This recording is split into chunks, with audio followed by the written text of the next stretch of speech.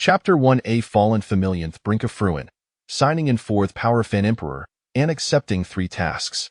Chun Fan, Husanamai Cindy Chun Fan, stands before Thegati Soft Chin Familia State, Hishans Mevase, Tatato Fanatherial being descended from the heavens. Silently, he observeth the throng softpassers by. Father, the resident Cisagrand, Ioungs. Dogdan, do not pity him Latusman, responds the youth's fatheras the gradual instant themselves. A little girl tilts her head, gazing at Chin Fan. Mother, their house Mabelarge, Butevan Thegward Sathagatiri exceptionally handsome. Why don't you marry over? I cold stay with you. Impudent child, speak no nonsense, the beautiful woman scolds, hastily pulling her daughter away, casting a glance at Chin Fan from head to toe. It is evident to all that Chin family is nalangir wadatan suis. However, one cannot deny theta starved camel is still larger than a horse theory is no need to pity imfrigard and gag estate without taif. With hands clasped behind his back, Chun Fan suddenly allows as my letta graces lips. System, cc our hiding gone trivially ourself. Itis to meet a fast the truth he's a transmigrator. Silence ensues, with no response forthcoming. This real misknown as the ancient wilderness continent, a fantastical world. Hairliest by D prefecture. Within the Tianyuan domain, specifically in Thessadio-Flangia, the Chin family, on sea prestigious lineage, has fallen into decline. In its heyday, the Chin family boasted deepruts, abundant resources, and countless formidable individuals, dominating garage and standing just beneath the ancient aristocracy.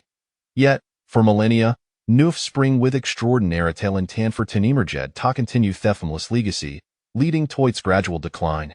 As a consequence, various territories and Sorcinder Chin families controversy seized and devoured rival clans. When a wall crumbles, all will push it down has spoils are divided, and their prestige plummeted. Decades ago, the Chin family believed they could salvage a their fortunes. In a bid to defeat and alter their circumstances, the entire clan resolved to spare no expense sending the newborn Chin Fanto presfortunately, hoping he would return stronger and drive with the family. As Thesanof the family head, Chun Fan indeed became medicipal. Consequently, the Chin family near Liax house to Thire wealth, placing Galthier hopes in Hamas the flickering flameo for revival. However, when Chin Fan was merely 3 years old, his revered master, the Empress, unexpectedly reincarnated, claiming Shini dead to break free from Chucklesaw for cultivation. The situation grew dire, compounding their misfortunes. Thus, the Chin family found itself in its current predicament. In recent years, Father ventured in search of way stores to rear false fortunes, yet there has been no word forages. Should we even consider deaning?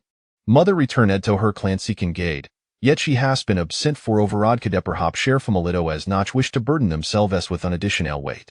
All that clansel their sand ancestor Shavim barks don perilous journeys, even infiltrating rival factions, hoping to return with skills to strengthen the Chin family. Clan disciple vine filtret de viri for sea crossed he continent, sacrificing themselves to acquire skills, yet noni have returned. The Empress may no be 3 years sighing than I. As these thoughts were led in his mind, tears nearly welled in Chin Fan's eyes, and despair threatened to overwhelm him. Our familis resource shave been seized, our spiritual veins splundered, and even wandering children yave begun to in a state. In my previous life, I was a valiant guardian of crystals, running tirelessly on to encounter misfortune, and now, in this life, I had hoped for familial support at the pinnacle of existence, only to find myself bearing through a toft he familiar alone. System, after all I've endured, do not take me kindness for granted. As the say word echoed in his mind, Chin Fan returned home, alone in theme to residence. Ding! The invincible ancient aristocracy system has been successfully activated. Binding in progress. Chun Fan to Siofrily fit proved thought no fortiziver in vain. Ascend from the ground. Ding! Binding successful. This system aims to at the hosting establishing gan invincible ancient aristocracy, achieving great success, and expanding territories. System, spira method frivolities. Ding! The host make cultivate powerful fam limembers and disciples, recruit apprentices, marry and bear children, v4 territories, and expand family influence. Completing these tasks will elderwards. Ding! The host may perform a basic operation sign a non-sedala torsive guarantorwards. Chun Fan pondered silently with on limb self to guard the home, cultivating Gagnon Zemid feudal. Etapirs imperativido summit the powerful individuals, Florent lie away. His father need not return he wooed temporarily Yasumetheroli a family head. Ding! The new player Gift Pakaspin issued. Congratulations, host, for obtaining Supreme Bone, Ancient Heavy Eyes, and Chaos Dao Body. Goodness, a full set. Instantly, Chun Fan fell transformatis Bonezgrudenser, his gaze brighter, and dis blood surgidacifin, fused with the ethereal essence of chaos.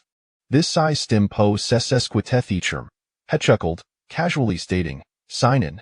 Ding, signin successful. Congratulations, host, for attaining the cultivation level of an emperor.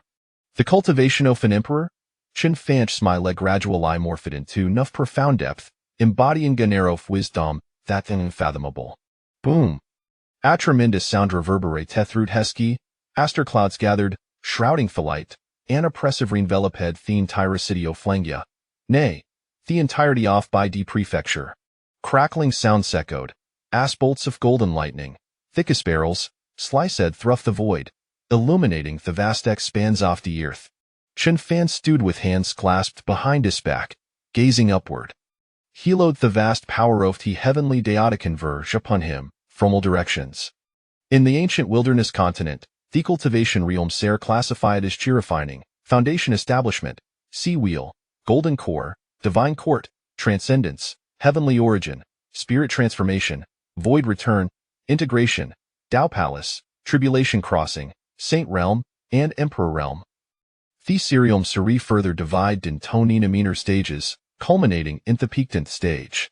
The Emperor represents the pinnacle of power within this realm, capable of obliterating the heavens and earth. Now, at 23 years of age, Chun Fan has solidified disposition in the Sea Wheel realm. The Fallon family, a fleeing master, has indeed reached an unbearable stat of decline. For inferi ordo the favored progeny of the aristocracy. Yet, with this new power, he feels invincible. At this moment, Chun Fan's resurged, rapidly breaking through the Golden Core, Divine Court, Spirit Transformation, Void Return, Tribulation Crossing, and finally achieving the Saint Realm, culminating in the Emperor Realm. An Emperor-level powerhouse. Chun Fan's expression ignited with fervor. Powerful, utterly unmatched power. Is this the might of an emperor? So swift, too swift. In an instant, he became an emperor. With such strength, how could my family not prosper? Chun Fan contemplated his father's position as family head no simed trivial, hemitas well as sumetheroli of the ancestor. With a mere gesture, Chun Fan dispersed the celestial phenomena of everything that approached ways, fortlessly dismissed. The tumultuous storm clouds soft hunder were anomaly. At this moment, he was shed to declare, those wodario finth Chun family shall be annihilated, regardless of distance. Instantly, the entire ancient wilderness continent was engulfed in a frenzy. An emperor wrath descended. And Chun Fan, satisfied, contemplated his nexts. It was at this juncture that the system issued tasks. Ding! Main quest 1 harmony within the family is the foundation of its prosperity. Please get the family basic strength and cleanse etherranks. Completion award 7 Saint-Elvel puppets. Main quest 2 marry and bear children to continue the family lineage.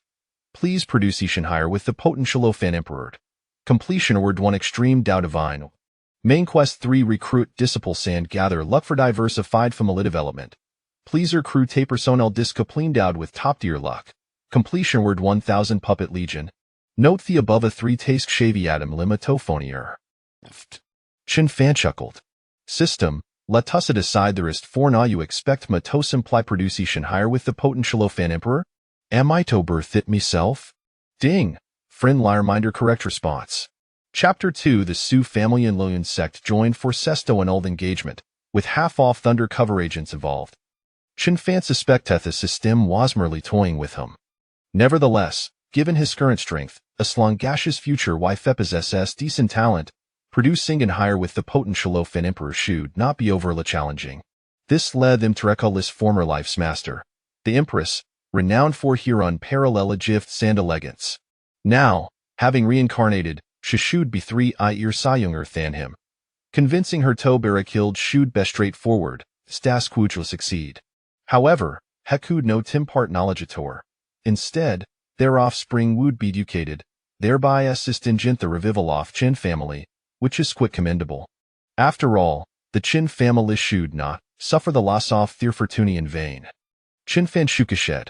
Hausenpolit sounds after all, my mysteries to full, but what if? Cough, cough. Returning to Thematarot hand. The challengelius in the primera tasks, each with aoni time limit.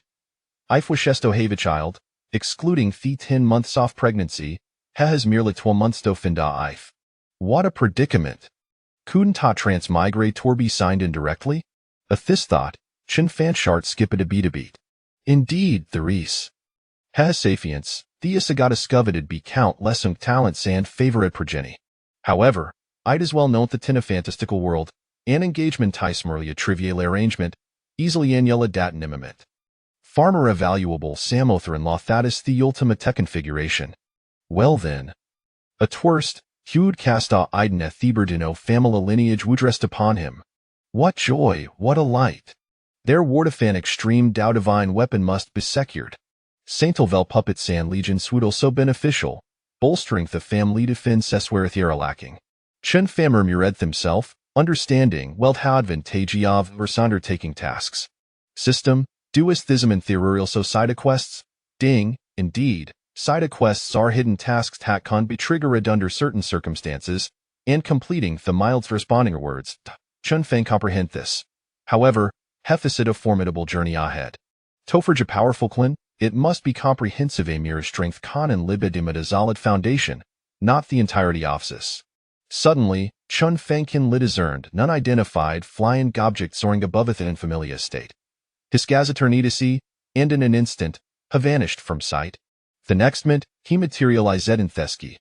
A group of young men surred through the air, chattering gan laughing, but their expression sternedly upon spotting it. Chun Fan, why do you obstruct her path? One demanded. Where te skedbeath city lord to investigate the celestial phenomena. If we're delayed, can you bear the consequences? There is sent anomaly as shad manifested peculiarly across the entirety of Baidi prefecture, prompting investigations and reports to the royal family. Under heaven's sexpence, Haku drivel severance authority? Yet, amidst tyragitate inquiries, the colden listener. Toso or above family's domain wasa grave taboo. However, the Chin family had fallen into disarray, rendering such obsolete. What could damer wretchedouth hapeto defend? Chun Fan recognized these individual Zangenlin families from Langia City. As the Chin family crumbled, these clans reveled in the spoils, playing their part in the calamity. If memory served, a portion of the formidable spiritual veinbreed beneath Sheena State had been pilfered by these families. Without further ado, Hemerelianly Asheta Sora, and Themen's faces contorted in agony. A corenitwary come from during to flee over the Chen family, you shall face ascertain death. Alone, he was a family unto himself. In an instant, Themen found themselves encased in us, pressed together, unable to move. Panic gripped them how called Chun Fan possessive strength, baying merely in Thweel Serum? Chun Fan, do we on it know how aware? Bah, don't get a close seat Sally our spit. Chun Fan, do you wish to offendingus, the city lordsman or won't spare you. Langus City no longer belongs to your Chin family. Die. Chun Fan uttered with a casual breath, shattering Thiersals instantly. Just insignificant sex, thieful in an instant, Thyrius witty open Indiath. The city lordsmaner. Once, Langus City was not known as such, and it was all of the Dominov Chin family. One clan, guarding Gassity, basking in unparalleled glory. Yet, after enduring relentless oppression and deprivation, ithid withered and tolerant state, constant lie shrinking in power. The city lordsmanor was naturally orchestrated Bethosian power, a gradual erosion of influence. Outmatched, they acquiesced. But now, Thedai de Shad turned. Chun Fan cast the corpse into the street, hanging a sign to service a warning to others. He turned and returned to his residence. In the past, the vast Langus City was rich in spiritual veins, meticulously arranged by the Chin family. Thesavine scood produce as spirit stones, buried deep within the earth, exuding spiritual energy, significantly enhancing the clan's fortunes and the cultivation of its disciples. They were the very foundation of the family's strength, worth their weighting in gold. Now, having fallen into such depths, the spiritual veins beneath had been stolen. They must be buried. It is imperative. A plan to reclaim the spiritual veins was necessary. On the stern streets of Langia City, a group adorned in finitire, with swords at their waists, exude an air of distinction. Miss, have a outralim made up your mind regarding the moment? Anelder inquired. The cold-featured young woman, possessing extraordinary beauty and exuding gidgetus lycra, was named Tsuchanue. Fubo, given the current stat of Chin family, they bear no semblance of clan. The Chin fan, capable of apprenticing Gunder Thate medfigure, merely drained the family's fortunes, casting everything into Utsper to gamble. Hurton knew wasting it with lament. Without hat figure, Hyson worthy of. Moreover, these engagements ways arranged bethefamily. I possess the right to choose my own marriage and happiness. Ash spoke, respect and admiration shown in heri as Fort Hay testimed individual ever in amio fag gradum paraways a taboo. Not a mention, themigtofa femilimper. Even more powerful than her own master. Yet, the Chin family, once affluent, had been able to enlist that figure if they were not comparable to the family, but ultimately, it was merely a superficial remedy. Thus, after Chin family's reckless gambler resulted in failure, their demise was albeit assured her pride would no talo herdo demean herself. Fubo's-eyed miss, a slongagia have made our decision. Its offices, however, the family head has instructed me to prepare the compensation funnelment, and it is ready. Hetrally sighed, for he was, a member of Chin family, infiltrating Sufamil an undercover agent Twasemi and Stow protect the master's fiance, hoping to forge a good match in the future, causing him great concern. Through a tumultuous journey of trials, Hahadir Ned here trust and managed to secure a position as a close protector of the powerful. Yet now, the young lady wished to annul the engagement what washatodo? However, head witnesseth Chin family's decliny and couldn't lilament fate test rule to ring master, how could thy soul bone be of assistance? Thus, when the family had instructed him to prepare compensation, his secret lie, ready to 100 portions, hoping to comfort the master and Chin family. With this thought, he felt somewhat relieved. Suchanua nodded, wishing to avoid discussing such sorrowful matters. Beside her, I am in furrow disbrow wasn't be the sect to protect Suchanui and resolve it annulment. In a cold tone, here marked, Fubo, what expression is that? The holy maiden, having taken her sex leader as her master, isablissing forth Sufamili. How cold a Marisanoff Chin family derito coveth holy maiden? What's there to regret for him? In me view, there is no need for compensation. Strength reigns supreme you ho need so many justifications? To him, to McCliniancy had been shown. Brother Wong, Su Chin Yu quickly interjected. Another youngman spoke, Brother Wong, that sentiment is misguided. Our Luoyun sect title so prestigious sect must add here to proper etiquette. Moreover, if not for the sex rules, the holy maiden's pure bodies who'd Nathavianic and shifty situde they've come to us point.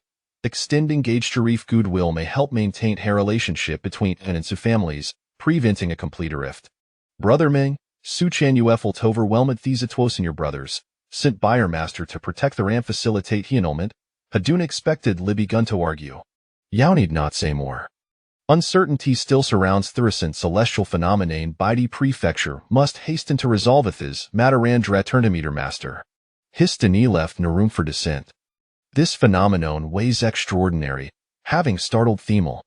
It weighs either a celestial treasure descending or the birth of a powerful being. Up in hearing this, Theathers understood the significancy and peculiarity of the situation, their expressions turning solemn Theseus for their discussion.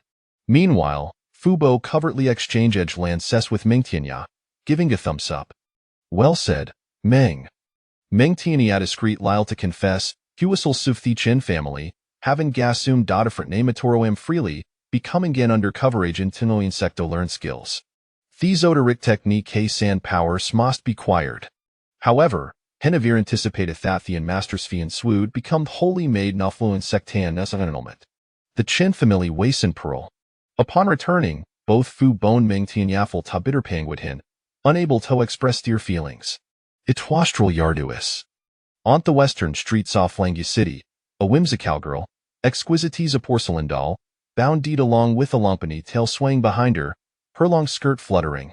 A glimpse revealed a fair little leg with a delicate ankle. In one hand, Shekla ched a candied hawthorn skewer, her cheeks buffed out. On a bledo contained the treat.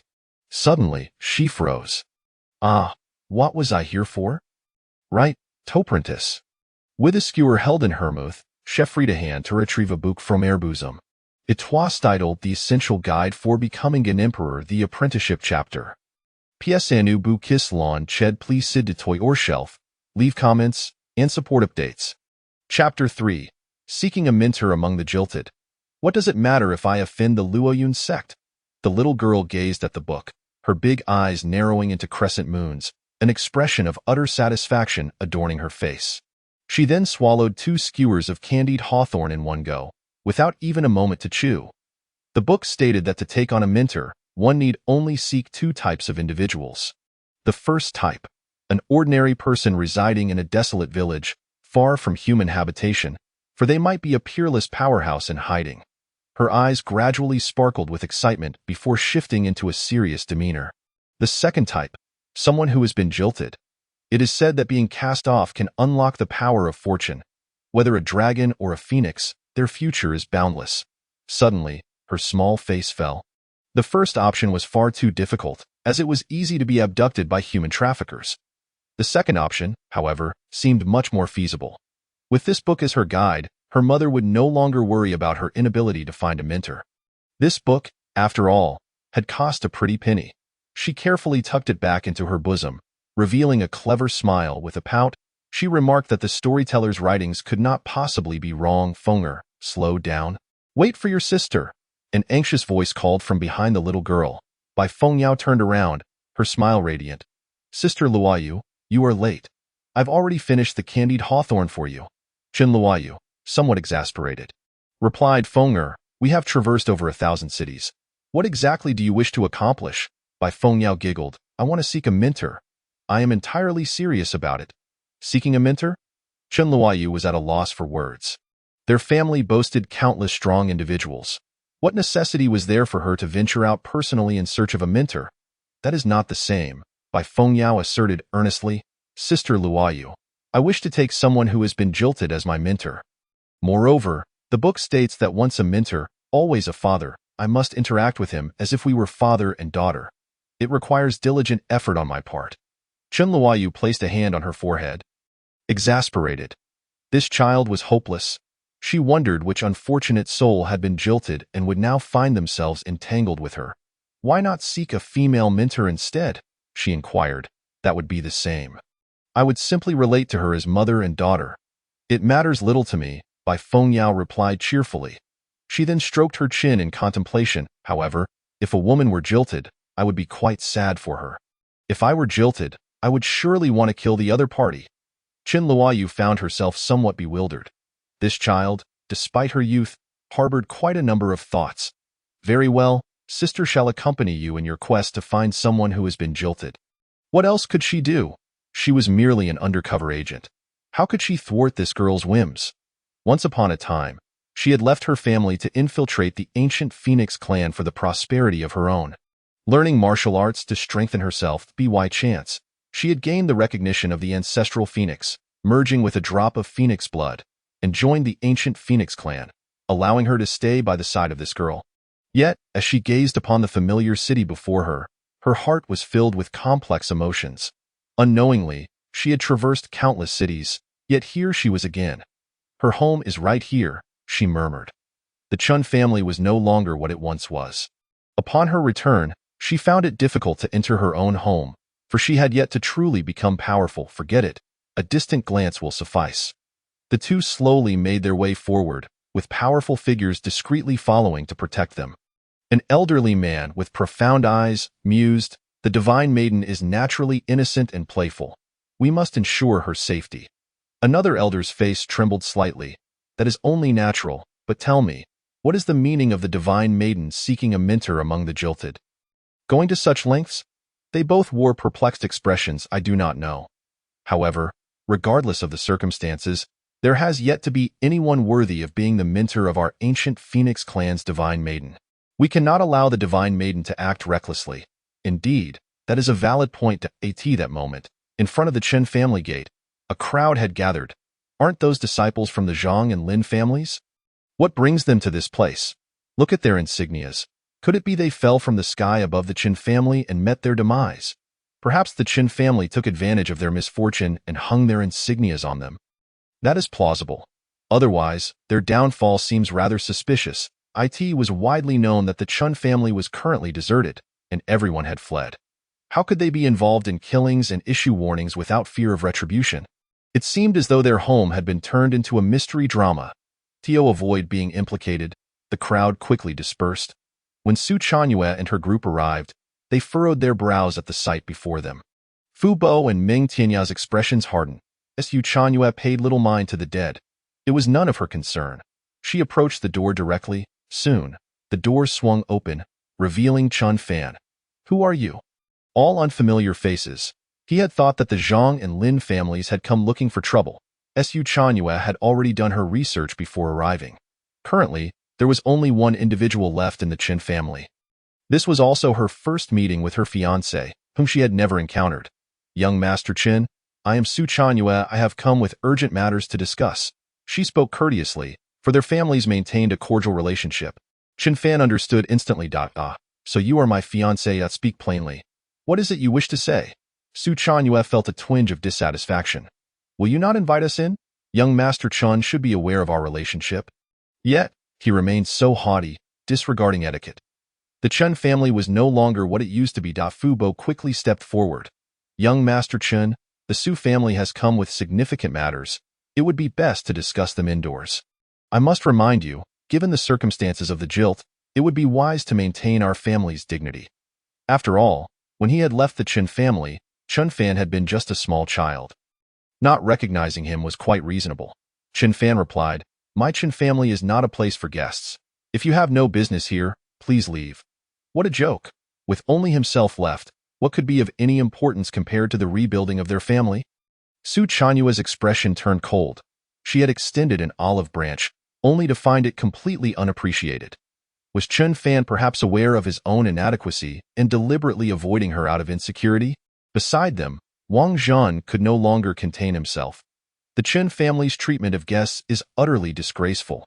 If it were not for the divine maiden being present, he would have overturned the table by now. Wang Shixiao, Su Chanyue interrupted, fixing her gaze on Qin Fan. Young Master Qin, are you aware that I am your fiancé? Qin Fan disregarded Su Chanyue entirely, focusing instead on Wang Zhan. How my Qin family treats guests is of no concern to you. Su Chanyue's face darkened. To be ignored in such a manner was intolerable. How could Chun Fan presume to disregard her? Wang Zhan, enraged, retorted, Young Master Chun, the divine maiden is being considerate of your family's reputation. Do not be ungrateful. Offending the Luoyun sect will be your demise. Suddenly, an overwhelming pressure descended upon Wang Zhan, rendering him immobile. Chun Fan reached out, lifting Wang Zhan effortlessly from a distance. And what if I offend the Luoyun sect? He had heard of the Luoyun sect, but was astonished to learn that Su Chanyue was also a member and had become their divine maiden. Was this her confidence? Release him, Fu Bo gasped, shocked by the young master's strength. Yet, they could not afford to think further. Wang Zhan struggled in disbelief, unable to comprehend how a mere young master from the Qin family could suppress him so easily. A chilling sense of death began to envelop the air. Chun Fan. Su Chanyue shouted, Let go of Wang Shixiao. Qin Fan, demonstrating remarkable power, casually flicked his wrist, sending Fu Bo crashing backward, while Su Chanyue's sword was reduced to dust. In the same instant, he crushed Wang Zhan, obliterating his very soul. You have provoked the wrath of an emperor. You are courting death. Fu Bo and Ming Tianya stood frozen in shock. What has our young master done? Su Chanyue, equally stunned, could hardly believe that before she had even entered the Qin family, Wang Shixiang had perished without a trace of resistance. Know this, though I see you are a divine maiden. I have little regard for you now. You are but an insignificant insect. What can you do to me? Su Chanyue remained composed, contemplating whether to withdraw from the engagement due to the Chen family's decline. However, now it seemed that Chun Fan's strength might be worth reconsidering. Young Master Chun? At that moment, Fu Bo and Ming Tianya exchanged glances, sensing a shift in circumstances. Young Master Chen, Fu Bo hurriedly explained. My young lady has come to request a divorce. Here, this is a compensation gift prepared by the family head. Please do not make things difficult for my young lady. Let us avoid straining the relationship between our families. Young master, I, the divine maiden of the Luoyun sect, am here to annul our engagement, Meng Tianya added, his face ablaze with anger. You dare to kill a disciple of the Luoyun sect and offend the divine maiden. You will regret this, to publicly annul the engagement, granting you face, and yet you reject it. This is your own doing. With unwavering resolve, she decided to proceed according to the original plan. For even if Chun Fan possessed unfathomable strength, it was implausible that she would choose this moment to undermine herself. Moreover, the prowess of a single Chun Fan did not necessarily reflect the capabilities of the Chun family as a whole. Chun Fan smirked. Miss Su, you truly have a remarkable audacity. With a flick of her hand, she sent the porcelain vial of elixirs flying away. I am merely indulging in this little game. As long as I remain unembarrassed. The only one who will feel the embarrassment is you. Su Chanyue furrowed her brow, feeling an unprecedented sense of humiliation. It was utterly bewildering that Chen Fan had surpassed her in strength. And considering that Uncle Fu and senior brother Ming were both acting on her behalf, retreating from this marriage was no longer an option. Yet, she too had her pride. With a tone filled with indignation, she declared, Chen Fan, I am aware of your anger, but my decision regarding the annulment of our engagement is final. Furthermore, having killed disciples of the Luoyun sect, there is no turning back for us. Here is the letter of divorce. Sign it from now on. We shall have no further ties. Just as Su Chanyue finished speaking, Chun Fan had yet to respond. The letter of divorce. A voice brimming with excitement rang out from nearby. Two figures, by Feng Yao and Chen Luoyu, were witnessing this moment firsthand. As the crowd turned to look, they were left perplexed. Suddenly, a small girl slid to her knees before Chen Fan, a book positioned beneath her knees. She bowed deeply, exclaiming, Master, I, your disciple by Feng Yao, humbly request to be accepted as your pupil. The gesture was exceedingly sincere. This unexpected scene left everyone in utter shock. Jaws dropped in disbelief at the abruptness of her apprenticeship request. Ding! Detected top-tier fortune and talent. Chun Fan observed the girl with her head bowed, remaining silent. The speed with which she acted was astonishing, without a hint of hesitation. Even the system seemed to lag in its response. Little girl, are you genuinely earnest in wanting to be my disciple? This task could be easily accomplished, yet the suddenness of this happiness was bewildering. There was no reason to refuse such an offering. And she hardly had the time to address Su Chanyue any further. Upon noticing by Feng Yao, Su Chanyue bit her lip in frustration. The girl's sudden appearance was enough to startle anyone, and Chen Fan seemed to disregard her entirely, opting instead to take on a disciple. I am sending you the divorce letter. Do take this matter more seriously. She found herself in a predicament, unable to decide whether to leave or stay. Bai Feng Yao dared not lift her gaze. Master, I am truly sincere, she proclaimed. Once a disciple, forever a father. I shall certainly treat you as my own. Chun Fan chuckled, his spirits lifted. This girl was rather amusing. Such was the nature of fate, delightful and inexplicable. Feng Yao, rise. From this moment onward, you shall be my chief disciple, and I assure you, you shall not be wronged. Su Chanyue wore a look of disbelief. One person asked nothing and immediately became a disciple, while the other simply accepted a pupil without question. How could this bond of master and disciple be established so casually? It felt like a jest. Thank you, master, for your kindness. Bai Feng Yao promptly stood, exceptionally obediently positioning herself beside Chen Fan, witnessing the annulment of the engagement. A stroke of incredible fortune. Timing is everything, and she also noted how handsome her master was, perplexed as to why he had been rejected. Ding!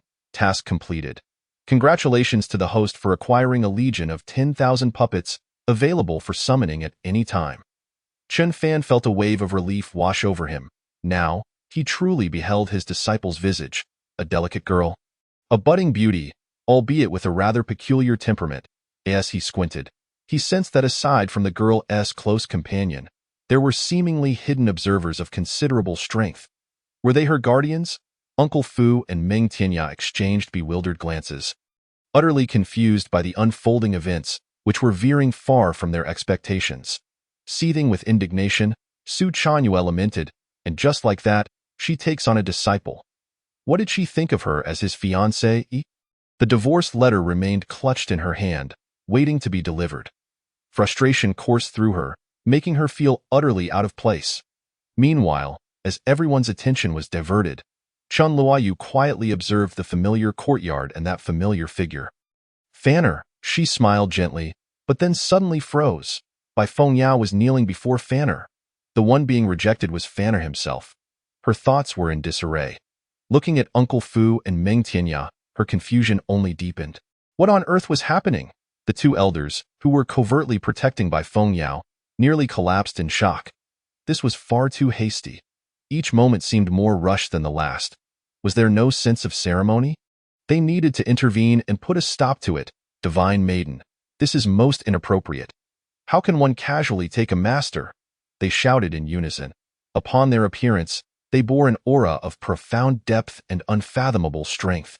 The onlookers grew solemn, their expressions grave. From a distance, Chun Luoyu sensed the impending danger. These two possessed strength comparable to the peak of the Chen family's ancestors, an encounter that could not be trifled with. What a coincidence to run into them here. Was it fate? Old Chen and Old Gu, what are you doing here?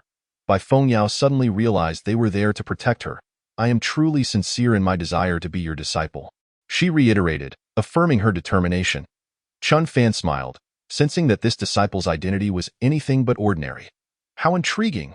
Old Chen and Old Gu chose not to engage with Bai Fengyao, allowing her to indulge in her antics. But they would not permit such serious matters to be treated so frivolously. The two elders turned their gaze to Chen Fan, their brows furrowing in concern, for they could not discern his strength. He appeared young, and thus, they didn't ponder it further. Old Chen spoke, young friend, the matter of apprenticeship is not so simple. Bai Fengyao immediately wanted to protest, but Chun Luoyu rushed over to greet the two elders. Subtly warning, Fanner, do not resist, and no one can save you if you do. The gravity of the situation weighed heavily on Uncle Fu and Meng Tianya as they exchanged glances, wondering what sort of day it was. Why was everyone returning home? Yet, they dared not voice their thoughts. The newcomers were anything but ordinary. Chun Fan chuckled, young friend? I vowed to become an ancestor. Elders, do you still have doubts about my acceptance of Bai Fengyao as my disciple? He stood firm, unyielding in his stance, clearly expressing his resolve. Bai Fengyao was deeply moved. Was this the feeling of having a father? Just having met him once, he was willing to stand against two clan elders for her sake. Regardless of his cultivation level, his spirit alone was enough to earn her respect. As soon as those words left his mouth, everyone's expression shifted dramatically, hearts racing with trepidation. Su Chanyue felt the same. For this individual was formidable. Old Gu scoffed, and an overwhelming pressure descended upon them. Even if a divine maiden sought apprenticeship, they would not allow it. No one could claim a spot among their ancient Phoenix clan. This young man was obstinate and utterly unaware of his own limitations. Without further ado, they prepared to take action. The pressure they exerted rendered everyone speechless, their faces pale. In stark contrast, Chun Fan seemed unfazed, as though he existed in a realm untouched by their presence. With a casual wave of his hand, he unleashed a vast, ethereal palm that firmly suppressed the two elders, their oppressive aura dissipating entirely, leaving no trace behind. The crowd gasped for breath, utterly bewildered by the sudden turn of events, having narrowly escaped death. Master, you are so powerful, Bai Fengyao murmured, her heart brimming with joy. Old Chen and Old Gu were engulfed in turmoil. Even with their minimal exertion of pressure, this young man effortlessly subdued them without breaking a sweat.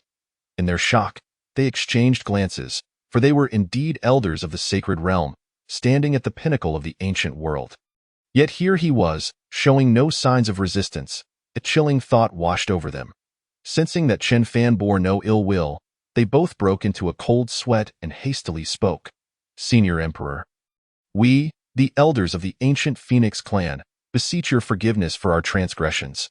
Who would have thought that in this small city, such a formidable presence existed? Chapter 5. Bai Fengyao. My master must be annulled. The undercover agents are unhappy. What? An emperor? Senior? As the crowd regained their composure, confusion washed over them once more. the ancient Phoenix clan, a lineage far mightier than any ancient family. If these individuals were elders, they were undoubtedly powerful figures beyond question. Yet now, they addressed Chen Fan as an emperor or senior. How could this be? The astonishment was beyond words. They were acutely aware that they had no right to speak. Chen Fan paid them no mind at so. You are the elders of the ancient Phoenix clan, in that case. Do you have any objections to my accepting a disciple? He pressed on. For the ancient Phoenix clan was not a group to be trifled with. Old Chen and Old Gu found themselves in an impossible situation. They felt as if they were sinking into a mire. If Chen Fan desired their lives, they would not survive. Senior, we were indeed presumptuous. Since the Divine Maiden has made her choice, we dare not voice any objections. We implore you, esteemed elder, to overlook our transgressions. They recognized that their earlier attempt to intimidate Chen Fan by flaunting their background had backfired. Now, they genuinely feared for their lives. After all, every emperor possessed an unassailable imperial might that they could not defy. They had no choice but to sacrifice the Divine Maiden to ensure their own safety. Uncle Fu, Meng Tianya, and Chen Luoyu felt as though they were in a dream, their eyes wide with disbelief. Was it possible that the elders of the ancient Phoenix clan were no match for their young master? An emperor? Such an impossible scenario was unfolding before them, their minds buzzing, too overwhelmed to decipher what had transpired with their young master. Then, a wave of elation washed over them as they exchanged glances. They heard that Chen Fan had casually retracted his imperial might. Since you have no objections, please inform the elders of the ancient Phoenix clan that Feng Yao is my disciple. The collection was somewhat haphazard. However, it posed no significant issue. The young girl was willing to deliver to the door, which sufficed. Elder Chen and Elder Gu, feeling a weight lifted from their shoulders, wiped the sweat from their brows. They glanced again at their own Divine Maiden, caught beneath the watchful gaze of others, her large eyes filled with helplessness as they exchanged glances. Elder Chen spoke, "Respected senior, I am Chen Fengyan, and this is Gu Fengsheng. Please, feel free to call us Xiao Chan and Xiao Gu." Elder Gu chuckled. As for this matter, we shall certainly report truthfully to the clan leader. You need not worry, esteemed senior. After all, it was the Divine Maiden's own wish, and they had no other recourse but to comply. Moreover, they are not bitter enemies. In fact, fostering a relationship with a great emperor brings only benefits. I believe the clan leader will understand. The two old men, with such audacity, had undergone such a significant transformation that the onlookers were taken aback. Su Chanyua's delicate face turned pale. How could Chen Fan have already reached the imperial realm? She coughed up blood. Yet, regardless of her disbelief, the events unfolding before her were undeniably real. The marriage certificate she held in her hand felt unbearably hot, causing her entire being to tremble. Chen Fan remarked, as a member of the Feng Yao clan, "There is no need for such formalities. I shall certainly ensure the safety of Feng Yao." Feng Yao leaned against her master, quickly correcting herself. "No, I am not your master. Elder Chen, Elder Gu, there is no need to worry about Feng Yao.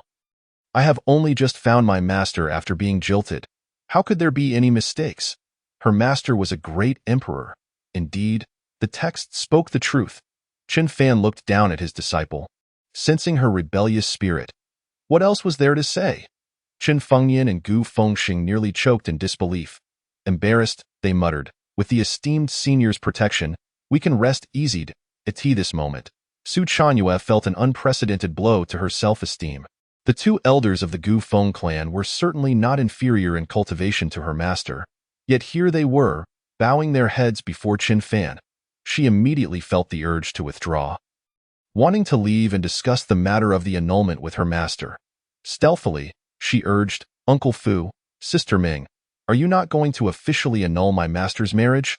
In contrast to the crowd's restraint, Feng Yao showed no signs of hesitation. She gazed at Su Chanyue, her eyes sparkling with excitement. "Thanks to this elder sister. She has been thinking about this matter all along. This marriage must be annulled." As these words left her lips, silence enveloped the area. Su Chanyue froze, the scrutiny of the crowd weighing heavily upon her. The embarrassment was so profound that one could excavate a luxurious villa from it. Elder Chen Fengyan and Elder Gu Fengsheng turned their gaze towards the seemingly insignificant Su Chanyue. Annulment? To annul a marriage involving an emperor. In this day and age, Do women have such lofty demands for their husbands? They shook their heads, concluding that she was either foolish or mentally unwell. However, this was of no concern to them. Chen Fan, quite unperturbed, declared, Miss Su, I consent to this annulment. I shall sign the marriage certificate. Are you satisfied? What harm is there in signing it? Do you think I, a dignified emperor, would fall into despair over this? Su Chanyue, filled with trepidation, cautiously handed over the marriage certificate, gritting her teeth and steeling her resolve. She needed to resolve this matter swiftly and leave immediately. She could not remain here for even a moment longer. Esteemed senior, you mustn't. Elder Qin Fengyan could no longer bear to watch and quickly intervened. If there is to be an annulment, it must be you who annuls it. How can you sign the marriage certificate? Elder Gu was visibly displeased. How could the master of the divine maiden be annulled? Su Chanyue felt her heart sink, her hand trembling, causing the marriage certificate to fall to the ground. Perhaps she should have given Chen Fan some face. Elders Chen and Gu, please do not speak. Bai Fengyao interjected, her large eyes wide open. Today, I must witness my master being annulled. Elder Qin Fengyan and Elder Gu Fengsheng could hardly contain their astonishment. Goodness, this girl is truly something else, they thought. Unsure of how to respond, no matter, Chen Fan said, catching the marriage certificate. Su Chanyue's gaze sharpened. No. In this moment, she felt a stirring within her heart. Something was amiss, and her thoughts became a chaotic whirlwind, making it difficult to reach a decisive conclusion. Young Master Chun, grant me 30 years. If I can, perhaps we need not reach this point, she uttered through gritted teeth, setting a modest goal for herself. Missing this fiancé might mean there would be no other opportunities in the future. At this juncture, what good was maintaining her dignity? Although the Chen family was not particularly impressive, Chen Fan alone could not signify much. Yet he was an emperor. A young emperor at that, barely in his 20s. Bai Fengyao nearly thought it was all over and was prepared to intervene directly when she heard, Miss Su, I have little patience. Chen Fan concluded, swiftly drawing a line and then handing the marriage certificate back to Su Chanyue. This affair began with you and shall end with me. From this day forth, we shall have no further ties. Furthermore, in light of the amicable relations between our families, I shall not pursue this matter further. Additionally, I will personally approach your master to explain the situation to avoid any misunderstandings. Having promised to cast a wide net, Chen Fan sought to pacify Su Chanyue's master, a powerful being of the sacred realm, ensuring a smoother future encounter. For the sake of fulfilling his task, he found it exceedingly challenging to as Bai Fengyao. His disciple hurriedly patted her chest in relief. Su Chanyue stared at the bold characters on the marriage certificate, which felt like a piercing glare. Her expression darkened considerably. Every word from Chen Fan felt like a dagger to her heart. It seemed she was the one being annulled rather than the other way around. The words returned to her unaltered. This was the unspoken rule that the strong reigned supreme. With a bitter smile of resignation, she declared, very well, young Master Chun, until we meet again. Missing this opportunity meant she must bear the consequences. Moreover, her senior brother Wang had perished due to her. For the sake of Luoyun's sect, even her master would not dare to provoke a great emperor. Just the thought made her tremble. She resolutely turned away, calling out to Uncle Fu and Brother Ming. Let us depart. However, Uncle Fu paid her no mind, his gaze fervent and eager, showing no inclination to hide his intentions. He directly knelt before Chen Fan, his voice deep and resonant. I am Si Fu, a disciple of the Chen family, and I humbly greet you. Young master, I request to return to the clan with that. He produced 99 vials of elixirs and presented them with reverence. Simultaneously, Ming Tianya swept his robe and also knelt, declaring, I am Chen Tianya, a disciple of the 7th lineage of the Chen family. And I greet you, young master. I request to return to the clan. Chen Luoyu, a blood relative of the main branch of the Chen family, stepped forward, greeting him with, I am Chen Luoyu, and I request to return to the clan. Though she was exceptionally poised, she did not kneel, for she was Chen Fan's aunt. The crowd gasped in disbelief, exclaiming, this is absurd. Chapter 6. A Grand Reunion. Su Chanyue. Am I the only outsider here? Summoning the Puppet Legion. Upon hearing this, Su Chanyue froze, struggling to turn her head, as if time had stretched on endlessly. Turning around, she was struck by a thunderbolt. Am I truly the only outsider? No, I was just not an outsider moments ago. The pain was excruciating. Meanwhile, Chen Fan was completely blindsided. Goodness, I had no idea all the members of the Chen family were undercover. I never anticipated the odds would be so frighteningly high. They had been playing this role for so long. Everyone, please rise. Embracing reality, he felt an urgent need for allies. Furthermore, a quick glance at the family tree would confirm everything, leaving no room for doubt. Then, he turned to Chen Luoyu. Aunt, I had not met you before. But I have heard of you. By Feng Yao, stunned, murmured to herself, Sister Luoyu, you are actually my master's aunt? Her tone faltered, lacking confidence. Elder Qin Fengyan and Elder Gu Fengsheng were nearly left speechless, feeling that the divine maiden was behaving rather carelessly. As if it were a jest, they exchanged glances and fell silent. This revelation put Chen Fan's youth into perspective, leaving them astonished at such a young emperor. It was utterly unbelievable. The thought of their thousands of years of cultivation seeming to amount to nothing compared to him was jarring. How could they have become his juniors? Chen Fan gently tapped Bai Feng Yao's pristine forehead, saying, Feng Yao, let's keep things separate. Bai Feng Yao pouted, my master is being unreasonable. He doesn't even call me aunt. Fenger, I will explain later. Chen Luoyu could only respond as long as Chen Fan was present. The Gu Feng clan could not lay a finger on her. All right, let us return to the residence, Chen Fan urged impatiently, eager to expand his ambitions. Unbeknownst to anyone, Su Chanyue stood alone, feeling disheveled amidst the swirling snowflakes, her laughter cold and bitter. Uncle Fu and Brother Ming offered her no explanations. Am I to return alone? She pondered, feeling utterly lost. Suddenly, a furious shout rang out in no time. A group of figures emerged, rapidly surrounding the entire Qin family estate. In an instant, everyone became alert. Su Chanyue quickly surveyed her surroundings. She was alone and without guards. Requiring utmost caution for her safety, Saifu stated, Young master, these are individuals from the city lord's mansion and other families. Somewhat vexed, these minor clans are hardly worth mentioning. They are ultimately nothing more than tigers fallen to the plains.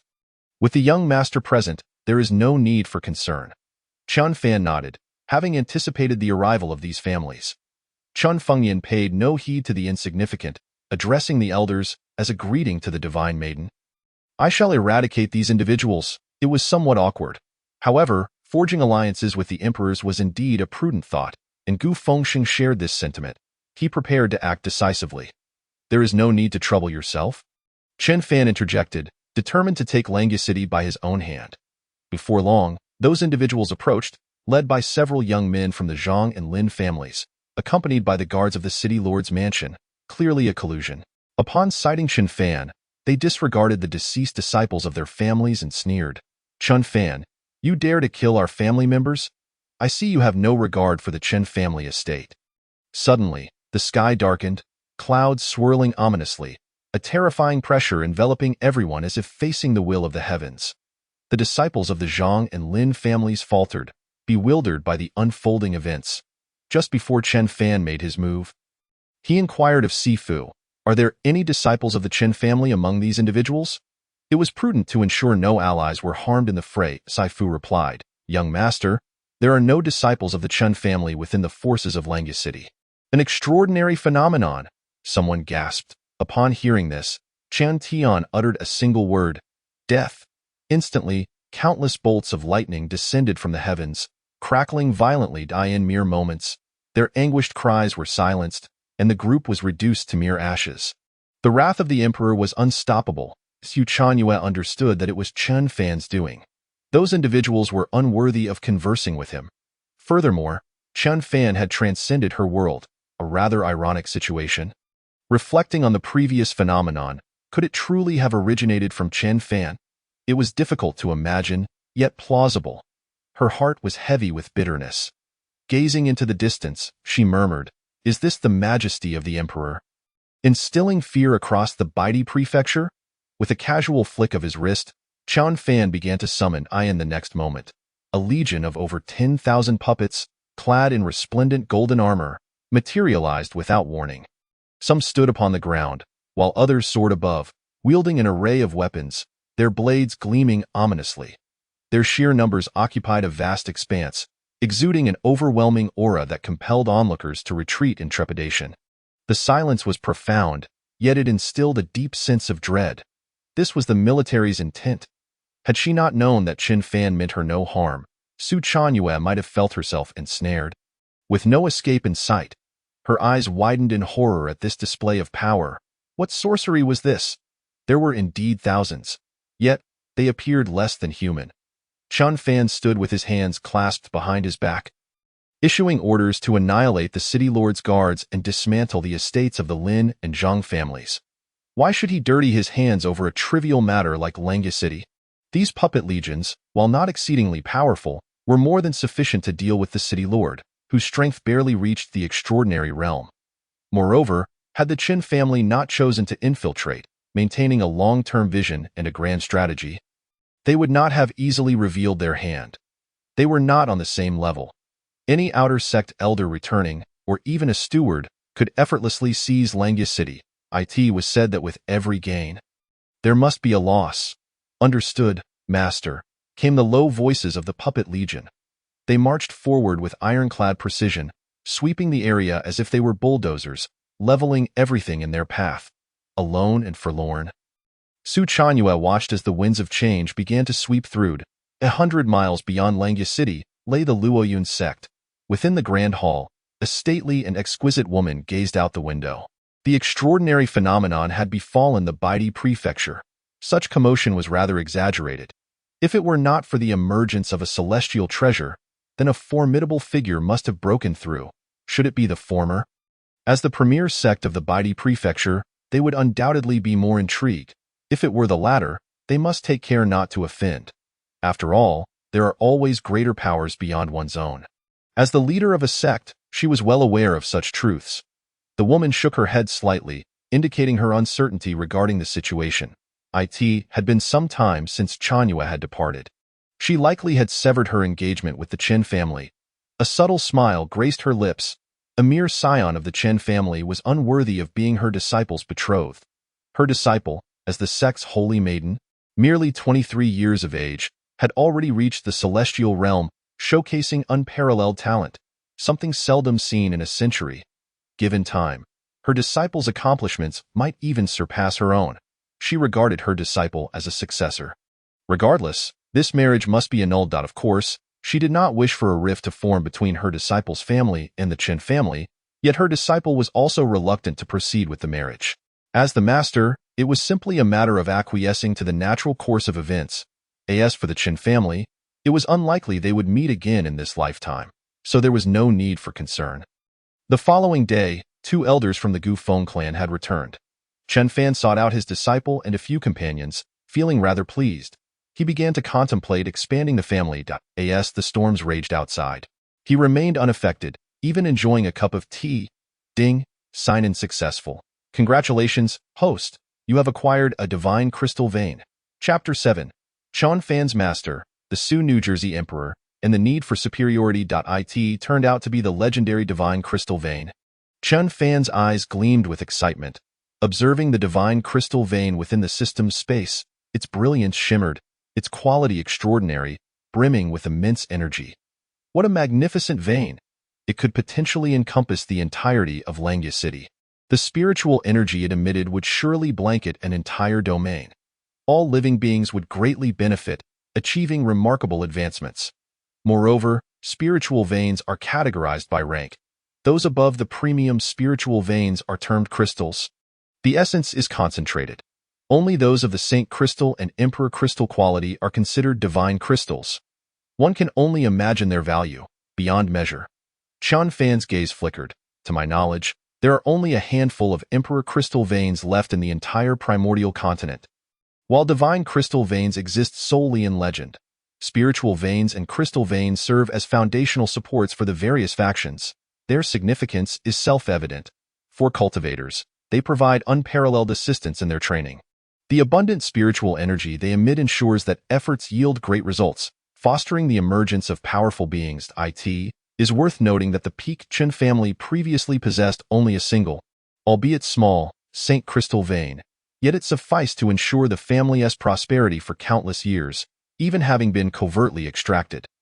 Transforming it into a divine crystal would surely incite a storm of bloodshed across the continent. Chen Fan mused. This resource, a terrifying asset, would undoubtedly enhance the family's fortune, attracting covetous eyes. Yet, this alleviated his need to seek out a spiritual vein. This very thing would be the cornerstone of the Chen family's resurgence. Ah, the ancient families, Chen Fan murmured. By scale. An ancient family must occupy at least 3 domains to establish itself. This is a basic requirement. Furthermore, there must be emperor-level powerhouses in residence, and not just one. The top ancient families of the primordial continent could occupy as many as 10 domains, boasting multiple emperor-level experts. Chen Fan immediately set a small goal for himself. This was the path he must tread. Expansion was necessary, yet it would inevitably disturb the interests of other familial factions, making bloodshed unavoidable. Contemplating this, Chen Fan's body trembled. He lacked a wife. As an emperor, he ought to elevate the Chen family to the status of an ancient family in the near term. At least 2 wives were essential. This was a basic condition. This led him to involuntarily think of his stunning master from his past life, known as the Sioux, New Jersey Emperor, also referred to as the Beautiful Emperor. At this thought, a jade pendant materialized in Chen Fan's hand. This was a token left to him by his master, a symbol for their future reunion. Encased within it was a fragment of his master's imperial soul. After all, the current Sioux, New Jersey Emperor existed as a separate entity. Only upon reaching a certain level of cultivation could she awaken her past memories. Moreover, due to her cultivation of the reincarnation technique, in her quest to break through her cultivation barriers, she would inevitably relinquish her current status as an emperor and reincarnate to pursue further training, ultimately aiming for a breakthrough. This led to her leaving him behind, resulting in the Chen family facing the consequences. Yet, his master was not the type to turn her back on him. Upon her return, she would honor their agreement and continue to nurture him. His master was currently at the first turn of the 9 turns reincarnation technique. Chen Fan smiled. The Chen family certainly understood the significance of an emperor striving to break through a bottleneck and could not impede her. They could only accept the reality. However, plans often fail to keep pace with change. Apologies, master. She should be around 20 years old now. He wondered how her progress was faring. In an instant, a bold and somewhat unrealistic idea struck him. Whether she was his master or not was of little consequence. This could yield multiple benefits. No, 3. His master ought to be understanding of her disciple's plight. Chen Fan immediately infused spiritual energy into the jade pendant. With his current strength, few could withstand his casual blows. Locating someone through the imperial soul's perception was not difficult. Before long, he had his answer. His master was in Fanzhou, one of the 18 states of the primordial continent. Unfortunately, it was a distant journey, and her exact location remained unknown. After settling matters in Langya City, he would seek to persuade his master. Chen Fan tucked the jade pendant away. Certainly, seeking someone is one thing, but finding them merely to deceive is quite another. It is not about recognizing one's kin through tokens. Such tokens are unnecessary. With a chuckle, Chen Fan rose to seek out those tidying up the Chen family's library. Meanwhile, in the land of Fanzhou, a force known as the Sacred Land of the Divine Path stood before its core sanctuary, where a young woman was contemplating the principles of heaven and earth.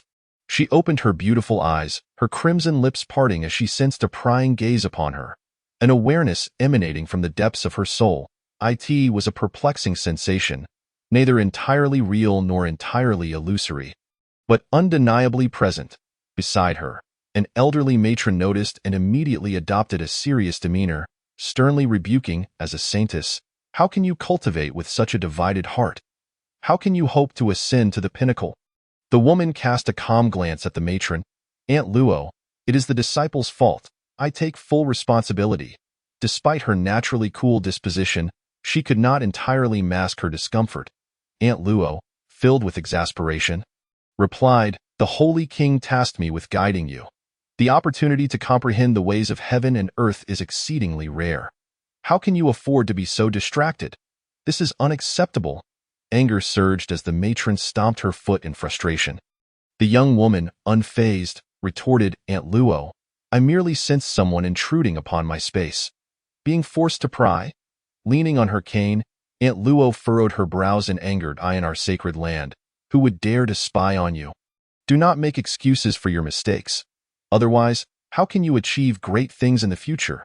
Kneel down. If you do not succeed today, you shall not leave. The young woman, incensed, retaliated with a swift slap, sending Aunt Luo hurtling like a cannonball, disoriented and dazed. Casting a sidelong glance, she coldly declared, cultivation should be a matter of freedom. Opportunities must be encountered naturally, not forced. With that, she turned and departed. Aunt Luo, disoriented and bent over, paced in circles, struggling to regain her footing, only to stumble and fall. Saintess, you are insubordinate. How dare you disregard my counsel? I shall certainly report this to the Holy King, she yelled at the departing figure. The Saintess, merely 20 years old, had already reached the stage of integration, rivaling the outer elders of the sacred land of the divine path. It was a talent that would incite jealousy in anyone. Oblivious to the commotion, the young woman continued on her way. Who could it be that was spying on her? Aunt Luo hurried to seek out the Holy King. At tea that moment, within a grand hall, a beautiful matron sat upon a throne. Aunt Luo, what brings you to me? Aunt Luo began to lament. Holy King, the Saintess refuses to heed my teachings and even laid hands on me, showing blatant disrespect. The matron sighed in resignation. Your experience is remarkable. I hoped you would guide her properly, but it seems I underestimated this matter. Please step aside. I shall address it personally. Aunt Luo's eyes sparkled with determination. There's no need for further words. Holy King, I must investigate the affairs of Baidi Prefecture myself. Let this matter rest for now. Should a precious treasure descend, as a powerful being, one must seize every opportunity. Aunt Luo fell silent, replying, Yes, Holy King. As she departed, her gaze darkened, laced with a hint of fervor. It appeared that suppressing the Saintess to seize her power would no longer be feasible. The Saintess's value was indisputable and immutable. Careful planning and proximity were now necessary to INL Ingi City. Within the Chen family's library, a multi-level loft was meticulously arranged. If the spiritual veins represented the foundation of the family, the library was its core. Without the means to enhance one's strength with techniques and divine abilities, it remained merely a paper tiger, lacking substance. This space embodied the family's heritage and legacy, though it had now gathered dust. Upon entering, Chun Fan immediately heard the grumbling of his disciples. Sister Luo Yu, could it be that our master cultivated these mediocre techniques to achieve greatness? Bai Fengyao clutched a book with delight. Fortune, oh fortune! In books, there exists beauty, and in books, there exists wealth. Such treasures. It seems that the less esteemed the work, the more profound its power. The book speaks the truth. Chen Luoyu was left speechless. Fenger, do not speak so recklessly, lest you incur our master's wrath. Do you truly see everything is beneath you? As for Chen Fan, his aunt could hardly fathom him, especially after such a long absence. Bai Fengyao quickly silenced herself, recalling that those who spoke too much often face dire consequences. Si Fu and Chan Tianya returned, bustling about energetically. Chun Fan cleared his throat, noting the complaints about the library's lack of prestige. It was clear an upgrade was in order. Master, they all exclaimed, ceasing their activities.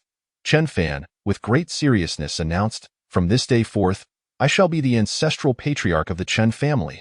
The 8th chapter of the Chen family's history marked the youngest patriarch, Su Chanyue, exclaiming, Master, I have returned alone. The title of patriarch came unexpectedly, tinged with a bit of arrogance. Could it be that the young master too possessed a rebellious spirit? However, the Chun family now relied on him, and whatever he proclaimed was deemed correct. Bai Fengyao stifled a laugh, well aware of her master's age. Thus, such a declaration seemed amusing yet fitting, for she could not help but find it humorous unless she lost her composure. Sifu inquired, Young master, what of the previous patriarch? What shall become of him? Chen Fan pondered for a moment. As for the other patriarchs, they shall be considered elders. The principle of not being in position, not meddling in politics applies here. I simply intend to ascend. Chen Tianya, ever astute, recognized the moment as miraculous and deemed it worthy of some ceremony. Bowing deeply, I pay my respects to the patriarch. Bai Fengyao burst into laughter. Unable to contain herself, Chun Fan shot her a glance, prompting her to quiet down. I have considered this. For the Chun family to rise, someone must step forth. and I cannot shirk this responsibility. Chen Luoyu smiled. Acknowledging, in the Qin family's tradition, the strong are revered as ancestors. It is quite fitting. I pay my respects to the patriarch. She nodded, affirming her role as his aunt. Indeed, this logic was sound. It was simply that Chen Fan's situation was unique. For typically, powerful figures were much older, and thus, there was no sense of dissonance in their role as patriarchs. Chen Fan was an unparalleled ancestral figure who transcended time. At just over 20, he was a rarity. In other families, to have such a young patriarch would be a mere dream. Reflecting on this, it made perfect sense. I pay my respects to the patriarch, Sifu declared solemnly. The Chen family shall rise. They need not worry, for their sole duty was to alleviate the patriarch's burdens. Bai Fengyao felt enlightened by this journey. Her outing was not in vain. Yet, her master not only lacked martial virtue but was also quite the trickster. The former patriarchs of the Chen family were undoubtedly unfortunate, unaware of their demotion. If she were the chief disciple of the patriarch, then she too must rise in rank. With that thought, she straightened her back. This matter was settled joyously, marking the birth of the youngest patriarch in Chen family history, a figure who transcended time. Laughter filled the air, for it carried a playful essence. Chen Fan instructed, Fu Bo, Tianya, you will manage El Ingi City. Take charge of its affairs. The puppet army will assist you. Soon, I shall implant crystal veins throughout El Ingi City. Crystal veins. The others exchanged glances, realizing that as long as they were crystal veins, they would at least be sacred crystals. With the patriarch's strength, acquiring sacred crystal veins should pose no difficulty. Yes, patriarch. Sifu and Chen Tianya's eyes sparkled with excitement as they departed without another word. They were determined to reclaim El Ingi City, and this was merely the beginning. A long road lay ahead, filled with promise. The library was left with only the three of them. Bai Fengyao inquired. Master, are these indeed sacred crystal veins? It seems unworthy of you. Perhaps I should ask my father to procure the imperial crystal veins of my ancient Phoenix clan. Upon hearing this, Chen Luoyu felt the question was pertinent. Yet the subsequent remark left her bewildered. Chen Fan finally understood that it was not his hasty recruitment of disciples that was lacking, but rather his disciples themselves required guidance. This would be addressed in due time. For now, he had important matters at hand. Fengyao, aunt, you will understand in time, he teased, leaving them in suspense. Now, I must organize the library. He approached the shelves, perusing the various techniques and divine abilities. Master, I shall assist you. Bai Fengyao exclaimed, her face alight with excitement as she nimbly followed him. Surely you possess tomes with titles akin to the Quick Ascension Manual of the Great Emperor. I must delve into your ancient secrets. Chen Luoyu felt a wave of nostalgia wash over her. Approaching, she felt an unexpected restraint and, with a hint of awkwardness, said, Fanner, these texts were once the foundation of our Chen family's standing, yet now they have been neglected. This term of endearment was one she had yearned to express, and with no one else around, she opted to forego the title of patriarch and instead appeal to her familial ties. Chen Fan replied with a smile, Aunt, these texts have not been lost. They have merely scattered, unable to coalesce, thus appearing as mere grains of sand. The countless offspring of the Chen family have learned all they could. They will surely flourish. How can one speak of neglect? It's just that they have gone undercover to extract knowledge from others, leading to a sense of disconnection. Chen Luoyu smiled in appreciation, realizing that Chen Fan was more captivating than she had imagined, and he was indeed quite handsome as well. In the beginning, the entire Chen family dedicated themselves, and in the end, their efforts were not in vain. It was indeed worthwhile. Yes, it has dispersed. Fanner, what do you plan to do next? Chen Fan cast a glance around. I will take some time to perfect all the martial arts and divine abilities here, documenting my insights to assist the descendants of the Chen family in their cultivation through the generations. Chen Luoyu was slightly taken aback. This meant that a grand emperor would have to invest time to comprehend all these matters before accomplishing his goal. If Chen Fan were an ordinary person, that would be one thing, but his cultivation level rendered these matters rather trivial. Aunt, it's no trouble at all. It is not difficult for me, Chen Fan smiled, intending to lay a solid foundation and establish his ancient Qin family before the return of the Chen family disciples in large numbers. Additionally, I will seek out top-tier martial arts and divine abilities to enrich the library. Chen Luoyu smiled with relief. Very well, your aunt will assist you. Master, I will help you too. Bai Fengyao harbored suspicions that her master sought to engage in some grand endeavor clandestinely. She must keep a vigilant watch, equipped with her 800 eyes. The books have stated that without a keen eye, one cannot survive beyond 3 chapters.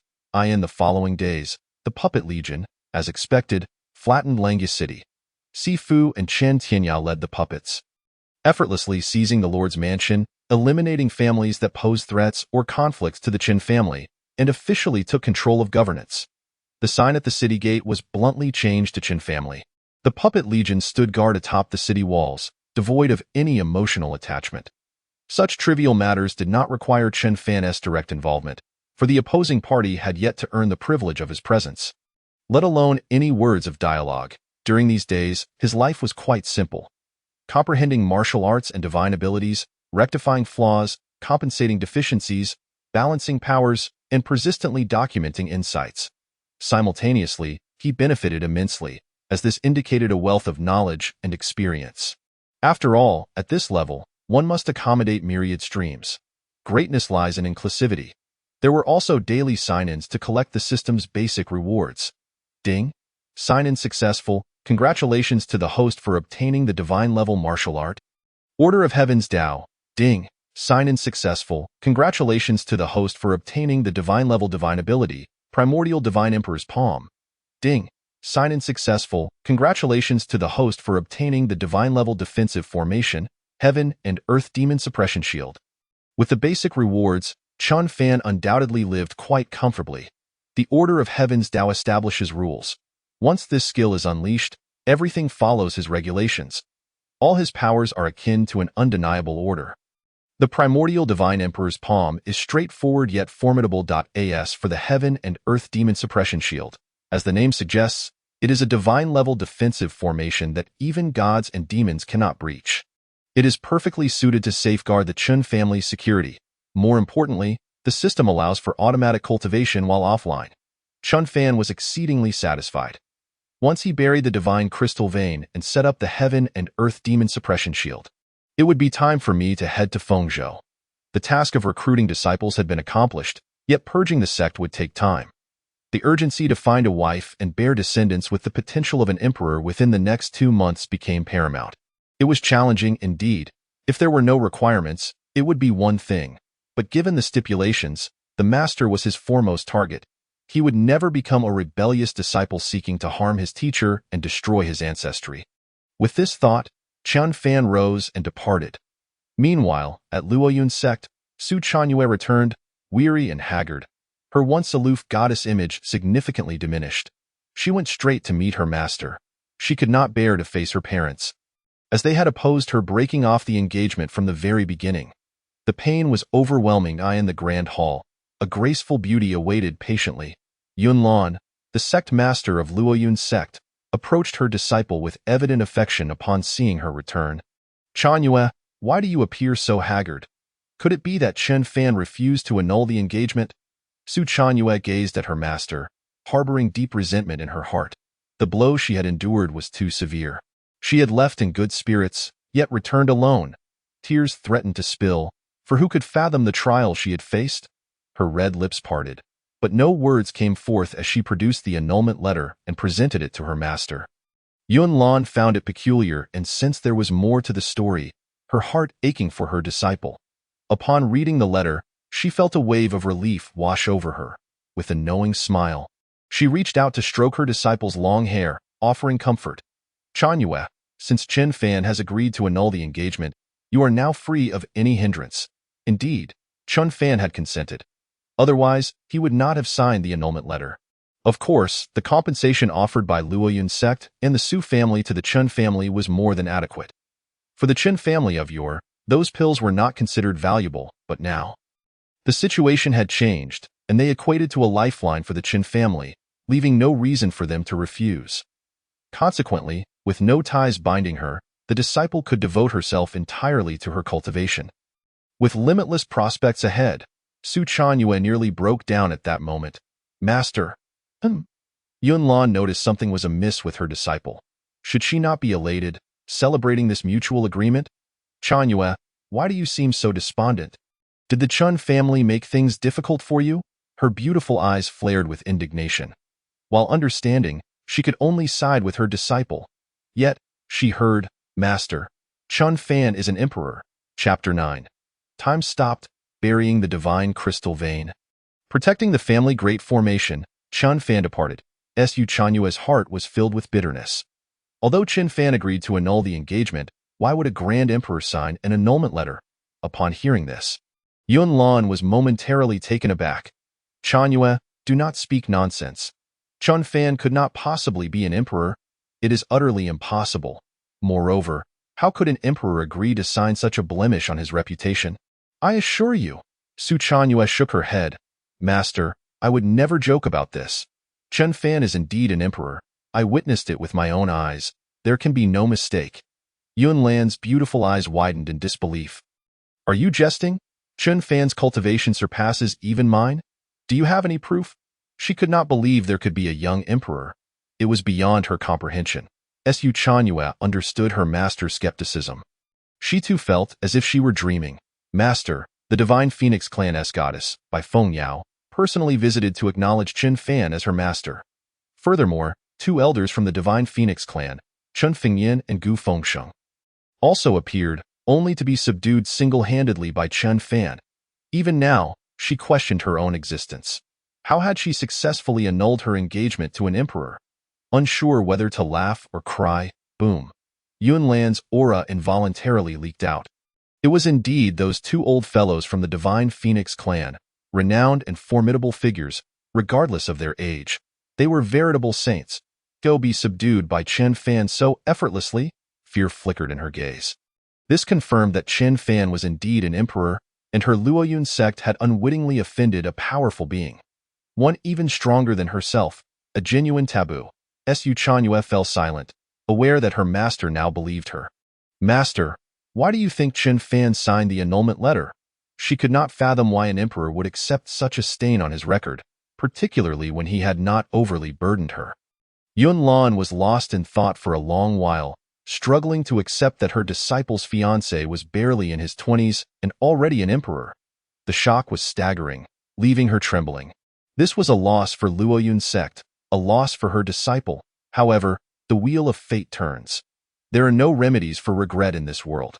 Sighing, she remarked, "Chanyue, Chun Fan wishes to completely sever ties with you. After all, in this world, the hardest debts to repay are those of human kindness."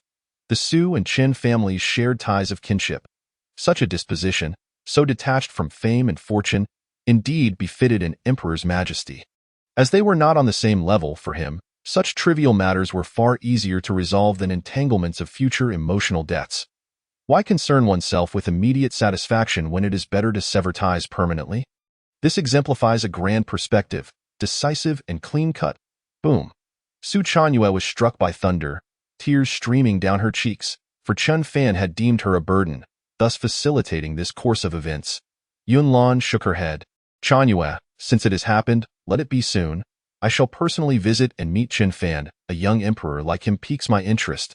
Surely, anyone would be intrigued. By the way, what of your companion disciple?" Su Chanyue faltered once more. "Master, Wangjin Shixiang has fallen. Meng Shixiang is a member of the Chun family, and Fu Bo is also a member of the Qin family. I alone have returned." Yun Lan. The Qin family now stood as a singular entity. The common folk were naturally under the Qin family's protection. For, no matter how grand the Qin family may be, they could never detach themselves from the people, just as with other ancient families and royal clans. Even with vast territories, direct bloodlines would always be a minority. The people are the true majority, an unavoidable reality. At this moment, in the streets of the Qin family, the landscape had undergone tremendous changes. Within a mere few days, Langya City had been renamed and was under new ownership. No, it should be said that the Chun family had reclaimed its rightful roots. Alas, it felt surreal, as if in a dream. The Lord's mansion had vanished. Who would dare to say otherwise?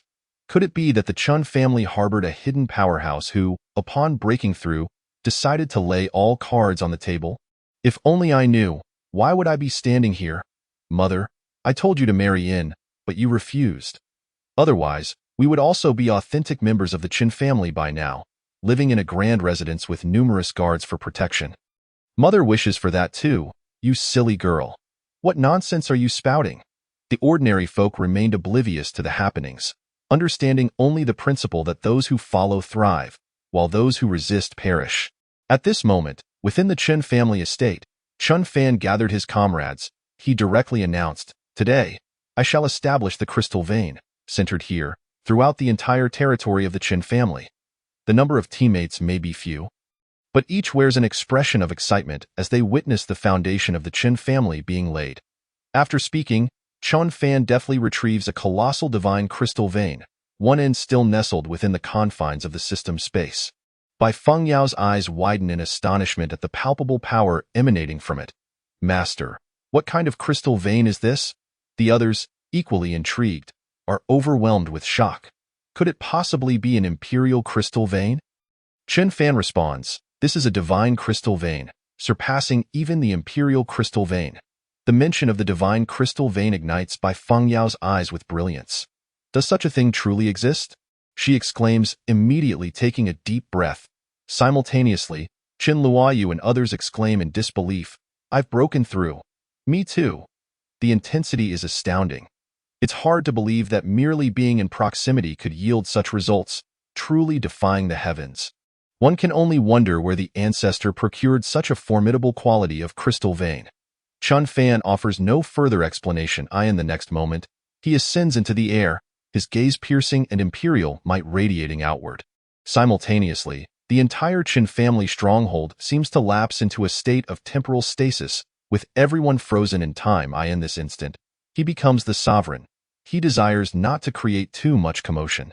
With a swift motion, he directs the divine crystal vein to break through the earth, plunging it deep underground. At that moment, the skies erupt in flashes of lightning and thunder, reverberating with a tremendous roar. The emergence of the legendary divine crystal vein stirs the heavens, an event of such taboo nature that it is perhaps the closest resource to the heavenly path, thus invoking such a spectacle. Bai Feng Yao is left utterly mesmerized. "Master, this is incredible." The divine crystal vein, capable of invoking the heavenly path, contains such dense energy that it could elevate even the most humble of beings. Her intuition proves correct. She has not chosen the wrong master. However, it dawns on her that her master looks down upon their family's imperial crystal vein. Chen Luoyu, Si Fu, Chen Tianya, and the others are filled with fervor. If the heavenly path is merely a backdrop for their ancestor, then how could the Qin family not rise to glory once more? No, they shall surely transcend it. Time passes, and the enormity of the divine crystal vein astounds everyone. Such a colossal crystal vein cannot even be measured in value. Their hearts tremble with awe. They soon realize that, in a matter of moments, their life levels have drastically transformed under the influence of the divine crystal vein's power, leading to an immense elevation in their potential achievements. Before long, Chun Fan has driven the entire divine crystal vein deep into the earth, centering it around this location. "All returns to tranquility," he murmurs. "This is merely the beginning. This is far from enough. More facilities and resources are needed, such as training grounds, heavenly treasure trees, and spiritual springs, among other things. Of course, those are matters for a later time. Moreover, to become a top-tier family, support and affiliation from other forces are essential, which implies a form of alliance." This sounds somewhat troublesome. The emperor's social anxiety makes it more pragmatic to establish subordinate forces he can trust. Next, with a grand gesture, Chun Fan conjures an ancient formation that rises from the ground, resembling an inverted glass bowl, shimmering with brilliant light, gradually enveloping the entire stronghold. The Chinko and Fumo shield serves as a defensive barrier established by this formation. Even an emperor cannot breach it. Chen Fan is immensely satisfied, having made the divine crystal vein the foundation of the formation, merging the heavens and earth in harmony. No one shall trespass here. This device serves perfectly to protect his home while he ventures forth. The glass shield slowly fades away, as if it were non-existent. "Master, is this a formation?" Bai Feng Yao gazes upward in awe. Such a formidable formation. She perceives, sensing the immense defensive power it holds. Chun Fan nods, affirming, "This formation will safeguard our Qin family."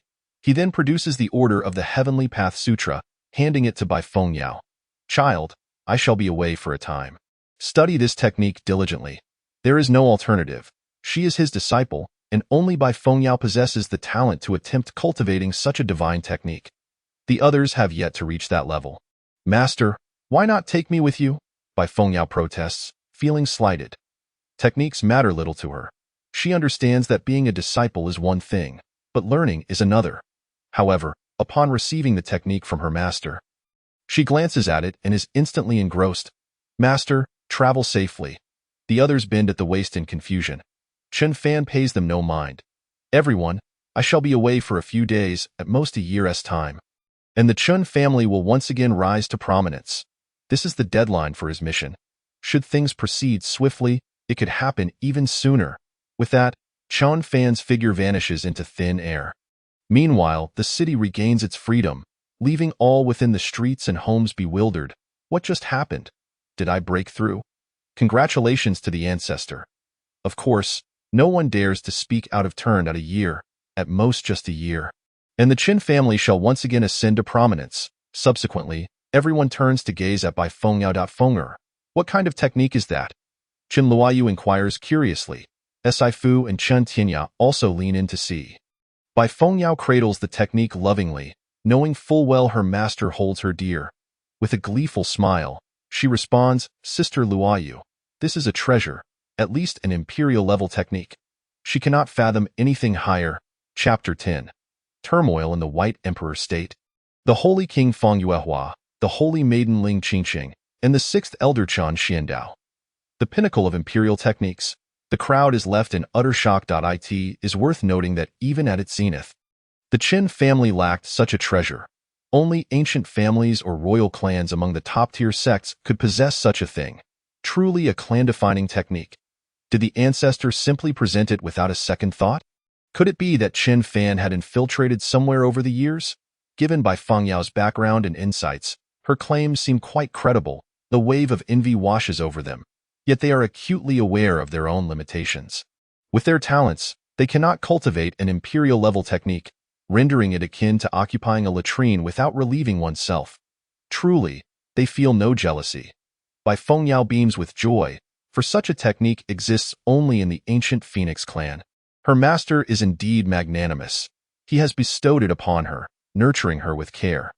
The disciple must diligently practice, striving to break free from the ancient Phoenix clan and, one day, formally join the Chen family to repay her master's great kindness.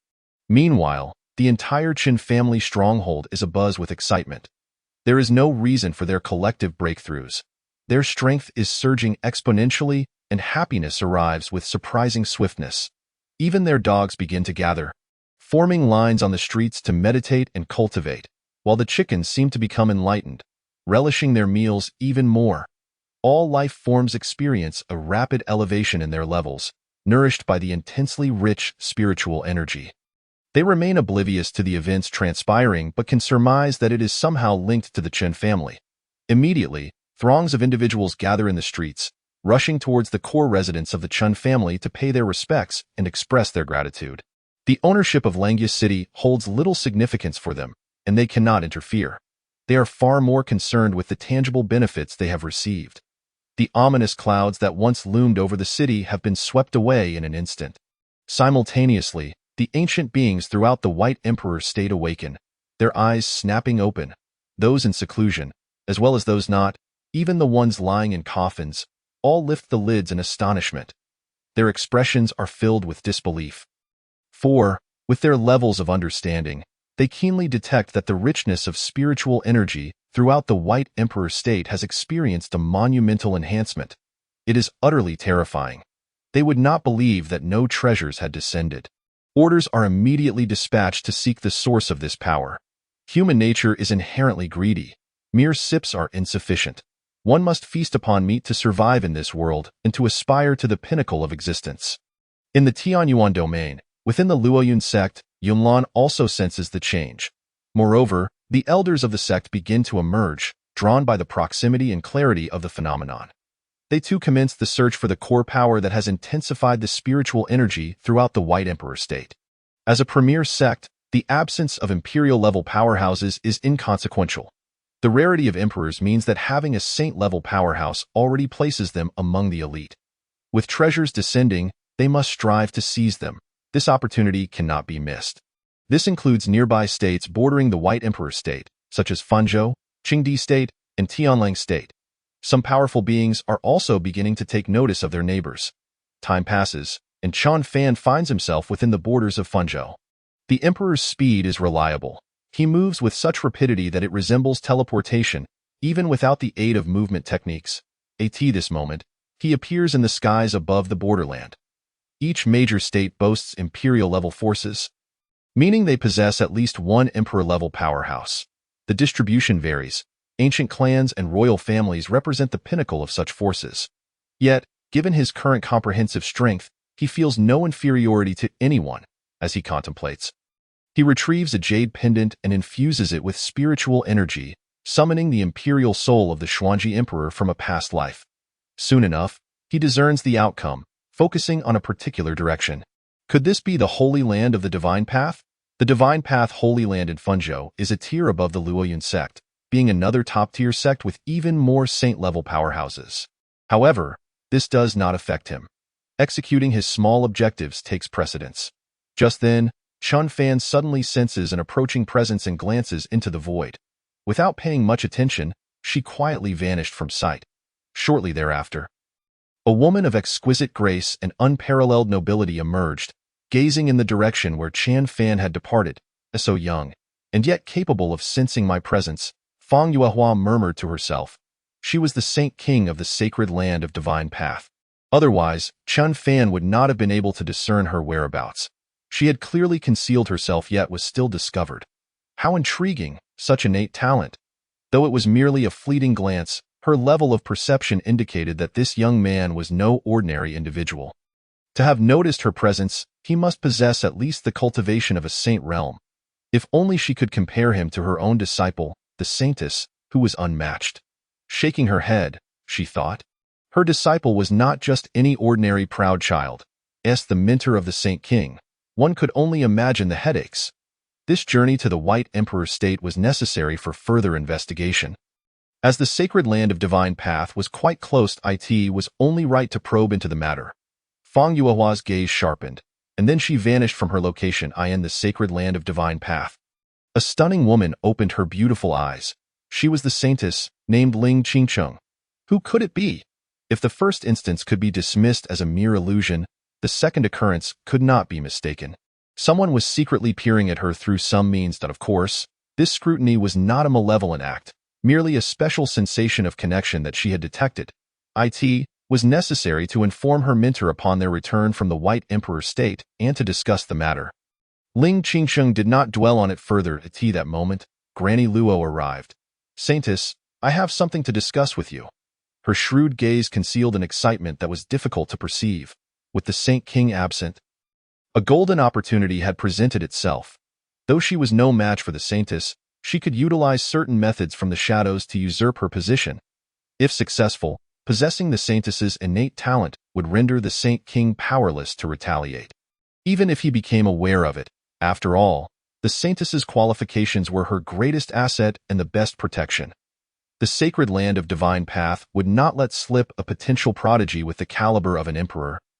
Even if they were to be usurped, Ling Qingcheng felt indifferent towards Granny Luo, yet out of respect for her mentor, she maintained a measured demeanor. Granny Luo, please speak candidly. Somewhere within the sacred land of Divine Path. An elderly man stroked his beard with a sigh, wandering casually. Disciples passing by greeted him. I have seen Elder Chen. Greetings, Elder Chen. The old man wore a friendly smile, and from the expressions of the disciples, it was clear he was a well-regarded elder. As he watched the disciples walk past, his expression turned heavy with thought, murmuring to himself, the saintess possesses unparalleled talent, truly a rare prodigy on the continent. Only 20 years old, and already at the 3rd level of the harmonization realm. I am but at the 8th level of the same realm. He shifted his focus. If only I could bring her back to the Chen family? How splendid it would be. The Chen family lacks such talents. Unfortunately, the sacred land of Divine Path holds the saintess in the highest regard, leaving no opportunity for recruitment. Indeed, he was Chen Xiandao, the ancestral figure of the Chen family. Presently, he held the position of an outer sect elder in the sacred land of Divine Path. Long ago, He had been a free and unrestrained ancestor, but upon witnessing the decline of his family, he had come to serve as an undercover agent. This undercover work had spanned countless years. His main task was simple: to leverage the resources and influence of others to cultivate his own strength. As the resources and capabilities of the Qin family could no longer facilitate his rapid advancement, afterward, he could escape. As for his secondary task, it was to recruit talents. Utilizing his position and the reputation of other families, he would gather disciples and take them away en masse. As an ancestor, he truly bore great burdens. Once I become an inner sect elder, I will set a small goal for myself. The Chun family had once boasted ancestors in the Saint realm, but as time passed and they fell, no successors emerged. By his generation, the family ancestors had dwindled to mere void return realm practitioners. The visible decline of the family was undeniable. Each generation weaker than the last had led to this state. He had started from the ground up within the sacred land of divine path, working his way through various halls, and had only recently broken through to become an outer sect elder. Inner sect elders must possess at least the Tao Palace realm, or even the Tribulation Crossing realm. He would need to remain undercover for a long time. Moreover, only those of at least the Tao Palace realm would allow the family to be regarded as respectable. Persevere and strive. The future will be bright. I will return to being an ancestor. He wondered how the young master was faring now. The young master is likely incapacitated. Such was the inescapable fate. Chen Xiandao pondered for a moment before turning to seek out the saintess, aiming to maintain good relations. Though it was uncertain if he could recruit her, it was worth a try. After all, one could only attempt. Outside the sacred land of divine path, Qian Fan arrived silently, clutching the emerald pendant. As he neared, he could sense its presence and continued his search, directly infiltrating the sacred land of divine path. As Chapter 11 unfolds, within the sacred land of divine path, Chun Fan's appearance immediately captivated the attention of numerous disciples. Look, who is that? Don't they know that flying is prohibited here? They must be a new disciple. Unfamiliar with the rules, that it's over for him. Elder Qian is rushing over. A heart-wrenching moment for the boy, a moment of silence. The outer sect elders were responsible for overseeing matters. Disciples unaware of the rules would face punishment. Today, it happened to be Chen Xuandao's turn on duty. The discussions continued. Chun Fan paid no mind. In truth, his bold entrance was somewhat fueled by personal grievances, for he had once sought to join the sacred land of divine path himself. After all, this area lay at the edge of the burning state, quite close to the White Emperor's state. The outcome had been stark. He left in defeat, negotiations having fallen through. Firstly, he had already had a mentor and was unsuitable for taking on another. Thus could only seek to study under the family name. The sacred land of divine path had declined his request, for the prestige of the Chen family was no longer what it once had been. Secondly, his family had been in decline, and his decision had been made unilaterally. The words of a junior were clearly insufficient weight. Furthermore, his innate talent was lacking, even by the current standards of the Chen family. He was only passable, but not qualified to join a top-tier sect. The law of the jungle prevailed. As for the master of the Celestial Emperor, it was safe to say that the Chun family had essentially drained their resources to secure him as a mentor. It could only be put this way. Of course, given his current standing, such past grievances would not stir even a fraction of his heart. He remained unconcerned. Which sect do you belong to? State your name quickly. At that moment, a youth with a gaze sharp as a sword blocked Chen Fan's path, his expression stern. He appeared to be a senior disciple under Elder Chen, seemingly on a patrol for law enforcement. Gasps arose from the disciples on the ground. Chen Fan merely glanced at this disciple, and the latter felt as if plunged into an icy abyss, collapsing to the ground in a daze. Hastily shaking his head, such a sight left the other disciples utterly bewildered. Simultaneously, Chen Fan released his aura. As he sought someone, he still had to follow the proper procedures, for this place belonged to his mentor's faction. In an instant, a terrifying presence enveloped the area, causing the disciples below to immediately prostrate themselves, too intimidated to utter a sound. It was not that they lacked ambition. Rather, they dared not lift their heads.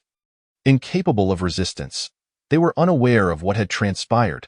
As this aura permeated the air, powerful figures within various halls opened their eyes. Who dares to intrude upon my sacred land of divine path? Inner sect elders, high elders, and other true veterans rushed out in droves. The intruder seemed to be deliberately drawing their attention, yet in the absence of clarity regarding whether they were friend or foe, they could not afford to be careless. Meanwhile, within the Saintess Hall of the sacred land of Divine Path, Ling Qingqing's beautiful eyes grew vacant. It seemed she could not realize that her own eyes were turning crimson, her spirit slipping from her control. Before her, a soul-guiding demonic banner swayed back and forth, releasing a beam of red-black light that engulfed her will. Granny Luo manipulated it, continuously infusing power into the soul-guiding demonic banner. Muttering incomprehensible incantations, her gaze became increasingly frenzied, filled with excitement, and then turned intensely fervent and sinister. Glancing at the mindless Ling Qingqing, she revealed a chilling smile. "Saintess, you have let your guard down. Hee. This soul-guiding demonic banner possesses the ability to lead one into madness. With your will weakened, no matter how strong you are, how will you withstand my usurpation?" Ling Qingqing, after all, was still somewhat inexperienced. Having just emerged from obscurity, it was far too easy for her to fall into her trap. The process of madness was merely a phase. By drawing out her inner demons, she would seize the opportunity to usurp her at the moment of Ling Qingqing's weakest resolve, erasing the newly formed inner demons thereafter. "Fortune favors the bold," Granny Luo cackled with abandon, the entire Saintess Hall taking on an eerie, chilling atmosphere. "Even if the Saint King returns, what can he do to me? Very soon, very soon." Her tone brimmed with a certain thrill. With a loud bang, the door burst open. "You vile hag, what do you intend to do to the Saintess?" Qin Xiandao bellowed angrily. He had come seeking the Saintess, only to discover that someone had invaded the sect. He had been torn between his duty to recruit talents and that of protection for quite some time. Ultimately, hearing the commotion within the room, he chose to prioritize recruitment. The scene before him filled him with rage, prompting him to take action. "Wicked witch, your heart is treacherous."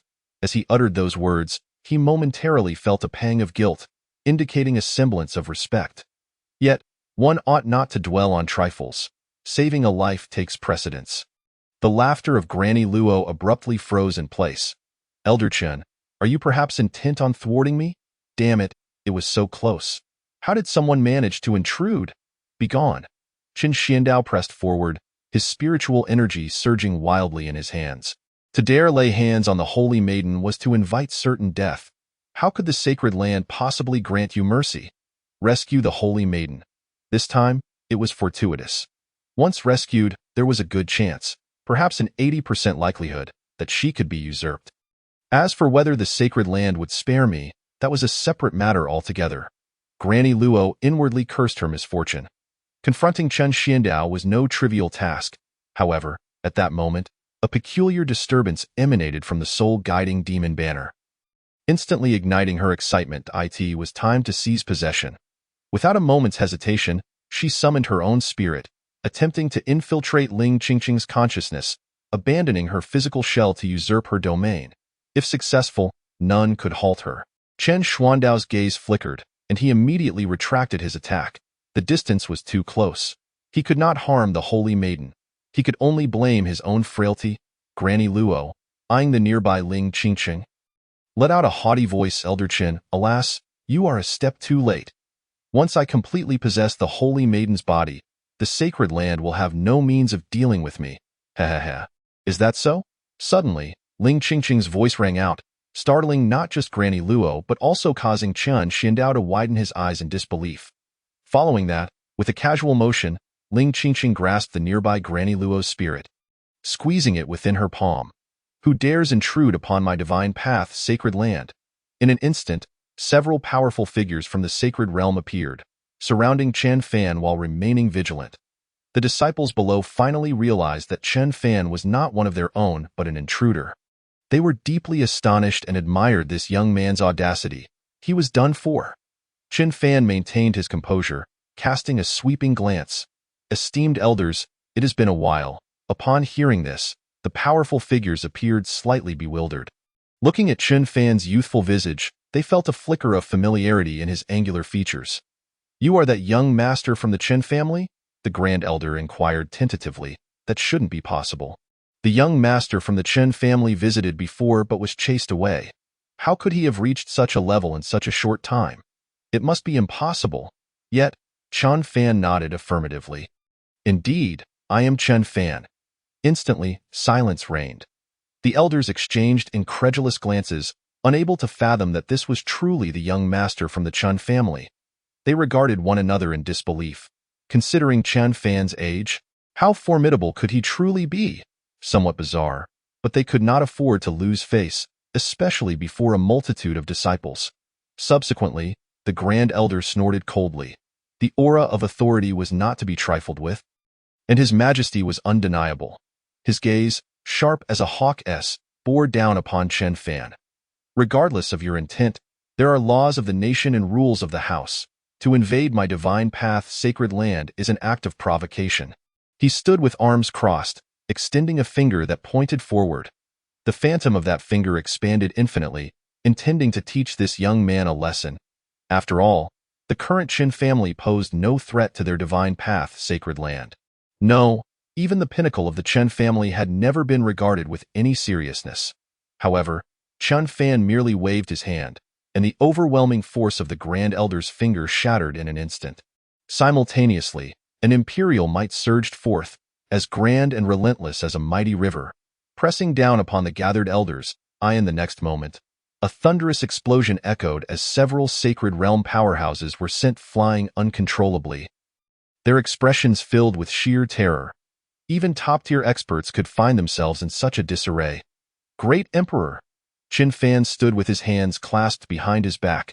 Esteemed ones, I have come to seek someone. As those words fell, a loud crash drew everyone's instinctive gaze. They beheld the hunched figure of an old crone soaring into the sky like a cannonball.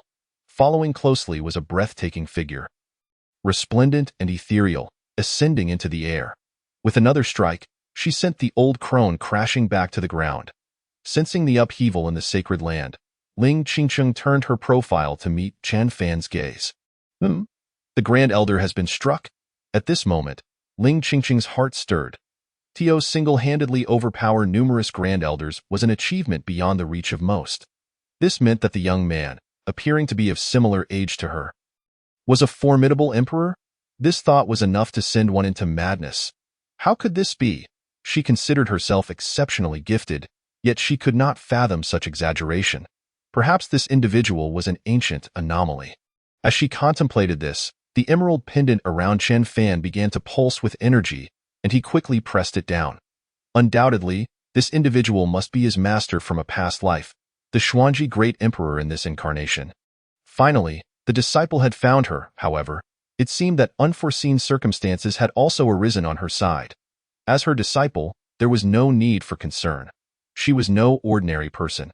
Amidst the peculiar atmosphere, those below began to ponder other matters. Glancing at the two figures above, what a fitting pair they made. No matter how one looked at it, they seemed inexplicably well matched. The Grand Elders hardly had the luxury to contemplate what transpired with Ling Qingcheng. Their own situation was precarious. We pay our respects to the Great Emperor. This is indeed a misunderstanding. We were unaware of your presence, and what you seek, why divine path, sacred land, shall cooperate fully. The Grand Elder's tone underwent a complete transformation, shifting to one of utmost reverence. The divine path, sacred land, was undeniably powerful, yet they could not afford to offend an emperor. There was no need for a reason. Who could fathom how Qin Fan had attained such a level? It was simply terrifying. At this moment, age held no significance. None dared to inquire or comment. In emperor-level powerhouse, upon hearing these words, the disciples who had regained their composure nearly lost control of their bladders. Is this a joke? Qin Fan did not conceal his intentions. I am here for her. This her was unmistakably Ling Qingcheng, who had suddenly appeared. Ling Qingcheng was immediately perplexed. I was merely observing. I cannot intervene. You seek me? The Grand Elder's heart sank. It was over. The most talented holy maiden had drawn unwanted attention. Danger loomed. Yet, they could not intervene. As the focus of the crowd shifted, Ling Qingcheng's attention also wavered. Just then, the severely injured Granny Luo, gasping for breath, exuded a dark aura from her very soul, igniting the soul-guiding demon banner in a cataclysmic explosion. It had failed. Ling Qingcheng had never been under her control. No matter how she reasoned, she could not comprehend. Her fate was sealed. At this moment, she resolved to take someone down with her, cursing the heavens for their injustice. Not good. Sensing this aura, Ling Qingqing snapped back to reality. Simultaneously, the expressions of the many elders changed dramatically. In the next instant, Chun Fan had appeared beside Ling Qingqing, one hand suppressing the blast and obliterating both the person and the spiritual artifact. A mere insect dares to harm others beneath my very eyes. Seeking death. Granny Luo would never understand why she had failed or why even dragging someone down with her was such a challenge. Witnessing Chen Fan's decisive action, the Grand Elders realized their own involvement was unnecessary, but something felt amiss. Ling Qingqing's breath quickened. Standing beside an emperor naturally exerted pressure, no matter how exceptional she was. Why do you assist me? Chen Fan confirmed that his master had yet to awaken her past memories. She was truly stunning, he replied. I have a friend whose former lover owes him a child. Unfortunately, they did not attain their happy ending, and that former lover has entered the cycle of reincarnation. Now, that friend has asked me to help retrieve his former lover and return the child to him. Ling Qingcheng was instantly bewildered. Yet, she retained her composure, unwilling to offend an emperor-level powerhouse. Were anyone else to speak to her about such peculiar matters, she would have turned and walked away without hesitation. And what does your friend have to do with me?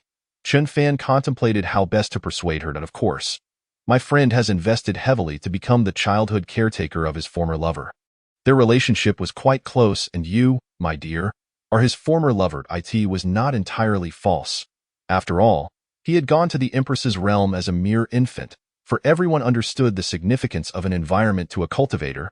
It was crucial. As the saying goes, start from childhood, cultivate from the roots. Unfortunately, it had ended in failure. Childhood caretaker? Ling Qingqing's expression turned intriguing. Is it possible that I am a reincarnated individual? But did I truly manage such a feat in my past life? Who is this friend of yours? Even an emperor's jest would be gladly entertained by her. Yet, sensing the atmosphere was somewhat off, she decided to contribute to the sacred land's cause. Chen Fan replied earnestly. To be honest, that friend is none other than me, Chun Fan. Piffed. Ling Qingqing's icy demeanor nearly shattered. You are fabricating friendships out of thin air? Wait, did I truly behave this way in my past life? She found it somewhat hard to believe, her delicate face displaying confusion. Chun Fan added, I know you may not believe me, but do you think a dignified emperor would deceive you? Master, you must trust your disciple. Ling Qingqing pondered and concluded, that makes sense. Otherwise, there would be no reason for Chen Fan, a dignified emperor, to seek me out and assist me. Perhaps it is the karmic bond left over from my past life. Reflecting on her current self, having an emperor-level husband was an extraordinary privilege. However, the arrival of this husband felt somewhat abrupt and slightly hasty. She hesitated. I believe you. But how do I owe you a child? She also became aware of her astonishing talents, which further confirmed her suspicions. After all, reincarnation and stepping into the cycle of rebirth implied that her previous life must have possessed considerable strength. Chen Fan remarked, let's put it this way. I owe you one. Ling Qingqing replied. It seems we can't avoid this. However, despite their past lives, their reunion still carried a sense of unfamiliarity, and she was reluctant to continue this peculiar topic. So, how old are you now? Ling Qingqing inquired. Chun Fan appeared remarkably youthful. Although he might be an ancient powerhouse capable of maintaining a youthful appearance, he bore the marks of time. His aura was rather subdued. 23 years, Chen Fan replied, playing the part thoroughly. Of course, I too have entered the cycle of rebirth. Ling Qingqing felt a pang of panic for the first time. Her former lover had progressed even faster than her in cultivation. How absurd. A competitive spirit surged within her. According to her current level of cultivation, it was utterly impossible to achieve the status of an emperor by the age of 23. Don't believe me? You may feel my root bone, Chun Fan suggested. The age of one's root bone does not lie.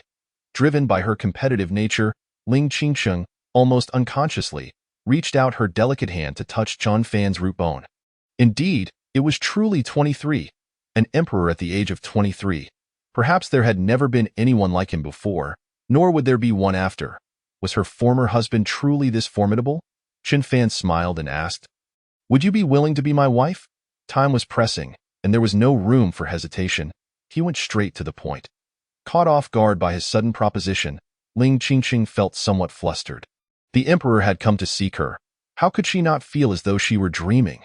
"Do you have any proof to show me?"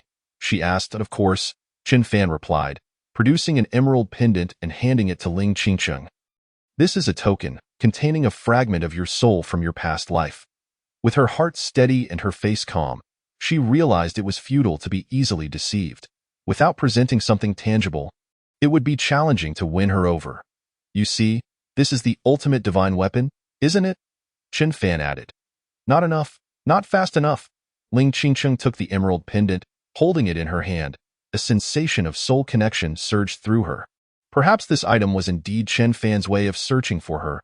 "Ling Qingqing, it's really true," she exclaimed, still doubting whether she had truly been so adept at manipulation in her past life. Chen Fan affirmed, "From now on, I shall call you Qingqing." Though she had been young at the time, her master had indeed cared for him well.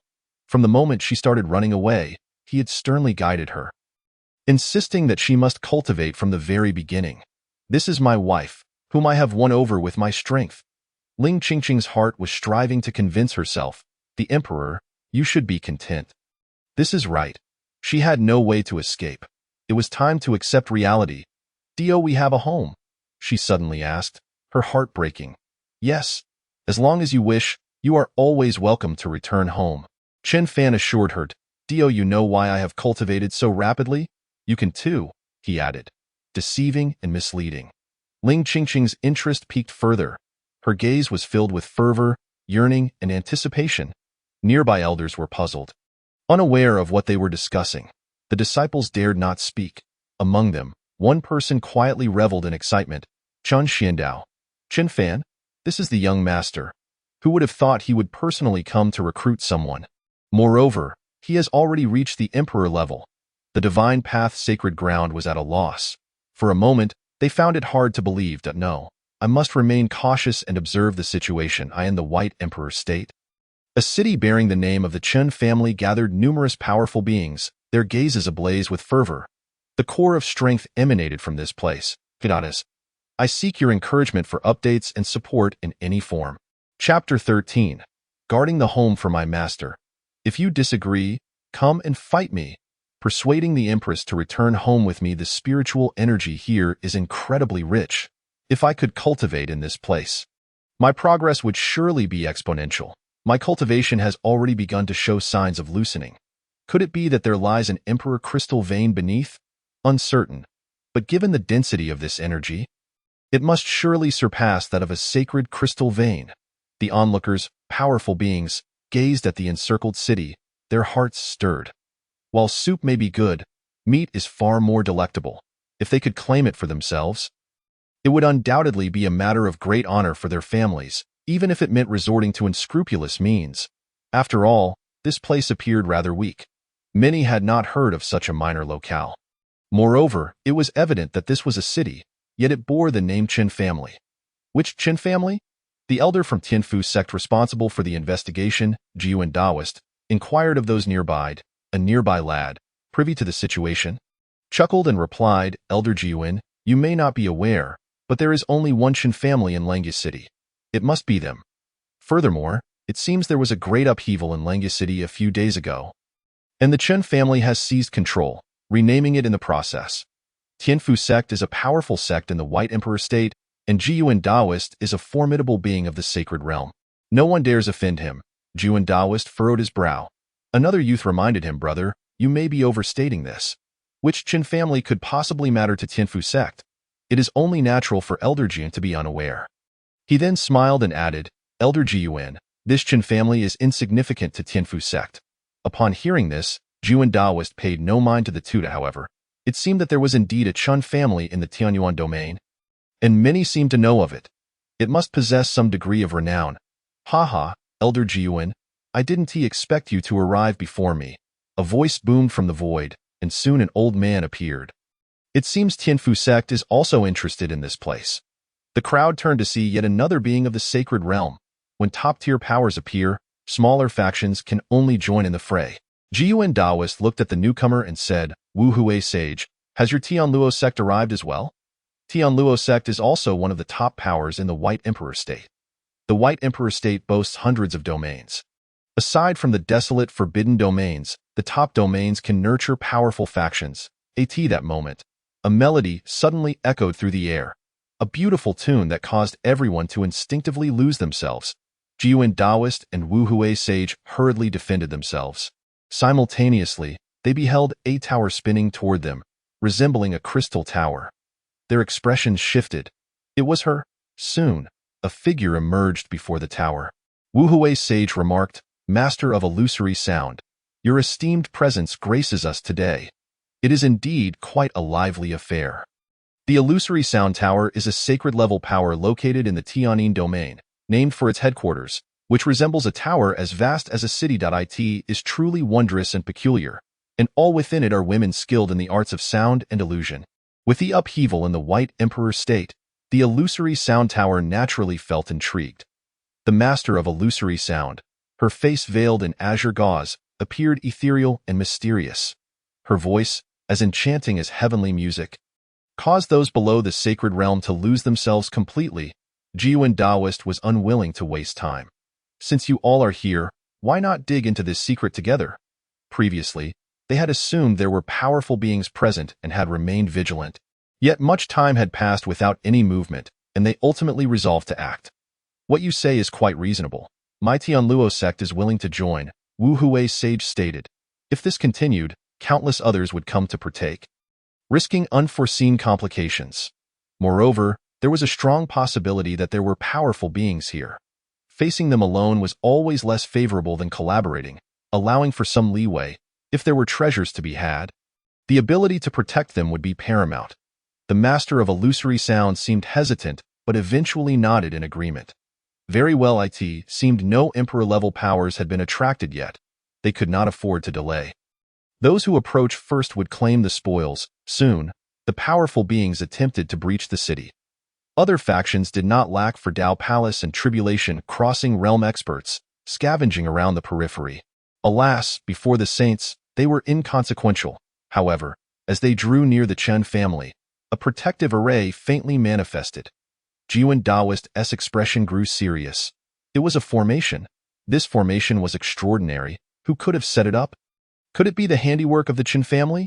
Wu Hui sage remarked, "Regardless, we shall break the formation together. Since we are here, we might as well give it a try. Good things ought to be shared. Otherwise, it would be hard to accept." The Chen family surely could not possess an emperor-level powerhouse. Thus, there was no need for trepidation. The powerful beings reached a consensus to break the formation. However, after several rounds of bombardment, they discovered that the formation remained utterly unscathed. What kind of formation is this, so resilient? Could it possibly have been set by an emperor? The thought sent chills down everyone's spine. After all, there was no reason for it. Multiple sacred realm experts could not breach it. That moment, figures appeared atop the city walls. Chunluyu gazed down at the multitude of powerful beings, her heart trembling. These were all influential factions. In the past, she would not have dared to speak nor even meet their gaze. But now, things were different. They were responsible for guarding their home. Who dares to attack the Chen family? "Leave at once," she commanded. "Do not fear. I have Fanner standing behind me." Besides Bai Fengyao, Sifu, and Chen Tianya, the others were quite anxious. They had never encountered such a situation. Fortunately, the formation left by the ancestors was sturdy enough. They had heard how the old saints would never regard them. "Little girl, open the city gates to welcome us. Otherwise, you shall bear the consequences." With a disdainful smile, she remarked, "So it turns out, they are merely a handful of insignificant ants." This only heightened their curiosity. "There must be a secret." Bai Fengyao, hands on her hips, declared defiantly, "You schemers, do you really expect us to open the city gates for you? Depart at once, or when my master returns, you shall all meet your demise." Hailing from an imperial lineage, she feared no one, even in the presence of formidable foes, for her experience spoke volumes. "If you possess the courage, come and strike me. Go on, strike me." To her astonishment, the crowd was genuinely intimidated. Though they dismissed the ants, the mention of her master struck a chord. Jiuan Dao suppressed his anger and inquired solemnly, "Pray tell, who might your esteemed master be?" It is always wise to exercise caution. Bai Fengyao immediately puffed up with pride. My master is Chen Fan, the esteemed ancestor of the Chen family, a true emperor. He was the person she admired most. Even after being jilted, he remained so formidable. However, below the city, a chorus of laughter erupted. What they had thought was impressive turned out to be mere bluster. The number of true emperors was exceedingly few. How could we have not heard of them? A knowledgeable onlooker nearly doubled over in laughter. A middle-aged man, frequently visiting Lengya City, remarked, "Ladies and gentlemen, the Chun family has long fallen from grace. They disbanded over a century ago. And there are no unified realm experts left, let alone an emperor.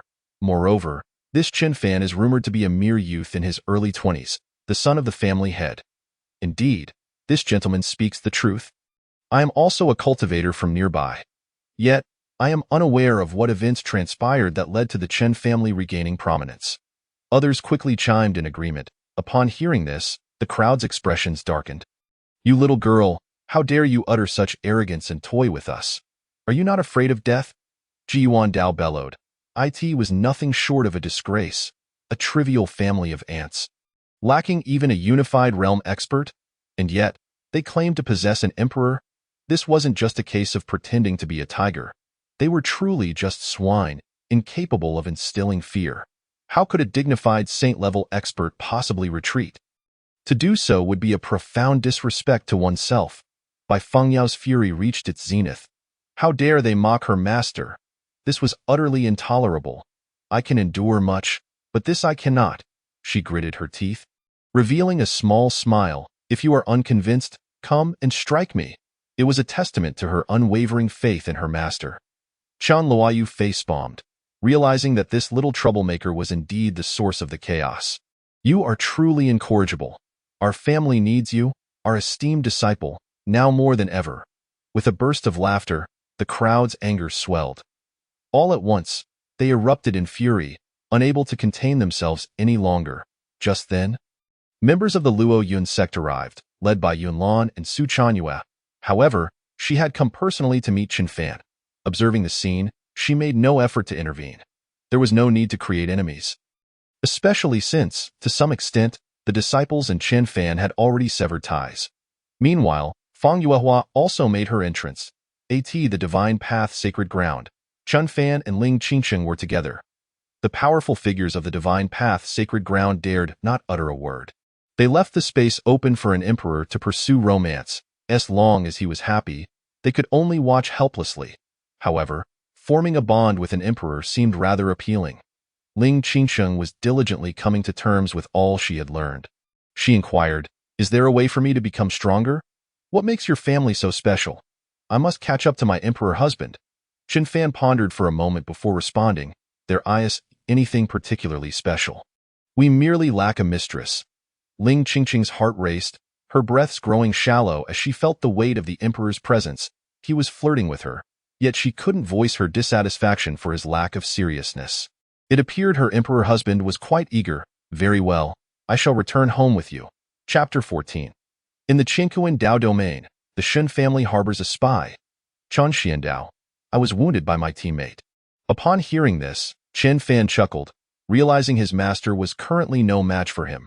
Moreover, in his previous life, his master was the Xuanji Empress, a proud and powerful figure. As long as he could persuade her to return home with him, everything would fall into place. "Why are you laughing?" Ling Qingcheng shot a glance at Chen Fan. "I have only just made this decision. It's nothing, just some amusing thoughts," Chen Fan continued. "Since that is the case, let us return home, Qingcheng. The next step would simply be to coax her into having children. What ill intentions could a disciple possibly harbor?" Amusing thoughts. Ling Qingcheng pondered before replying, "All right. However, I did not have the chance to discuss this with my master. She has gone to the White Emperor state." She spoke those words, yet she did not believe her master would be able to deter her emperor husband. How fortuitous. Our home is also in the White Emperor state. Chen Fan replied, "The White Emperor state?" Ling Qingcheng murmured. "My master has gone to the White Emperor state to investigate the situation. Surely she will not encounter any issues." With that thought in mind, the two rose to leave the divine path sacred ground. This moment, Outside the divine path sacred ground, a group of individuals had arrived. At the forefront stood a young man, his face twisted with fury. "Step aside. I demand to see Qin Cheng." He was Shun Jinlin, the young master of the Shin family from the Qinkuan Dao domain in the Burning State. The golden scales are not mere fish in a pond. Behind him, family elders followed to maintain order. Upon learning that another man was approaching the woman he coveted, he wasted no time in rallying his kin. The specifics of the situation were unclear. Outside the divine path sacred ground, the guarding Chen Xiandao stood resolutely, his brow furrowed. After contemplating his own young master, he felt a slight relief. He had encountered the Shun family's elder before, and continued to say, "Young Master Shen, the saintess is not available to meet outsiders. I kindly ask you all to leave." The Shin family wielded immense influence, boasting countless powerful figures, second only to the archaic clans in the ancient wilderness continent. Additionally, the Shun Merchant Association was established throughout the realm, possessing considerable financial resources. Even the divine path sacred ground was reluctant to offend them. This young master of the Shin family had long harbored feelings for the saintess, and the Shin family had intentions of orchestrating a union between the two factions. However, the saintess, by nature, was indifferent and showed no interest in such matters. Moreover, given the current circumstances, as the ancestor of the Qin family, he would undoubtedly side with his own young master. Nevertheless, he cast a meaningful glance at the elder following the Shin family. "Not available to outsiders," Shin Jinlin scoffed, dismissing Qian Xiandao entirely. "A mere outer sect elder dares to obstruct us. Today, I must see Qingsheng." He then turned to his elder, "Old ancestor, we might have trouble. Even if they had to break in, the Shun family would cover for any injuries sustained to an elder. For the divine path sacred ground would never offend them for the sake of one outer sect elder." The elder of the Shun family immediately exuded a pressure. Him, a mere unified realm expert, even if an elder, was but an insignificant ant, easily extinguished with a single hand. Chun Xuandao's complexion changed instantaneously, becoming unable to move.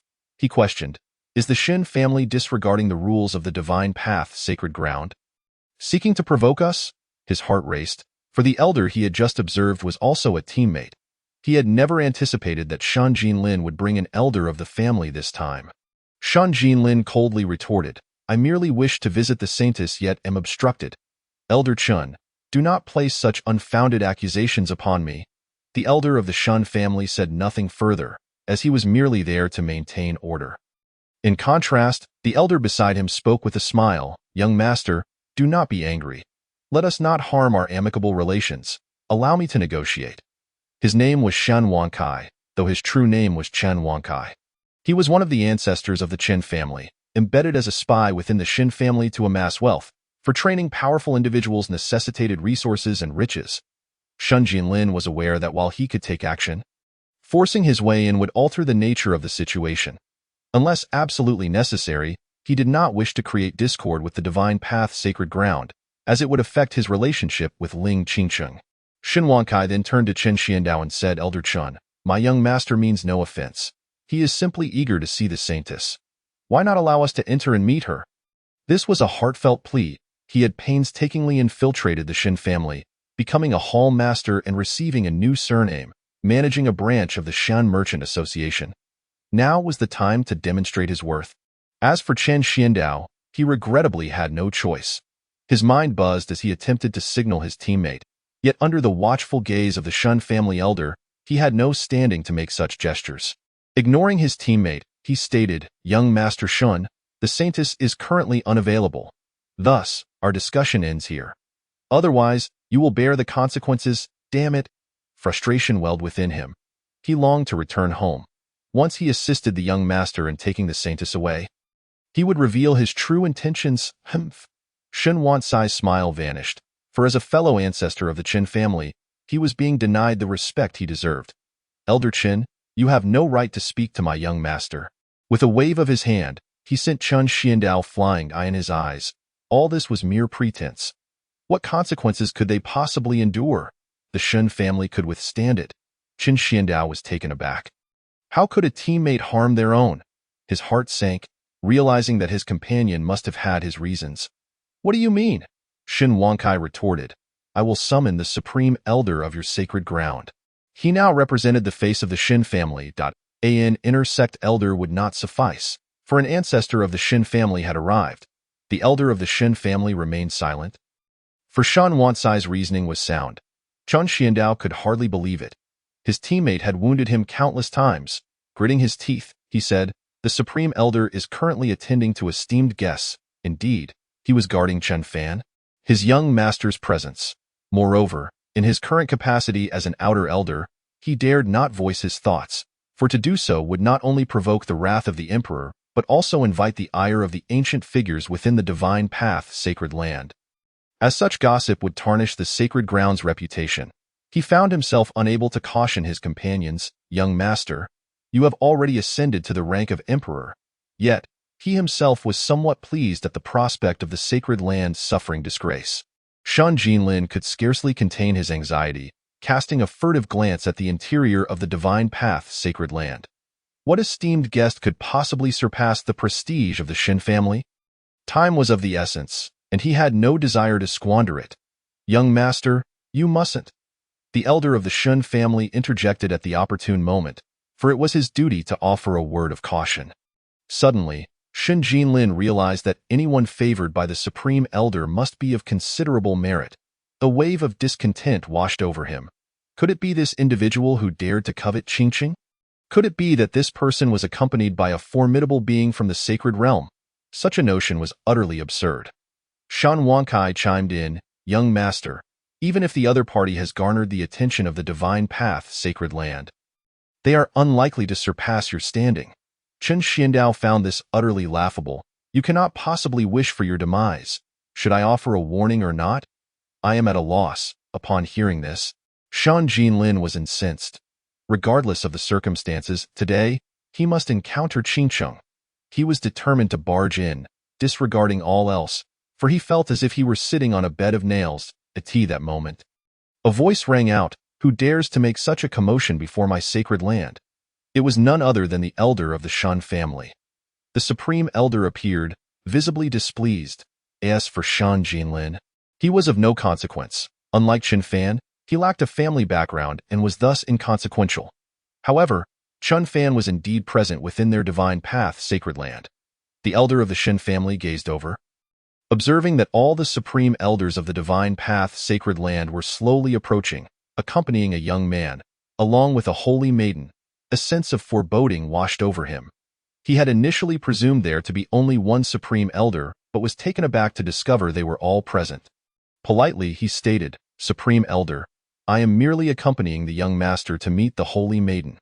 With keen eyes, he attempted to discern any clues, scrutinizing Chen Fan, who appeared exceedingly youthful, suggesting he might be the scion or prodigious disciple of a powerful faction. Suddenly, his expression shifted dramatically. Chen Xiandao exhaled in relief, though his mood remained grim and discomforting. Upon spotting Ling Qingcheng, Shan Jinlin disregarded everything else, calling out her name, "Qingcheng." His gaze fell upon Chen Fan, and he seethed. "How dare you come so close?" Emboldened by the presence of the elder, he felt no fear. "You, who covets the woman I, Shin Jinlin, desire." A surge of power erupted from him, revealing his formidable cultivation at the transformation stage. "A rare and unparalleled prodigy, young master," the elder of the Shun family urgently reminded him, only to stifle a groan, spitting blood, as he felt his very soul shatter. How could this be? Even the supreme elders of the divine path sacred land could not inflict such harm upon me. Yet now, he was merely probing a young man. Alas, it was too late. Shan Jinlin was fixated on Ling Qingcheng, entirely oblivious to the fact that he had been grievously injured in an instant. He could only hear the name Qingcheng, a name that resonated like a hellish echo. Consequentially, Shan Jinlin's body levitated uncontrollably, disbelief painting his features. How could he possess no strength to resist? The other party had not even brought a protector from the sacred realm. "Let go of me! Do you not realize who my father is?" he cried, his words slurred with pain. "Release my young master." Shun Wankai was thoroughly frightened, but the young master's words were so garbled that he felt compelled to intervene. Meanwhile, Ling Qingcheng stood obediently beside Chen Fan, sharing a cold, indifferent glance. The Supreme Elder was acutely aware that the elder of the Shun family had been critically injured by Chen Fan, and he gasped in alarm. Quickly, inform him that they are from the Qingkuan Dao domain, the Shin family. And so what? Chapter 15. Casual Annihilation, Dealing with Family Affairs. Chen Fan paid little heed. However, the Shin family held a modicum of fame across the continent due to their vast wealth. Capable of rivaling nations, he then turned to regard Ling Qingqing, who met his gaze with an innocent expression. Chen Fan understood the situation clearly. The Supreme Elder fell silent, exchanging incredulous glances with the other elders. Indeed, the Divine Path Sacred Land held a degree of apprehension toward the Shun family, and an emperor would hardly regard them with any importance. An emperor? The elder of the Shun family was besieged by a whirlwind of disbelief. Were you telling me he is an emperor? He quickly interjected, I have encountered the emperor. I humbly beseech the emperor to forgive my young master for his disrespect. Regardless of whether he wished to believe it, the reality unfolded before him. Explaining why the ancient figures of the Divine Path Sacred Land had personally come to accompany them. Upon hearing this, Shun Jinlin struggled to turn his head to look at the elder of the Shin family, who, as a dignified figure of the sacred realm, was now spitting blood and unable to rise. A tumult of emotions surged within him. The other party had indeed not brought a protector from the sacred realm. Yet he himself was an emperor? How could that be? Contemplating his predicament, a profound fear gripped him, akin to plummeting into an abyss. Shen Wankai, too, was too preoccupied to curry favor with Shan Jinlin, instead focusing his attention on Chen Fan. Feeling a strange familiarity, Chen Fan replied nonchalantly, Forgiveness? I am not unreasonable. However, before I eliminate you, allow me to offer a word of caution. Calamity often arises from careless words. In an instant, the atmosphere became frigid. As if all had been plunged into an ice cavern, at that moment, Qian Xiandao, trembling with trepidation, hastily stepped forward. The Supreme Elders were on high alert, nearly paralyzed with fear, reacting swiftly to suppress Qian Xiandao. Pinning him in place, anxious that anyone might provoke the Emperor's wrath, at this juncture, not a single soul was permitted to utter a word. Chen Xiandao felt utterly dejected, glancing toward Chen Fan. Young master. I am Chen Xiandao. I request to return to the clan. Silence enveloped the moment. There would be no opportunity to speak again. If the young master intended to kill, what of Shin Wankai? He ought to inform the young master. It was an unexpected declaration, discordant with the atmosphere. Every gaze turned toward Chen Xiandao, their hearts filled with profound questions. Chen Fan was taken aback. The probability of infiltration was alarmingly high. You are the elder of the Chen family? It was only now that he recognized the name of this outer elder, Chen Xiandao, a name found within the genealogy of the Chen family. Indeed, Chen Xiandao affirmed. Then come, accompany me back to the Chen family. I trust none of you will object? Chen Fan expressed with unexpected delight. Bringing back an elder was indeed a fortunate turn of events. The Supreme Elders of the Divine Path Sacred Land were left in a state of bewilderment, utterly caught off guard, feeling quite despondent. This, Emperor, how could we dare? They realized they had no choice but to comply. Yet, the presence of a member of the Chen family beneath their very noses was astonishing. They could only acquiesce, holding their tongues. Chen Xiandao broke into a wide grin. Yes, young master. At this moment, they could no longer regard the young master as merely a junior. They felt a palpable respect. Upon hearing this, Shun Wankai exclaimed, Young master? An emperor? Such an association is impossible. His expression shifted dramatically, abandoning all pretense of favoring Shan Jinlin. Young master, I am Chen Wankai of the Chen family. I request to return to the clan. His thoughts raced, he was uncertain of the unfolding events, yet following Chen Xiandao seemed a foolproof choice. Moreover, Chen Fan bore a striking resemblance to the head of their Chen family, at this moment. Both Shin Jinlin and the elder of the Shin family momentarily forgot their precarious situation, neglecting Chen Fan's threats to end their lives. The Divine Path Sacred Land had a member of the Chen family? Did their Shin family also have one? Which Chen family was this, and who was this young master? An emperor among them? Chen Fan chuckled, Chen Wankai. The probability of infiltration is worth mentioning. Then you too shall accompany me back to the Chen family.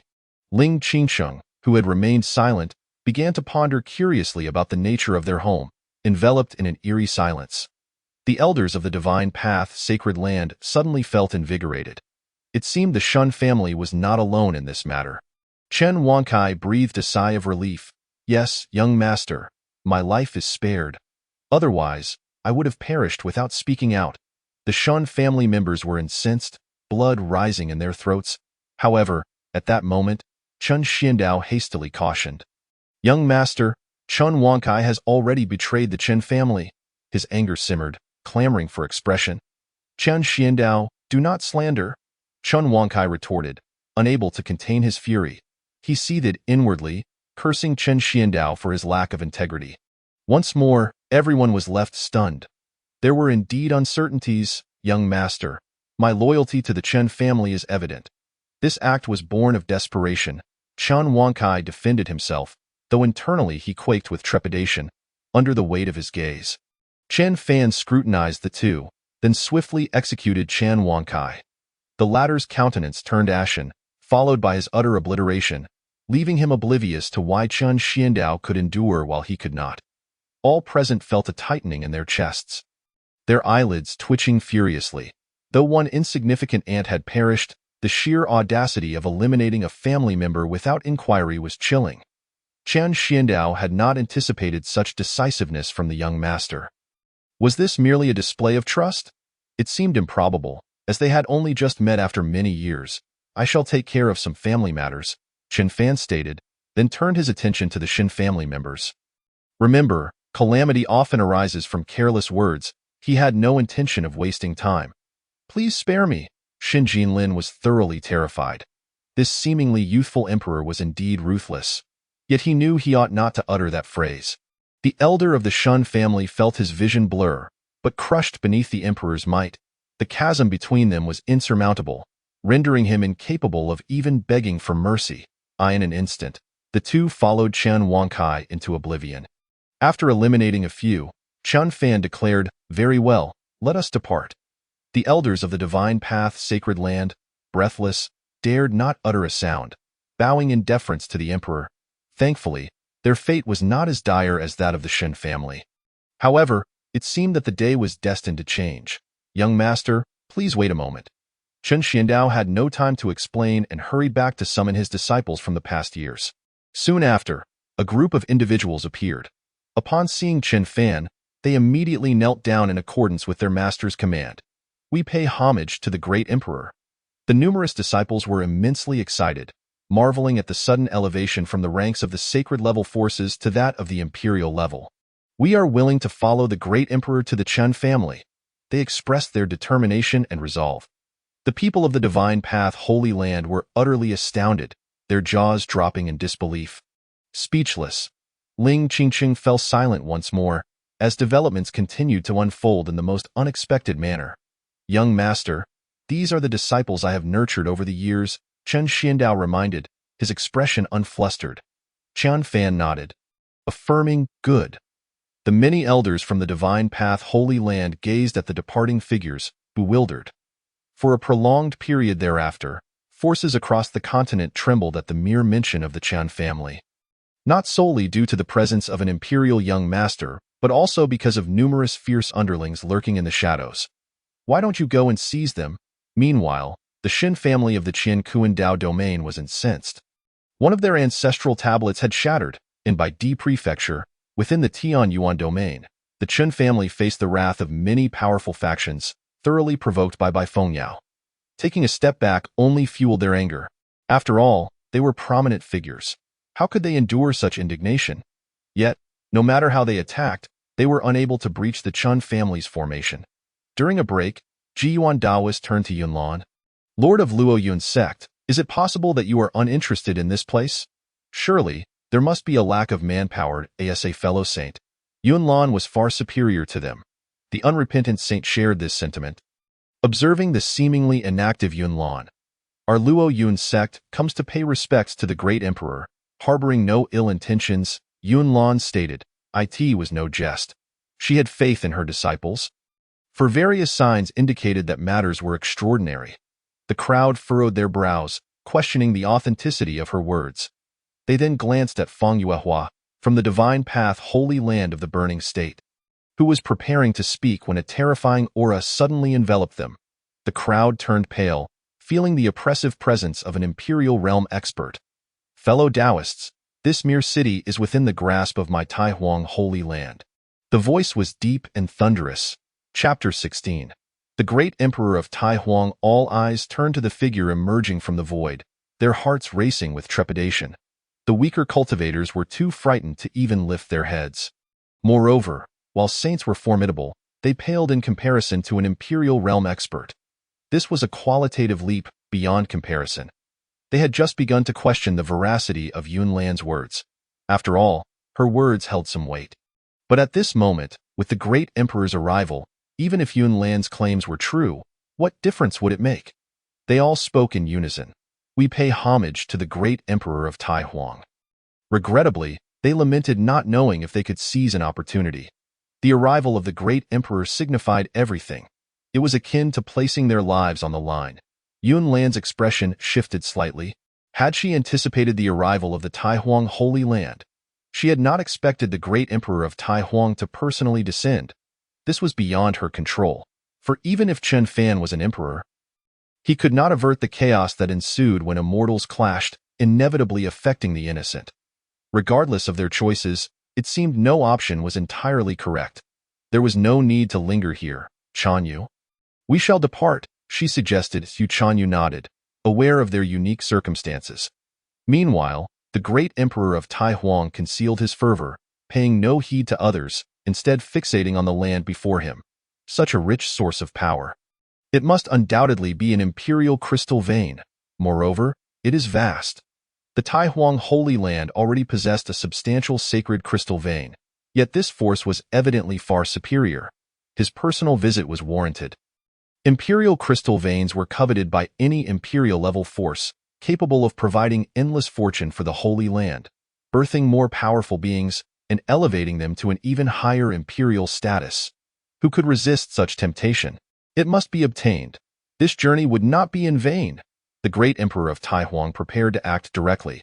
Yuan Daoist quickly interjected, Great Emperor of Tai Huang, I dare to say, there exists a formidable formation in this place.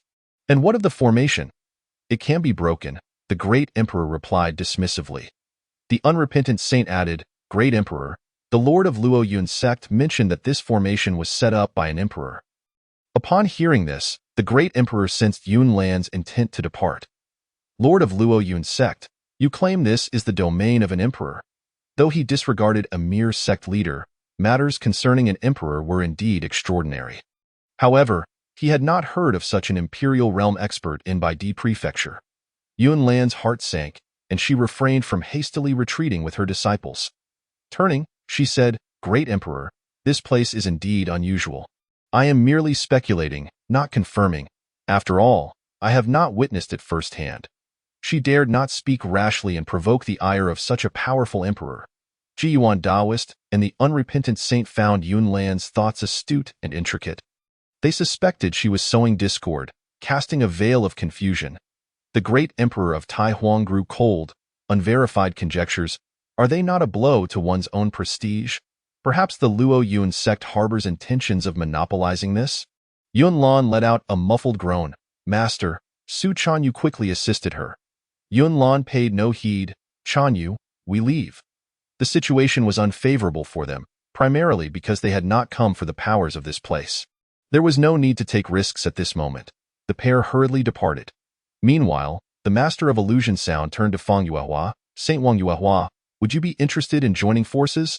As the owner of the illusion sound tower, she surpassed Yuan Daoist and the unrepentant saint by a considerable margin, likely a difference between mid and late stages. Fang Yuehua was on par with her. However, before Fang Yuehua could respond, they heard the great emperor of Tai Huang's voice. The divine path holy land of the burning state also extends its reach so far. Do you think my Baidi prefecture lacks capable individuals? Fang Yuehua's expression tightened. Great Emperor, I dare not. Though she was indeed a saint, facing the strongest in Baidi prefecture left her with no room for defiance. She glanced at the master of illusion sound, who also had to relinquish her ambitions and observe the unfolding events. Subsequently, after advising some individuals, the great emperor of Tai Huang once again looked towards the city. The Qin family? How intriguing. I have never heard of such a small clan. The Taihuang Dao domain was extremely distant from here, and he was unaware of how such a minor family could possess an imperial crystal vein. Yet, he was resolute in his pursuit. He then made his move.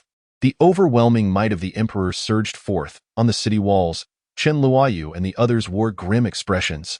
The great emperor of Taihuang. Fear surged uncontrollably within them. The disparity was overwhelming, instilling a sense of despair. Especially against an enemy emperor, even with the protective formation, the proximity made it all the more terrifying. The emperor had arrived. This matter had escalated. Without Qin Fan present, they felt uncertain about whether they could defend their home. Bai Fengyao always thought differently. Great Emperor of Taihuang, my master is not at home. It would be best to wait for his return before coming. Naturally, she did not dare to be overly arrogant. Her tone considerably more measured. Upon hearing this, the great emperor chuckled, "Young girl, I have no time." The great emperor of Taihuang found her audacity amusing. She was truly fearless, daring to speak to him thus. He was not jesting. Jiyuan Daoist, upon realizing it was Bai Fengyao, instantly grew furious. Great Emperor, this girl's master is the very owner of this place, merely a youth in his early 20s. Reflecting on having been intimidated by a young girl previously left him quite displeased. Indeed, she frightened us with claims of her master being an imperial realm expert. The unrepentant saint chimed in hastily. The great emperor of Taihuang paused for a moment, an imperial realm expert in their early 20s. What does that make me after 200,000 years? He scanned the crowd, noticing everyone nodding in agreement. Jiyuan Daoist and the unrepentant saint dared not deceive him. Contemplating Yunlan only further vexed him. A sect leader attempting to deceive others was intolerable, nearly scaring him off. Thankfully, she had fled swiftly. Now, a mere girl could not carry such weight. With a grim countenance, he declared, "The palm of the great emperor of Taihuang." He struck directly. The imprint of the great emperor's palm enveloped the heavens and earth. The space itself dimming, an enormous shadow that could not be obstructed, exuding boundless imperial might. Under such terrifying pressure, even saints could only retreat. Boom. The protective formation surged, emitting a tremendous roar of collision. What astonishing formation is this? It can withstand such power. The crowd gasped in astonishment. How could it be so resilient? The emperor's initial assault had not shattered it. Chen Luoyu and the others felt a sense of relief. The ancestral craftsmanship was indeed reliable. It could truly withstand an imperial realm expert. Bai Fengyao's small face grew serious. She was determined to protect her master's home, content to merely stand by and observe. Yet, having failed to breach the formation with a single attack, the great emperor of Taihuang's expression soured. Setting aside the authenticity of the early 20s emperor, he remained unconvinced. Nonetheless, the formation was undoubtedly of imperial quality. It was hard to believe. However, even if the opponent was an emperor, what of it? In such a small place, one could not safeguard their resources. He prepared to strike once more, as long as the energy of the formation is exhausted. It cannot be breached. However, after several attempts, the great emperor of Taihuang began to question his existence. For this formation showed no signs of being depleted. Could it be that this formation draws its energy from the imperial crystal veins? Every formation requires a source of power. It is a blatant waste, a profound disrespect towards the imperial crystal veins. Not far away, the Lord of Illusions expressed a sentiment of contemplation. Who exactly is the master of the Chen family? It truly piques one's curiosity. Perhaps they are simply too enigmatic at this point. Fang Yuehua suddenly felt a pang in her heart. Qin family? Qin Fan. Could it be? Fellow Taoists, lend me your aid. The great emperor of Taihuang was reluctant to seek assistance from others. Yet for the sake of the imperial crystal veins, he had no other choice. If he could obtain them, it would be worthwhile. Without hesitation, Jiyuan Daoist and the Saint of No Regrets joined in. The Lord of Illusions and Fang Yuehua exchanged glances and were also drawn in, to spare the great emperor of Taihuang from troubling them. Boom. Soon enough, it was time for a break. The great emperor of Taihuang began to doubt his own identity, questioning whether he was truly an emperor. Why was this formation so resilient? His heart roared in frustration. Fang Yuehua shook her head. It should be impossible. How could it be? Saint Wang Yuehua, what do you mean by impossible? Inquired the Lord of Illusions beside her. Indeed. What do you mean by impossible? Chen Fan appeared silently next to the two, watching as his crystal was being pilfered, regrettably interrupted. He remained unfazed, even intrigued by the spectacle. He had sensed the commotion and arrived ahead of time. Chapter 17, by Feng Yao. My master is quite the schemer. Task reward, 3,000 Tribulation Realm puppets. Chun Fan, appearing like a specter, interjected directly. Feng Yuehua and the Lord of Illusions were caught off guard, their hearts racing as they instinctively distanced themselves, then turned to look. They felt a stir within. Such stealth indicates that he must possess strength not inferior to their own. It's you. Feng Yuehua suddenly recognized him, having seen his face before at the borders of Baidi State and Fawn State. The Lord of Illusions regarded Chen Fan with a degree of wariness, but then felt somewhat relieved. They recognized him. However, this young man appeared exceedingly youthful, making it difficult for her to gauge his strength. Chun Fan remarked, "What a coincidence, it's you. So, you are the Saint King of the Divine Path, Sacred Land." Under the ancient gaze of his dual pupils, even when Feng Yuehua concealed her aura, he could see through it clearly. Not to mention, with his cultivation suppressing hers, she was akin to a transparent being before him. Furthermore, he learned from the words of the lady beside him that Feng Yuehua was indeed the master of his wife whom he had deceived. Saint Wang Yuehua, seeing that Chen Fan bore no hostility, Feng Yuehua lowered her guard. Might you also be interested in this place? She speculated that Chen Fan was likely quite young, perhaps merely a few thousand years old, yet such a youthful saintly being was still quite formidable. Chen Fan replied, "That is my home. If I am not interested, who is?" "Oh, all of you are interested." He nodded. Indeed, this place was quite remarkable. A brief assessment. By the way, Saint Wang Yuehua, what were you saying was impossible? He chuckled. I never expected that while I was attempting to steal from you, you would also come to steal from me. Given the relationship with Ling Qingqing, it seems we are even now. I hope you do not find it amusing. Feng Yuehua did not dare to underestimate Chen Fan. She was merely contemplating certain matters. She actually wanted to say, "What does it matter to you?" But it seemed that Chen Fan was intentionally approaching her. It felt somewhat peculiar. Chen Fan nodded. I understand. He could likely guess what Feng Yuehua was pondering. However, when he went to the Divine Path, Sacred Land, he did not even enter the main gate, so naturally, he had never met Feng Yuehua. Yet, as a core powerhouse, she would surely have heard of him. What do you know? Feng Yuehua was utterly perplexed. The Lord of Illusions beside them fell into a brief silence. What are you two discussing? At this moment, the great Emperor of Tai Huang was gathering his strength, unwilling to concede. He had to seize this opportunity. Everyone, assist me once more. This formation cannot hold out much longer. The more difficult it is to attack, the more secrets I sense within, and they are of great significance. As a peak powerhouse, how could I easily give up? Ji Yuan Taoist and the Saint of No Regrets were both exhausted and drained. I never imagined that so many strong practitioners would take days to breach a formation. It's enough to make one spit blood.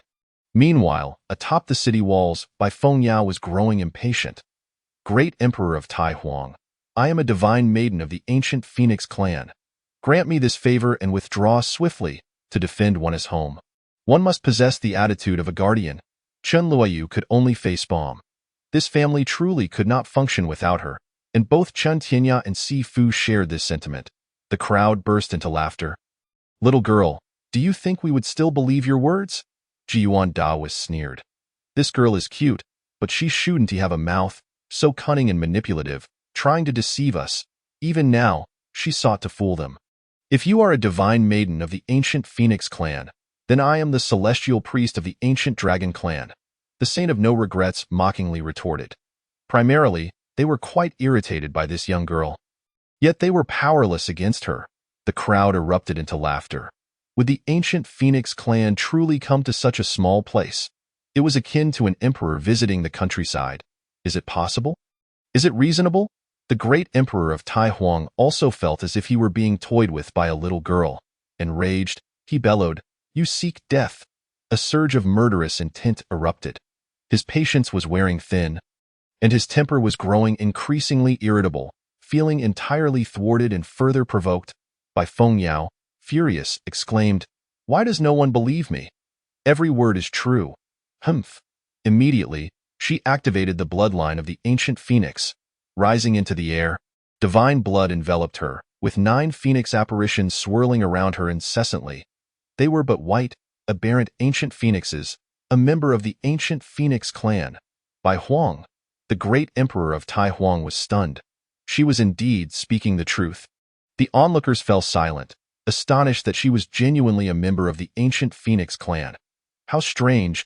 How could the ancient phoenix clan have such a member? And why would she come to such a small place to seek a master? Bai Fengyao, filled with pride, proclaimed, "See, every word I said was true. This family must be defended." Chun Fan silently observed his disciple, having revealed her trump card and background. However, this Bai Huang bloodline held some weight. Of course, he was waiting for an opportunity. Suddenly, a notification chimed. Hidden task triggered. Deter the unworthy. Uphold the family's reputation. Completion reward, 3,000 Tribulation Realm puppets. To be honest, Chun Fan never anticipated that this would lead to a system task. After all, 3,000 in the Tribulation Realm was sufficient to sweep away any forces beneath the saintly level. Feng Yuehua and the Lord of Illusions beside him were equally stirred. This place is becoming increasingly mysterious. But so what? The great emperor of Tai Huang could not deny the renown of the ancient Phoenix clan. Yet, as another imperial-level force, even if they were not inferior, he could not afford to lose face. Especially since she was merely a divine maiden, not one of those ancient figures. As long as he did not harm her, it would suffice, as long as he obtained the imperial crystal veins. Everything would be worth it. The Tai Huang sacred land might not be incapable of pursuing a status akin to that of the ancient families and ancient clans. Just the thought of it was immensely tempting. Everyone, strike alongside this emperor. If this continued, even the emperor would lose his composure. How bizarre. The great emperor of Tai Huang charged forth. His terrifying imperial palm was larger than the entire city, an awe-inspiring sight. The crowd, hearing this, dared not oppose. It was truly a rare sight to witness an emperor seeking assistance. They immediately gathered their strength. Bai Fengyao atop the city walls was exasperated. These people were truly stubborn. Beyond reason, suddenly, she spotted a figure, her beautiful eyes widening. Feng Yuehua and the Lord of Illusions braced themselves. They had come, and leaving would not be as easy. Otherwise, they feared the great emperor of Tai Huang would hold them accountable afterward. Left with no choice, Chun Fan also moved, waiting for this opportunity. Naturally, he concealed his aura. Sensing Chun Fan's formidable power, Feng Yuehua vaguely realized that Chun Fan might be stronger than her. "What is your name?" She thought he should not be some obscure individual, yet she could not pinpoint it. The Lord of Illusions also cast a sideways glance. "You mean to say you all have been chatting away without recognizing each other?" Before making a move, one ought to first listen to the gossip. How about playing a tune while listening? Yet, all they heard was, "Master," by Fengyao. Spotting Chun Fan in the crowd, exclaimed, "My master is quite the schemer." Simultaneously, Chun Fan made his move, targeting the great emperor of Tai Huang. The terrifying imperial might surged forth. The nearby allies unleashed a torrent of power, and Feng Yuehua and the Lord of Illusions struggled to steady themselves. Their minds buzzed, overwhelmed by the intensity. Then they heard 2 words, Chun Fan. After finishing, Chun Fan struck with the palm, the primordial god Emperor's palm. Against an opponent of similar strength, he lacked somewhat in experience and combat knowledge. So he prepared for contingencies that, of course, he was not scheming. He merely wished to endure and remain steady. He was still clear on this principle. Everything unfolded simultaneously, occurring in the blink of an eye, with no one able to react swiftly enough. Yet even so, the terrifying threat that loomed from behind caused the great emperor of Tai Huang's expression to change drastically. "This is bad." Reacting swiftly, he hastily countered with a palm of his own. At the same time, his eyes reflected a colossal phantom hand. Golden light flickered, connecting with the heavenly path, merging with the heavens. The power was terrifying. It seemed that his Tai Huang emperor's palm could not compare to the might of the other's colossal hand. A great emperor of formidable strength. His voice was slightly hoarse. Boom. No one had time to react. The great emperor of Tai Huang was struck and sent crashing down to the ground. Thick dust billowed, enveloping the area, rendering it nearly devoid of life. The feeble ones were immediately affected and perished. Fortune, powerful yet capricious, had been turned upside down, as if one were digging 3 feet into the ground. In stark contrast, a figure of an unfamiliar man emerged above. Everything transpired with a swiftness that left no time for forewarning, an unforeseen calamity descending upon all. Ding. The task was completed. Congratulations to the host for receiving a reward. A puppet of the 3,000 tribulations realm. Chen Fan showed no mercy. Hovering in the air, he stood with hands clasped behind his back, his form shimmering with the supreme golden light. A magnificent flow, entwined with chaotic energy. It resembled the shape of the supreme bone. P.S. Seeking bookshelf support, urging updates, and any free video rewards are greatly appreciated. Chapter 18. The Power of the Order Heavenly Tao Technique, annihilating the great emperor of Tai Huang. Silence, an overwhelming tranquility. Aside from the dissipated cultivators, many corpses lay scattered, having failed to escape destruction. The survivors were too preoccupied with their own survival, retreating. They scarcely had the time to glance at Chen Fan. What had transpired? Each face was ashen. The suddenness of it all was shocking. Before them lay a cloud of dust, obscuring their vision. Chen Luoyu and the others observed gravely. It was impossible not to worry about their ancestor, given that the opponent was also an emperor. Only Bai Fengyao was filled with wild joy, for this moment would validate her previous claims, wouldn't it? Her gaze fixated, contemplating that according to the texts, this event was akin to a nuclear explosion. Was it not? Meanwhile, Chen Fan looked down from above. Since these individuals dared to come, they should have been prepared for inevitable death. Some insignificant ants, of course, would not escape. Great Emperor of Tai Huang, what is your intent in attacking my Qin family? He coldly questioned, his voice resonating outward. An emperor was not easily vanquished. Furthermore, in the Bai Di state, such techniques could only originate from that being of the Tai Huang sacred land. No one else's dust swirled. A beam of power cleaved through it. The great emperor of Tai Huang appeared disheveled in midair. Who are you, Supreme Bone? His murky gaze was filled with disbelief. However, he had already sustained severe injuries. The opponent's strike was awe-inspiring. He acknowledged his inferiority. Yet, how could a dignified emperor be ambushed from behind? Anger coursed through him, wishing to curse it. That moment, the crowd finally discerned the young man above them had indeed ambushed an emperor-level powerhouse. Hiss! How is this possible? Did you not inquire whether this is my territory before coming to my Qin family? Chen Fan retorted. Chen Fan. You are Chen Fan. The great emperor of Tai Huang's heart sank. How is this possible? He is indeed an emperor-level powerhouse. The girl from the ancient Phoenix clan spoke no falsehood. Moreover, Chen Fan possesses the supreme bone, a congenital supreme body, correct? Chen Fan's eyes glinted with a cold light. Since you have come, you shall remain. The great emperor of Tai Huang was at the second level of the emperor realm, while he was at the first level. There was a noticeable gap. However, in terms of the quality of techniques and divine powers, the opponent could not even begin to compare, let alone with the supreme bone and the chaotic Tao body beneath him. His physical form was an endless treasure, sufficient to compensate. Having spoken, Chen Fan unleashed another palm strike, this time imbued with even greater power. Instantly, the great emperor of Tai Huang felt a surge of retreating thoughts. What he witnessed was undeniable, no matter how hard he tried to disbelieve it. A 20-something emperor-level powerhouse? Was heaven mocking him? This matter will be recorded by the Tai Huang sacred land. His voice gradually faded, and the great emperor of Tai Huang chose to escape. He had been severely injured and ambushed. Facing Chen Fan could lead to unforeseen consequences. As fellow emperors, how could he think to leave without Chen Fan being able to stop him? The epic Taoist and the unrepentant sage had just managed to extricate themselves from the chaos of divine beings battling. Yet upon hearing this, they were struck with terror. The Chen family's Chen Fan was truly an emperor, even possessing the supreme bone.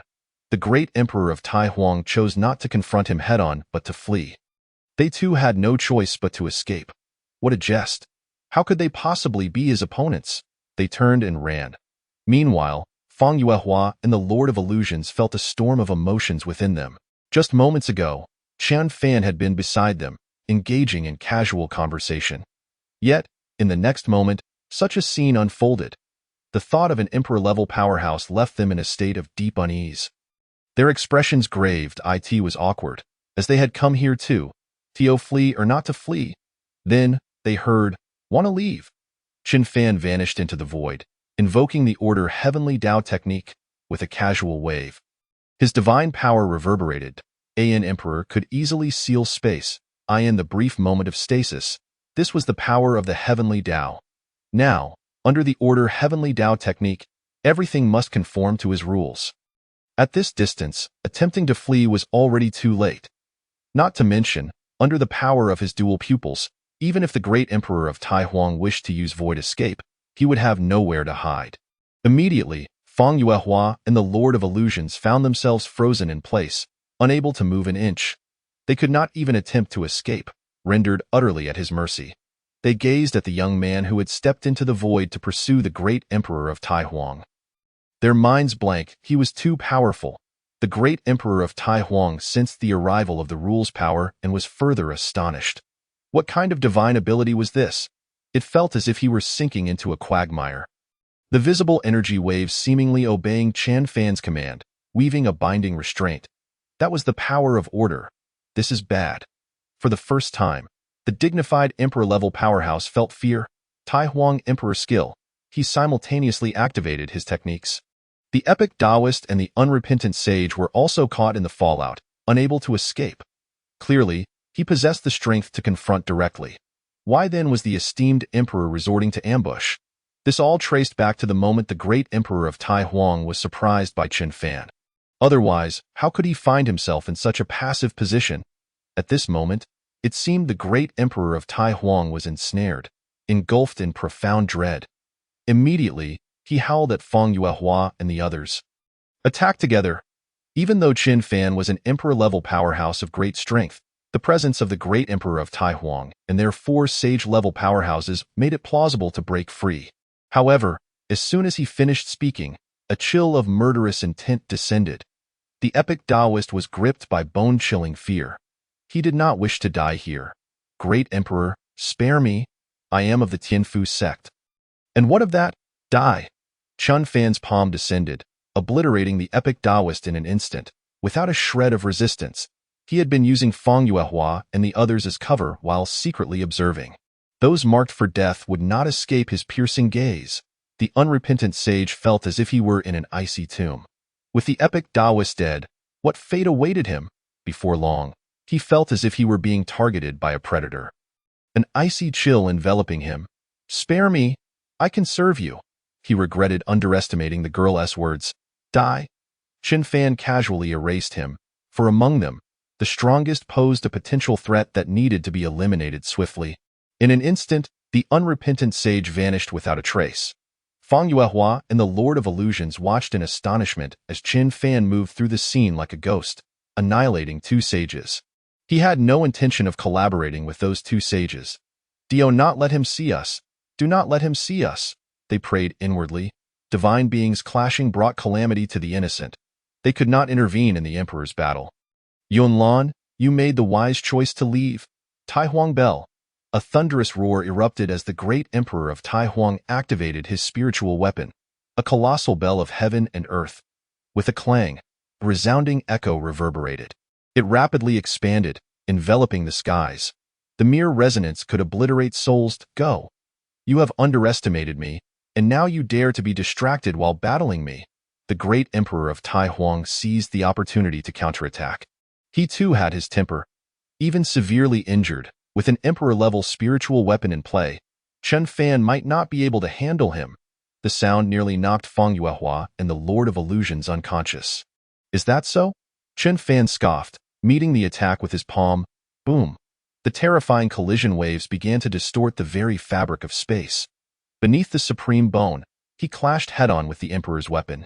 The golden light of the supreme bone radiated, the blood of the supreme coursing. How could the great emperor of Taihuang's complexion turn pale at once? Qian Fan's techniques were peculiar. While it appeared he had the advantage of an emperor's weapon, He had already fallen into Chen Fan's trap, unable to unleash its true power. Fear and tremors gripped him. Die? Chen Fan uttered a single word, leaving behind only calamity. No, the great emperor of Tai Huang was thoroughly terrified. His voice trailing off, he had never anticipated that he would perish here, all stemming from the ambush by Chen Fan. Unwillingness surged within him, but how could he reconcile with it? Chen Fan showed no mercy. His mixed Yuan divine emperor palm crashing down. The great emperor of Tai Huang could not evade it. He was struck, his soul obliterated, completely perishing. After annihilating the great emperor of Tai Huang, Chen Fan's strength was considerably exhausted. He stored away the Tai Huang bell. Indeed, a fine treasured An era's emperor had fallen just like that. Fang Yuehua and the Lord of Illusions had witnessed the entire scene, their eyes widening as they beheld an emperor being hunted to death, unable to escape. What were they to do now? Bai Feng Yao was on the verge of tears. Is this the power of the Order Heavenly Tao technique? How astonishing! An invincible technique of its level. Absolutely overwhelming, master, she called, then dashed away. Chen Luoyu and the others breathed a sigh of relief. Ancestor, magnificent. Chen Fan casually waved his hand, summoning 3,000 puppets of the Tribulation's realm. In an instant, countless powerful beings appeared in the sky. The visual pressure causing people's eyelids to twitch, encircling Chen Fan, leaving everyone stunned once more. So many from the Tribulation's realm? Chen Fan declared, sweep them away. The presence of sage-level powerhouses is already rare. They are no more. The rest will be left to the puppets to eradicate everything. Yes, master. In a fleeting moment, 3,000 puppets loomed over the surviving mortals below, their eyes glinting with a chilling coldness. They chose to disregard the principles of martial ethics, opting instead for overwhelming force to forge a realm of death. Wherever they traversed, life was mercilessly reaped.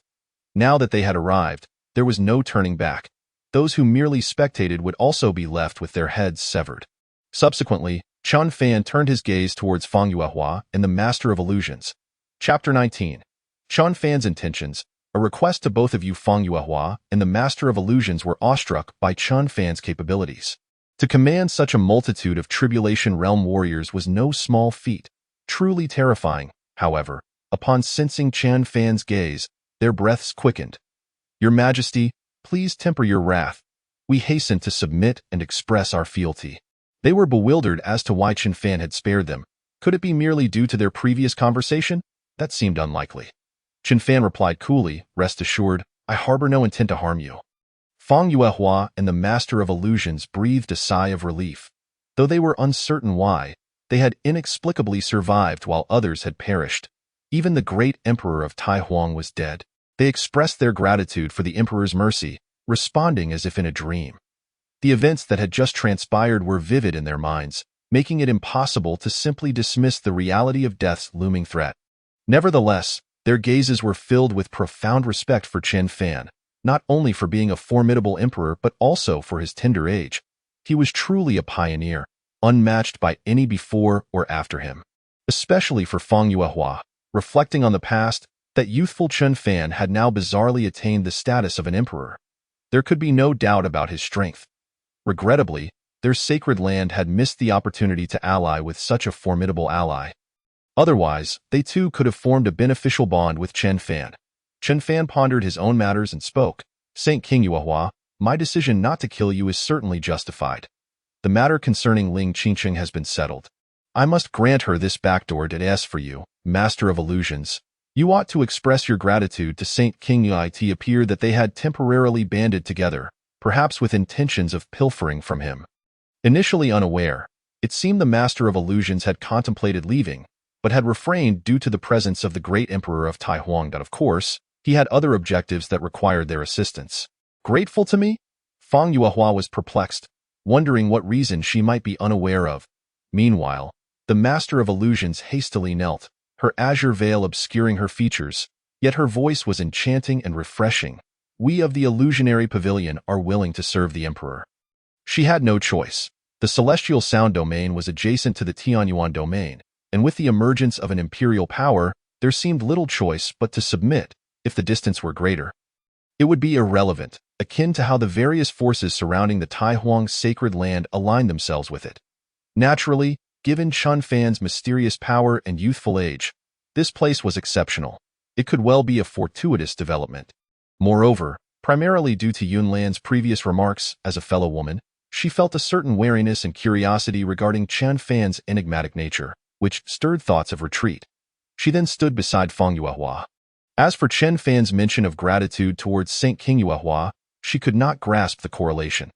Chun Fan merely acknowledged her without the intent to elaborate, then cast a glance at the two. In that case, I also have a matter I wish to request your assistance with. It is only fitting for us to alleviate the Emperor's burdens. The two felt considerably relieved, fearing that Chen Fan might ask for something unreasonable, which would be truly terrifying. After all, a sense of trepidation was only natural. However, Chun Fan's next statement left them utterly speechless. Very well. Assist me in siring a child, Chun Fan said with solemnity. Feng Yuehua and the Master of Illusions were immediately thrown into a state of panic. Incredulous at the notion that Chen Fan could be contemplating such matters. Chun Fan was undeniably powerful and mysterious, yet they were not mere novices. They were generations older than him. For him to entertain thoughts of such nature at his tender age was astonishing. At that moment, Feng Yao, rushing towards her master, gradually slowed her pace, her smile evaporating, coming to a complete halt. A day as a teacher is a lifetime as a father, she thought, her heart shattered. Master actually wishes to have a child. With someone else. It was a thunderclap of revelation. Love was lost. Do not misunderstand, Chun Fan clarified.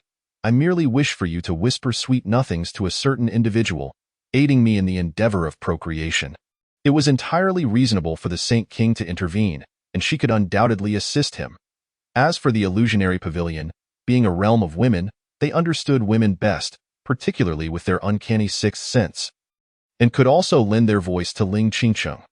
The sooner this matter was resolved, the more at ease he would feel. Feng Yuehua and the Master of Illusions were left in an awkward silence, relieved to discover it was not what they had initially feared. Your Majesty, may I inquire as to the identity of the individual? Feng Yuehua asked, puzzled as to why they were chosen for this task. While the Master of Illusions wore a similarly bewildered expression, Chun Fan replied, You will know upon meeting them. Turning to see his disciple standing still, he called out, Feng Yao, Master. Feng Yao's expression was serious. I am here to guard our home. And yet you are contemplating such matters. At that moment, a group approached. Ling Qingqing and Chan Xiandao, accompanied by several disciples, had finally arrived. Ling Qingqing immediately noticed the battlefield, which was a sight of devastation, a clear indication of a fierce battle. Not to mention, the orderly presence of thousands of figures seemed to surpass her own strength, which was hard to fathom. Furthermore, the density of spiritual energy here had reached a terrifying level, however, upon glimpsing that familiar figure beside the Emperor. She exclaimed, Master? You are also here at the Qin residence? Qin Xiandao returned, his gaze fixated on the two characters spelling out Qin family. His blood surged with excitement. They had risen, and the years spent undercover had not been in vain. Even if he had little personal connection to it, the scene before him was overwhelmingly shocking. All were formidable beings. The accompanying disciples stood frozen in place. Meanwhile, Feng Yuehua, upon hearing the voice, turned her attention. Qingcheng, what brings you here? And why are you accompanied by an outer sect elder and disciples of the sacred land? Have you formed a team for training? Chun Fan, observing the situation, smiled. Ladies, remember our agreement. By the way, she is the lady of the house here, he announced with gravity. Feng Yao quickly looked over. The lady of the house? That must be my master. She seemed extraordinarily beautiful, surpassing any woman she had encountered. Possessing an aura that only rivaled her reflection in the mirror, Feng Yuehua was struck with disbelief, her gaze stunned. My disciple has been taken. I never anticipated that Chen Fan would abduct her from the burning state. Could it be? She cast Chen Fan a quizzical glance. The Master of Illusions, realizing that the lady of the house was none other than the disciple of the Saint King, was somewhat flustered. No wonder Chen Fan had spoken as he did earlier. With this connection, their lives were secured. Chun Fan nodded. Indeed. Even Feng Yuehua, despite being a sage, struggled to maintain her composure. Tio agreed to Chen Fan's request meant she would have to whisper sweet nothings into her disciple's ear, leading to few. This emperor certainly did not adhere to conventional methods. Nevertheless, she was willing to consent to this marriage proposal. She gazed at her disciple's approaching figure. As for the situation here, given that nearly all had perished, the news did not spread swiftly. However, within many forces, a storm had begun to brew. The fall of a sage-level warrior, the demise of Tribulation Realm and Dao Palace experts, and the shattering of life tokens dealt a heavy blow to numerous forces.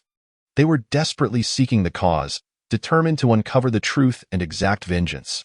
The Tai Huang's sacred land was in turmoil. The emperor had fallen. The faces of many sovereigns were grim. The emperor had ventured out to seek the mysterious treasure of the White Emperor's state, only to be met with such dire tidings. He had gone and would not return, akin to a nightmare. An era's emperor could fall. This signified an unprecedented setback for the sacred land. Yet, those capable of slaying an emperor-level warrior must themselves be emperors. Thus, these sovereigns found themselves powerless to seek revenge, their hearts filled with frustration. Ding, sign-in successful. Congratulations to the host for acquiring the ancient divine demon realm. On this day, Chun Fan was in the midst of claiming his low-income rewards. The ancient divine demon realm. It was a secret space for trials, rife with countless opportunities and, of course, inherent dangers. Chun Fan murmured to himself, with this, the Chun family will surely advance further. Before that, he needed to expand his territory. The current scale was simply inadequate. The ancient divine demon realm was akin to a forbidden zone. He was uncertain where to place it if he were to treat it as an overlapping space. Opening it when needed would pose complications in his absence. After all, he was the sole emperor present. Moreover, possessing 3,000 Tribulation Realm puppets would suffice to occupy 3,000 cities. Unless it was a city guarded by a sage-level warrior, it would likely be challenging to conquer without intervention. However, he had not thought that far ahead. Manpower was insufficient, and merely having the space would make management and control exceedingly difficult. As a base, the Chen family stronghold needed to be vast and extraordinary. Constructing an impregnable fortress would require a plethora of materials. The road ahead was arduous. Chun Fan suppressed his thoughts. I wonder how things are faring with Saint King Yuehua. Perhaps I should first persuade the Lady Emperor to bear a child. He then rose and exited. Meanwhile, within a grand hall, Fang Yuehua had emerged in good spirits, but now found herself unable to return. Especially upon learning that Chen Xiandao, this outer sect elder, was actually an ancestor of the Chen family, and that he had brought disciples back to the Chen residence, she nearly spat blood. However, she did not dwell on this minor setback. Her thoughts were solely on her precious disciple. Gazing at her disciple, she felt a whirlwind of emotions. Qingcheng, what are your thoughts on the emperor?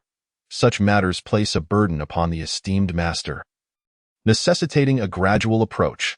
However, it must be acknowledged that the intensity of spiritual energy here is unparalleled, rendering it a veritable sanctuary for cultivation, infinitely superior to their divine sanctum. She has even begun to contemplate relocating here with her disciples for seclusion, as there undoubtedly exists the potential to touch the realm of the emperors, thus shortening her training period. Ling Qingqing expressed no hesitation, declaring, Master, there is no one more suitable than him to be my husband. Chapter 20.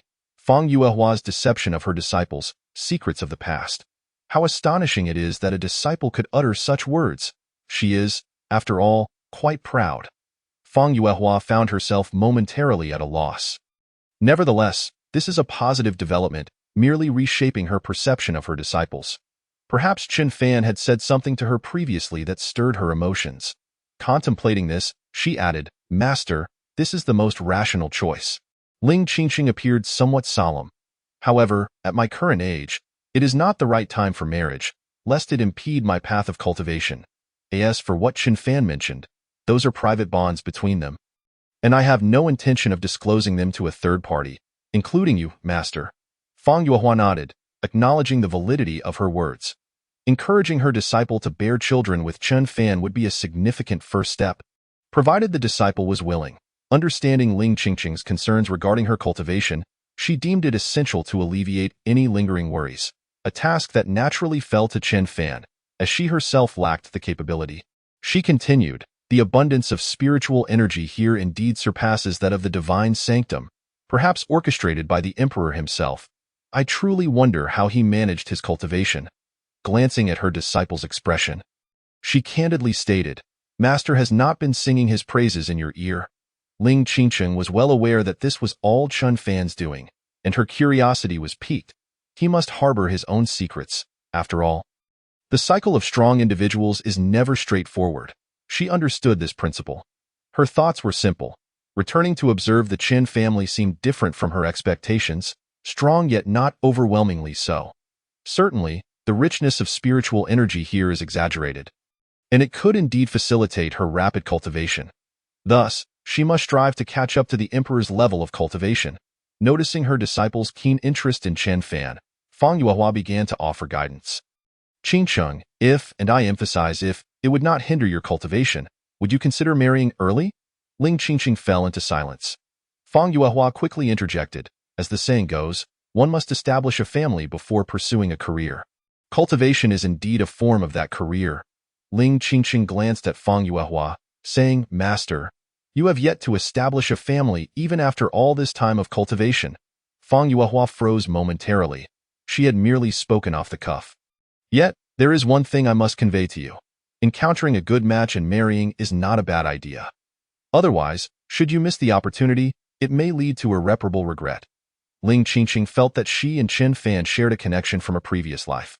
Surely, he would not stray. It would be wiser to wait until she reached a higher realm of cultivation and awakened her past memories before they considered having a child together. "Master, does this mean you have yet to find a suitable partner?" Fang Yuehua remained silent, replying, "That can be said. However, at this stage, such matters seem trivial to ponder. Yet, Qingcheng, you embody all of my expectations." She spoke with gravity, seriousness, and sincerity. "Master sees you as a daughter." Ling Qingcheng retorted, "Is that your reason for urging me? The first part of your statement suggests you wish for me to grow strong, while the latter implies you desire grandchildren." Meanwhile, Chen Fan was en route but encountered the Lord of Illusions, whose true name is Imo Qingyin. Having met the emperor, Imo Qingyin nodded in acknowledgement. She certainly was not suited to whisper sweet nothings into the ears of Yuehua Shengwang's disciples, as they were not well acquainted.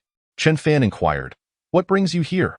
Imo Qingyin hesitated slightly, then bravely said, "Emperor, I have heard that you have been disengaged from your engagement." Indeed, Chen Fan confirmed without hesitation, for such matters were trivial to him and not worth dwelling upon. "That is good to hear," Mo Qingyin smiled, but then quickly corrected herself, "Emperor, that is not what I meant. I intended to convey that the Master and the Holy Maiden of Luoyan sect have visited previously." Chen Fan chuckled, realizing that women truly understand one another better. "I understand now. By the way, I have heard that the Lord of Illusion's resonance melody is truly remarkable. Would it be possible for you to assist Qingcheng with it? Those from the Illusion Tower excel in the arts of illusion and sound, which can hone one's spirit." "The Emperor flatters me.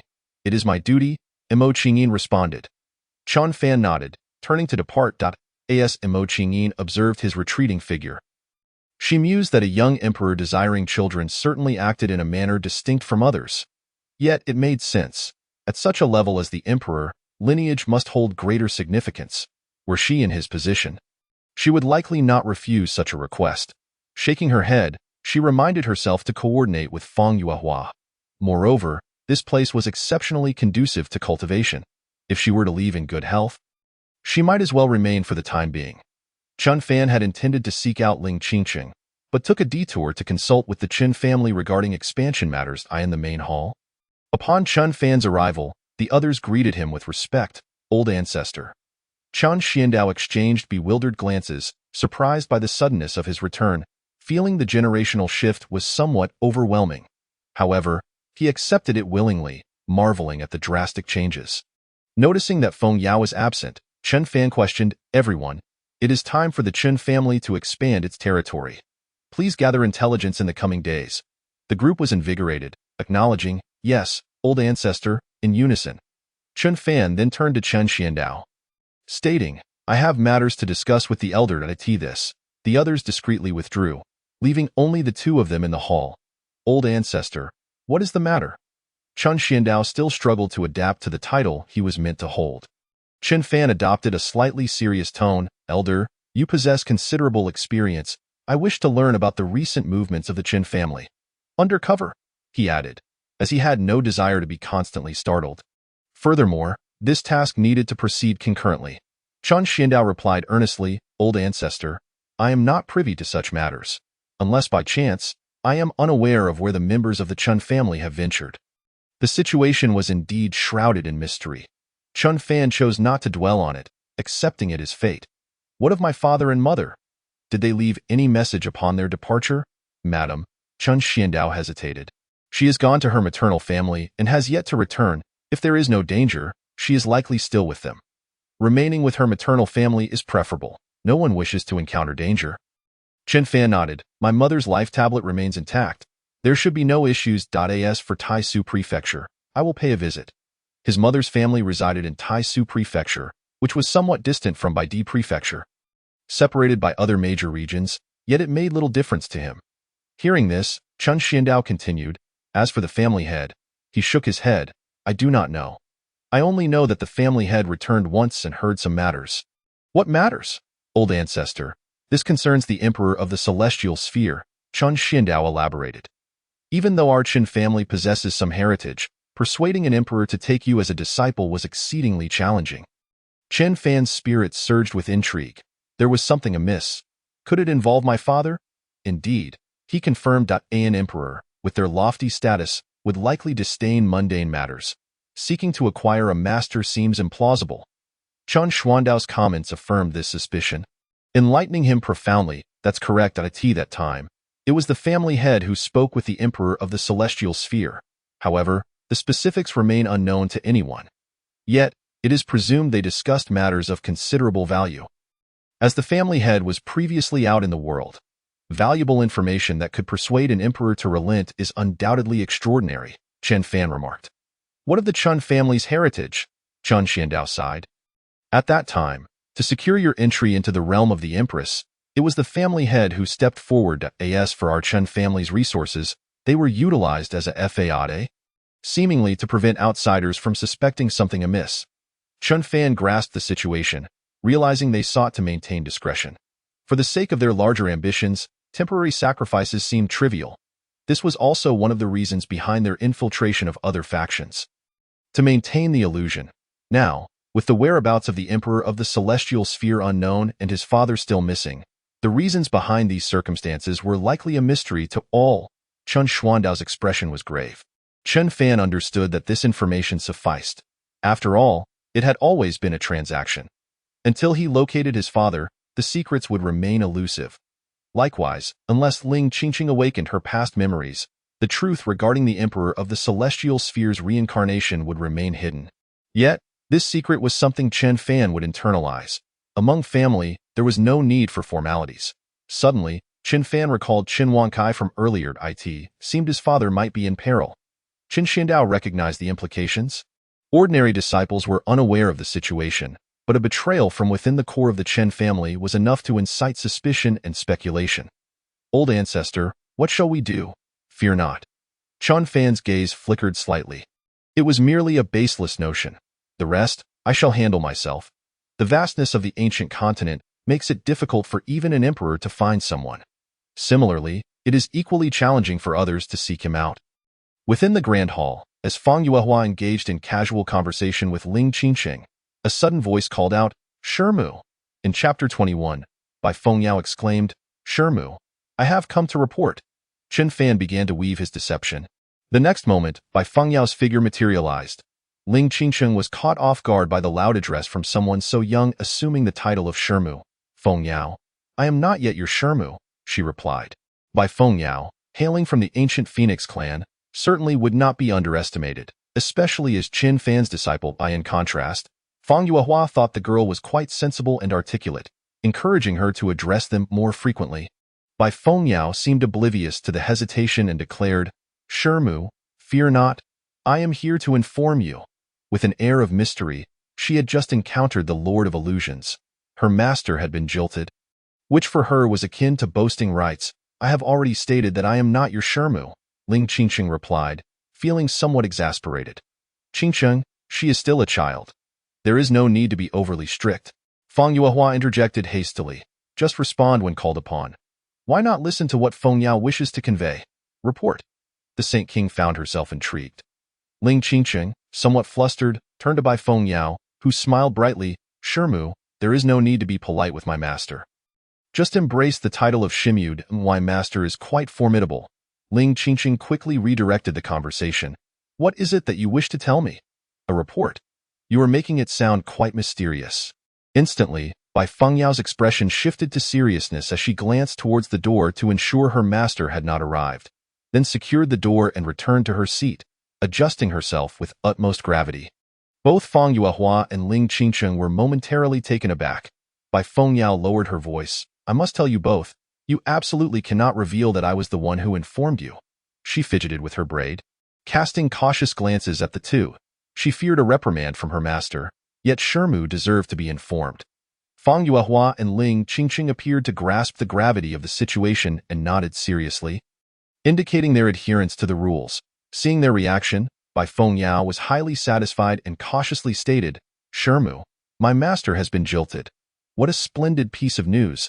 Such a remarkable development should be shared.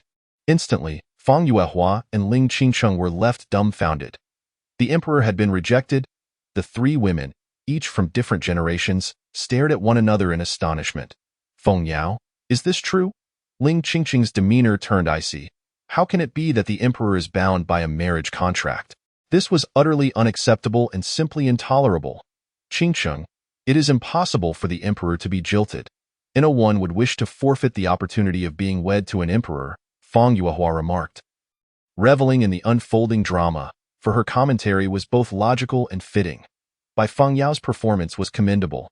This girl truly is endearing, Feng Yuehua mused. Ling Qingqing felt somewhat affronted. Her master was hinting at her indirectly. Yet the words of her master were irrefutable. Indeed, no one would doubt. Of course it is true, Bai Feng Yao asserted with utmost seriousness. In the next moment, she became animated. Shirmu, aunt you, I witnessed it firsthand. My master was heartlessly jilted. The other party even presented my master with a divorce letter. That day was tumultuous, and they brought a throng of people to coerce my master into signing, fearing they might doubt her. She added, at that time, they were unaware that my master is an exceptionally powerful being. Bai Feng Yao seemed to be reliving the moment, transported back to the instant she chose to become a disciple, an undeniably brilliant decision of her life. Upon hearing this, Feng Yuehua believed it. The ignorance of the situation lent it great plausibility. Ling Qingqing fell into a profound silence, her gaze growing even colder. How outrageous! To be entangled in a marriage contract is one thing. To be rejected is another, and to be presented with a divorce letter is simply excessive. Qingqing, steady your heart. At that time, you were not yet present. It has nothing to do with you. Feng Yuehua hastened to console her beloved disciple. Ling Qingqing opened her mouth, yet found herself speechless, unable to counter her master's words. Indeed, Shirmu, I too feel they have gone too far, which is why I have come to report, Bai Feng Yao chimed in cheerfully. And furthermore, they have already been chased away by my master, so there is no need to worry about him. My master is quite ruthless. The devoted disciple hurriedly praised her master, fearing that Shirmu might become displeased. Qingqing, there is no need for concern. The emperor possesses extraordinary strength. How could he tolerate such a stain? Feng Yuehua spoke rationally and then turned her gaze to Bai Feng Yao. Feng Yao, what transpired in the end? Did the emperor sign? It was reasonable that he would drive them away, and her first-hand observation of his ruthlessness was undeniable. Yet this divorce letter was quite significant. Ling Qingqing also turned her attention to Bai Feng Yao. Bai Feng Yao's small face fell. Alas, my master did sign the divorce letter. Boom! Ling Qingqing nearly exploded with indignation. How could this be? This was utterly intolerable. Qingqing, steady your Dao heart. This matter does not concern you.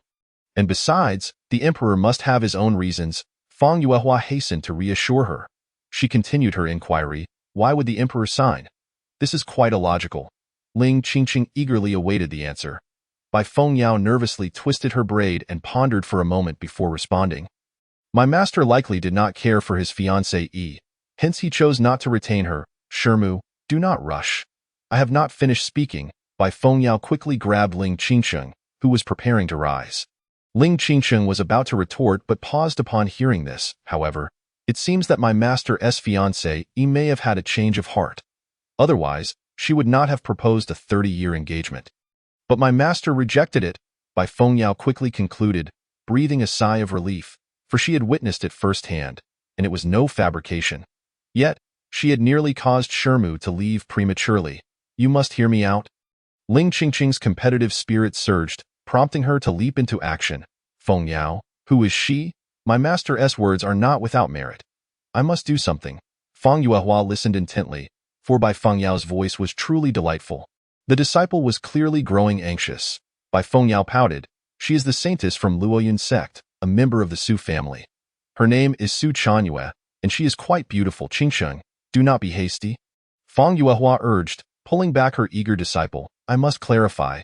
The saintess from Luoyun sect has been here before and is no match for you, she reassured. Upon hearing this, Ling Qingsheng understood her course of action. With a slight chill in her gaze, she inquired, Shermu, where are you going? I am going to find your master. My husband, Ling Qingsheng declared, gritting her teeth. Feng Yuehua was immediately pleased by this. As you leave. Fengyao, do you have any more good news to share with Aunt Yu? Good news? Bai Fengyao pondered for a moment, then produced a book titled Essential Guide for Becoming an Emperor, the Romance Edition. What is this? Feng Yuehua was perplexed. Aunt Yu, the book states that becoming a powerful being pales in comparison to marrying well. It is said that fortune is best shared. Just as Ling Qingsheng stepped outside, she encountered the arriving Chen Fan. Combining this with what Bai Fengyao had just said, she felt incensed. She had to take action. Calm down that I am stronger than that Su Chanyue. Qingsheng, where are you headed? Chen Fan inquired casually. Ling Qingsheng replied, Chen Fan, I am looking for you. She addressed him directly by name. You wouldn't hit me, would you? Coincidentally, I was looking for you as well. Chen Fan smiled, a hint of pride in his demeanor. Yet, he too had to weave his own deception. Shall we go to your residence? Ling Qingsheng suggested. Chen Fan's spirit lifted. Could it be that you have come to a decision? Not at all. Ling Qingsheng glared at Chen Fan, fully aware that he meant for her to assume the role of the lady of the house. However, it was all too sudden. A husband bestowed upon her from the heavens. Even if she was willing, she found it difficult to adapt to the thought of living together and felt a touch of embarrassment, especially since they would share the same space. She quickly shifted the topic. Of course, there are still some things we can do. She cast a glance at Chen Fan's expression, hoping he would understand. As long as they did not live together, establishing a relationship remained feasible. As for Su Chanyue, she would gladly seek her out if given the chance. Chen Fan chuckled. For instance? Ling Qingqing pondered deeply but could not conjure an example. Chen Fan immediately became serious. Qingqing, if you keep this up, the neighbor's child could start running errands for us.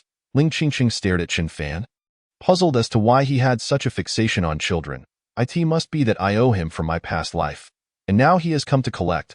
Chen Fan, grant me a little time. Chen Fan promptly grasped Ling Qingqing's delicate hand.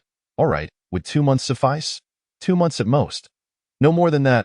Ling Qingqing trembled slightly but did not resist. 2 months? That is far too short. Let us extend it a bit. It is not too short. It is best while you are still young. Otherwise, you might end up like your master, a leftover at an advanced age, regretting it too late. But I am not that old. I will become an emperor. Your aspirations are too narrowed. By the time you become an emperor, I might have already left the ancient continent. Chen Fan interjected hastily. By the time you become an emperor, you might even disagree with me more. Why the rush, my emperor husband? You keep feeding me various excuses. Ling Qingsheng, feeling quite indignant, retorted, then tell me, what is the meaning of a broken engagement? Chapter 22 PUA. Ling Qingsheng deemed it essential to comprehend this matter. Chen Fan paused for a moment, realizing the significance of her inquiry. Qingsheng, you are already aware of it, he remarked, amused that Su Chanyue could still be utilized to stir the pot. After all, the words of the Lord of Illusions held merit. Ling Qingsheng nodded, awaiting Chen Fan's explanation. With utmost seriousness, Chen Fan stated, this was a betrothal arranged by my family since childhood. I had no say in the matter. As for the broken engagement, it is simply that she looked down upon the Qin family. Do not overthink it. We are now completely unrelated. Is that truly the case? Of course, it is. Upon hearing this, Ling Qingqing acknowledged its truth. Likewise, she felt fortunate that the emperor consort had been jilted. Otherwise, she would have been relegated to a minor role. How infuriating it would be to recall her past life and feel compelled to take drastic measures. Very well, she conceded, allowing Qin Fan to lead her onward. Qin Fan resumed his PUA tactics. Since you are aware, let us continue our previous conversation. Wait, let us first go to your residence, Ling Qingqing interjected hastily. Do not rush me. Observing her slight embarrassment, Qin Fan chuckled. Are you eager to see your new home? Very well, let us proceed. Ling Qingqing replied, May I choose to remain silent, and offered a slight smile. Soon, they arrived at the ancestral hall of the Qin family, the residence of the ancestor. Qin Fan turned to Ling Qingqing. Now can we engage in the matters at hand? Ling Qingqing realized that she surely owed him from her previous life. How impatient he was, truly. With her beautiful eyes fixated on Qin Fan, she slightly closed them, her long lashes fluttering a few times, before rising on her tiptoes and leaning in. Qin Fan, noticing this, swiftly raised his hand to block her advance. Ling Qingqing was utterly flustered, opening her eyes in disbelief. I had finally gathered the resolve. Qin Fan smirked. Is that all? He then effortlessly lifted Ling Qingqing into a princess carry. Allow me to take charge. Ling Qingqing's delicate form trembled, her heart racing wildly. She realized she could not contend with Qin Fan. You two are in your own world. Once you have children, such opportunities will vanish, so cherish the moment. Qin Fan remarked, gazing intently at her lovely face. Continuing with his PUA, he added, You cannot surpass me, no matter the method. Ling Qingqing wanted to roll her eyes but found herself unable to escape the situation. Not necessarily. One day, I shall catch up to you, she declared, though her focus remained solely on him. Why wait for the future when you have already caught up with me now? Qin Fan said. Observing her exquisite features and rosy lips as he leaned in closer, Ling Qingqing subtly nodded and attempted to evade him. She certainly did not wish to be this passive, however. She found herself unable to resist the emperor consort. Ultimately colliding with him, her eyes fluttering shut. After a moment, Ling Qingqing's breath quickened. Why is this taking so long? She fixed her serious gaze upon Qin Fan. After all, it is my first time. This feels rather excessive. Qin Fan replied, Qingqing, you may be unaware, but there exists a folk legend. Do you know of it? Ling Qingqing, puzzled for a moment, tilted her head in inquiry, her hair cascading down. What legend? Kissing can lead to pregnancy. What if it happens? Ling Qingqing nearly burst into laughter. How childish, indeed. She could not escape this predicament. Not at all. How could I be childish? It is our child who is childish. Ling Qingqing began to scrutinize Qin Fan. I shall simply observe as you urge me to tea that moment. In the hall of the Luo Yun sect, Yun Lan expressed her sentiments. The great Emperor Tai Huang has fallen. She had not strayed far. Merely outside the affected circle. The tumult of that battle was undeniably real. At tea that time, no one had escaped. It was chaos. All was due to one individual, the former fiancé of her disciple.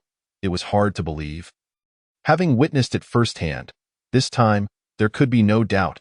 Beside her, Su Chanyue remained profoundly silent. The master she dared not confront, the great Emperor Tai Huang, had perished, slain by her former fiancé. Such was the cruel hand of fate. Anyone could comprehend the might of an emperor, let alone the current Qin family, which possessed resources capable of swaying even an emperor. Had the previous events not transpired, perhaps she could have rightfully gone to cultivate within the Qin family's territory.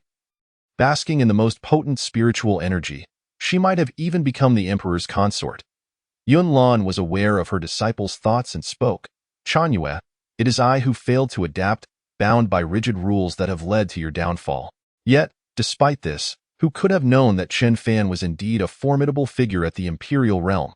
If someone else were in his place, it would not have warranted such a breach of rules. This marriage bond, which had once seemed effortless, had now dissipated, leaving her disciple with lingering dissatisfaction and potential psychological burdens. Master, this is unrelated to you. It is my fault. Su Chanyue felt a mix of emotions. If she had not consented, how could things have unfolded in this manner? Yun Lan refrained from further comment. Very well, let me recuperate from my injuries, and then we shall visit the Qin family to meet Qin Fan. You may leave for now. Though her injuries from the covert attack by the great Emperor Tai Huang were not severe, they still required healing. Yes, master, Su Chanyue left in a daze. Yunlan shook her head, feeling a tinge of concern. However, this cycle of cause and effect must be traversed by her disciple. It seemed that some gifts were in order, regardless of whether Chen Fan would appreciate them. It would at least express her intentions. The surrounding powers would likely fall under the Chun family's influence. It would be prudent to establish good relations in advance. With this thought, Yunlan rose to depart.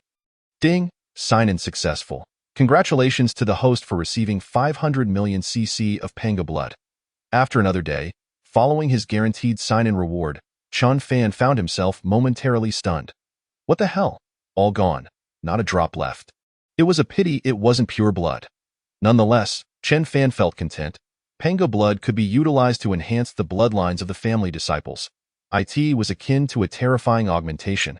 Meanwhile, the Chen family was busy organizing internally. He also needed to grant Ling Qingqing some time to acclimate to her new surroundings. However, their previous day together had indeed been quite pleasant, in a sense. It could be deemed a form of closeness. With this in mind, Chun Fan rose to leave. This Panga blood could be used to forge a blood pool, transforming it into a treasure trove for the Chun family. Once completed, he intended to venture out. After all, human hearts are complex, and trust is scarce, especially at present. Thus, he planned to capture some formidable monsters to control, aiding him in safeguarding the land of the Chen family. On the other side, Mo Qingyin, following Chen Fan's instructions, began to enhance Ling Qingqing's spiritual strength.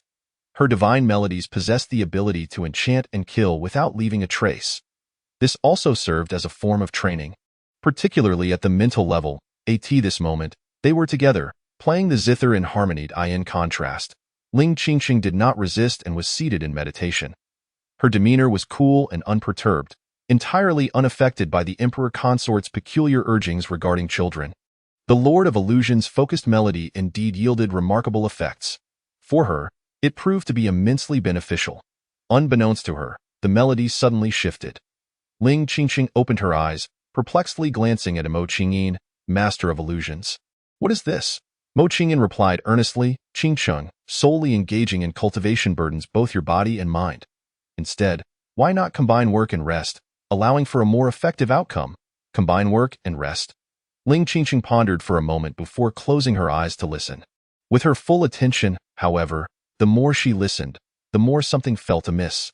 Unable to resist, she inquired, Master of Illusions, what piece is this? It felt strange yet oddly familiar. Mo Qingyin hesitated to admit, Qingqing, would you like to learn? I can teach you. Ling Qingqing, upon hearing this, felt a flicker of excitement. The path of illusion seemed quite appealing. Very well, I am willing to learn. They began the lesson. Yet, the more she learned, the more it felt wrong. Suddenly, a realization struck her, causing her spirit to jolt. Master of Illusions, is this perhaps, indeed, a lullaby? Mo Qingyin nodded. Since you wish to learn, then learn it well. Chapter 23. The Creation of the Pango Blood Pool. The Burial Emperor Mountain Ranged, a lullaby. Ling Qingqing felt overwhelmed, unsure if she could withdraw from her desire to learn now that she had begun. Master, this is not good. It was at this moment that the voice of Bai Fengyao reached them before her figure appeared. Fengyao, what has happened? Ling Qingqing turned to her. Bai Fengyao leaned against the wall, panting, Master. The master wishes to drain his blood to create a blood pool. What? Without hesitation, Ling Qingqing sprang to her feet and rushed out. The Emperor Consort must not be reckless. I will bear your child. Master, wait for me. Bai Fengyao followed closely behind, her duty not requiring thanks, and no need for gratitude. Mo Qingyin put away her zither, her expression one of confusion. A blood pool? Imperial blood could indeed work, but is it necessary? She hurried to catch up, intending to teach the lullaby later. In an adjacent room, Feng Yuehua, who had been in seclusion, opened her eyes. Previously, the book by Feng Yao had shared with her contained some intriguing concepts. Marrying well? Sharing fortune? It seemed quite reasonable. She had been trapped at the 8th stage of the sacred realm for many years, unable to break through. Could it be that her lack of a strong husband was the reason? Upon this contemplation, it indeed appeared to be the case. It appears that relentless cultivation may not be the most effective approach. Perhaps a more circuitous route could yield unexpected delights, perhaps assistance from a significant other. As for persuading the disciple to bear a child for the emperor, she was uncertain how to proceed. Nevertheless, she had already convinced herself. Unfortunately, the emperor and the disciple were indeed a pair, complicating matters. Wait, what did I just hear? The emperor intends to bleed. She dashed out in a frenzy, faster than Ling Qingsheng. Soon, everyone gathered, and the scene before them left them utterly astounded, their hearts unable to settle for a long while. There stood Qin Fan, suspended in midair. Before him lay a vast pool of blood, shrouded in a mist of crimson haze. The mere pressure emanating from that scarlet blood sent tremors through their souls. Even the saints, such as Fang Yuehua and Mo Qingyin, felt the weight of it. Imperial blood? Ling Qingqing and the others could only see that the blood was flowing from Chan Fan's body. It could not have materialized from thin air. Master, you see I was right. How could the master have acquired such powerful blood? It must surely be the master's own, Bai Fengyao remarked. Qingsheng, this is undoubtedly imperial blood. Even I can feel my sacred blood being suppressed. Fang Yuehua stoked the flames. Ling Qingqing's husband hesitated, wondering if Chen Fan was truly so foolish. However, upon hearing this, he leaped up, exclaiming, I am willing to bear your child. Do not despair and harm yourself. Chen Fan turned to see the surprise had come rather abruptly. Qingsheng, this was your suggestion? Remarkably swift, even beyond his expectations. Upon hearing this, Ling Qingqing felt something was amiss. It appeared uncertain where this blood originated, yet it did not seem to flow from Chen Fan's body. Chen Fan seemed completely normal. This is the blood of Pango that I obtained. Used to create the blood pool. It not your imperial blood? Chen Fan was taken aback. Of course not. It seems there has been a misunderstanding. Upon hearing this, Ling Qingqing's face flushed instantly. She quickly retracted her statement, stating that while she was willing, that was a matter for the future. Although she did not comprehend how her husband had acquired such powerful blood, nor what Pango blood was, she would not concede. Chen Fan cast a glance at her lovely face. Let it be clear, this Pango blood works best at the beginning. If we do not keep pace, our son may only be able to drink broth in the future. Missing this grand opportunity would mean losing it forever. Surely you do not wish for our son to be less than extraordinary? Upon hearing this, Ling Qingqing became anxious and conflicted. Meanwhile, Fang Yuehua and the others sighed in relief, unable to bear watching any longer. Why not let us handle it? They exclaimed, feeling quite pressed. All right, no more jesting, Chen Fan said with a smile. He then addressed the gathered crowd. This Pango blood pool has the effect of enhancing everyone's bloodline power and physical constitution. It is beneficial for both Sacred Realm and Imperial Realm cultivators. The voice echoed out. What a jest! Pango blood, truly eternal. Otherwise, no system would seek it out. Ling Qingqing regarded Chen Fan, pondering the decision of whether to bear a child or not. A difficult choice indeed. However, at this moment, the Pango blood drew her attention, so abundant and potent. Hearing this, the crowd began to buzz with excitement, especially Fang Yuehua and Mo Qingyin, whose eyes sparkled with fervor. If it proved useful for Imperial Realm cultivators, it would undoubtedly be of immense benefit to them as well. Especially at this level, they understood the significance of precious resources. Yet, Pango blood? They had never heard of such a bloodline. Uncertain if they could partake, they turned their gazes towards Chen Fan, awaiting his words. Bai Fengyao sprang up, her ponytail bouncing with her excitement. Master, will this be useful for my ancient phoenix blood? Chen Fan observed the girl, suspecting she was likely blabbering about it everywhere, yet he considered it a commendable feat. Fengyao, it is equally beneficial for you. Wonderful, Bai Fengyao exclaimed, her entire being alight with excitement. Once I achieve success under Master S tutelage, I shall return and defeat my father. Chen Fan offered some parting words. Now, I must step out for a while. Family disciples, refine the Pango blood according to your circumstances, but remember, do not seek your own demise. I presume that Aunt and the others will only be able to gather a little from the edge of the blood pool, and it must be diluted countless times. Saint King Yuehua, Lord of Illusions, I shall rely on your guidance here. With 2 Sacred Realm cultivators guarding, there should not be much of an issue. They would continue aiding him, whispering in Ling Qingqing's ear. Fang Yuehua and Mo Qingyin were both pleasantly surprised. We shall not disgrace the Emperor's command. They seemed to believe they could absorb it, which was splendid news. However, the Pango blood pool was vast. its aura-inducing heart-pounding trepidation. They would not seek their own demise. Just as Ling Qingqing intended to inquire about something, she heard Bai Fengyao interject, "Master, are you leaving again? Are you off to find my teacher again?" She remembered clearly the matter of guarding the home. Ling Qingqing's complexion changed instantly. "No, I am the one who is great."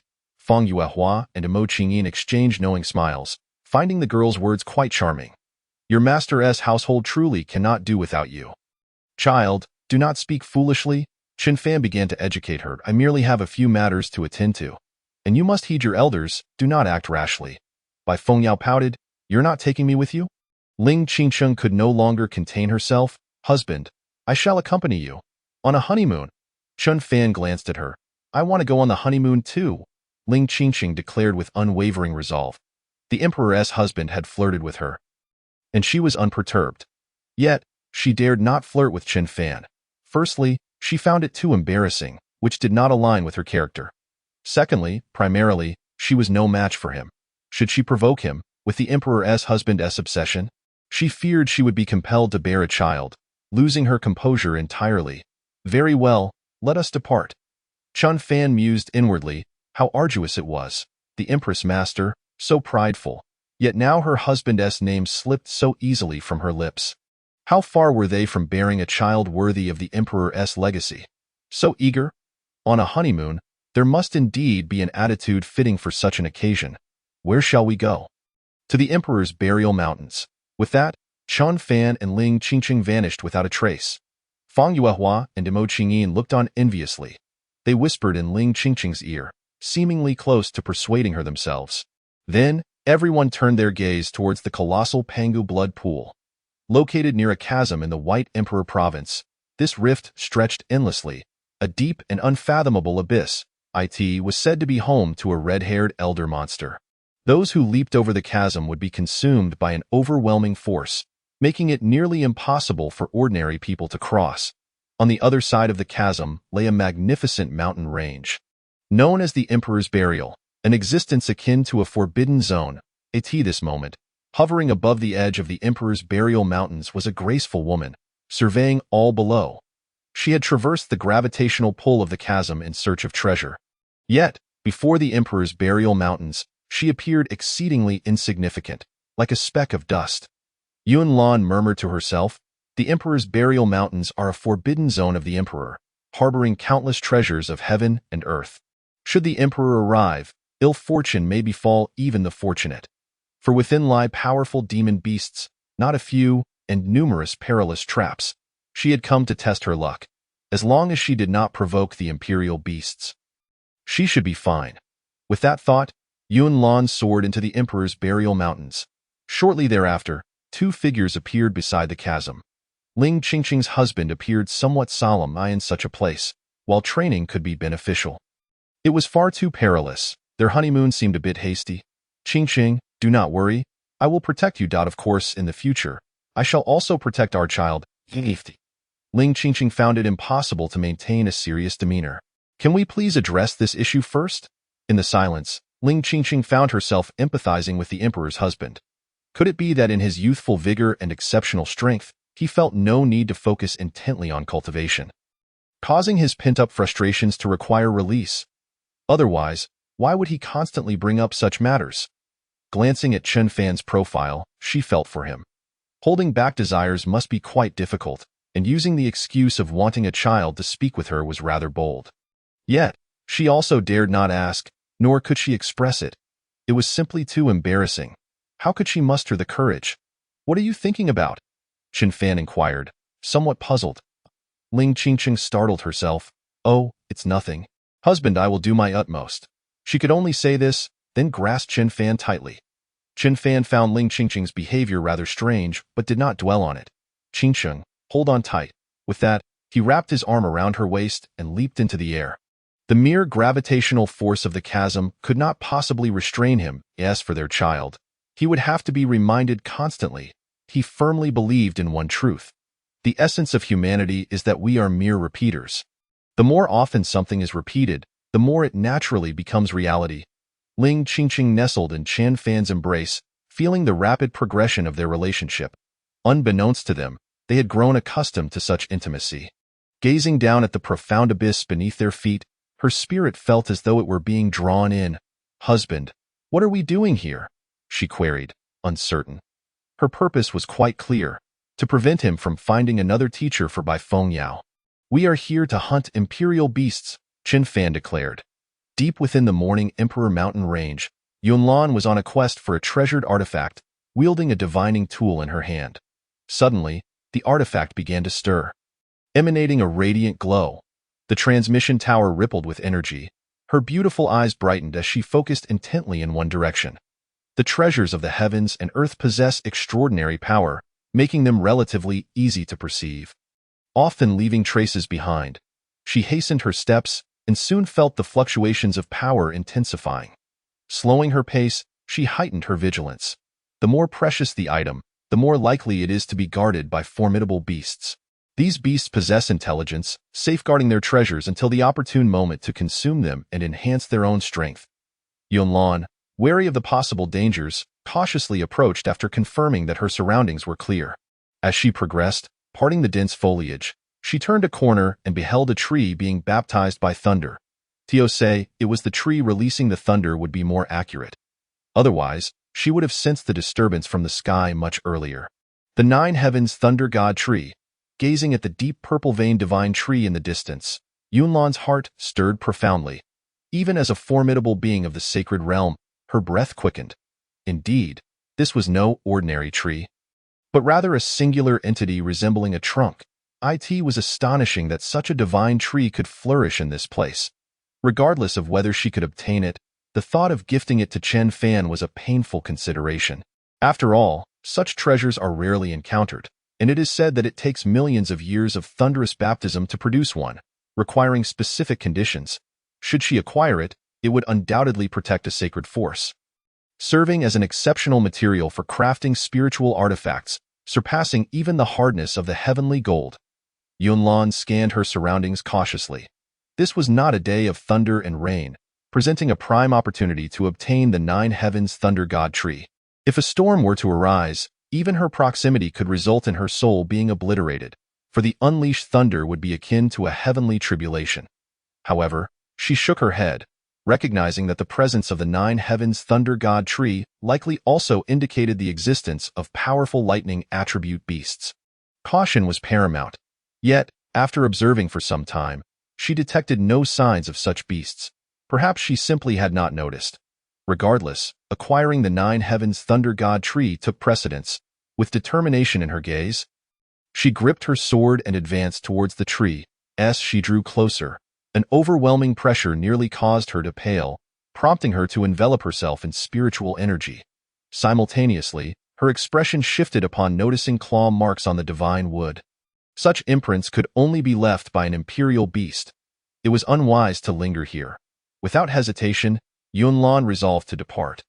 Even though the vicinity was rich with countless lightning attribute crystals and herbs, she could not afford to tarry. A single second of hesitation would be a grave disrespect to her own life. Yet, a sudden upheaval occurred. A thunderous roar erupted, emanating from the Nine Heavens Thunder God Tree. In an instant, a swarm of figures appeared. This was dire. Yunlan internally lamented the situation.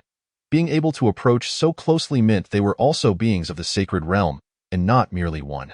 They swiftly closed in on the Nine Heavens Thunder God Tree. "Release it!" the intruders bellowed fiercely. The value of the Nine Heavens Thunder God Tree was such that no one would willingly relinquish it. Before long, Yunlan found herself surrounded. She regarded the group of cloaked figures, their appearances obscured, their auras peculiar. "Who are you?" she queried warily. He, the leader chuckled menacingly. "Leave the Nine Heavens Thunder God Tree, or our demonic sect shall not hesitate to crush you." A mere sacred being, they were a total of 7 sacred powerhouses. Engaging in a one-on-one duel was futile. A group assault was far more fitting. The demonic sect? Yunlan's delicate face paled. Could it be that you are the 7 demon saints? The demonic sect was not a power of the Baidi continent, yet their notoriety spread throughout the land. They never traveled alone. Confrontations were always in groups. The collective might they wielded was nearly invincible below the emperor level. And encounters with emperors were exceedingly rare. allowing the demonic sect to thrive unchecked. You have some knowledge. Now that you are aware of our reputation, hand over the divine tree without delay, the leader. A great demon commanded, with 6 others flanking him. With a determined resolve, Yunlan unsheathed her sword. Those capable shall seize it. Since fate had brought them together, how could she easily relinquish it? She had not come this far only to be intimidated. She had trained rigorously to reach her current level. It seemed a battle was inevitable.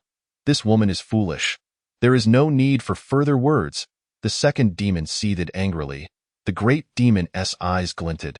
They did not wish to engage in a group fight against a being of the sacred realm, as it could lead to losses, possibly losing a comrade in the fray. Having traversed the continent for many years, they understood this well. They preferred to battle the weaker beings beneath the sacred realm, those they could easily overpower without issue. However, encountering the 9 Heavens Thunder God Tree was a temptation they could not resist. Attack together, he commanded decisively. The 6 demon saints immediately surged forward. Yunlan's sword into the air, Luo Yun technique, Luo Yun 9 swords. Her magnificent moves cleaved through the air. Soon, the battle erupted.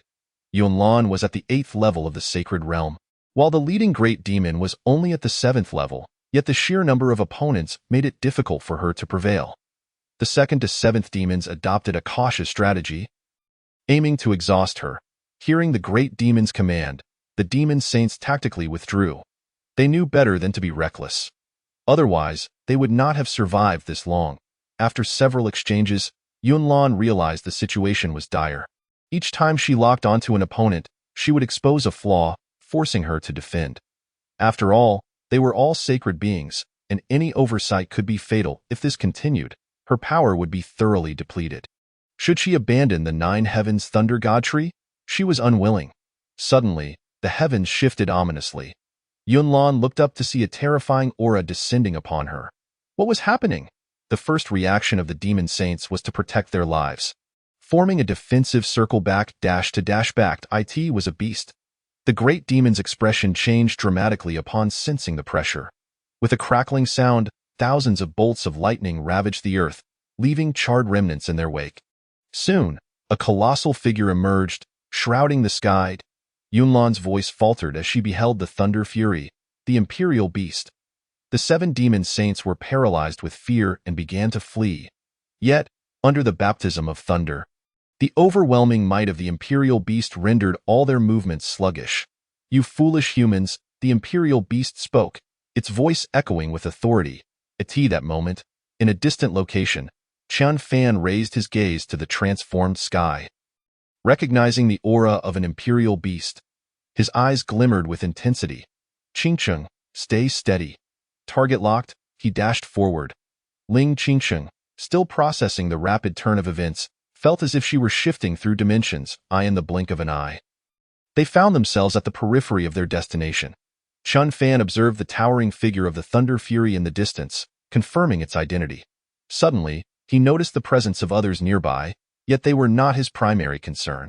At the same time, Ling Qingcheng's expression grew cold upon glimpsing the figures. The 7 demon saints triggered a painful memory. As Chun Fan prepared to intervene, he noticed something was amiss with Ling Qingcheng. "Qingcheng, what troubles you?" "My husband. Those are the 7 demon saints, and my family was annihilated by them, and it was my master who saved me from their clutches." Ling Qingcheng fell silent, wishing for the chance to personally exact revenge on those demons for the bonds of family she had lost. However, she currently lacked the strength to confront them, unable even to erase their existence alongside the sacred land. Chun Fan nodded in understanding. "I see. Qingcheng, shall we fight together?" He glanced at the towering figure ahead. Was that the 9 Heavens Thunder God Tree? It loomed over 100 meters tall, yet he felt little interest in it. This artifact was likely less valuable than a drop of Pangu blood. Moreover, while it was indeed a divine tree, its growth to such a size was improbable. In contrast, the Thunder Fury Imperial Beast was his true target. "Fight together?" Ling Qingcheng scrutinized Chun Fan, then regained her composure. "I wish to personally resolve this matter one day. I will hold them down while you deliver the final blow." Chun Fan continued to persuade her, exerting pressure with his strength. "My lady, do not be so proud." Ling Qingcheng pondered, recognizing the lack of martial ethics in such an arrangement. However, the 7 demon saints were equally unscrupulous. Otherwise, her master would not have allowed them to escape. "Oh, it is settled then," Chun Fan interjected. "No more talk. If we continue, they may be struck down by the thunder fury before you can take your revenge. Wait for me." With that, Chun Fan vanished from sight. Ling Qingqing watched silently, realizing she might owe him even more. At this rate, she would be compelled to give birth. Above them, the colossal figure of the imperial beast loomed, causing her breath to quicken under its immense pressure. Meanwhile, Yunlan observed the thunder fury unleashing countless bolts of lightning. Her hopes of claiming the 9 heavens thunder god tree extinguished. Her singular thought was to flee. A beast that had grown to such an extent was favored by the heavens, making victory impossible. Yet, as beasts are ultimately less intelligent than humans, as long as she was not obliterated instantly, there remained a glimmer of hope. She darted swiftly through the torrents of lightning, evading with all her might. However, escaping the vast range of destruction was no small feat. In contrast, the 7 demon saints banded together in flight. "Brothers, if we cannot escape, let us stand and fight," one of them bellowed. "Hurry! They have no desire to risk their lives here for the sake of the 9 heavens thunder god tree. As long as they unite, escape is indeed possible. The importance of teamwork cannot be overstated. Foolish humans, trespassing into forbidden zones, how foolish!" The voice of Thunder Fury resonated like a deafening thunderclap, echoing ominously. Seeing that it could not eradicate these humans, Thunder Fury dove down directly, intent on crushing them. Its massive claws struck the ground, causing the earth to, and the very fabric of space began to distort. The 7 demon saints, witnessing this, roared in unison and retaliated. They fought back fiercely. Yunlan understood that if they did not stand against Thunder Fury, they would likely be hunted down to the last one. Immediate counterattack was necessary. The human ants faced Thunder Fury's taunts, and the enormous horns on its head gleamed with a blinding red light. Boom. In the next moment, the 7 demon saints and Yunlan were sent flying, instantly wounded. It took great effort for them to regain their balance. The imperial beast was simply too powerful. Had it been a peak holy beast, they might have stood a chance together. The 7 demon saints cursed and panicked. Yunlan let out a muffled groan, daring not to linger for even a moment. Just then, they suddenly noticed that Thunder Fury had ceased its assault, its gaze fixed on a certain direction. There stood an exceedingly young man. Chun Fan had appeared silently, yet he was keenly sensed by the imperial beast, Thunder Fury. However, he had no intention to regard anyone else. Confronting the imperial beast required utmost caution. "Thunder Fury, submit to me." Upon hearing this, the 7 demon saints and Yunlan instinctively halted their steps. Who dared to provoke the imperial beast so boldly? They were desperate to escape, wishing they could sprout 8 legs. Could it be a powerful figure from the imperial realm? The demons were taken aback. They decided to observe the situation. The great demon's eyes flickered, recognizing the principle of seeking fortune through risk, and since they had not offended this emperor, it was evident that this person's target was not them. Therefore, they might as well stick with their demon leader and watch. Perhaps unexpected gains awaited them. Certainly, they primarily wanted to express their gratitude to Chun Fan for saving their lives. Yunlan gazed at Chun Fan from afar. Feeling saved, however, her heart stirred with curiosity. Who was he? She had never seen him before, but he was undoubtedly an emperor. Yet, in Bai Di Prefecture, she had never heard of such a powerful emperor. Suddenly, she thought of Chun Fan. Foolish human, dreaming of having this emperor submit to you is sheer folly. Thunder Fury was thoroughly enraged by Chun Fan's words. In its eyes, he was no better than those ants, more despicable still. Its breath billowed like clouds of mist. Yet, it also recognized that this human was formidable. Having granted it an opportunity that it did not cherish, the task was triggered. Slay the Thunder Fury Imperial Beast. Reward, Imperial Qilin. Damn it, I came to capture the Imperial Beast, not to kill it. Chun Fan was taken aback that a task would trigger at this moment. He made a decisive choice. Releasing Imperial Might, he invoked the Order of the Heavenly Path. An Imperial Beast, brimming with treasures, was also a kind of resource. Moreover, such a being, with its formidable opposition to humanity, even if it obediently submitted, seemed to pale in comparison to the rewards from the system. Chen Fan struck directly, damn it. In response to the provocation, Thunder Fury lunged at Chen Fan. The 7 demon saints watched in horror. Did he truly intend to conquer the Imperial Beast? This was something they dared not even conceive. Yunlan fell silent, boom. The clash between 2 Imperial Realm powers sent shockwaves that made others retreat in fear. Thunder Fury unleashed its thunder, its massive claws acting as deadly weapons, tearing apart everything in their path. However, under the interference of Chen Fan's Order of the Heavenly Path, everything seemed to deviate from its trajectory. Supreme Bone. Chen Fan was enveloped in radiant golden light, his supreme blood beginning to boil. Hunyuan Divine Emperor's palm. The Imperial Beast's physical body was immensely strong, its scales comparable to Imperial artifacts, making it difficult to breach its defenses. Its overall strength surpassed that of human counterparts at the same level. Yet, it was merely that, under his, he had virtually no vulnerabilities to expose. And this Thunder Fury was not much stronger than the great Emperor of Taihuang. After all, at this level, every slight increase was exceedingly arduous. Foolish human, how dare you engage in close combat? Thunder Fury sneered disdainfully. Then it charged directly, boom. The collision of 2 forces shook the earth to its core. Others could barely protect themselves from the ensuing chaos. The 7 demon saints anxiously awaited the outcome. Yunlan felt a mix of emotions. If he truly was Chen Fan. Her snow-white neck trembled slightly. In the next moment, the Thunder Fury Imperial Beast knelt. Its enormous head shook violently. Though this human had not breached its defenses, the terrifying force transmitted could injure its internal organs and spirit. Especially this human's body was equally fearsome, with interference from his cultivation techniques being utterly unavoidable. Even with its thunderous powers, the opponent could simultaneously block without sustaining harm. As an Imperial Beast, how could it submit? Its massive, bell-like eyes locked onto Chen Fan, flickering with bloodthirsty crimson lightning. Foolish, damn it. Chen Fan struck several times, and through his, he saw the beast's numerous flaws. Aside from its physical form, it posed hardly any threat in his eyes. Not to mention, this thunderous power would only further excite its supreme bone. As long as the gap in strength was not too vast, no one could break through the power of his supreme bone. The 7 demon saints and Yunlan completely disregarded their previous grievances. Their eyes widened in shock, witnessing the Thunder Fury Imperial Beast being relentlessly pursued and battered by a young man. How could it show no fear whatsoever? In the next moment, the Thunder Fury Imperial Beast was utterly enraged. This human was far too arrogant. It could sense that the opponent's bones suppressed it. Endless lightning was rendered useless, even though this was its domain. Respectful human, this emperor is willing to smack. Chapter 26 Thunder Fury Imperial Beast. No martial virtue. 7 Demon Saints. No martial virtue.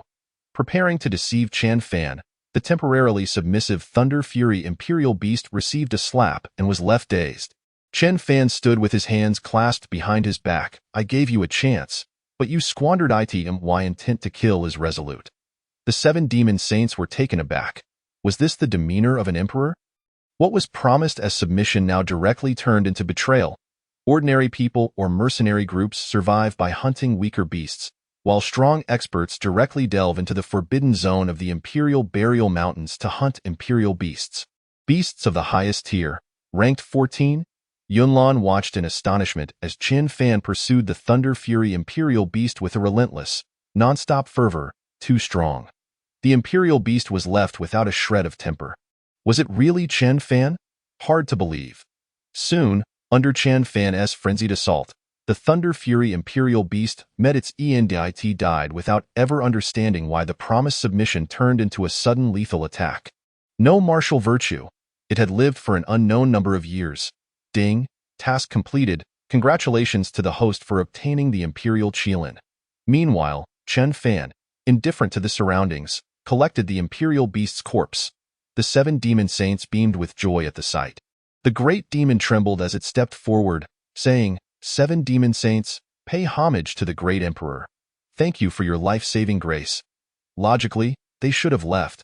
However, they had no grievances with Chen Fan and had never met him before. Primarily, Throughout the ordeal, Chen Fan had never even glanced at the Nine Heavens Thunder God Tree.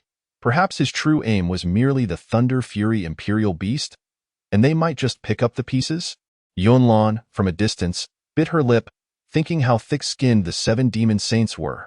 Just then, unexpectedly, a figure of a woman appeared. Upon seeing Ling Qingqing, they were taken aback. ITSU. The 7 demon saints were momentarily stunned. Before Chen Fan could respond, they hastily expressed, "How dare mere ants approach this place? You have angered the Emperor's might. Seeking death, great Emperor, you need not intervene personally. Allow us to take care of it." Their reasoning was sound. They sought to uphold the Emperor's honor. They all attacked simultaneously. You little girl, all alone without the protection of the Divine Path Holy Land. A sinister glint flashed in their eyes. It was this girl who had caused them trouble with the Divine Path Holy Land back then. Now, with the great Emperor present, even if powerful figures from the Divine Path Holy Land accompanied this girl, it would all be in vain.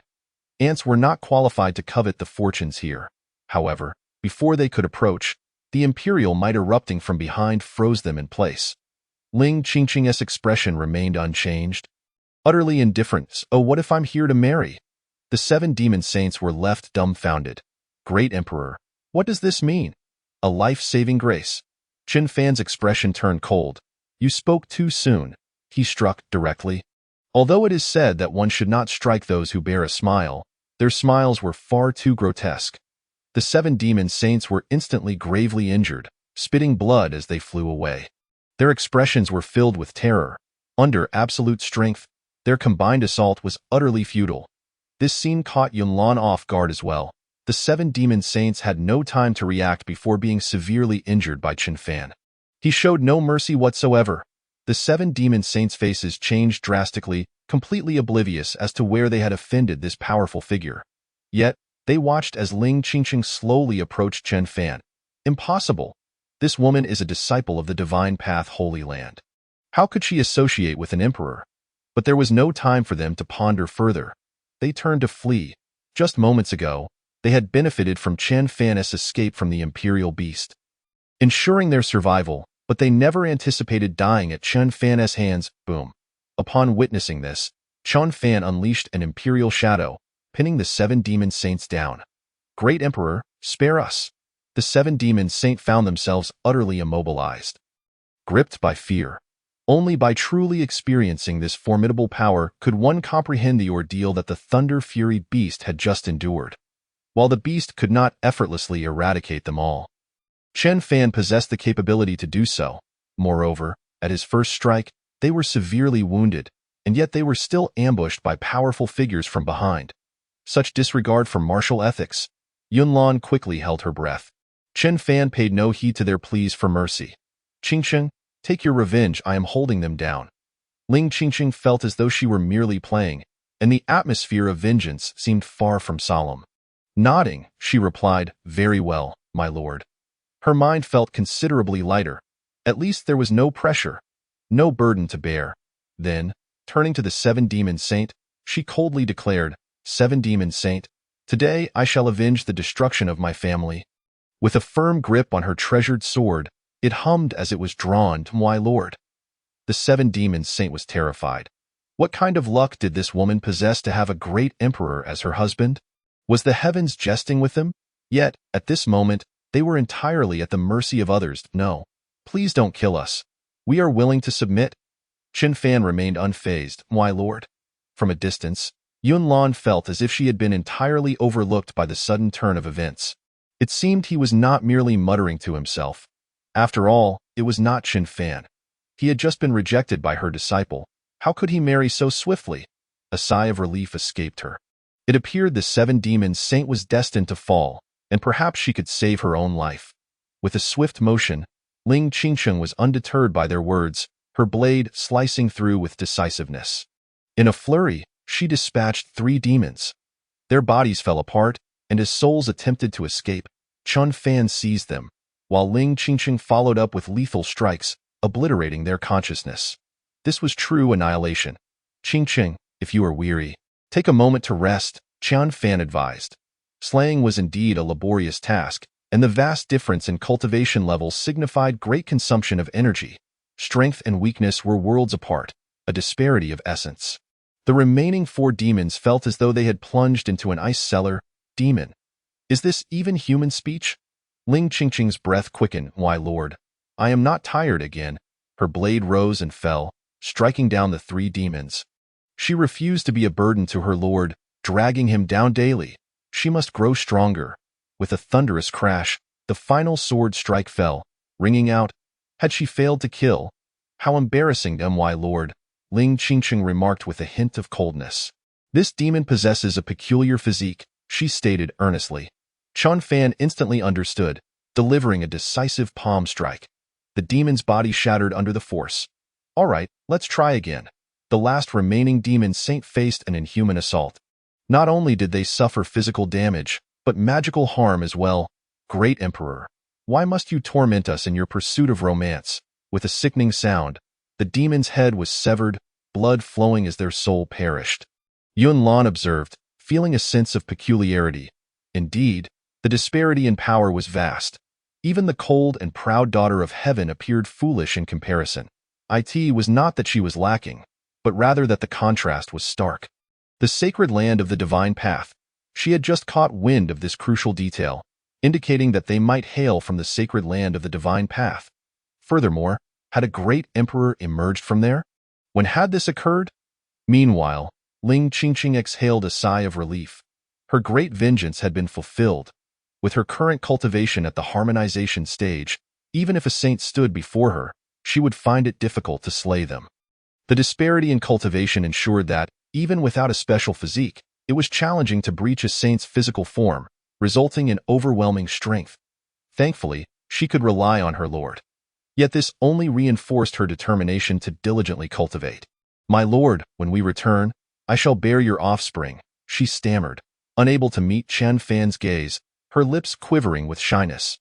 Beyond the fear of losing her position as the master's disciple, she was concerned about the discomfort her great emperor might endure. She dared not inquire, nor speak of it. She could only act, with no other choice. Chun Fan's eyes sparkled. It was no small feat. He had finally melted the icy demeanor of the Empress Master. Was there even a need to wait until they returned to discuss this? Just as he was about to respond, Yun Lan approached. I have met the great emperor. I express my gratitude for your life-saving grace. Chapter 27. The Master of the Luoyun Sect, Yun Lan. Yun Lan slightly inclined her head, respectful yet somewhat breathless. This great emperor was notably unorthodox in martial conduct. However, it would be inappropriate for her to simply walk away. Thus, she chose to pay her respects. Chun Fan had, of course, noticed Yun Lan long before. Yet, as long as there was no conflict of interests, he could hardly be bothered with who she was. He replied coolly. I did not save you. It was merely a matter of convenience, and no need for thanks. Ling Qingqing and Chen Fan had been candid about their intimate matters. Witnessing this, she felt a bit shy and averted her gaze. She had long noticed this powerful figure, yet under the circumstances, she bore no psychological burden. Initially, she had disregarded her presence, but now she sensed that she might have interrupted something significant they were about to share. Upon hearing his words, Yun Lan felt her heart lighten. Tou. It may be an effortless task, but to me, it is a matter of life and death. I am Yun Lan of the Luoyun sect.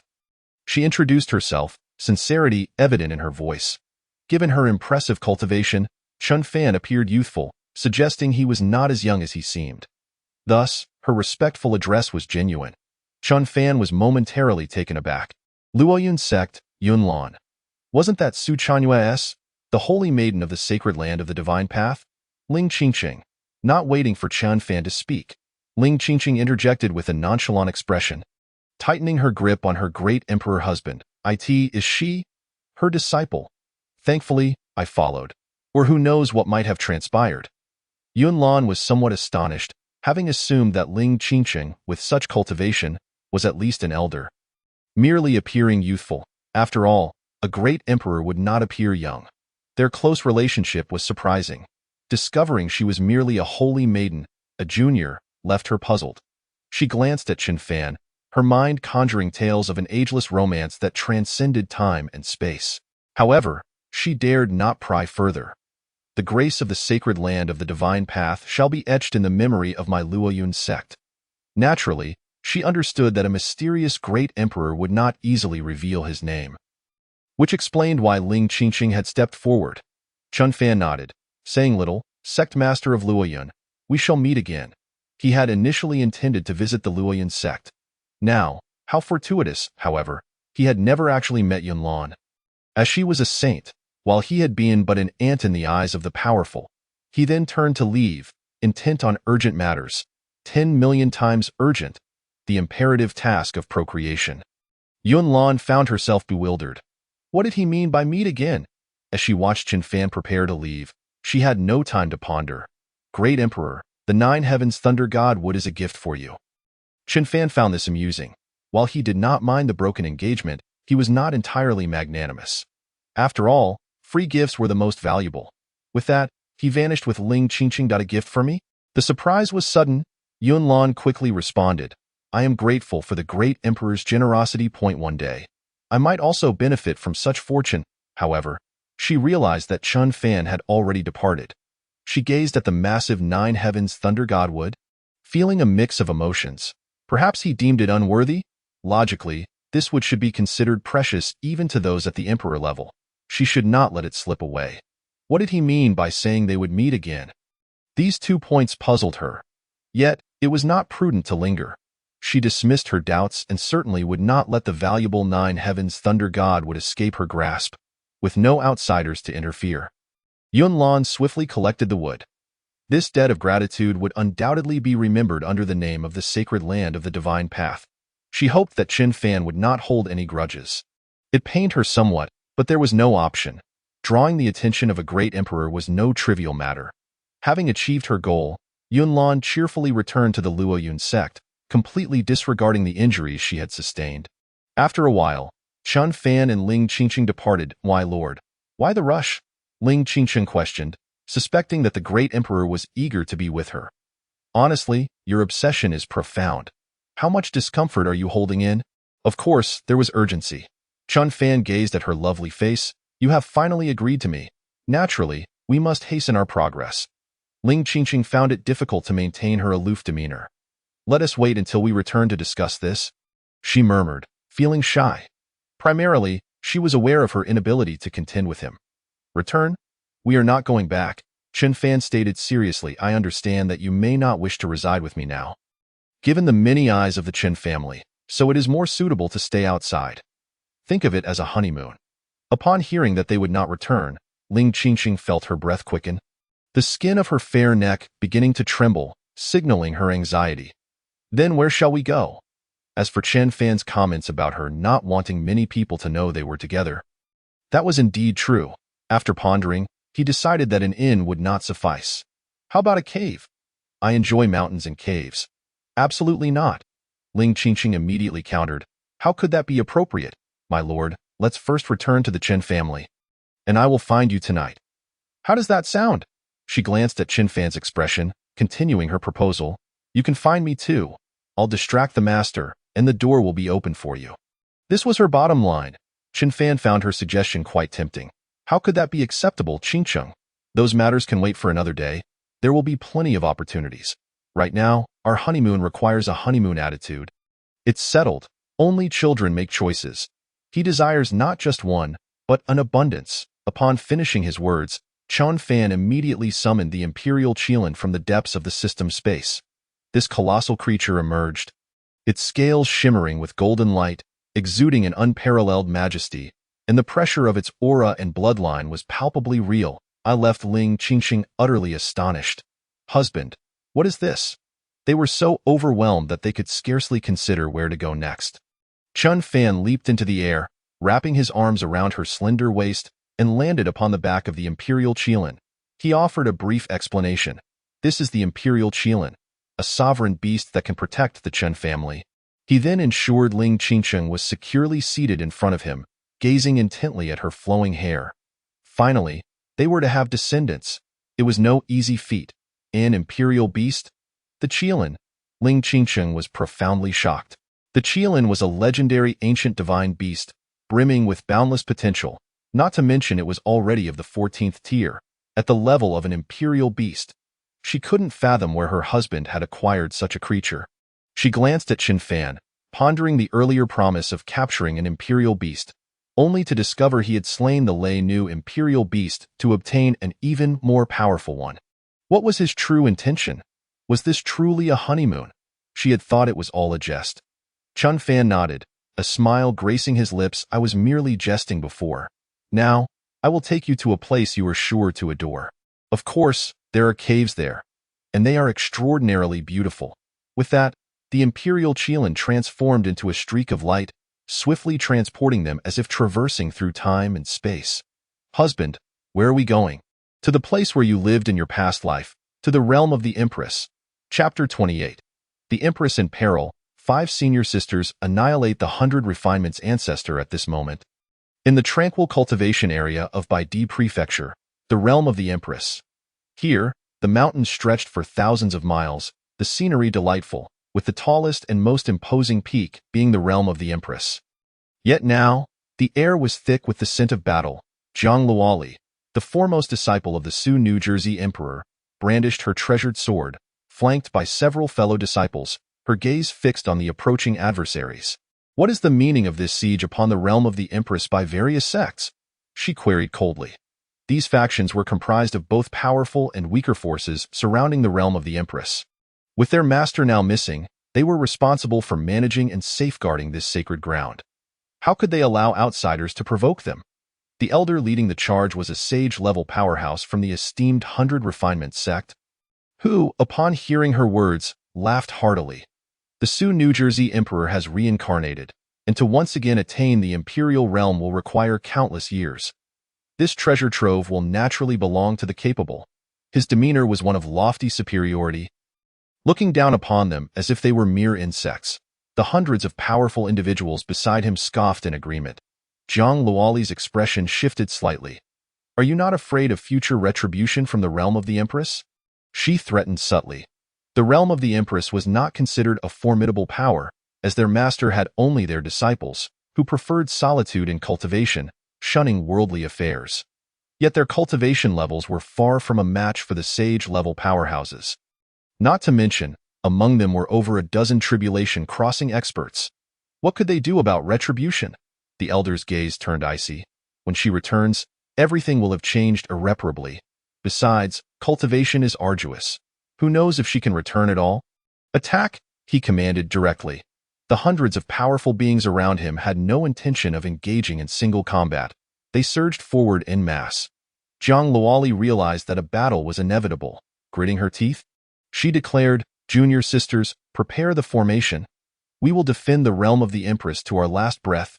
Yes, senior sister. The 4 other women beside her showed no hesitation, taking to the skies. United, they quickly established a grand formation that enveloped the area. The elder stood with his hands clasped behind him, his gaze flickering, a mere protective formation. Let us see how long you can hold out. In the next moment, he vaulted over the crowd, descending with a palm aimed at the formation. Boom! With just a single strike from a sage, the formation's energy became chaotic, its foundation unstable. Zhang Luoli's eyes hardened as she, along with her fellow sisters, strained to maintain it. The formation left by their master could withstand a sage, but it would be exceedingly difficult to resist such a multitude. If their master could not return, they would be unable to protect the realm of the Empress and would have no face left to live. Their master had been gone for 20 years, and the only unexpected aspect was that these individuals truly dared to invade the realm of the Empress, but their master had also left them a contingency. If they could not protect it, they would resort to mutual destruction. The elderess expression grew grave. Every emperor must not be underestimated. Even if she had reincarnated, the remnants she left behind posed a significant challenge for them. All those above the Dao Palace realm, follow me to break this formation. Upon hearing this, more than 20 powerful individuals soared into the air. They did not dare to be careless in dealing with the realm of the Empress. Sending forth only prominent figures from their respective sections strike together, they shouted. The amassed energy shook the very ground beneath them. The realm of the Empress was indeed a treasure trove, extraordinary in its nature. Otherwise, the entire peak would have been obliterated in an instant. This is not good, Jiang Luoli thought, sensing impending doom. Boom! In the next moment, the formation began to shatter, and the disciples were sent flying by the force of the impact. Despair washed over them, their hearts turning to ash. Ha ha ha, is that all? The elder cackled madly, reveling in his sense of achievement. Suddenly, what are you laughing at? Chen Fan silently appeared beside the elder, greeting him. Your sisters are being beaten. The elder instinctively replied, but his expression shifted dramatically as he distanced himself. Who are you? He asked warily, his heart racing. This person was formidable. Otherwise, he would not have been able to approach unnoticed. The sudden scene caught the attention of many powerful beings. Jiang Luoli and her companions were caught off guard, glancing at Chen Fan, wondering who he was. Sister, one of the younger disciples murmured, should we use the imperial seal left by our master for mutual destruction? Let us wait and see, Jiang Luoli replied. Chen Fan stood with his hands clasped behind him, stating, Who am I? I am the one here to take your lives. His demeanor turned frigid. One is to escape. The elder's eyes flickered as he attempted to discern Chen Fan's cultivation level, but it remained shrouded in mystery. He probed. I am the ancestor of the 100 Refinements sect. I am unaware of any misunderstanding. I am Chen Fan, the youngest disciple of the Sioux New Jersey Emperor. With that, Chen Fan unleashed his imperial might, regarding these mere insects with disdain, too lazy to even lift a finger. Sioux New Jersey Emperor has such a disciple? The crowd was bewildered, and the terrifying pressure caused their faces to pale. The 100 Refinements ancestor was incredulous. He had heard of this seemingly ridiculous disciple from a small family. However, upon sensing Chen Fan's cultivation, his voice faltered. How can it be at the imperial realm? He is still so young. Who knows? Flee. Without a moment's hesitation, this thought consumed them. The many tribulation crossing experts reacted swiftly, fleeing in unison. Do not question why. Just follow the ancestor, junior brother. Jiang Luoli and her companions' minds were in turmoil. Chen Fan. Could it be the 3-year-old? How could that handsome figure be so powerful, since you dared to offend the realm of the Empress? Then you shall stay. Chen Fan reached out with a hand, grasping the 100 Refinements ancestor, who was utterly unable to escape his grasp. Under the pressure of imperial might, all were but ants, watching the imperial hand reach for him. He cried, It's a misunderstanding, Emperor. It's all a misunderstanding. Terror gripped him, a fear akin to plunging into an abyss. Who would have thought that the realm of the Empress would have another emperor? Let alone a disciple of the Sioux New Jersey Emperor? It was nothing short of a jest. Die. Chen Fan uttered coldly, instantly reducing the 100 Refinements ancestor to a mist of blood, obliterating his very soul. As the ancestor vanished without a trace, all hearts raced, including those of Jiang Luoli and her companions. Chen Fan showed no mercy. Under the weight of his imperial might, every fleeing powerhouse was reduced to mere clouds of blood mist. Like crimson fireworks fading to dust, Jiang Luoli and her companions watched this scene unfold, their nerves shattered. Their 3-year-old junior brother had been away for so long, and now, he was an emperor, with a mere wave of his hand. He annihilated sage-level powerhouses. Was this real? Had he grown so powerful? Their hearts trembled uncontrollably. After completing this, Chen Fan turned to face his 5 senior sisters. Sisters, it has been a long time. Jiang Luoli and the others were in disbelief. Is it truly you, Chen Fan? Our little junior brother? This couldn't be the same weakling they once knew. Of course, they had never thought to clash with a 3-year-old junior brother. His family's background had not been impressive, and various conditions had not been met. They had never understood why their master had taken him in.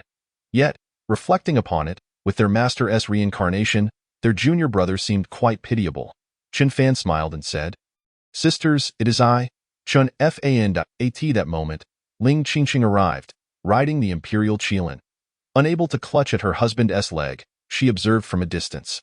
Once she saw the situation resolved, she hurried over.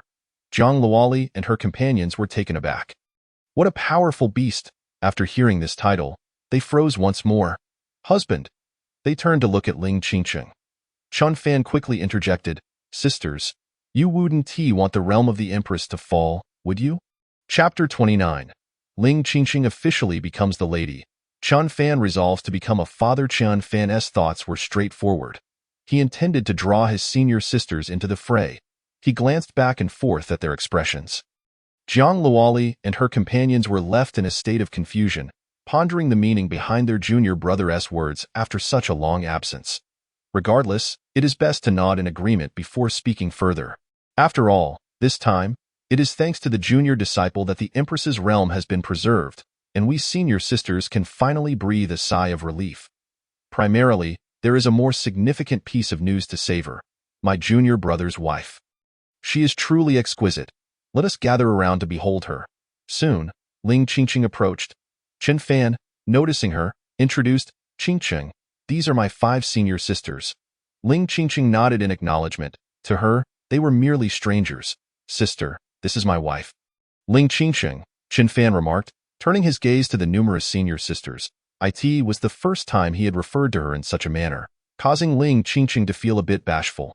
Reflecting on the fact that she also called him husband, it seemed perfectly natural. Qingqing, there is no need to be so formal. Jiang Luoli encouraged her to relax. Junior sister, do not feel shy, she added, referring to Ling Qingqing as the wife of her junior brother. Thank you for your care, sisters, Ling Qingqing replied earnestly. Chun Fan nearly burst into laughter but quickly interrupted. All right, sisters, upon returning this time, I wish to visit our master's residence. After reincarnation, he had attained a semblance of independent identity, so it seemed appropriate to say so. Junior brother, we shall not disturb you any longer, Jiang Luoli responded, leading the other junior sisters away. They left space for their junior brother. As they had no time to engage in pleasantries, aside from feeling a bit unfamiliar and the vast gap between them, they needed to address some affairs concerning the Empress's realm. However, they were all quite satisfied with this junior brother's wife. Observing the situation, Chen Fan said, All right, Qingqing, let us go take a look, and they proceeded towards the master's previous quarters. Along the way, Ling Qingqing felt a bit dazed, her mind filled with questions. Husband, who exactly is the Xuanji emperor that you mentioned? She had indeed overheard him. He had called out rather loudly. Chun Fan replied solemnly, The Xuanji emperor is you. Ling Qingqing froze instantly, and you, along with them, are my disciples? She was bewildered. Of course, all of them are your disciples. He affirmed. But how could that be? Ling Qingqing's mind buzzed with confusion. They had been lovers in their past lives. Chen Fan stated seriously, Do you remember our childhood marriage? That is how I came to be. Impossible! Ling Qingqing believed it was utterly inconceivable. Then why do you still want me to call them senior sisters? What else should I do? Should I let them all know about our relationship? Chen Fan countered.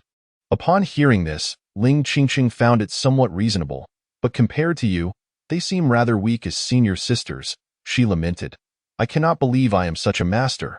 She quickly defended herself, insisting, It cannot be that way. How can a junior brother be so much stronger than his senior sisters? Chen Fan glanced at her delicate face and remarked, Their talents are simply lacking. I am too strong. There is no helping it. Ling Qingqing fell silent. It had not occurred to her that, after reincarnation, her disciples could cultivate more rapidly than she could. That was the crux of the matter. Well, you wouldn't want them to know about our relationship, would you? Chun Fan, the rebellious disciple, was indeed determined. The Empress's realm, just right. Ling Qingqing fixed her gaze on Chen Fan and remarked, You are correct. We absolutely cannot let them know. Upon arriving at the quarters, Ling Qingqing began surveying her former residence. It was magnificent, strikingly beautiful, with a crystalline structure, and the natural spiritual energy here was abundant. Though it could not compare to the Chen family, it was still a treasure of a location. Suddenly, she was swept up in Chen Fan's embrace. Husband, she exclaimed in surprise. Do not rush, she added. Should I not have agreed to this? Whether at the Chen family or in the Empress's realm, there are simply too many prying eyes. Yet, there was no remedy for regret. She could not contend with the emperor. Chun Fan held her delicate form, her long hair cascading like a waterfall, adorned with playful little hairpins. Her exquisite beauty and skin rivaling the purity of snow were breathtaking. He leaned closer and gently brushed his lips against her pristine forehead. So beautiful. Qingqing, let us begin. You shall be the mother, and I shall be the father. Our roles are clearly defined, and our purpose is resolute. He then glanced at the hem of her long skirt. catching a glimpse of her fair ankle glistening like a bright moon, along with the hidden delicate foot that asked for her enchanting figure. It was beyond question. The sensory information was undeniable. Not to mention, distance does indeed enhance beauty. Ling Qingqing gazed at Chen Fan with her captivating eyes, then nodded. The atmosphere had reached this point. What else can I do? I shall bear your child. Chen Fan touched her delicate red lips and walked toward the quarters. This was Ling Qingqing's prior residence, and he could finally stay there then, from day to night, and back to day. The following day, after Zhang Luoli and the others tidied up the areas damaged in the Empress's realm, their thoughts turned to gossip about the junior brother and his wife, At this moment. They gathered together, exchanging wide-eyed glances. Having evaded a crisis, nothing could be more joyous. It was unimaginable that the junior brother, who had once been a mere 3-year-old running after them, had now returned as a being of the Emperor's realm. Everything felt like a dream, more unfamiliar and distant than ever. What do you think caused our junior brother to progress so rapidly? Second sister Su Hanzhuang sighed. Third sister Li Miaoxin pondered. Perhaps our junior brother inherited a great opportunity from his family? Yet she quickly shifted her tone. But it cannot be so swift. That would be too disheartening for the senior sisters. They had thought he was just a downtrodden waste of potential from a fallen family. Had the master not returned, they might not have even met him again. To their astonishment, the junior brother was now on par with the master. That was an emperor, a being of emperor-level strength. Upon hearing this, their hearts fluttered, caught between shock and disbelief. Fourth sister Shangguan Yuheng remained slightly silent. She was a strikingly composed woman, exuding a sense of cleanliness and efficiency. Regardless, the return of the junior brother was a good thing. A significant blessing. For them senior sisters, it meant a little less pressure. Fifth sister Diao chuckled.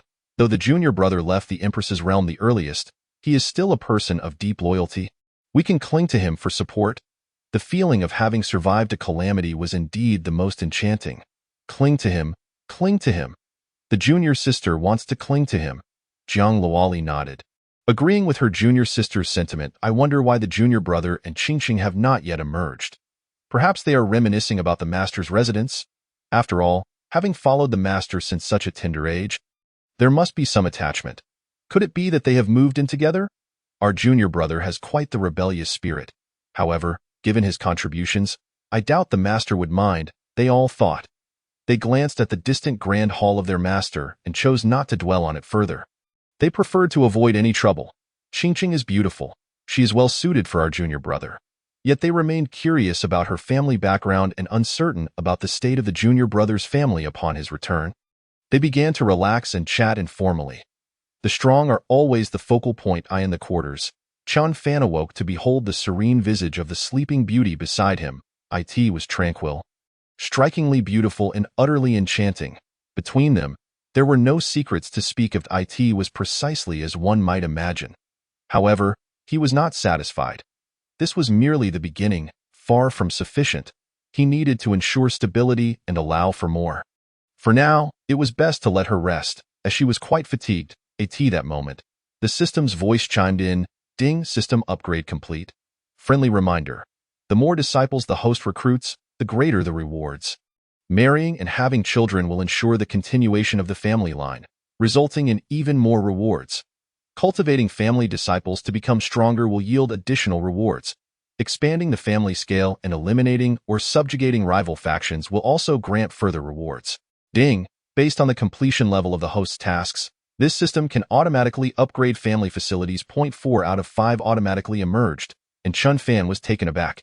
Indeed, the road ahead was still long and arduous. As the ancestor, the pressure was immense. Everything revolved around establishing an ancient family. Do not rush, he quietly reminded the system. Let me sign in first to ease my nerves. I do not wish for Ling Qingqing to be overly fatigued. Ding, sign in successful. Congratulations, host. You have received a mouthful of the 9 heavens divine spring. A mouthful? Who could drink that? Chen Fan immediately checked the system's space. It was a vast spring, resembling an endless ocean. This could potentially create a river. Chen Fan was immensely pleased. However, thinking of expanding the family, he recalled the ancient continent, the 8 great ancient families, the 5 great ancient clans, and the 10 great dynasties. The ancient clans were the mightiest, with the dynasties and ancient families on nearly equal footing, some strong and some weak, with no absolute balance of power. They occupied the most resource-rich regions. Generally, they did not infringe upon one another.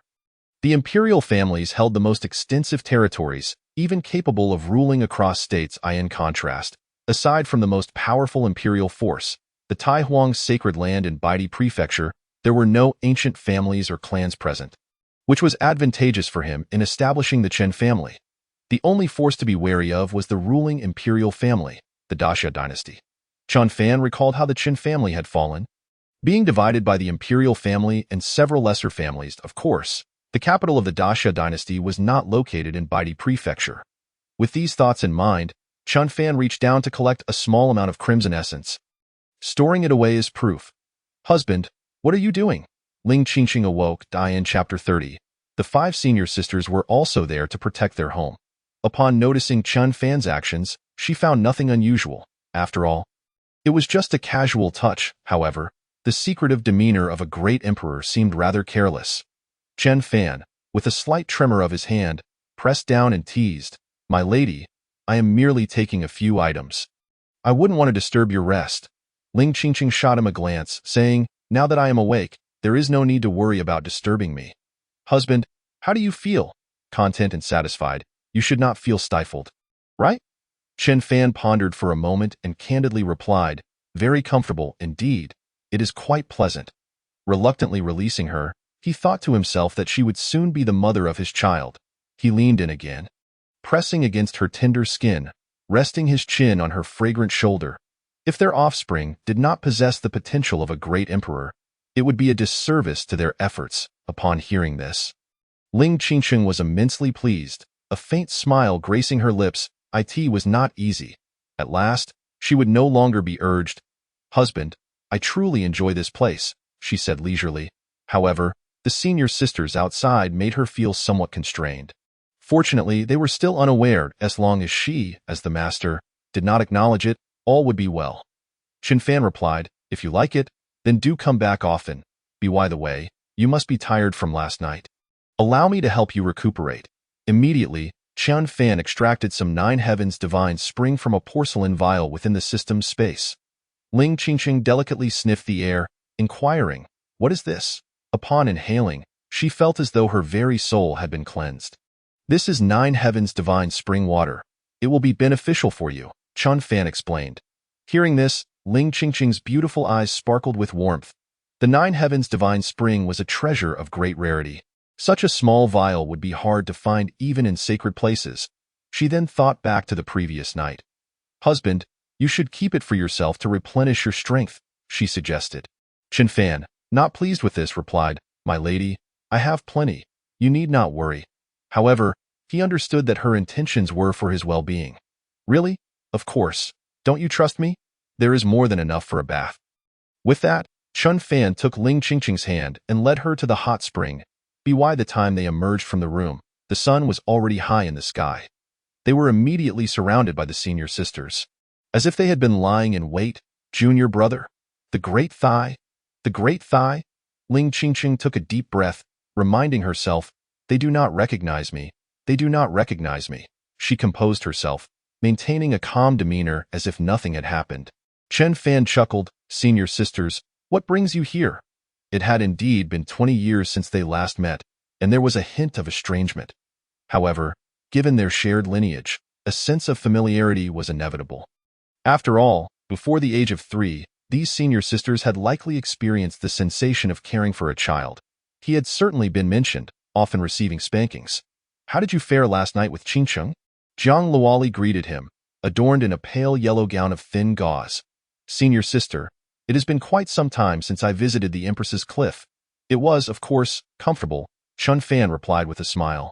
"Certainly comfortable, living under the same roof as the master, sharing her bed, and even tasked with producing offspring." Ling Qingqing felt a twinge of guilt and quickly covered up the awkwardness. Xu Hanxue, clad in a light blue gown, smiled and remarked, "That's good to hear. It has indeed been a long time since we last saw our junior brother. How the little one has grown." She reflected on how strong he had become, leaving her curious about the changes he had undergone. Chun Fan nodded, acknowledging that decades could pass in the blink of an eye. And how have you seen your sisters fared? Do be cautious with your words. Dear sisters, I have reminded you previously, he warned, as long as you do not utter the words, go to reincarnation, all will be well, for that is merely a ruse to deceive the master. Shangguan Yuheng, dressed in a dark gown, radiated a sense of chivalry as she replied, Junior brother, ever since you and the master departed, we have remained here. Aside from being troubled by certain factions, it has been relatively peaceful. This time, we owe you our gratitude for returning just in time. Fourth senior sister, it is my duty, Chun Fan replied. The Empress's cliff is also my family, even in the absence of the master. I should protect it. He added that he was grateful for the opportunity to come to the Empress's cliff to create offspring. Otherwise, it might have fallen into crisis. Regardless of the circumstances, he felt thankful. Li Miaoxin, wearing a green gown, exuded a natural grace. The reunion with their junior brother under such circumstances brought smiles to their faces, a delightful surprise indeed. Having such a formidable disciple would surely astonish the master upon her return. They too found it hard to believe. At that moment, junior brother, please lower your head and look at me. Di Yao, in a pastel purple gown, felt a bit overlooked. Is our bond fading? She inquired, a hint of defiance in her eyes. Chun Fan reached out and patted her head, chuckling. This is what you get for touching my head back then. Compared to the other senior sisters, Di Yao appeared somewhat petite. She was indeed the youngest among them. Di Yao froze momentarily. Considering that their junior brother was now a great emperor, she decided to relent. After all, a punch from her could result in prolonged tears. By the way, senior sisters, I have gifts for you. Without further ado, a multitude of porcelain vials materialized before everyone. Junior brother, what is this? Di Yao inquired, stretching on her tiptoes to get a better look. The others were equally puzzled. Fifth senior sister, this is 9 Heavens divine spring water. It will aid in your cultivation, Chun Fan explained. 9 Heavens divine spring. The group gasped in astonishment. So much.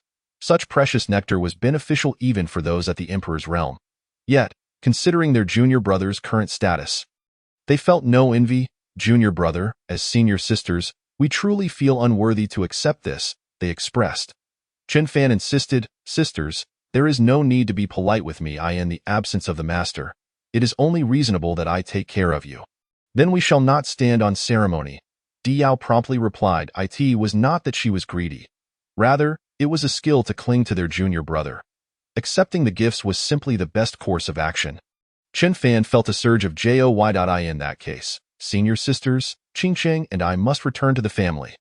The Qin family in the Tianyuan domain welcomes you all at any time. Upon hearing this, the women, still gazing at the trembling porcelain vials, sighed. So soon to depart.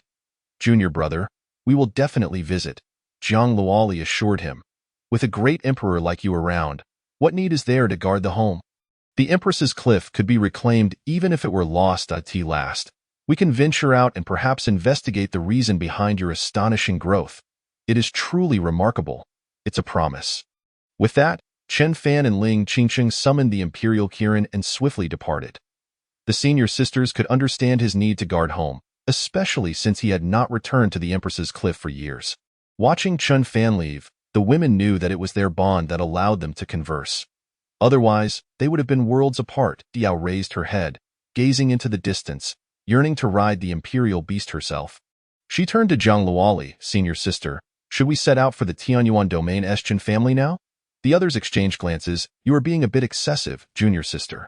Yet, her suggestion held merit. Meanwhile, Yunlan had taken a few days to recuperate before bringing Su Chanyue along. They had now arrived at the gates of the Chen family estate. Reflecting on the past, this city had once been fiercely guarded by the Chen family, standing tall and solitary. Their bloodlines were scattered across various realms, their assets substantial. While they may not rival the top-tier families, they were certainly not lacking either. Of course, this information had been gleaned from the historical records of her sect. It had been so long. Aside from the seasoned warriors, few in the present could recall the details. Yunlan, too, could not be considered a seasoned warrior. Those were the hidden elders and ancestors. Moreover, the current Qin family lacked manpower. Even with Chun Fan as a great emperor, their enterprises could not swiftly return to their former glory. This indicated that the family was in the early stages of resurgence. Past grievances should be swiftly resolved, lest they gamble on the future with potentially unbearable consequences. Yunlan glanced at her disciple beside her. Chanyue, the current Qin family may be beyond our reach. Do not lose your composure. This is not merely a matter of a broken engagement. We must maintain a proper attitude. Su Chanyue nodded. Master, I understand.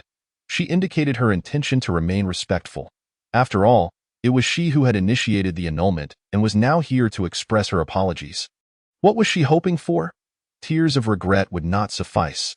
Observing the city before her, she lamented how quickly it had become the territory of the Chen family. Had she not broken the engagement, perhaps she could have visited here with rightful claim, enjoying the rich spiritual energy. Upon hearing this, Yunlan said nothing and simply approached Luo Yun sect, requesting an audience with the great emperor. Bai Fengyao popped her head out. As she was the fastest to refine the blood of Pango, immediately rushing to guard the family, she looked at the two from a distance. Luo Yun sect? Isn't that the one that broke the engagement with my master? She shouted loudly, Ladies, please return. My master does not wish to see you. Though she personally felt immense gratitude towards Su Chanyue, her master certainly did not share that sentiment, not to mention there was also a mistress. She was not foolish enough to disregard the situation. Upon hearing this, Yunlan felt utterly embarrassed. Su Chanyue's complexion was far from pleasant. She was a disciple of Chen Fan, the divine maiden of the ancient Phoenix clan. At that moment, Mo Qingyin appeared and immediately covered Bai Fengyao's mouth, whispering, Child, behave. This is for your master and mistress to have children soon. Bai Fengyao could only glance at Mo Qingyin and nod, indicating her understanding. This child was undoubtedly connected to her. Meanwhile, Feng Yuehua interjected, Lord Luo Yun, guests are here. Let us enter the city. Such a fortuitous event cannot be dismissed. The emperor is not feeling guilty. Why not show up? Her disciples should meet these two for a formal introduction. Although Qin Fan and her disciples had yet to return, Yunlan breathed a sigh of relief, thanking the Saint King Yuehua. She was aware that she had previously encountered the holy maiden of the divine path at the burial Emperor Mountain. Could it merely be coincidence? A sense of foreboding washed over her. But there was no turning back now that they had arrived. Upon noticing the Lord of Illusions present, could it be that the illusion tower had been subdued by Qin Fan? After receiving permission, the city protection array opened a gap from within, allowing her to lead Su Chanyue inside. Upon entering, a rich, overwhelming force assailed them, instantly causing Su Chanyue's cultivation to show signs of breaking through. Even a single breath felt like the almost tangible spiritual energy permeating her limbs. Her master was astonished. The disparity in spiritual energy between the two sides of the formation was like heaven and earth. She had thought the outside world was already impressive, but here was truly astonishing, akin to a paradise that cultivators could only dream of. Yunlan also sensed it. Chanyue, here, there must be at least one imperial crystal vein, and it is significantly larger than the usual ones. With her vast experience, she offered this explanation, though she could only speculate further. An imperial crystal vein. Su Chanyue fell silent. Imperial crystal veins were in the hands of the continent's most powerful factions. Exceedingly precious. Yet, she had only just taken a few breaths. She wondered if there was a remedy for regret. If she could reside here indefinitely, her strength would undoubtedly surge rapidly, allowing her to become a top-tier prodigy across the continent, rather than in the Tianyuan domain. After all, talent is innate, but precious resources are indispensable for a cultivator's growth. Before long, Feng Yuehua and the others arrived. The emperor had not returned. Lord Luo Yun, it would be prudent to wait a while. Feng Yuehua suggested that Mo Qingyin continued to cover Bai Fengyao's mouth, preventing her from saying anything inappropriate. Not back yet? Yunlan's heart sank, sensing the situation was becoming increasingly dire. However, upon perceiving Feng Yuehua's aura, her astonishment deepened. It seemed as if she had just completed her cultivation, the bloodline energy still not stabilized, with faint red strands of spiritual energy emanating. Saint King Yuehua, I shall heed your wishes. She nodded in acknowledgement. This was undoubtedly a significant opportunity. Otherwise, such an aura would not be so piercing. The Lord of Illusions and her companions exuded a similar presence. Yet, she refrained from asking any questions. Soon, they arrived at the Chen family estate. As they entered, a massive crimson blood pool caught Yunlan's attention, her gaze narrowing. The terrifying, potent bloodline energy hit her like a wave, causing her to feel an immense pressure. Was this powerful essence? So much of it. Fang Yuehua smiled. Lord Luo Yun, there is no need for astonishment. This blood pool was created by the Emperor to enhance the bloodline strength of the family as disciples. It is hardly a secret. After all, the Emperor chose to place it here without any intention of hiding it. Yunlan fell silent. With this revelation, it seemed that both Fang Yuehua and Imo Qingyin had refined this terrifying essence. Nearby, others were meticulously extracting and diluting this essence. Su Chanyue watched anxiously, nearly brought to tears by the sight. Although she did not know what this blood pool was, a treasure produced by an emperor could not possibly be mundane. Suddenly, beside the blood pool, Chen Tianya completed his refinement, his body enveloped in blood-colored energy. With a loud boom, he reached the transcendent realm. Ha ha ha, I have attained the transcendent realm. My bloodline has been immensely strengthened. My combat power has doubled. This was merely a minuscule portion of Panga's blood. I almost overexerted myself. He dared not continue, fearing for his life. Greed was not to be indulged. Su Chanyue was dumbfounded. Transcendent realm. In just a few days, her undercover brother, Meng, had leaped an entire realm, far surpassing her status as the sacred maiden of the sect. It was disheartening. Otherwise, she could have achieved the same. Now, she could only watch helplessly. Bai Fengyao glanced at Su Chanyue's expression and pouted. My master and mistress have yet to return, so don't get your hopes up. My mistress would never agree. Fang Yuehua and Imo Qingyin exchanged glances at Bai Fengyao. Acknowledging her articulate speech, Yunlan froze.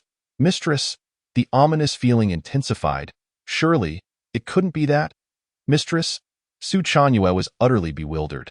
In such a short time, Chen Fan had already found a mistress among the divine maidens of the ancient Phoenix clan. Usurping the position that had once belonged to her, Fang Yuehua hastily suggested, Lord Luo Yun, perhaps we should wait inside for the emperor. Yunlan suppressed her tumultuous thoughts and nodded, pulling the dazed Su Chanyue along. Just then, the sky above darkened ominously. The city protection array automatically parted, and a colossal creature descended. The overwhelming aura and pressure compelled everyone to take 3 steps back. It was a beast. Upon seeing Chen Fan and Ling Qingcheng on its back, they finally relaxed. Master, mistress, Bai Fengyao chuckled, pondering where her master and mistress had taken her. Chapter 32. A sect lost. The Chen family estate's grand upgrade. Everyone held their breath. This beast was extraordinarily formidable. Especially Fang Yuehua and Imo Qingyin, who sensed its strength more acutely, realizing it surpassed even their own. They wondered where the emperor had acquired such a creature. Bai Fengyao's eyes sparkled as she gazed at the imperial qilin. The aura of the imperial beast. It had been ages since she had ridden one since leaving her family. Instantly, she transformed into a docile girl, her hands clasping her ponytail behind her, hoping for a chance her master might grant her. Yunlan was stunned. It was indeed so. The Jiuxiao thunder god which she had been preparing to reveal was quietly tucked away. What a coincidence! Chen Fan was that senior, and she had benefited from his grace, only to find herself in the position of giving gifts in return. The Jiuxiao thunder god would no longer felt burdensome. Instead, it gnawed at her insides. Fate had played a cruel joke on her. She felt so embarrassed she could dig out a luxurious sect from the ground.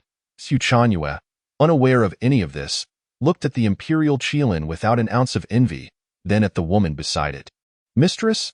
Chen Fan had found his lady so swiftly. She had replaced the position that was once rightfully hers.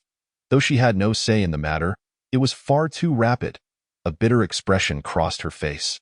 Chen Fan and Ling Qingcheng leaped down from the imperial qilin, their demeanor reminiscent of celestial partners. Lord Luo Yun, what a quick reunion, Chen Fan remarked upon spotting Yunlan, somewhat surprised yet not entirely so. Upon hearing this, everyone was filled with confusion, including Su Chanyue. Had her master met Chen Fan before? Yet she dared not inquire. Ling Qingcheng, however, was aware but was currently more intrigued by the woman beside Yunlan. Yunlan, being a sage, possessed a commendable mindset.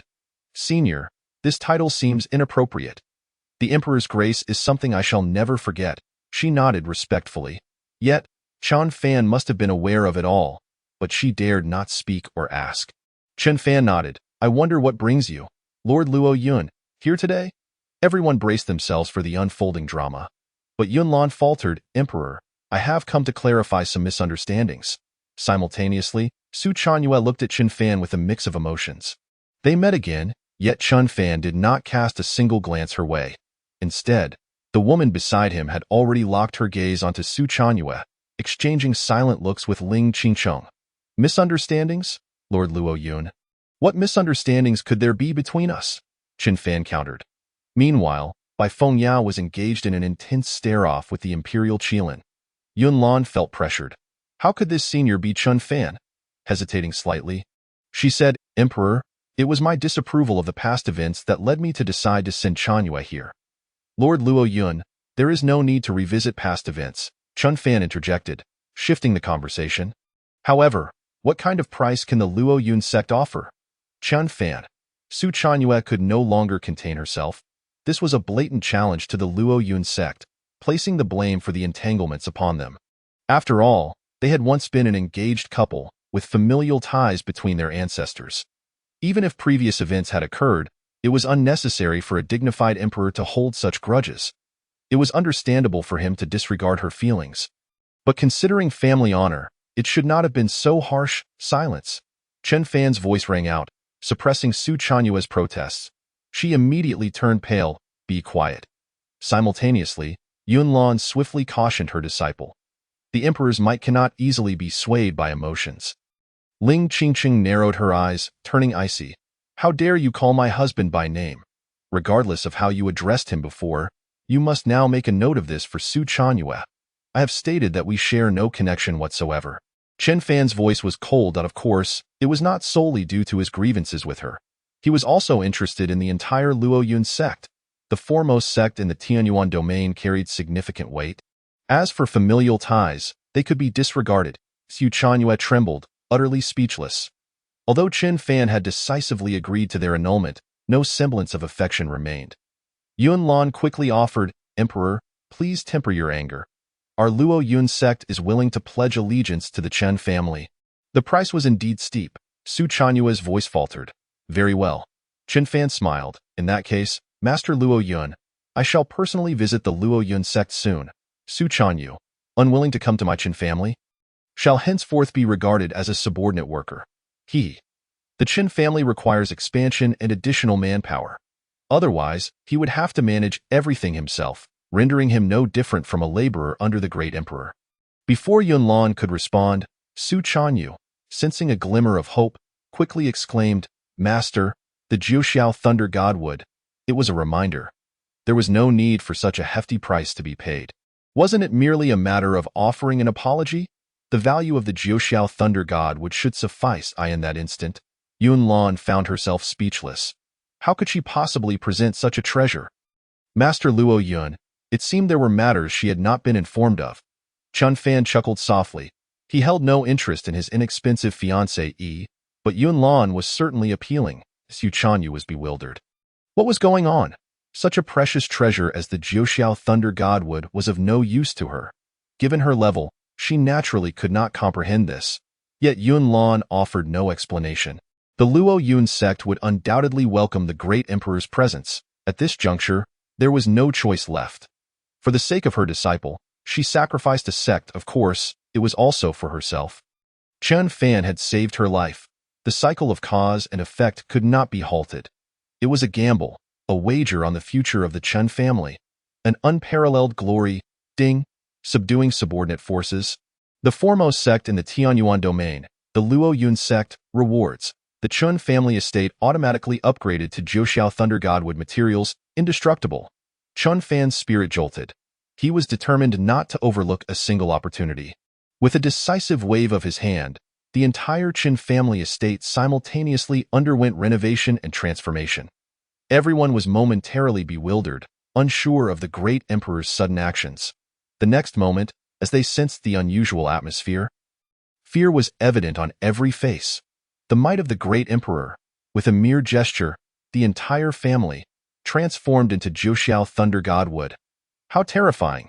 They could hardly fathom the source of such an abundance of Zhouxiao Thunder God wood. They were stunned. Were they not afraid of lightning striking at midnight? Yet they were overthinking it. The thunderous energy was swiftly erased. Yunlan was also dazed. What was this pain?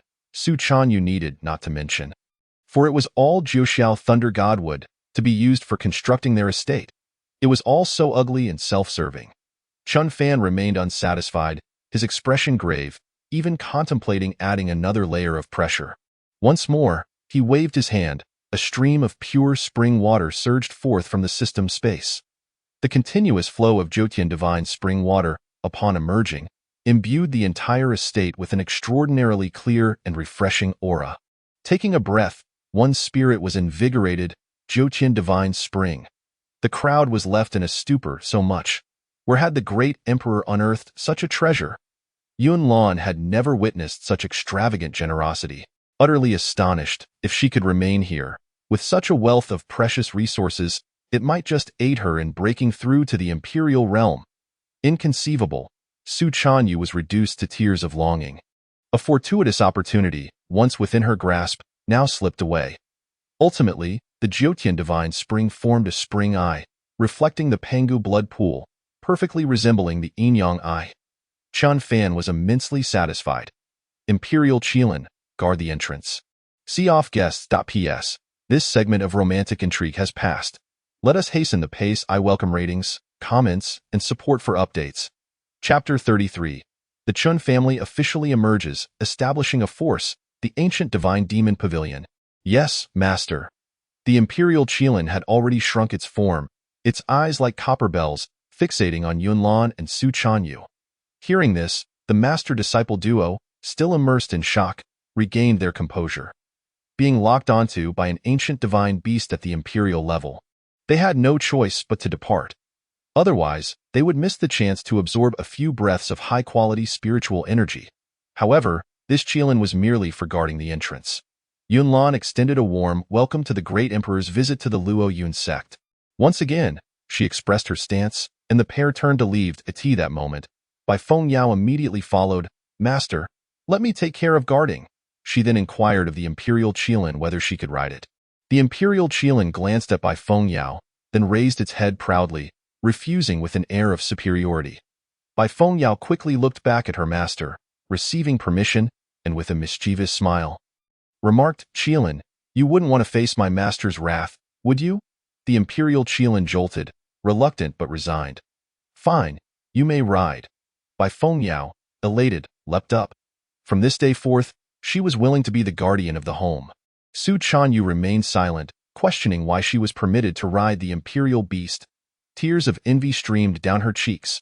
Master, it is all the disciples' fault. Because of the Luo Yun sect. They had become a subordinate sect. In the future, they would inevitably have to heed the Chen family's arrangements to some extent. Since we have come, we shall make peace with it. Chanyu, do not blame yourself. Yunlan sighed, sensing that change was on the horizon. Who could have anticipated this? Moreover, the great emperor had saved my life. Saved your life? Yes, do you remember the Zhouxiao Thunder God what I mentioned earlier? That was also a gift from the great emperor, as Yu Chanyu was struck by a thunderbolt. This was what she had been unaware of, however. The display of submission and reverence from her master left her feeling uneasy. Regretful tears trickled from her eyes. Having caused such a calamity, her master said nothing, yet she felt unworthy to face her parents or return to her clan. Watching Yunlan and the others depart, the onlookers gazed at the great emperor with even greater fervor. Chen Fan stood with his hands clasped behind his back, declaring, from this day forth, the Chun family officially descends upon the Baidi continent. Upon hearing this, the Chen family members trembled with excitement. Congratulations, ancestor. The arrival on the continent marked a contention among top-tier forces, and there was some pressure. However, in Baidi continent, a great emperor could easily intimidate all. Not to mention, 3,000 tribulation realms were mere puppets, unable to contend with the saintly forces. Yet those below could easily sweep aside and annihilate everything. Congratulations, great emperor. Fang Yuehua and the others hastily chimed in. It seems a storm is brewing in Baidi continent. Chen Fan turned to inquire, Fu Bo, How are your investigations progressing? The establishment of the family must begin with the Tianyuan domain.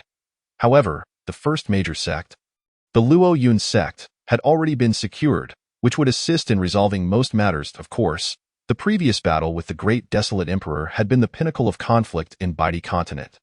What remained were the trivialities of expansion. Old ancestor, Sifu replied, the entire Tianyuan domain has over 100 cities, among which approximately 12 possess saint-level experts. There are more than 100 various sects. And besides the Luo Yun sect, there are a total of 9 saint-level forces. As for hidden factions, I am unaware. Chun Fan nodded. All right, you all go forth and officially announce the emergence of the Qin family. The rest will follow. Understood, ancestor, Sifu and the others were filled with excitement. They were to become founding contributors. It must be done properly. If they could not fight, they would simply gather reinforcements. They then turned to leave. While Chen Fan understood that all conflicts must be justified, even a great emperor's strength was no exception. As long as it was publicly declared that a family was rising, it would inevitably encroach upon the interests of others. Competing for resources. As for the previous pinnacle battle, it was only when imperial and saint-level experts detected the divine crystal veins here that they had the courage to come, alongside some passers-by. Baidi continent was vast. Not everyone possessed the capability or audacity for such actions. The majority were unaware of this information. The absence of mobile phones was indeed inconvenient. Furthermore, while the ancient families could occupy various paths, that was merely the surface territory. In reality, the ancient families had their hands in everything, spanning the continent, especially in various industries. Considering that direct bloodlines were ultimately insignificant compared to the populace, occupying too large a territory was of little use. Unless the branch bloodlines were numerous and powerful enough, similar to royal families, where royal bloodlines were but a small fraction in a vast sea of humanity, the remaining extensive territories were managed by relatives, royal kin, and even allied noble houses. Otherwise, the greater the territory, the more chaotic it became. Chun Fan's ambition was not so grand. It was simply the Tianyuan domain. It must be secured. Otherwise, there would be too few Qin family members to utilize. They needed to be nurtured step by step. As for the surrounding various domains, vast and rich, with countless forces, he had no time to address them one by one. With this thought, Chun Fan turned to Feng Yuehua and Mo Qingyin beside him. The sacred land was too distant. Could this be considered a union? As for the Tianyin domain, it was rather favorable. What commands does the great emperor have? The two were swift, eager not to be sent away. Chun Fan stated, ladies, I wish to establish a force to aid the rise of the Chen family. Intelligence, cooperation, with a marital connection and another right next door, you two may be of great assistance. Feng Yuehua and Mo Qingyin did not hesitate, both responding, the great emperor may speak freely. They had no reason to hesitate. One had sold a disciple, and the other was nearby. To survive, they would not refuse. Moreover, the great emperor was so mysterious, they had yet to fully grasp him. Chun Fan continued, I possess a secret realm, a forbidden area known as the Ancient Divine Demon Grounds. This force shall be called the Ancient Divine Demon Pavilion. With its headquarters established within the Forbidden Grounds, would you both be willing to take on the roles of heads of the respective pavilions, overseeing the Ancient Divine Demon Grounds? This force must be diverse. For his goal was the entire continent. Within a year, the name of the Chun family would surely resonate throughout the land. Thus, intelligence and cooperation were of utmost importance. Great Emperor, we are willing, the two exclaimed in unison. Excitement evident on their faces, the Ancient Divine Demon Grounds sounded incredibly powerful. Excellent, Chun Fan declared decisively. Yuehua, you shall be the Grand Pavilion Master. Qingyin, you shall be the second Pavilion Master of the Divine Demon Pavilion. Firstly, your identities must remain confidential, with no names disclosed. Secondly, you are free to recruit suitable disciples and expand your ranks. I will arrange the resources. As for everything within the Ancient Divine Demon Arena, you are responsible for organizing matters and management. Yes, Your Majesty. The two were elated beyond measure. The title of Master of the Divine Demon Pavilion sounded profoundly mysterious. Moreover, they would wield authority over this forbidden realm, which heightened their anticipation regarding the true nature of the Ancient Divine Demon Arena. Chun Fan continued, there is no need for resistance. Enter and observe first. Additionally, there is an imperial beast that requires your disassembly. My apologies for the trouble. Fang Yuehua and Imo Qingyin instantly grew solemn. They were then sent into the ancient divine demon arena, where they were greeted by an ancient aura of slaughter that felt both divine and demonic. Before them lay the colossal corpse of a thunder fury imperial beast in the outside world. Ling Qingcheng silently observed. Confidentiality? I have seen it all. My master is the Grand Master of the Divine Demon Pavilion, and the Master of Illusions is the second master. The Emperor is undermining us right before our eyes, my lord. I also wish to join the ancient Divine Demon Pavilion. Why not include me as well? Ding! The establishment of the ancient Divine Demon Pavilion has been completed. Congratulations to the host for acquiring a headquarters of the ancient Divine Demon Pavilion. Chun Fan found this arrangement quite convenient. Qingcheng, do you wish to be the pavilion master? Very well, you shall be the third master of the Divine Demon Pavilion. No, the master of the ancient pavilion. This back door must be opened for my lady. This would facilitate the growth of the empress of this lifetime, allowing her to mature more swiftly. It could be considered a form of nurturing. Ling Qingcheng felt that her husband was teasing her. Nonetheless, her delicate face remained serious. All right, I shall grow stronger. I must catch up to my emperor husband. Pressure is essential. One dared to speak, and the other dared to respond. Days passed. The name of Langia City was changed. Initially known only to nearby inhabitants, but soon it spread throughout the entire Tianyuan domain. A new family emerged, the Qin family, rising to prominence and causing quite a stir. The first family of the Tianyuan domain. The Zhang family estate. The Qin family? What audacity to make such a grand display, as if we would remain oblivious. Chapter 34. The first family of the Tianyuan domain.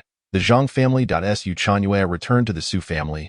Father, the Chun family likely harbors ill intentions. Langia City has our Zhang family's bloodline. Yet now, there is not a whisper of news. A young man glared at the middle-aged man beside him. Indignant. This newly emerged Qin family has outright declared their dominion over Langia City without seeking our Zhang family's consent. The head of the Zhang family, Zhang Yuanba, flickered with intrigue as he seemed to search his memory for the origins of this Qin family. Kuner, I have already dispatched someone to investigate. We shall have news soon. Zhang Kuan clenched his fists. I cannot accept this. Although Langia City is not as grand as here, it is still no small place. What qualifications does the Chun family have to occupy a city like ours? Such arrogance. Does this not imply that our Tianyuan domain's foremost family must equate ourselves with a mere minor family? Zhang Yuanba pondered for some time, but could not fathom why the Chen family was so audacious. Regardless, they would soon discover the truth in the Tianyuan domain. Aside from a few major families, no other family could occupy a city, let alone a small one. At that moment, a steward rushed in, his expression grave. Master, we have clarified the situation. The entirety of Langia City is now sealed off. It seems that our Zhang family branch has been completely eradicated. Otherwise, there would be no news at all. Is this what you call clarification? Zhang Yuanba mused. The city lord of Langia City possesses the cultivation of the 9th level of the extraordinary realm, while our branch's head has reached the 7th level. To easily control Langia City, they must also be of the celestial origin realm. Zhang Kuan scoffed. A mere celestial origin realm? Even I and the steward could easily crush them with a single slap. Father, allow me to lead a team to the Qin family and eradicate them. Let me take the initiative. As a top family of the Tianyuan domain, the celestial origin realm was nothing but ants. Kuner, do not be careless, Zhang Yuanba admonished seriously. Just because they appear to be of the celestial origin realm does not mean they truly are. Moreover, one who dares to be so ostentatious must possess some strength. The steward hastily reminded, Master, young master, there is only one Qin family in Langia City, and this Qin family once had an ancestor of the void-returning realm. However, they vanished later, which is why they were able to act so boldly. Could it be that this ancestor has returned? Indeed, he too was curious. For he, the steward of the Zhang family, was originally from the Chun family's elders. Zhang Kuan furrowed his brow. The void-returning realm? It seems that the family's elders must step forward. A mere steward of the transformation realm cannot resolve this matter. Zhang Yuanba contemplated deeply. It was highly probable. Even if a void-returning realm individual were to return to a small family, They would be a terrifying presence akin to an ancestor. But within their Zhang family, they were merely stewards and various managers. Since this Qin family sought to claim their place, they would inevitably have to pay a price. Very well, Kuner. I shall arrange personnel for you. Go forth and intimidate this insignificant family. Yes, father. Zhang Kuan's expression was fervent. His family possessed a Saint Realm ancestor, a formidable power that enabled them to occupy the pinnacle of the Tianyuan domain. An insignificant family must pay the price for their arrogance. By the way, Zhang Yuanba continued, Kuner, family is family. Moreover, regarding your entry into the Luoyun sect, I will make arrangements for you. After this, you must diligently cultivate. Father, I will. The thought of entering the foremost sect for cultivation ignited Zhang Kuan's fervor. He too was talented, yet not on par with the top prodigies of the Tianyuan domain, as long as he could enter the Luoyun sect. He would undoubtedly grow stronger. Moreover, it was said that Su Chanyue, the daughter of the Su family, had become a saintess at the Luoyun sect, leading to the once lesser Su family now thriving.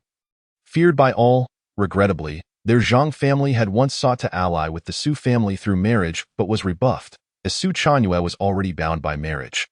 They wondered who the fortunate man was to possess such luck. Otherwise, they would have seized the opportunity to claim such a remarkable woman. Now, it was impossible. The Luoyun sect was a colossal entity that could not be contended with. Thus, they resolved to join forces. In the Tianyuan domain, at the Su family estate, Thud, daughter, what are you doing? Su Chanyue had just entered, kneeling down. This left Su Wujing utterly bewildered. Su Chanyue dared not raise her head. Father, I am unfilial. I have made a mistake.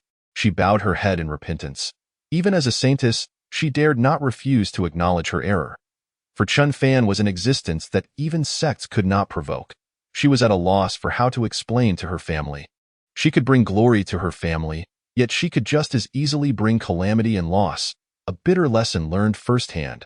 Su Wujing sensed something was amiss. Chanyue, what of the matter regarding the annulment of your engagement? He had only recently mentioned Langucity, given the sudden emergence of the Qin family, which was making such a ruckus. Coincidentally, his daughter was also in Langucity to annul her engagement with the Qin family.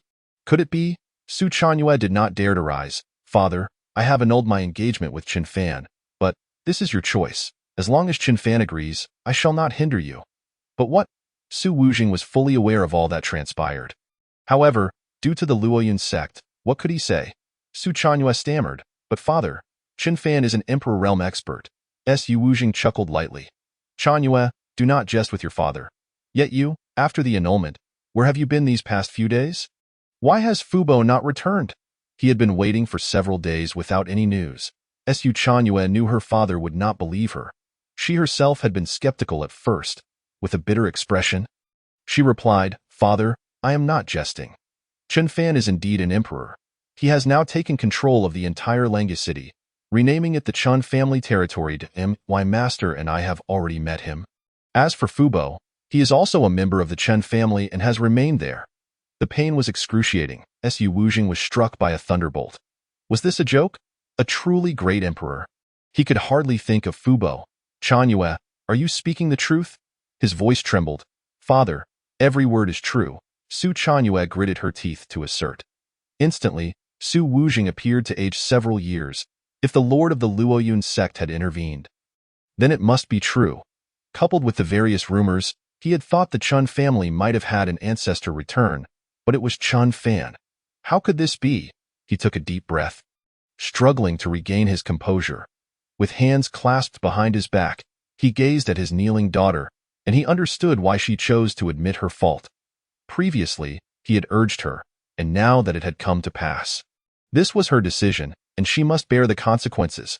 Aligning oneself with the Luoyun sect is indeed beneficial, but ultimately, it is a loss of integrity. Now, it seems, they have gained a sesame seed only to lose a watermelon. Let us not speak of why Qin Fan became an emperor. No one knows, but that title itself signifies an authority that cannot be defied. A being not to be offended. Theo annul an engagement. Who could endure such humiliation? Only an emperor could view everything with indifference. As for Qin Fan's agreement to the annulment, it was merely a courtesy extended for the sake of their families' past ties, a gesture of goodwill. One could only hope Chen Fan would not harm his daughter Dai in the Tianyuan domain. The Su family only had an ancestor of the Transcendence realm presiding, which paled in comparison to the top families. They had gained some standing due to their association with the Luoyun sect, but now, how could they possibly provoke an Emperor realm expert? Father, I was wrong. Wrong about what? You have done nothing wrong. Ultimately, it is merely that insatiable heart that seeks to rise above mediocrity, choosing self-serving betrayal instead. This is the cycle of cause and effect. Be willing to bear the consequences. Chanyu, rise and shine. It is the Su family, but they are not destined for greatness. In contrast, the various sects of the Tianyuan domain, upon learning of this news, chose to merely observe the spectacle. The rise of a single family poses no significant threat to the sects, which are fundamentally different entities. Families thrive within, basking in the splendor of the mortal realm, while sects remain aloof, detached from worldly affairs.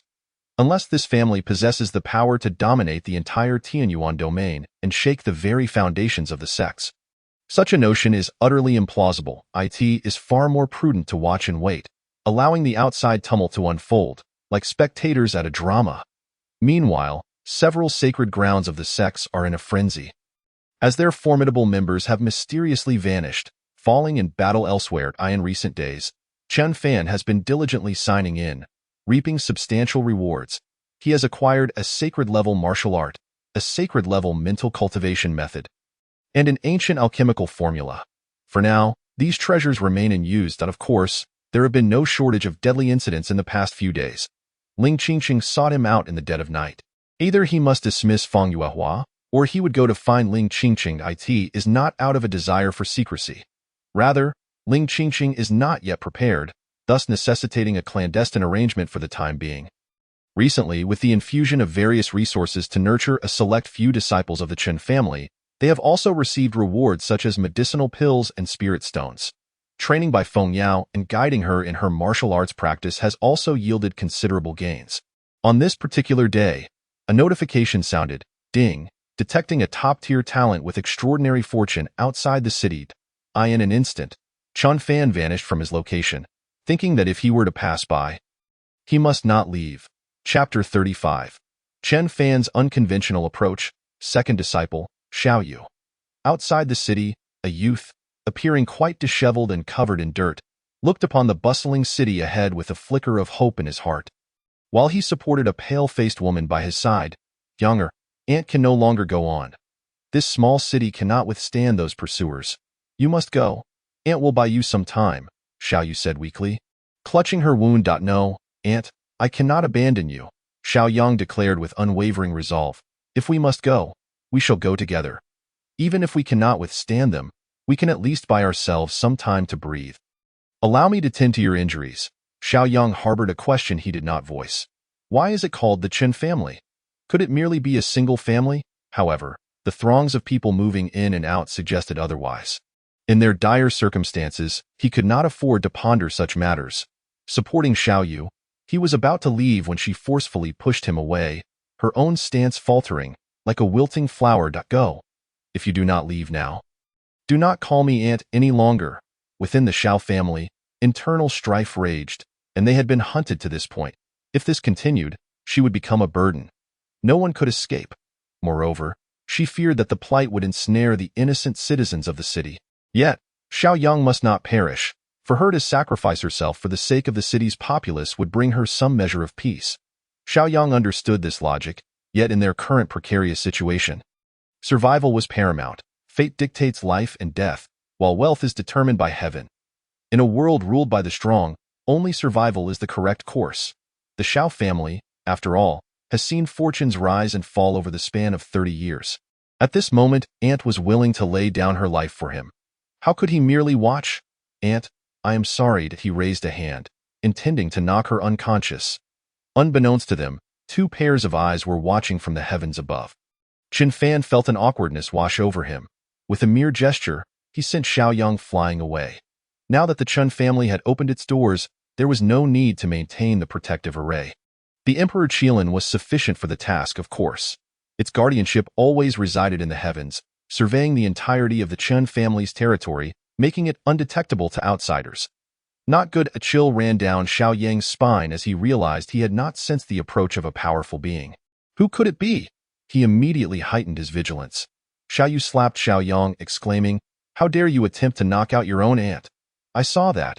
Yet, there was no time to settle accounts with Xiao Yang now. "I see remarkable potential in your bones.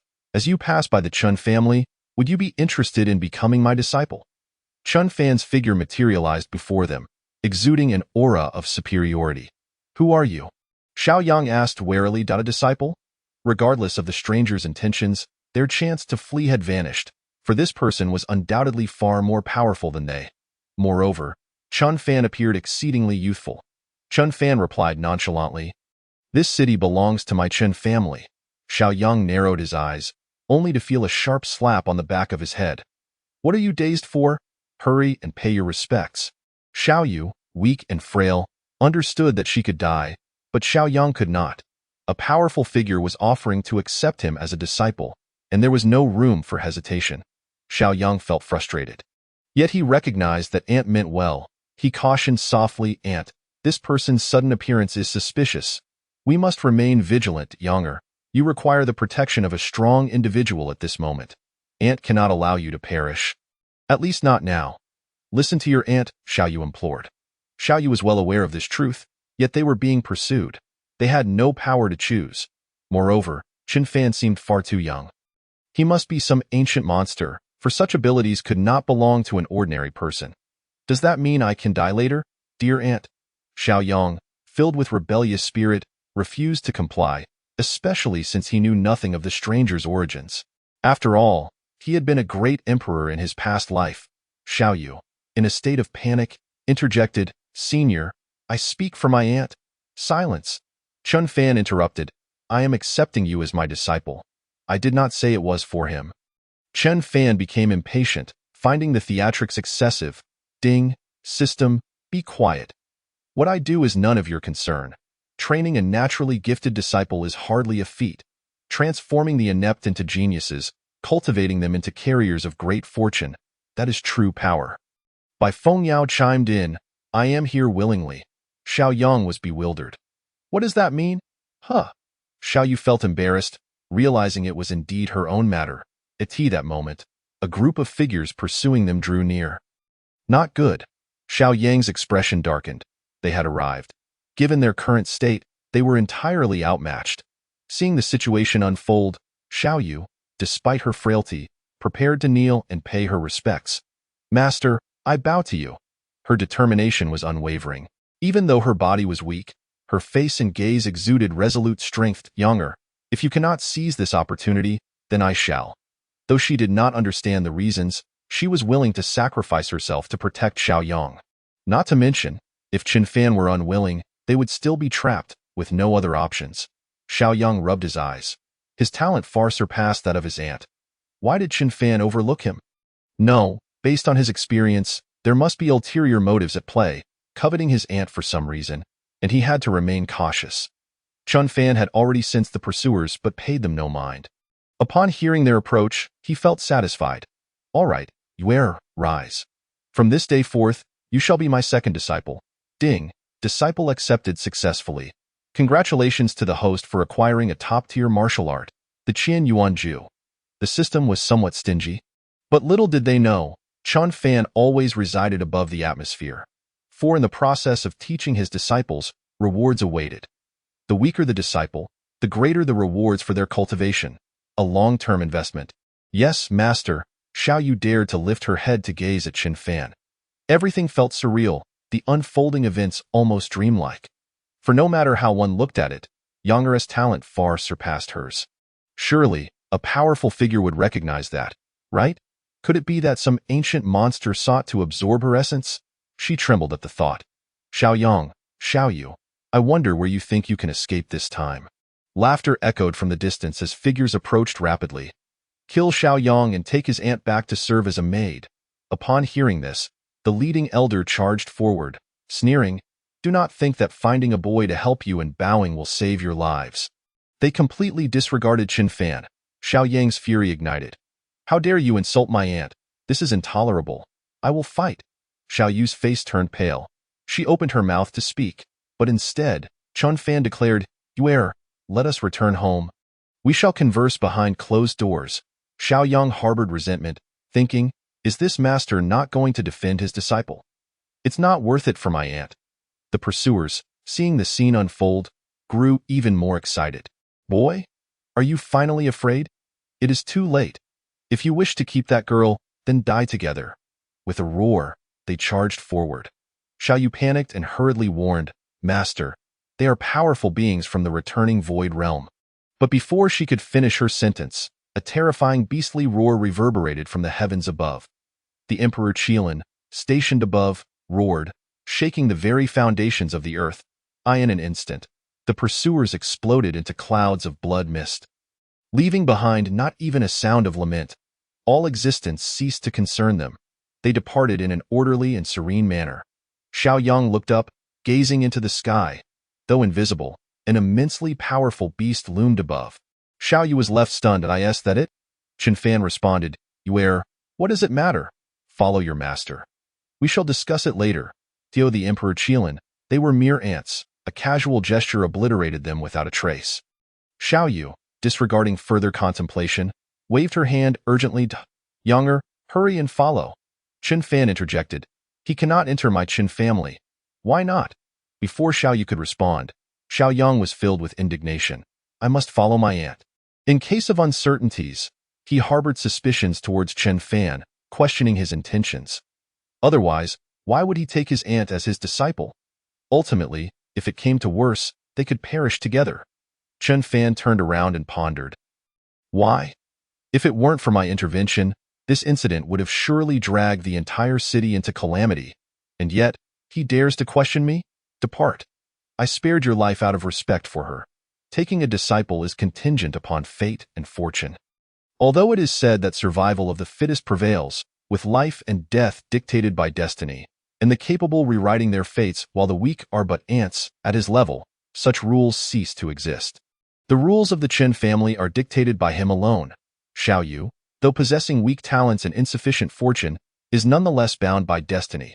He had observed everything clearly moments ago. Chapter 36. The Astonished Xiao Yu. Xiao Yu, no longer wish to die. Let me go.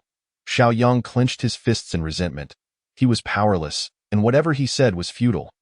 Chun Fan was formidable, and whatever he declared was absolute. Chun Fan could easily annihilate him, far surpassing those who hunted them, bolstered by terrifyingly mysterious beasts. Yet he withdrew so easily. What would become of his aunt? Upon hearing his master's inquiry, Xiao Yu, startled, patted her chest. She suddenly realized her injuries seemed to have healed considerably. Such rich spiritual energy. Only then did she uncover the truth. Younger, you should leave. Hurry and remind him, at least now they were free from imminent danger and threats. Even if they parted ways, their lives would be spared. Offending the master at this moment was unwise, for he was immensely enigmatic. Naturally, her heart was not at ease, fearing her master might exploit her, lacking confidence in her own talents. Yet, in a certain sense, the master was also their savior. Xiao Yang observed his kin with an unpleasant feeling in his heart. He had provoked Chun Fan. Go, I am fine. Xiao Yu's demeanor cooled significantly. Without expressing her stance, Xiao Yang would likely not willingly depart. Gritting his teeth, Xiao Yang resolved, leaving his aunt behind meant he would return for her one day. He secretly vowed that if Chun Fan dared to harm his aunt, he would seek vengeance. Chun Fan furrowed his brow. What expression is that? Still unconvinced? Qilin. See him oft in the next instant. The imperial Qilin descended from the heavens, swatting Xiao Yang away with a single swipe. Then elegantly returning to the skies, its speed akin to a shadowy rodent. Xiao Yang, caught off guard, declared, I will definitely return. His voice faded into the distance. Younger. Xiao Yu gasped in shock. Fear not, he shall not die.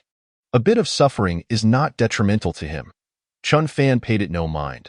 This creature could thrive independently, requiring no master. His intentions were noble. He merely hoped to do his utmost in aiding the misguided, particularly those who might easily become sacrifices due to familial ties, yet were not particularly favored by fortune or talent. Not merely a niece, but a sister. His aunt did not possess the naivety of youth.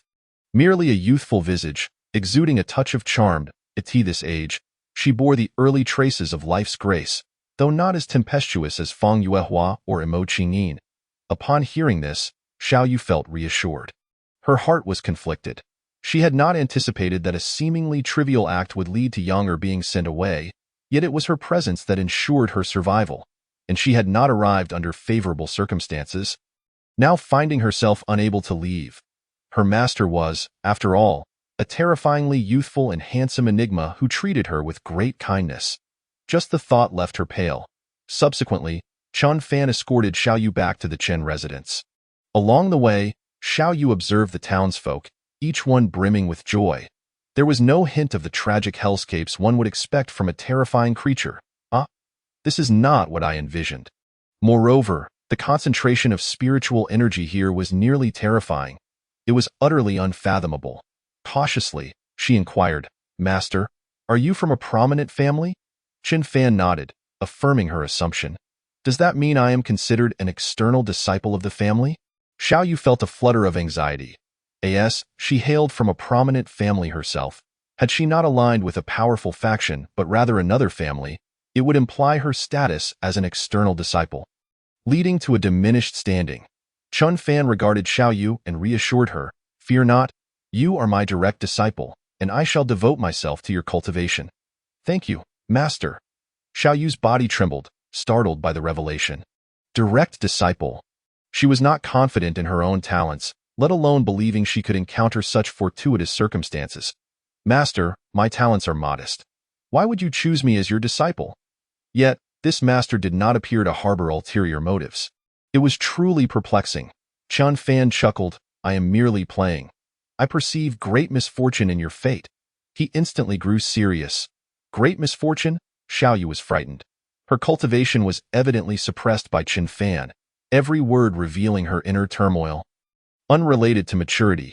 Indeed, Chun Fan affirmed. "Since it is fate, why not lend a hand in alleviating this great misfortune?" Thump. "Disciple, I pay my respects to my master. Your grace shall be eternally etched in my heart." Xiao Yu was completely overwhelmed, genuinely sincere. In that moment, she comprehended a truth. While she may not be a genius, she could not easily give up. What if she were to encounter a formidable master?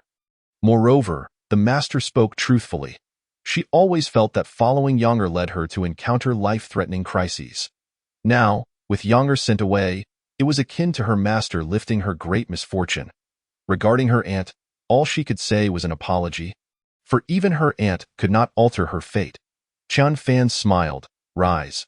Sacrificing kin is no trivial matter. Furthermore, what is unattainable is forever restless, while those favored become emboldened.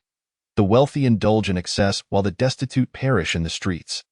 Whether drought or flood, the same principle applies to the talented and the inept." He observed his disciple, trembling, lacking experience, insecure, and pitiable, so different from the confident by Feng Yao. Though it is said that one holds their fate in their own hands. At his level, he could effortlessly alter the destinies of ordinary individuals. Ding, the host is finding all these excuses. Is it not merely an attempt to exploit the system's bugs? Qin Fan did not deny it. Saving time was his goal. What if he nurtured a prodigal who betrayed his master? Having both disciple and wife intertwined would be quite advantageous. Not only would he spread his lineage, but he could also reap rewards from both sides. Of course, he would not force it. Let it flow naturally. Soon, they arrived at the Chen residence. Stepping inside, Xiao Yu was left utterly astounded. Though she had never seen such grandeur, it did not hinder her awe.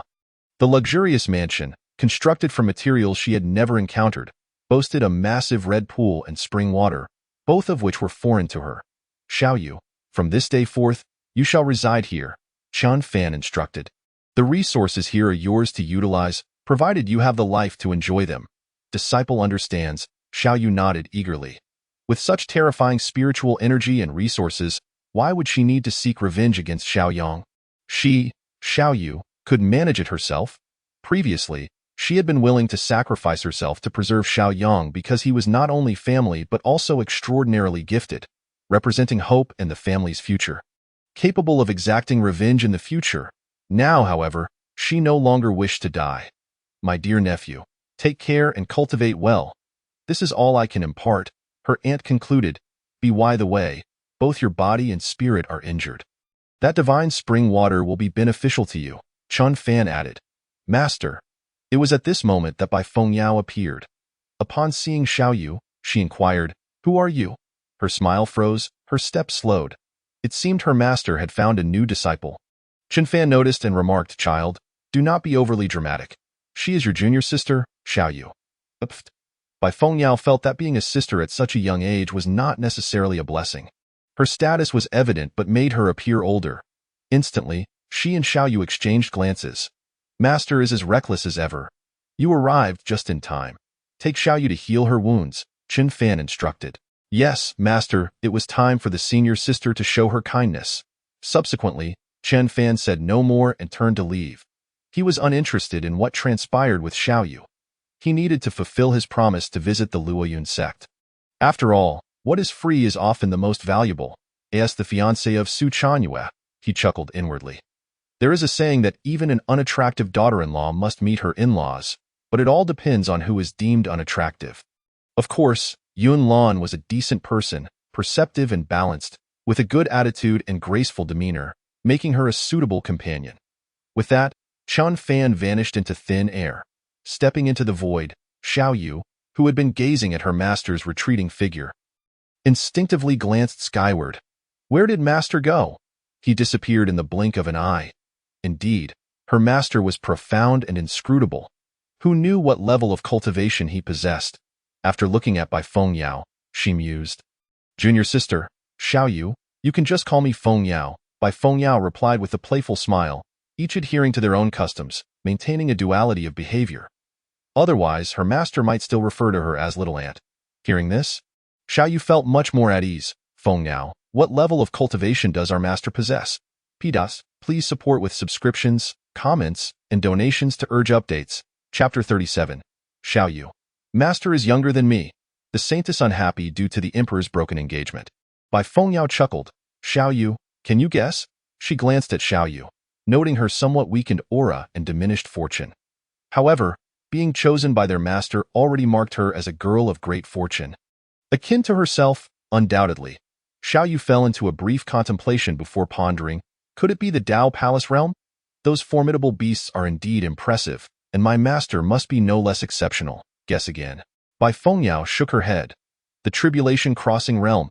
Xiao Yu shuddered slightly. Bai Fengyao spoke mysteriously. Sister Xiao Yu, do you see those soldiers guarding us? They are all at the Tribulation Crossing realm. She pointed at the emotionless puppets, which, in her master's words, were merely laborers. The Saint Realm. Xiao Yu was taken aback. Her master was at least a formidable being of the Saint Realm, and all these soldiers, seemingly immobile, were actually all at the Tribulation Crossing realm. They were everywhere, something she had overlooked earlier. Unbeknownst to her, a single one of them could annihilate the entire Xiao family. And she, astonishingly, had become a disciple of a saint-level powerhouse. A direct disciple at that. Overwhelmed by happiness and this sudden opportunity, she felt dazed. It is the emperor. Her master is a being of the emperor realm. Bai Fengyao no longer withheld her excitement and said, All right, I will take you to heal your injuries. She then led Xiao Yu away. The great emperor? Xiao Yu was momentarily stunned, unable to process the information. How could I, so weak, have become a disciple of a great emperor? Not merely a saint. She felt as if happiness was about to crush her, utterly incredulous. Although her fortune seemed lacking, in terms of luck, she was now countless times superior to Xiao Yang. Fengyao, what about the beast hovering at the entrance? She inquired cautiously. That is an imperial beast, the ancient divine beast Qianlin, tasked with guarding the city, Bai Fengyao elaborated. Moreover, my master was recently jilted, she boasted with unrestrained glee. An imperial beast. Xiao Yu felt utterly numb. Realizing how inadequate she appeared, how feeble she truly was, however, jilted. She honed in on this crucial point, noticing her junior sister's surprisingly jubilant demeanor. How shocking, indeed. Her master was only 23 when jilted. Bai Fengyao pouted. Boom. Xiao Yu experienced an inhuman blow, freezing in place. Her master was even younger than she, a great emperor in his early 20s. He was no ancient monster. He was genuinely youthful. How could this be? It was utterly unbelievable. Countless shocks and absurdities flooded her mind, culminating in a singular plea. Please, Master, bestow upon me your guidance. Confidence surged within her, even in her moment of seeming insignificance. She resolved to cultivate diligently, not to squander her master's gift of fate. Younger, let my aunt seek vengeance for the family. She has latched onto a formidable leg to lean on. As they walked, suddenly, a breakthrough in cultivation occurred. Xiao Yang, at this moment, landed on the ground. Covered in dirt and dust, his blood surged with vigor. Who could have imagined that a dignified great emperor, reborn, would one day be sent flying by a beast? And so far at that, glancing toward the direction of the Chen family, his gaze flickered. They better not harm my little aunt. Family is his Achilles heel. Those who had already perished, he could not protect. Utterly powerless, but he and his little aunt relied on each other for survival. Reborn in dire straits, how could he turn a blind eye? Yet now, his little aunt was taken away, and he could only watch helplessly. Knowing he was no match, the only solace was that Chun Fan was a man of his word. Did he perhaps overthink? Impossible. His little aunt was so weak. Otherwise, Chun Fan would surely have taken her as his disciple. There must be ulterior motives. Chun Fan was merely biding his time, nurturing his little aunt. This thought ignited his fervor. With no ties, he set forth on his journey, fearlessly venturing into the world. One day, he would return as a king, mastering his own destiny. He was only 16, just beginning, with boundless potential. Little aunt, wait for me. In the Tianyuan domain, at the Luoyun sect, all disciples were abuzz with a particular matter. Have you heard? The saintess went to break off her engagement. The engagement binding the sect's saintess was no great secret, merely something no one dared to discuss openly, whispering instead to avoid trouble. It seems the engagement was successfully annulled. Ah, wonderful, of course. With the saintess's intervention, there are hardly any in the entire Tianyuan domain worthy of her. Anyone would understand the gravity of the situation and agree. Each disciple was filled with righteous indignation and excitement, as if they too had succeeded in breaking off an engagement. I wonder who has such good fortune. If I were to be jilted by the saintess, I would wake up laughing in my dreams. Hee. If only we knew who the saintess's former fiancé was. That lad would have been secretly dispatched by her admirers countless times by now. Ah, you're right. Ha ha ha. He must be from some insignificant family. That's not quite fair. Even a prominent family would have to yield before our Luoyun sect saintess.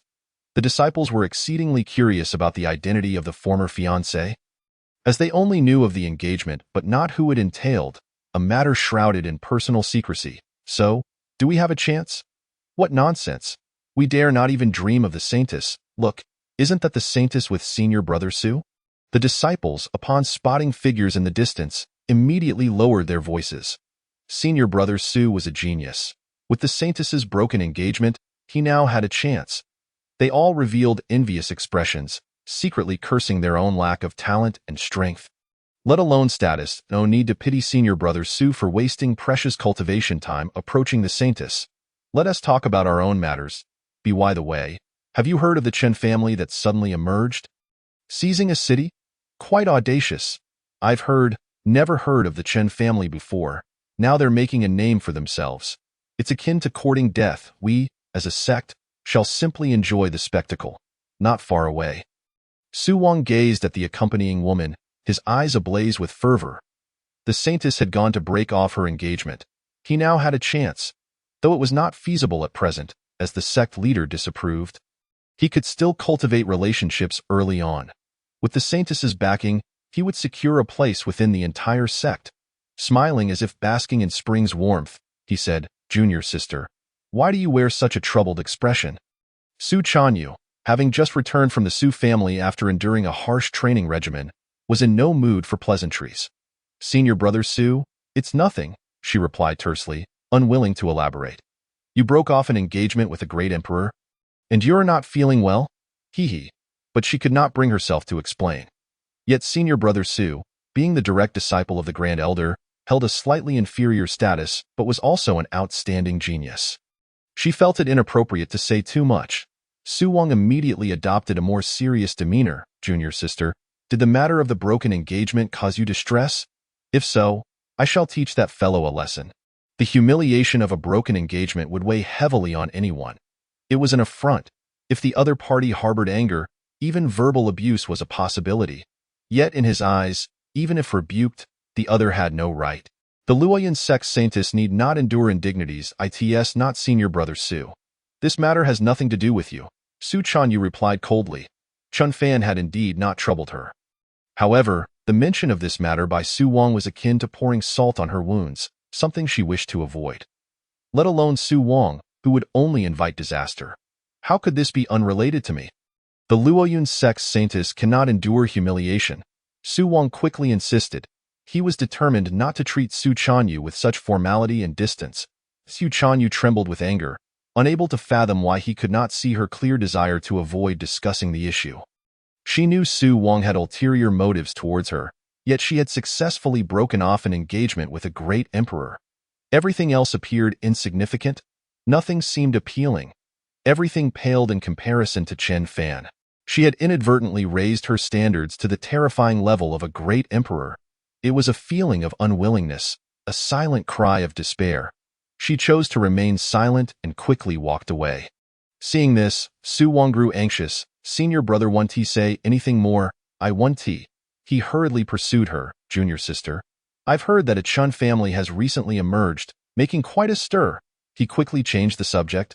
Knowing he had to keep the conversation flowing, Su Chanyu trembled at this remark. It was at this moment that a figure appeared. As if from nowhere, it was Chen Fan, arriving without a trace. Free as a bird, the Freedom Emperor, Chen Fan directly unleashed his aura, summoning Yunlan. Chen Fan and Su Chanyu nearly lost their composure. He had indeed come. Su Wang observed Su Chanyu's expression. Junior sister, why are you silent? Following her gaze, he noticed a stranger had appeared, unbeknownst to him. Chen Fan? No, it was clear that she recognized him. She even called him by name. Otherwise, she would have referred to him as senior brother. Stepping forward, he inquired, Who are you? Chapter 38. Chun Fan. Challenge me. You lack the qualifications. Non-standard demise. Su Wang felt a twinge of jealousy. The difference in their names indicated a closer relationship between this stranger and his junior sister. In this moment, he had to take this seriously. He needed to clarify things. Su Chanyu was startled. Senior brother Su. She hurriedly tried to intervene but couldn't find the words, gritting her teeth. Su Wang pretended not to hear, his determination unwavering. The disciples nearby were puzzled, having never seen this person before, yet with senior brother Su speaking, they wondered if he was another admirer of the saintess. They thought this since Chen Fan appeared exceedingly youthful.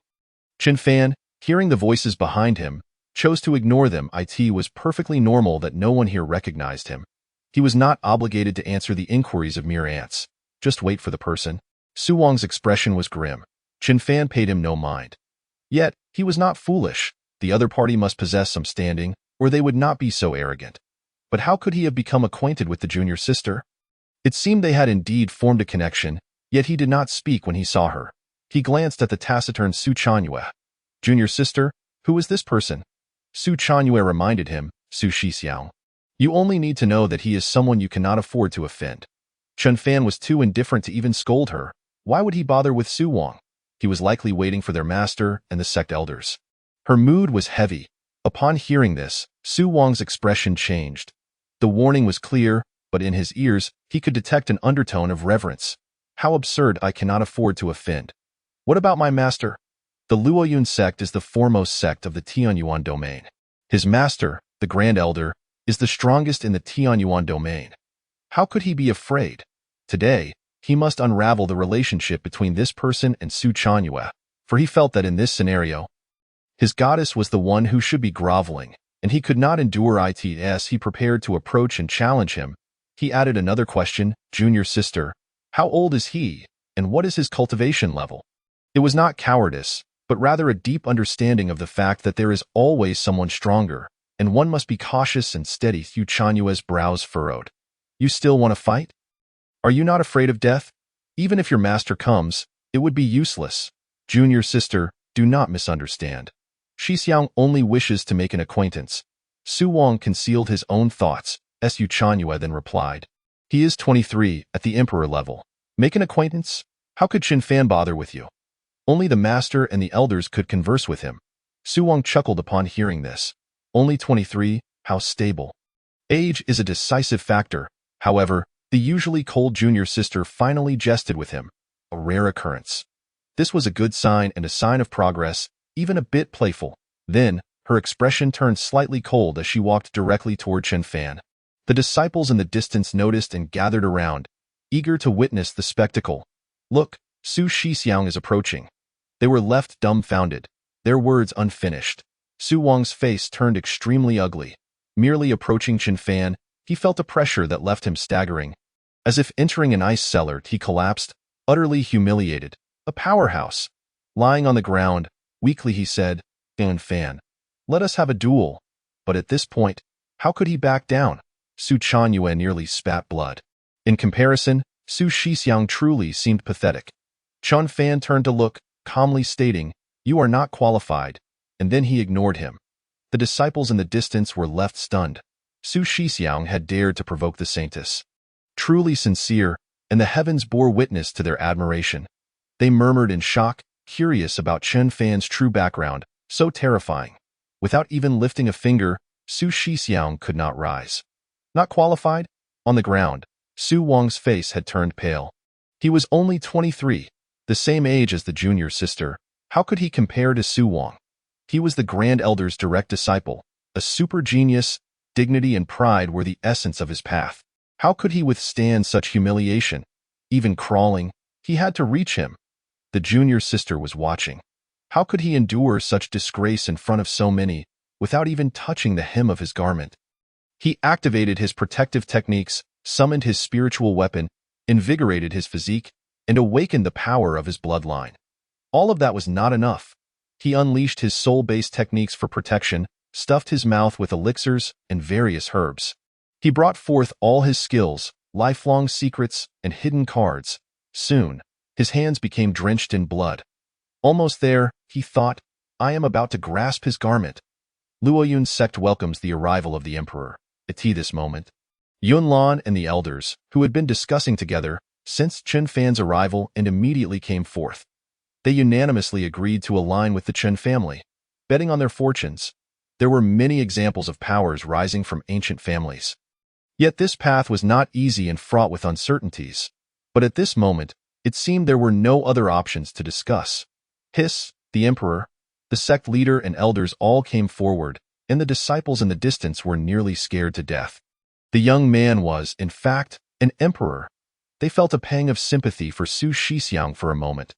Their hearts were unsettled. This was a living emperor-level power, and with their strength, they had no opportunity to meet him. An emperor? On the ground, Su Wang fell into despair. He truly was an emperor. Their master and the sect leader had come to personally welcome him. Was this a joke? Chen Fan stood with his hands clasped behind his back. Luoyun's sect leader, esteemed elders, no need for pleasantries. When the saintess called off the engagement, you were not so courteous. If he were not strong enough, no one would care about his feelings. Naturally, now he could say and do whatever he wished, without regard for others' feelings. Whatever grievances they had, they could keep to themselves. Su Chanyue, the party in question, wished she could dig a hole to bury herself, but her father had told her about the cycle of cause and effect. She silently chanted in her heart. The other disciples were astonished. The saintess called off her engagement with an emperor. Instantly, their gazes toward Su Chanyue changed. They had thought the saintess held a lofty status, that her word was law in the engagement, yet they had not expected her to possess such formidable resolve. The elders of Luoyun's sect, seeing Chen Fan for the first time, were stunned. He truly was an emperor. Yet now, faced with the earlier events, they were at a loss for words. Yunlan spoke with grace. The emperor does not hold past grievances against us. The previous matter was Yunlan's responsibility. The emperor saved Yunlan and bestowed gifts upon her. We are deeply grateful. Today, we declare to the world. Luoyun's sect is now allied with the Chen family. They proactively acknowledge their past mistakes, taking on the responsibility of the cycle of cause and effect. The cycle of cause and effect is not to be feared. What is truly terrifying is the inability to accept it, for that affects one's path and is the real disaster. As these words were spoken, an uproar ensued. The foremost sect of the Tianyuan domain was actually going to align with a family. The Qin family? All the disciples found it hard to believe. Could it be the recently emerged Qin family? The same family of the saintess's former fiancé? Su Chanyue felt all eyes upon her. Utterly uncomfortable, it seemed everyone had overlooked Su Wang, who lay on the ground. Su Wang's defenses crumbled completely. The engagement, the former fiancé, the emperor, the Chen family all intertwined. A wave of despair washed over him.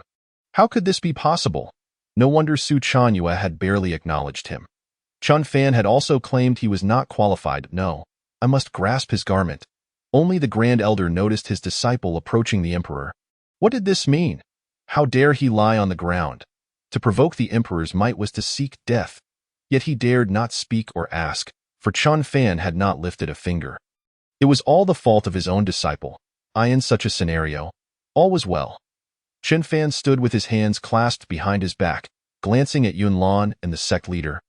Some matters are better discussed in detail. Emperor, please enter the Great Hall, Yun Lan said without a moment's hesitation.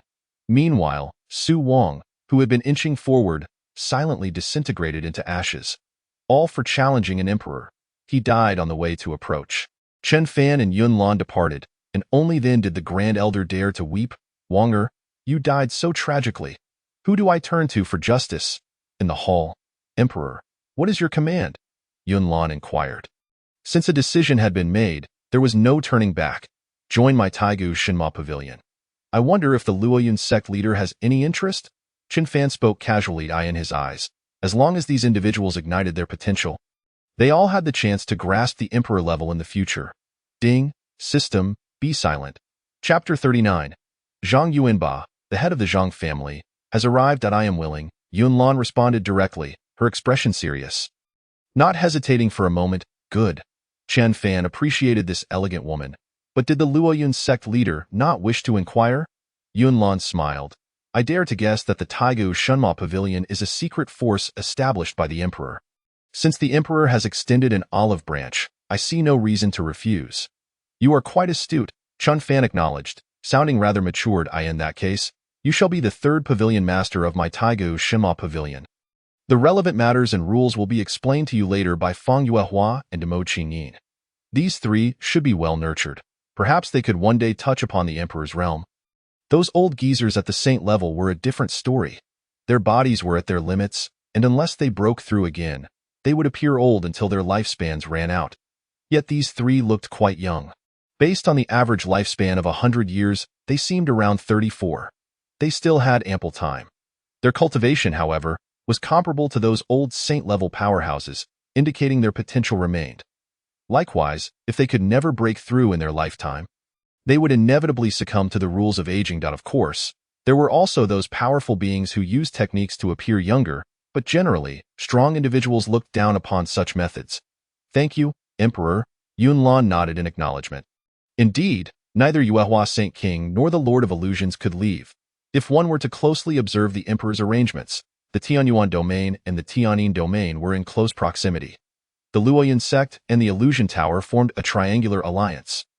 Coupled with the nearby Xinjiao sacred ground in Baidi Prefecture, the emperor was clearly targeting the ancient families. Chen Fan murmured, glancing at Yun Lan, who was becoming a mentor, and indeed, she was far more appealing than Su Chanyue, who was merely a young girl, graceful and intelligent. However, he did not dwell on it. By the way, resources from the Chen family can be cultivated with you, if needed. Just go to my Chen family. Yun Lan instantly smiled. Thank you, Emperor. Those resources were indeed tempting to her, and she could also serve as the pavilion master.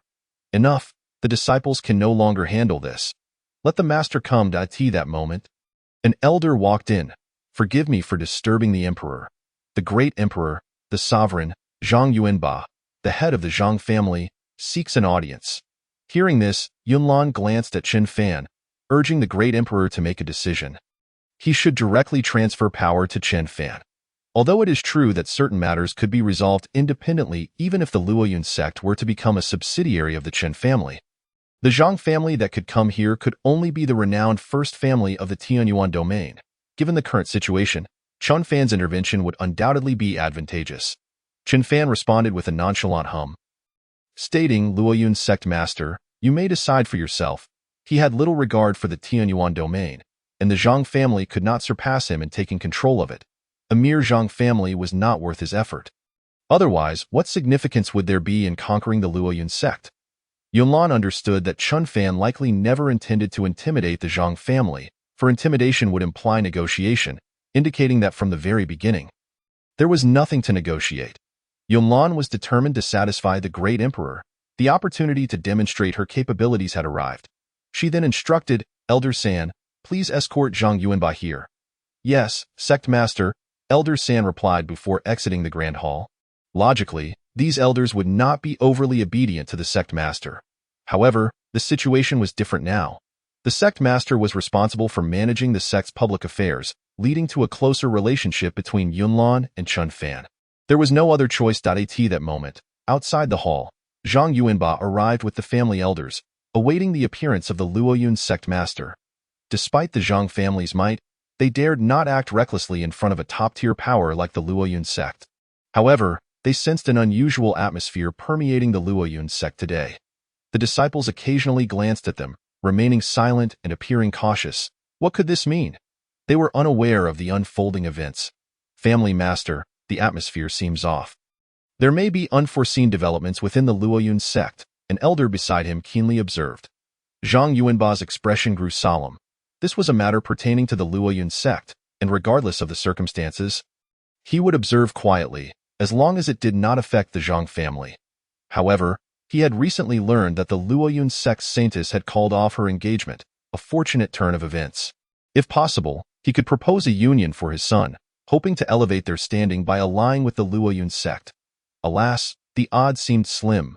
Before long, Elder San emerged, casting a disdainful glance at the two. Gentlemen, the sect master of the Luoyun sect awaits you within. It was fortuitous that if not for Chen Fan, these individuals would not merit the attention of a saint-level elder. After a fleeting moment of sympathy for the two, Zhang Yuanba felt an ominous sensation intensifying. Was it normal for such an elder to personally welcome them? Nevertheless, he managed to say, Thank you, Elder San, for your guidance. Yet, in the next moment, Elder San's figure vanished. Zhang Yuanba and his companions were left perplexed, but they soon stepped into the sect master's grand hall. Upon entering, they beheld Yunlan and Chen Fan, their brows furrowing. Could it be that the Luoyun sect master was reprimanding a junior? Without further contemplation, Zhang Yuanba greeted, Luoyun sect master, it has been a while. I have brought some gifts. I hope you will accept them. Yunlan's delicate hands intertwined at her waist, her crimson lips parting gently. Family Master Zhang, there is no need for gifts. If there is something to discuss, it would be better to speak plainly. Zhang Yuanba's countenance darkened. The refusal of gifts made matters complicated. However, he steeled himself and stated, Luoyun sect master, I have a son named Zhang Kuan, and I wish to send him to your esteemed sect for training. The intent was unmistakable. Gaining admission for his son into the Luoyun sect should not be difficult. Even in a normal recruitment ceremony, he would undoubtedly pass the assessment. He merely sought preferential treatment. As for Chen Fan, a junior in Zhang Yuanba's eyes, he paid him no heed. Such rules were well known. Knowing them held little significance. Yunlan had anticipated this, responding, Family Master, your son possesses exceptional talent. Gold shines wherever it is found. However, our Luoyun sect does not accept him. Her refusal was resolute, subtle yet incisive. What? Not accepted? Zhang Yuanba thought he must have misheard. Luoyun sect master, what is the meaning of this? He was bewildered as to how the Zhang family had offended the Luoyun sect. They could normally attend. Why were they being outright rejected now? Not only that, but from this point forward, no descendants of the Zhang family would be allowed to enter the Luoyun sect, Yunlan stated flatly. Zhang Yuanba's face turned an ashen hue. Luoyun sect master, what does this mean? He had come with good intentions, only to be met with coldness. Although the Luoyun sect was powerful, the Zhang family was not overly intimidated, for the fundamental difference between a sect and a family was wealth. Money could move mountains, and how could a sect, untainted by worldly matters, compare to the Zhang family's wealth accrued from their enterprises in the Baidi prefecture? Employing formidable warriors was not out of reach. Otherwise, it would tarnish the reputation of the first family of the Tianyuan domain. Faced with his accusations, Yunlan's temper flared. Leave. Chapter 40. Zhang Yuanba perished. Zhang Kuan went to the Chun family. She intended to perform admirably in front of Chun Fan. Indeed, she had contemplated killing, but now she hesitated. She was not alone. There were the countless disciples of the sect to consider, not all of whom possessed the strength of a saint. She was unaware of Chun Fan's perspective on the subsidiary Luoyun sect. If it were merely fodder for death, then as a sect master, she had to be responsible for the lives of countless disciples rather than seek her own survival. Zhang Yuanba was left stunned by the outburst. The elder of the Zhang family also wore a grave expression. They were no match for a saint-level powerhouse. Family master, we should leave. This situation is unfavorable for us, he urged. Zhang Yuanba understood the implications. Snorting coldly before turning to exit, a silent acknowledgement of their discontent. Yet, he heard, kill them. Do not let the tiger return to the mountain, Chun Fan casually reminded Yunlan. The Zhang family was indeed a significant force. And Yunlan's hesitance to act out of fear of retaliation against the disciples was understandable. Kill them? Do not let the tiger return to the mountain? Zhang Yuanba and the Zhang family elder found it hard to believe. A junior they had disregarded dared to command a sect master. Such audacity. Who are you? Yet they heard, yes, great emperor. In an instant, Yunlan understood that Chen Fan would support her. With his backing, she felt emboldened. Her expression turned cold as she struck without a hint of hesitation or wasted words. The great emperor? That youth is a powerhouse at the emperor level. Zhang Yuanba was utterly terrified. This was real. However, they had no capacity to withstand Yunlan's assault. Quickly, family master, let's flee. The elder beside him had no intention of standing firm. It was tantamount to seeking death. As for the great emperor, he could not afford to ponder such matters. Seeing no chance to escape, in a moment of crisis, Zhang Yuanba pulled out a protective artifact left to him by his ancestor. He brandished it, unleashing a palm imprint of a sage. Yunlan, do you dare? He bellowed. My Zhang family is not a soft persimmon. Yet he lacked confidence, for even with wealth, he could not afford the intervention of a great emperor. This was likely the reason for Yunlan's unrestrained intent to kill. Boom! Yunlan shattered his attack with a single strike, advancing towards Zhang Yuanba and his companion without uttering another word. The Zhang family has obstructed my Chen family's path of expansion, Chun Fan observed, realizing the two would not survive. However, given that conflict was inevitable, it was better to strike first. Not to mention, they had delivered themselves to his doorstep. Moreover, the Zhang family had historically pillaged and consumed the Chun family's enterprises. Yet few remembered the fate of the vanquished. That was but a wisp of history. Chen family? At that moment, Zhang Yuanba seemed to grasp something, his pupils dilating in disbelief. The Chun family, which had only recently emerged, had already dispatched their son to deal with them. It seemed that the Luoyun sect had also fallen under the Chen family's influence. Otherwise, such a situation would not have arisen. A great emperor? Regrettably, he could not comprehend this in time.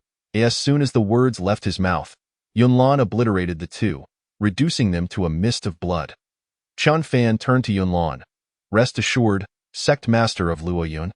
Since the Luoyun sect now belongs to my Chen family, I shall provide protection in the future. I do not wish to witness a repeat of such events. He offered her reassurance. As one of the leaders of the ancient divine demonic pavilion, possessing emotions, flesh, and blood made one human.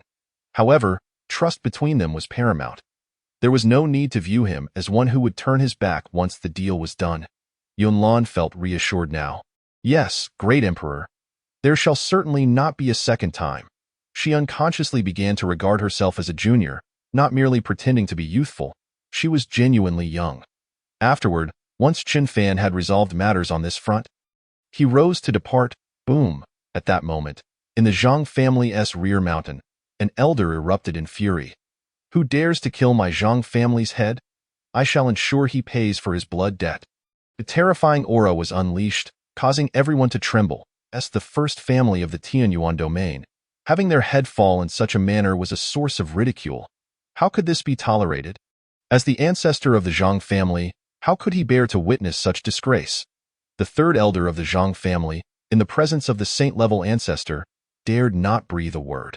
Ancestor, The family master and the second elder have gone to the Luoyun sect. It seems they have encountered some unforeseen circumstance.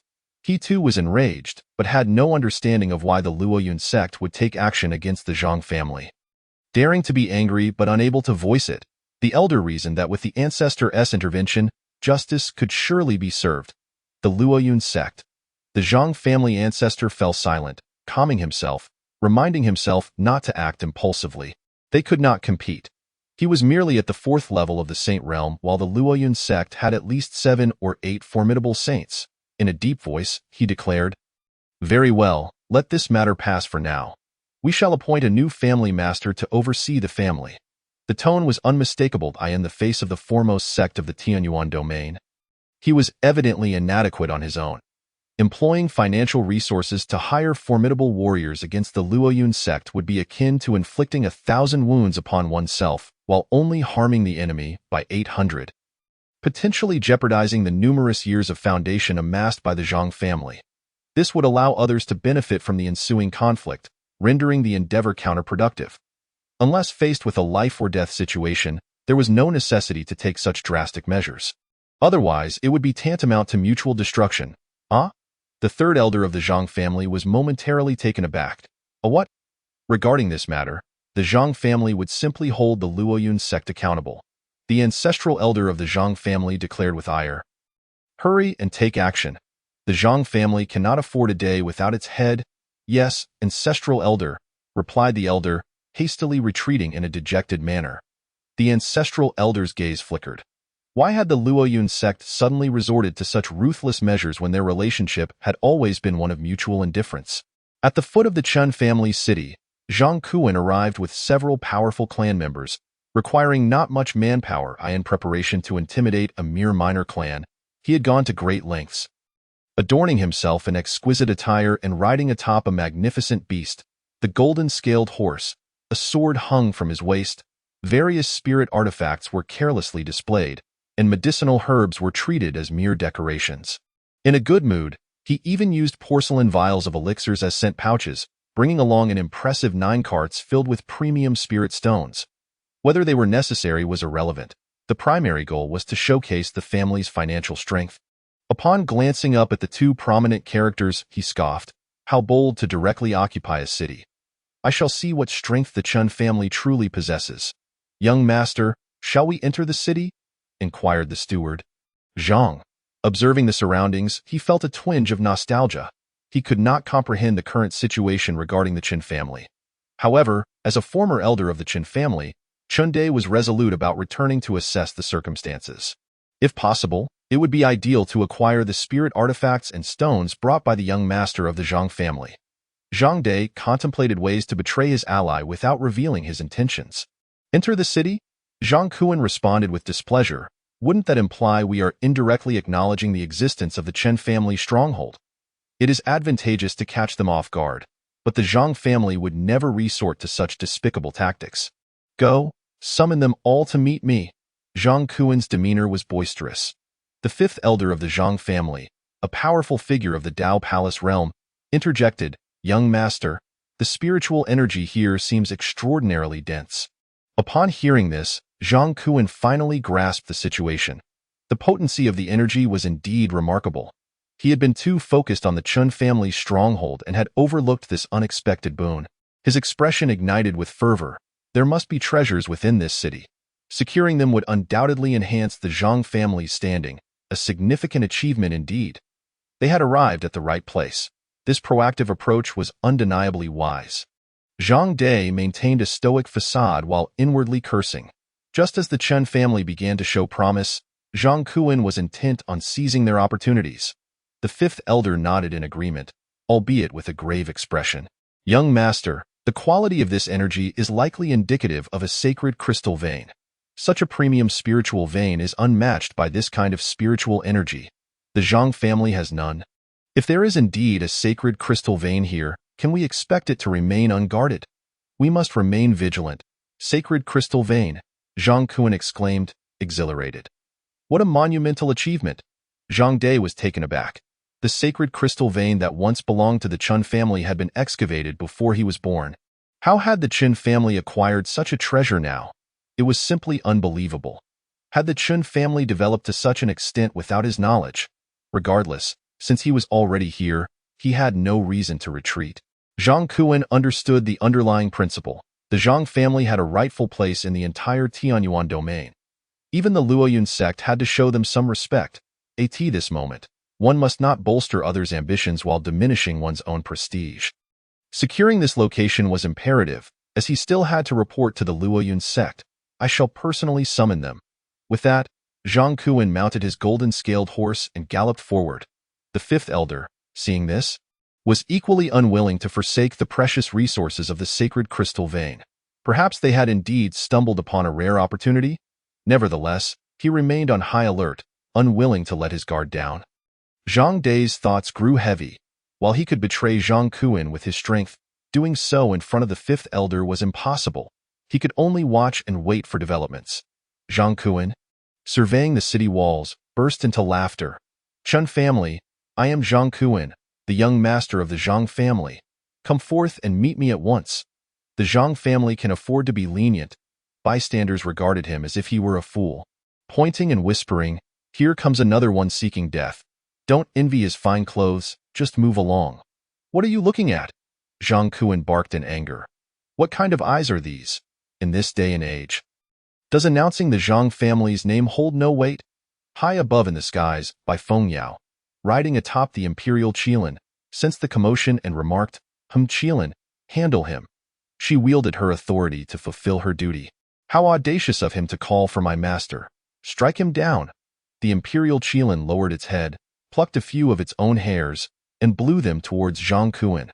The moment the hair struck Zhang Kuan, who was shouting atop the golden-scaled horse, he was sent tumbling, falling to the ground. Who dares to ambush this young master? He bellowed in a frenzy. Upon seeing his beastly steed incapacitated and on the brink of death, he realized the gravity of the situation.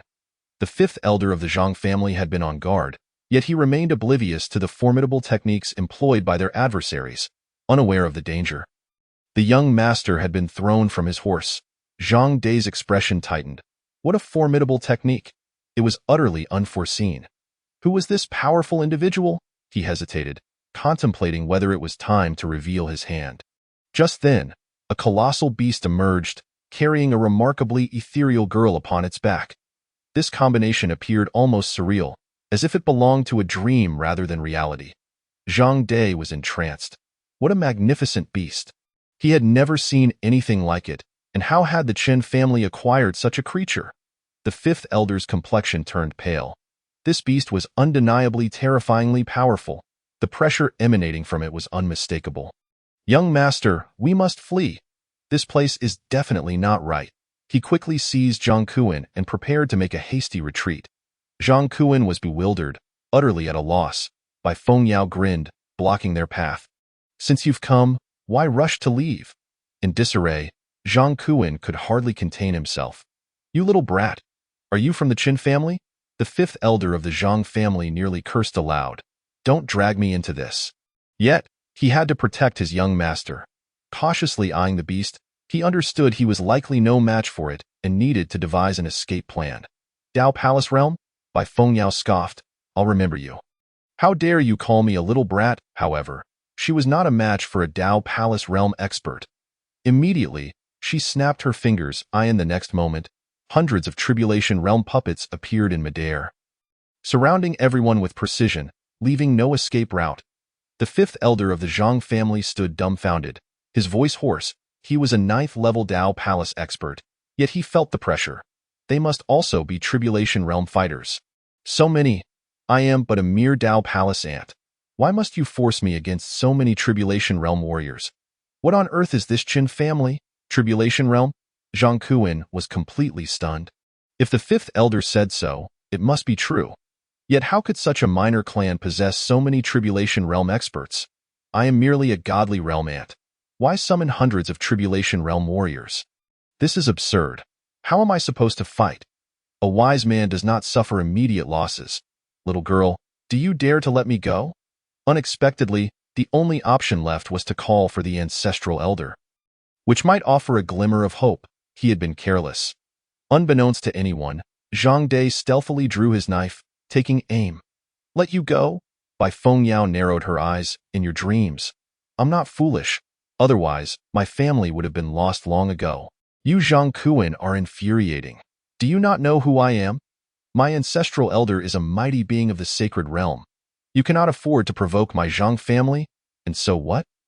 Bai Fengyao retorted defiantly, my master is a formidable emperor-level expert. She was indignant, eager to argue.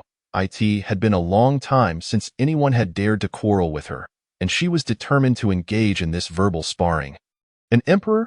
The fifth elder of the Zhang family's eyelids twitched. This Chen family was exceedingly arrogant. Did they think an emperor was as common as cabbage? Zhang smirked. Boasting without a plan was futile. He directly revealed his trump card, declaring, I am a disciple of the Luoyun sect. Offending me is tantamount to offending the entire Luoyun sect. His father had already gone to the Luoyun sect. And without a doubt, he was a disciple of the Luoyun sect. With such backing, there was no one in the Tianyuan domain he feared. Offend the Luoyun sect? Bai Fengyao laughed heartily. The Luoyun sect is merely a subordinate sect of my Qin family. You are walking into your own trap. Zhang Kuen's face flushed with anger. This girl was more boastful than he. He found himself outmatched. Could anyone believe this? This was truly like playing a lute to a cow. Utterly futile, little girl. Summon your Qin family elders to meet me. The fifth elder could no longer restrain himself. This girl seemed rather dim-witted. He could only appeal to the elders. Zhang Kuen quickly echoed, Call your Qin family elders out to speak. Bai Fengyao instantly bristled. Why does no one ever believe the pure, kind-hearted, and honest truth? As I was about to strike someone, I suddenly heard a cry. Oh no, my back, my back. Chapter 42. Task of clearing the house completed. 7 sacred realm puppets. Zhang Kuen's face contorted in pain as he shouted, clutching his waist, blood gushing forth. Ruined, turning around, confusion clouded his mind. Butler, what are you doing to me? How could you stab me in the back?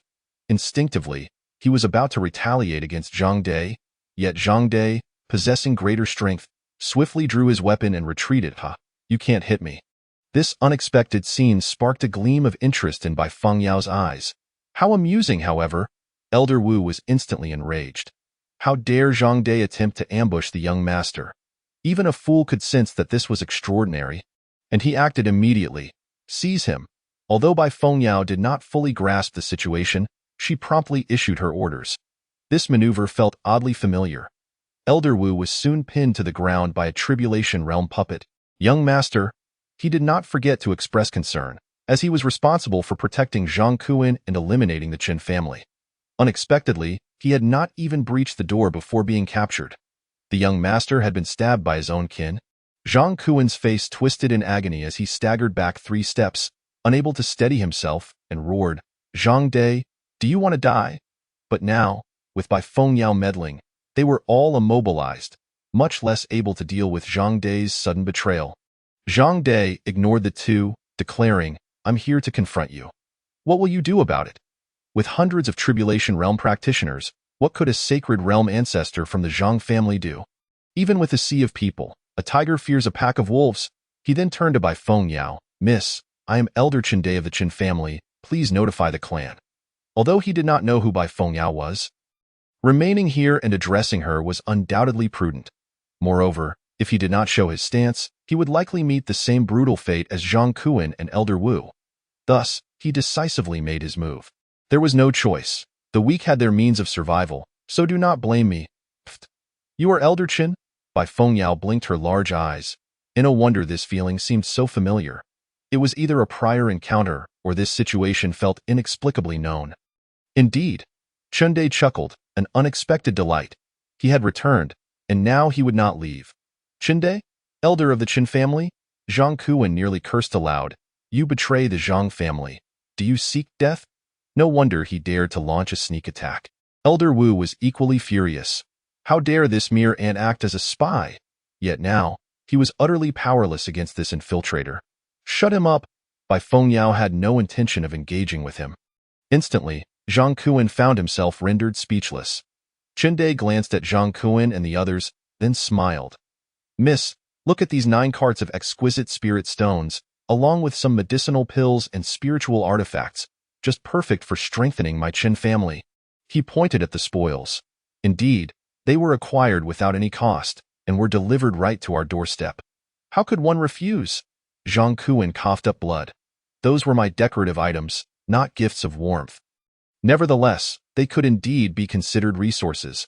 Bai Fengyao nodded, her small face serious, entirely devoid of laughter. With master absent, I am in charge.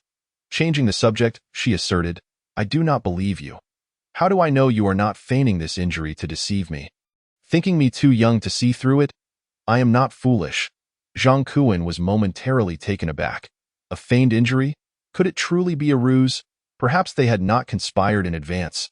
As long as he could escape. He might even accept a stab, especially since the butler had played a significant role. Meanwhile, Qin felt a bitter pang. Thus, miss, if you summon the clan members, will the truth not be revealed? Ah, that is true. Bai Fengyao considered this point. Very well, I shall call for them. Just then, they heard Qin Fan's voice. Girl, who are you calling master? Bai Fengyao turned to see her master had arrived at her side. Master, your timing is perfect. Please look at him. Is he not an elder of the Qin family? She still could not handle it. It had to be her master who intervened. Upon seeing the suddenly appearing Qin Fan, both Zhang Kuan and Elder Wu's expressions stiffened. Unknown to them, he must be a member of the Chen family. The so-called master of the girl? Laughable. How could such a young individual be a master? If he were, I would squat in a latrine. Chen Fan regarded Qin and asked, You are? An elder? Another one has returned, quite rare indeed. However, figures from previous generations had long departed the family, thus he could not recognize him. Qin eyes brimmed with tears. Young master, I am the great elder of the Chen family, Qin Dai. It has been long since my last return. Young master, you have suffered. It had been a while since they last met. And the young master had grown so much. Qin Fan's features bore a striking resemblance to the family head, so there could be no doubt. This was indeed the young master who had been guarding the family.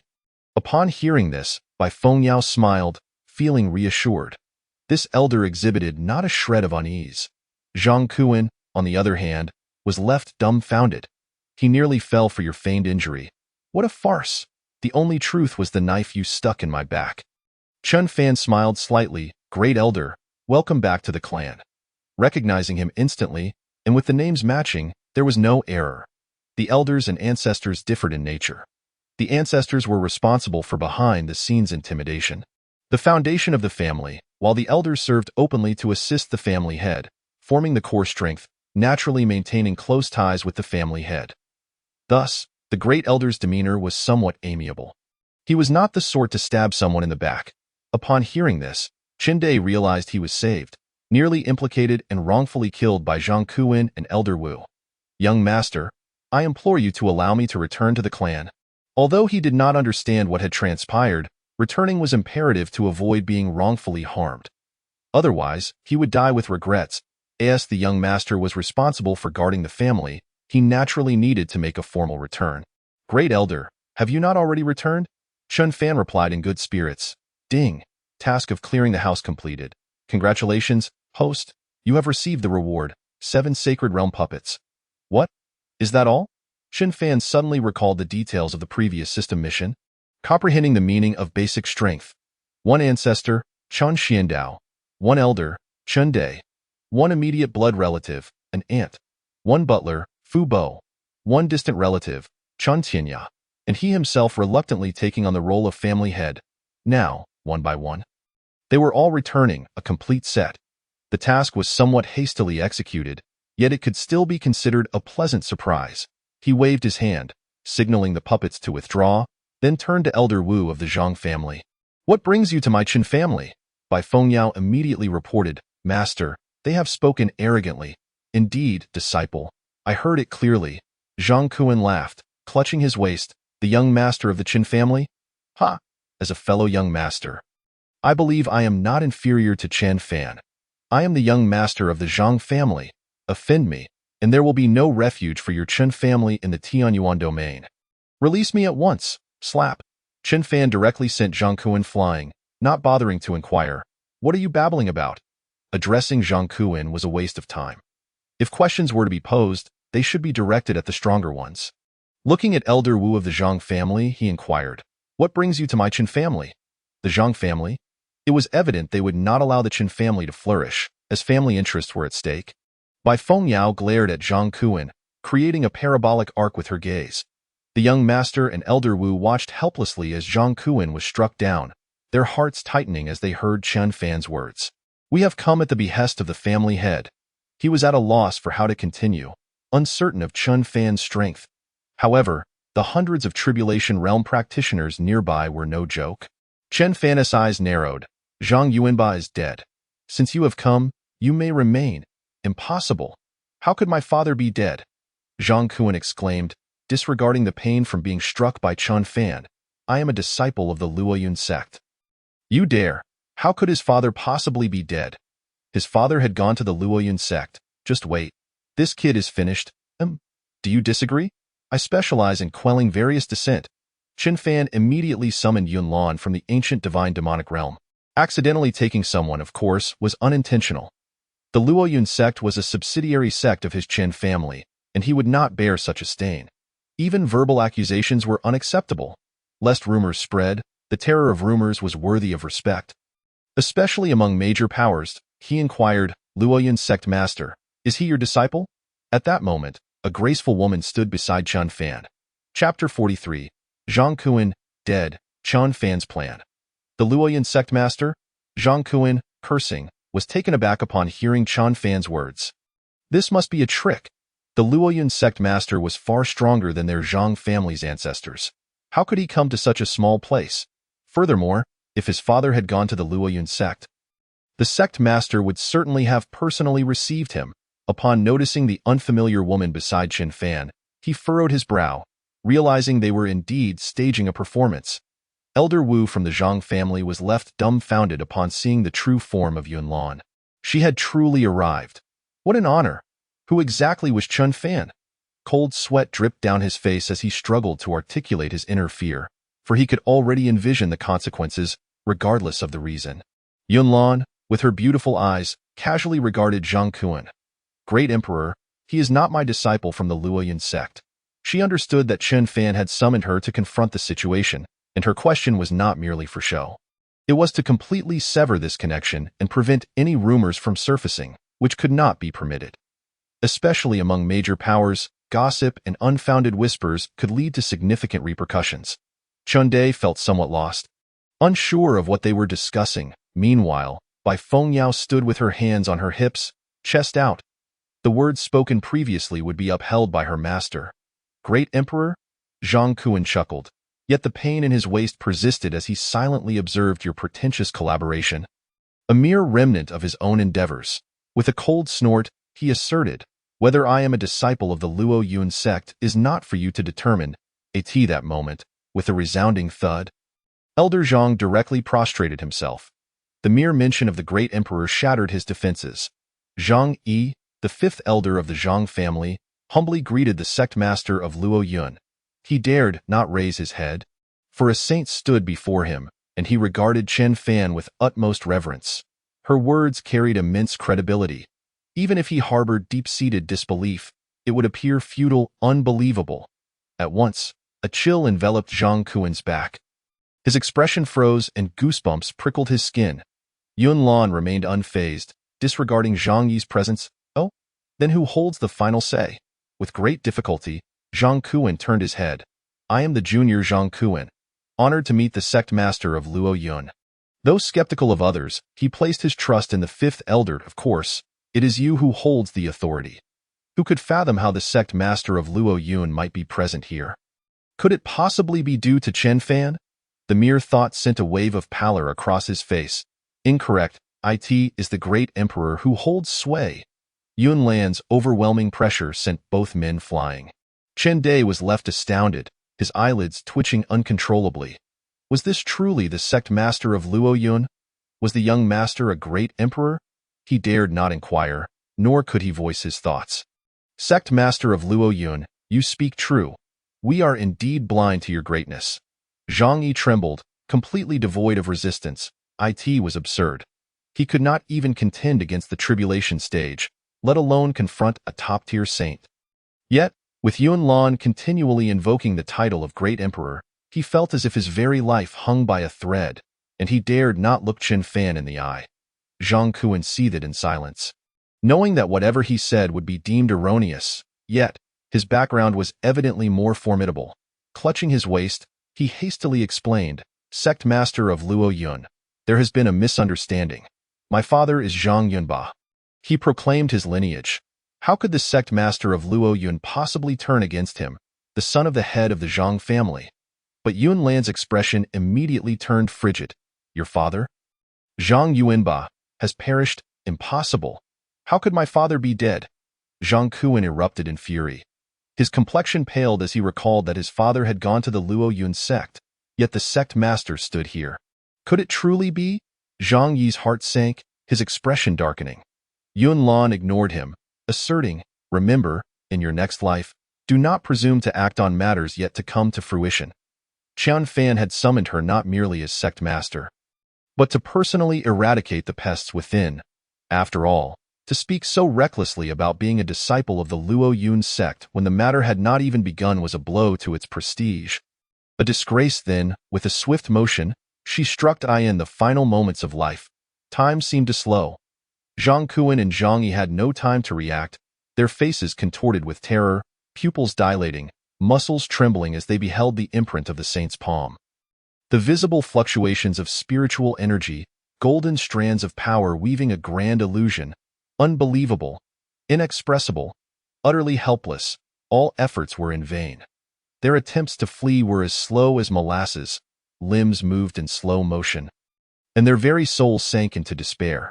Yun Lan showed no regard for the Zhang family, striking at them as if the girl had not been boasting.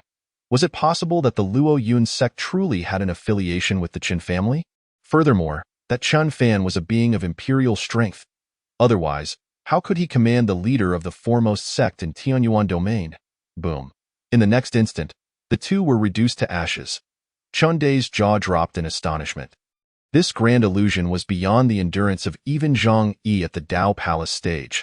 He was undoubtedly a formidable force. The sect master of Luo Yun? The Qin family had developed to such an extent behind my back. The allure of the resources obtained without effort paled in comparison, in light of strength and influence. Such trivialities seemed inconsequential. Upon witnessing this, Chun Fan felt a sense of satisfaction. With Yun Lan purging such pests, any rumors that spread would be dismissed as mere fabrications. Then, with a casual wave, 7 puppets of saintly caliber materialized around them, radiating a cold, emotionless light. "Great Emperor, what is this?" Yun Lan was momentarily taken aback. Chun Fan replied, "Sect Master of Luo Yun, are you not concerned about the Zhang family's potential retaliation against the core disciples of the sect? These are 7 puppets of saintly level. Furthermore, I shall provide you with 2,000 tribulation stage puppets. Do you possess the confidence to eradicate the Zhang family?" Since they had reached this juncture, one must strike first to gain the upper hand, leaving no opportunity for retaliation from the Zhang family.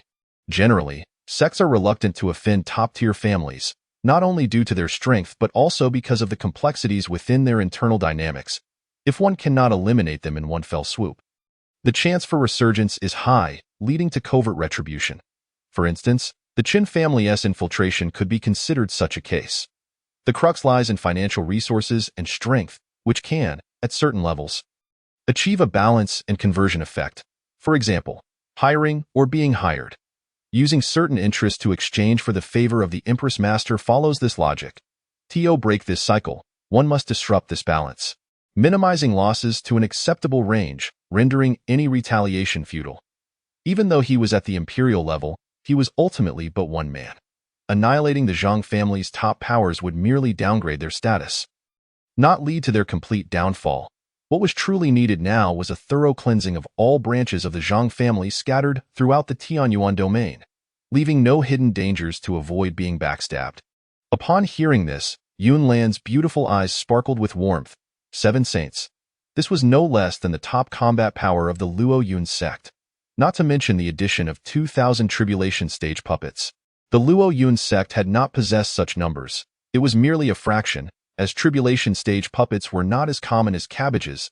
It seemed this was Chun Fan's plan. to annihilate the Zhang family with absolute strength. After all, they were the foremost family in Tianyuan domain, and completely erasing them was no simple task. Great Emperor, Yunlan shall not fail your command. It was not without possibility. With sufficient power and comprehensive coverage, any fish that slipped through the net wishing to retaliate would ultimately be exceedingly few. Furthermore, having killed Zhang Yuanba, she could not afford to sit idly by. Resolving this matter swiftly seemed the most prudent course of action. Chen Dai opened his mouth, stunned. Such a level rendered him speechless. His mind buzzed with confusion. Was this truly the sect master of the Luo Yun sect? Chen Fan hummed in acknowledgement. Sect master of Luo Yun. You shall take charge of this matter. As for me, I shall meet with the other sects, for there are many affiliated with the Zhang family. However, capturing the sect would not require many hands. He alone would suffice. Yunlan smiled. Great Emperor, you may simply call me Yunlan. Chen Fan did not linger on the title, glancing at Chen Dai beside him. Elder, let us return.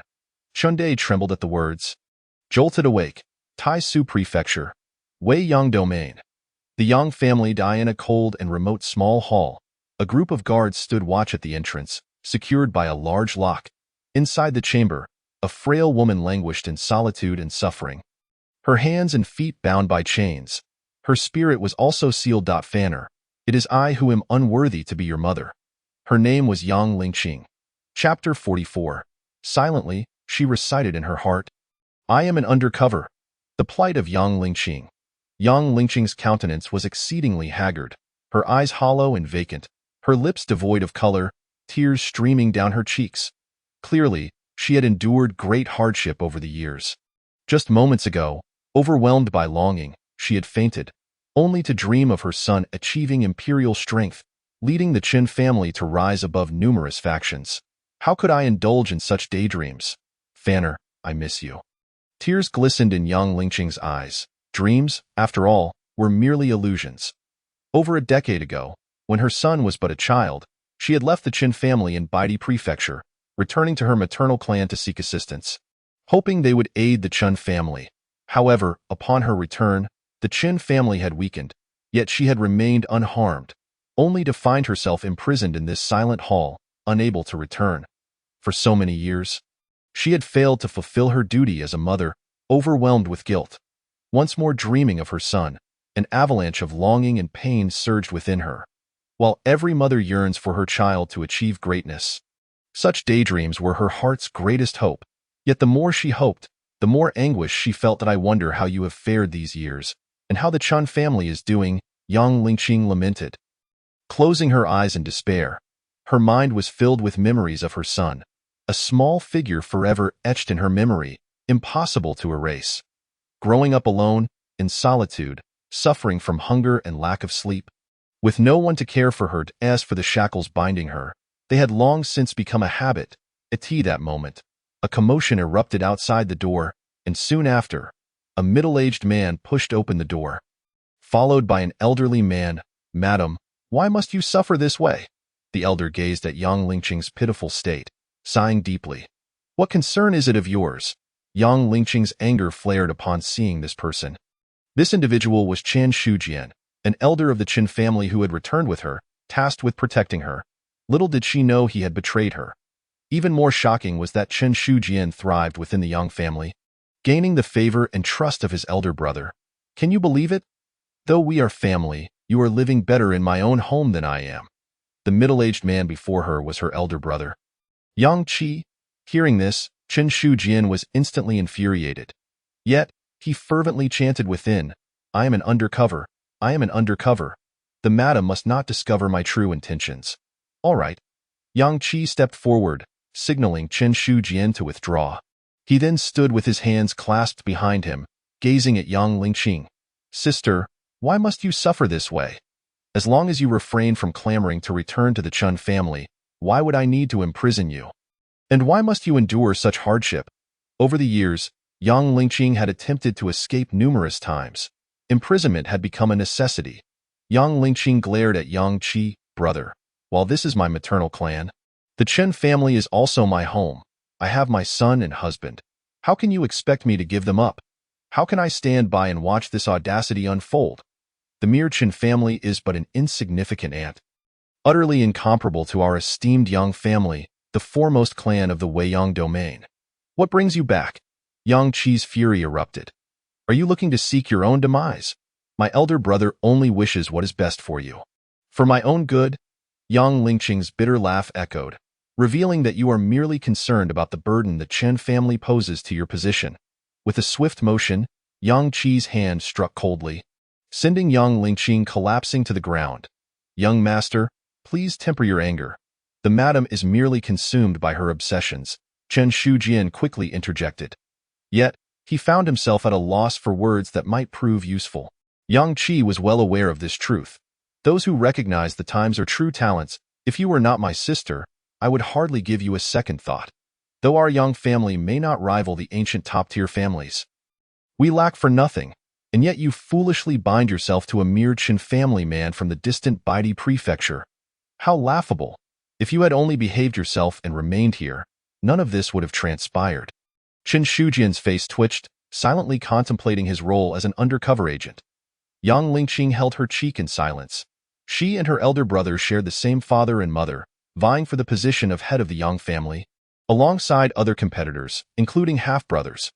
Thus, her elder brother feared that her ties to the Chen family would hinder his bid for power, providing no advantage.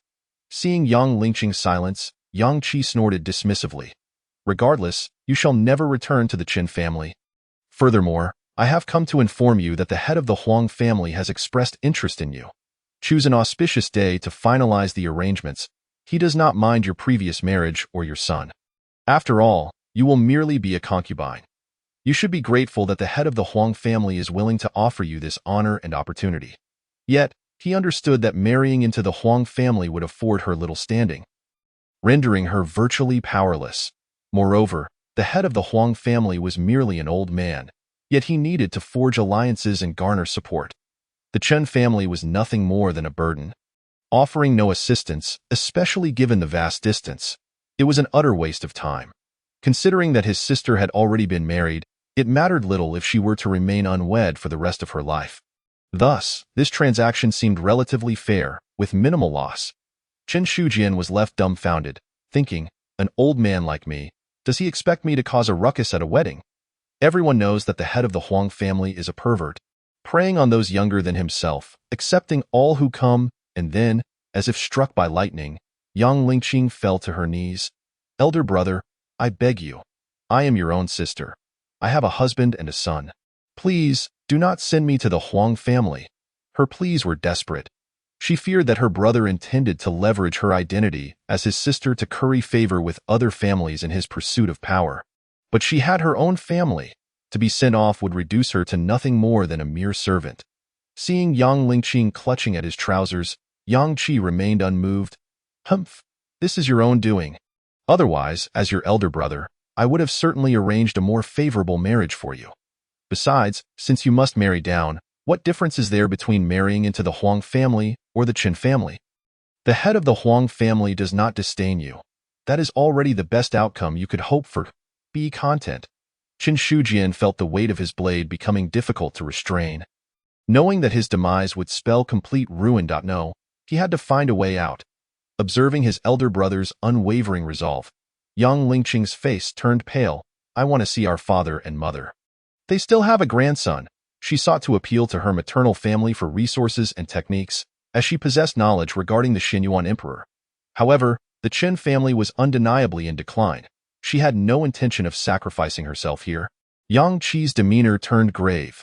Father will not concern himself with you, and as for mother, she was already furious when you insisted on marrying. Now, for the sake of our future, she will not indulge your whims. I shall decide this matter. It is settled. Prepare yourself. Elder brother, Yang Lingqing's heart raced with dread. All of this stemmed from the Chun family's decline, leaving her without any leverage or voice. He is your own nephew. Your nephew? I recognize him not. Yang Qi retorted coldly, Sister, should you continue to cling to your delusions, I shall not hesitate to visit this nephew personally. The words nephew were emphasized heavily, laden with threat. Yang Lingqing collapsed to the floor, despairing. No, I cannot let my elder brother go to the Chun family. We must leave. Yang Qi ignored Yang Lingqing's pleas, believing that she would eventually come to her senses. The Chen family held no value now. They would only be a hindrance, and what talk of kinship did they have? You should allow me to persuade them, madam, Chen Shujian suggested. Yang Qi cast a glance at him before turning to leave. Chen Shujian would do well to understand the situation. He should refrain from unnecessary meddling, lest he find himself met with lethal consequences. As for any trepidation, there was none. Even if Chen Shujian sought to play both sides. Lacking any family backing, he was merely an ant to be crushed at will. Yang Lingqing remained in a daze, her gaze vacant. How could this be? Chen Shujian cautiously spoke, Madam, I will find a way to save you. An undercover agent's role was simple, to exploit human nature, satisfying the opposing party's desire for conquest. This was a temporary directive, of course. He did not expect Yang Qi to place his full trust in him. Yang Lingqing looked at Chen Shujian in disbelief. On this day, at the Chen family, the signing-in process commenced. Ding, sign-in successful. Congratulations, host. You have obtained an Imperial-level spirit tool, the Starship. Chapter 45. The Starship, an unremarkable second disciple. Upon hearing the system notification, Chun Fan immediately checked the system space. The Starship was impressive, magnificent, and crafted from materials that sparkled like stars in the heavens. It was an Imperial-level spirit tool.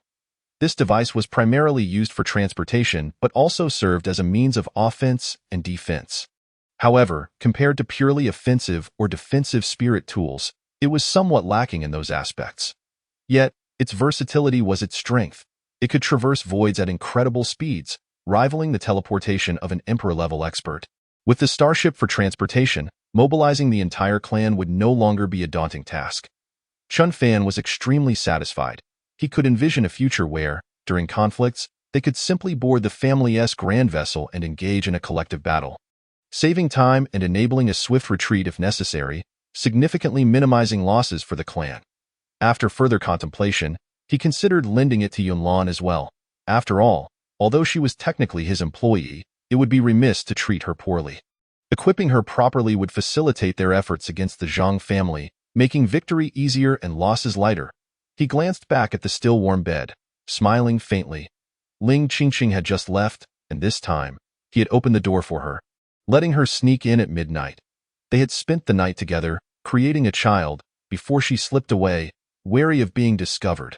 His Empress teacher was rather endearing, but once she regained her memories, she might see him differently. After all, despite becoming his wife, the Empress's commanding presence remained. The Shenyuan Emperor was significantly stronger than the Taihuang Emperor. Chun Fan's mind conjured a humorous image. One day, Ling Qingqing cradling a child while sitting on the throne, coldly regarding him and uttering, rebellious disciple. How terrifying, however, there was one thing that puzzled Chen Fan. Ling Qingqing always asked him afterward if he was comfortable, often speaking nonsensically. Could it be? Chen Fan's expression darkened. He could not possibly be that kind of person. He genuinely only wanted a child. Their relationship was one of mutual understanding, not indulgence. Ling Qingqing had misunderstood him. At that moment, a voice called from outside. Master, your disciple requests an audience. Chun Fan returned to reality. Come in. Xiao Yu entered, her demeanor a mix of nervousness and respect. Master, are you comfortable here? Chen Fan asked casually, referring to his second disciple. Just calling me Yuer is fine. After all, I am older than you. The previous formalities were meant to cultivate an air of mystery and establish a persona. Now that they were speaking privately, there was no need for such pretense. Xiao Yu stood with an air of tension, bowing deeply. Although her master was younger, he was an emperor. He was her lifelong benefactor. Master, I have grown accustomed to it. Thank you for your kindness. Having secured a powerful ally, she had no intention of letting go, as long as her master did not mind her lacking skills. Chen Fan acknowledged her with a nod. If you have something to say, speak freely. Xiao Yu's expression grew serious, her tone earnest. Master, once a teacher, forever a father. Stop right there. I do not have such a large daughter. Chun Fan interrupted. He had heard this line from his first disciple, by Feng Yao, countless times. Xiao Yu glanced at her master's expression before continuing. Master, I have come to offer my assistance. Do not misunderstand, Master. I see you have no maidservants to tend to you, and perhaps I could help. She hurriedly explained. having gathered considerable courage to make this offer. Chen Fan chuckled. There is no need, Xiao Yu. I have grown accustomed to managing on my own.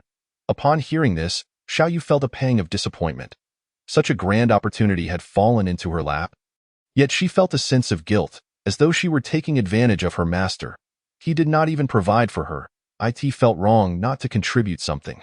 Master, you may continue to call me Yuer. She glanced at her master once more. Despite being older, she was willing to accept the title, following the principle that strength dictates respect. Chun Fan chuckled. Very well, Yuer. Your timing is perfect. I shall examine your foundational skills. All right. Xiao Yu nodded obediently and then sat cross-legged beside him. Chun Fan casually released a stream of spiritual energy, enveloping Xiao Yu entirely. As she watched her master examine her, a sense of anxiety washed over her. Was she perhaps too inadequate? Before long, Chun Fan reached a conclusion. Physique, absent. Bloodline power, absent. Root bone, absent. Her cultivation was also nothing remarkable, and her soul lacked strength, indicating that Xiao Yu's talent and comprehension were rather unremarkable. One could say she was quite ordinary. Xiao Yu anxiously scrutinized her master's expression, thinking to herself, Master, am I too common? Have I completely failed? Otherwise, her master wouldn't wear such a grim countenance. Chun Fan nodded. Xiao Yu felt frozen in place, while Chen Fan remained unfazed. Yuer, both physique and bloodline can be innate or acquired. Your humble origins may predetermine your ordinariness, but you can strive to pursue greatness as long as you encounter your own opportunities. You can forge a physique and bloodline that transcend the ordinary. Before such opportunities arise, you only need to prepare diligently, and I, as your master, will always support you. The rest is for you to pursue with confidence. What do you say? This disciple's origins posed a challenge, inevitably shaking her confidence. However, to become a formidable warrior, such self-doubt is a grave mistake. One must cultivate their inner strength with ample encouragement. Even misguided confidence can be a form of confidence. As long as it transforms into strength, it becomes true prowess. Xiao Yu felt deeply touched. Her master showed no disdain for her perceived inadequacy. Master, your disciple shall earnestly heed your teachings. As long as you support me, that shall be my source of confidence. Good, Chun Fan smiled, then produced a book of heart techniques and handed it to her. This Yin Heart Sutra, immerse yourself in its understanding. It will enhance your soul and mental state, aid your cultivation, and accelerate your practice. If you have any questions, feel free to ask me. This was a previous sign-in reward, a sacred-level heart technique. Unlike conventional techniques, it is gentler and requires step-by-step guidance. Xiao Yu accepted it with both hands. Gazing at the golden characters on the cover, Yin Heart Sutra, clearly something extraordinary. Cautiously, she inquired, Master, what level is this Yin Heart Sutra? She feared her inadequacy might lead her to misstep. It is of sacred level, among the top tier, nearly imperial, Chun Fan replied casually. Xiao Yu was taken aback. Sacred level. She had never encountered such a precious item before. Her master presented her with this invaluable treasure. If word spread, countless formidable beings would seek to seize it from her. She felt immense gratitude towards her master but couldn't shake the feeling of being unworthy. What are you doing? Chun Fan's expression grew stern. I asked you to comprehend it. Just comprehend it. Although the Yin Heart Sutra is sacred, it will not backfire on you. It is divided into 9 realms, and you may progress step by step. It will not significantly affect you. Rest assured and cultivate. Sighing, he observed his second disciple's limited perspective, feeling a twinge of pity. However, her youthful beauty and long legs were indeed striking, aptly described as graceful and charming. No wonder she resembled a little maiden. Very well, Master. Xiao Yu promptly expressed her stance, eager to avoid inciting her master's ire, fearing a reprimand. Afterward, she departed. Meanwhile, Yun Lan emerged from the ancient divine demonic arena. Her heart turbulent with emotions. She had not anticipated such a forbidden spatial realm within the Emperor's presence. It rivaled the divine demonic forbidden grounds. Furthermore, the headquarters of the ancient divine demonic pavilion had already been established. Marked by the thunder fury imperial beast she had seen previously. Noticing Yun Lan lost in thought, Chun Fan reminded her, Yun Lan, are you familiar with the relevant rules of the ancient divine demonic pavilion?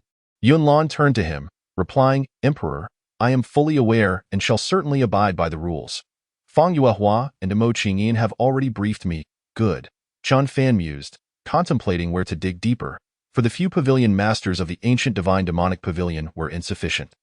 Moreover, I shall provide you with a warship to assist you in eliminating the Zhang family. What say you? Warship?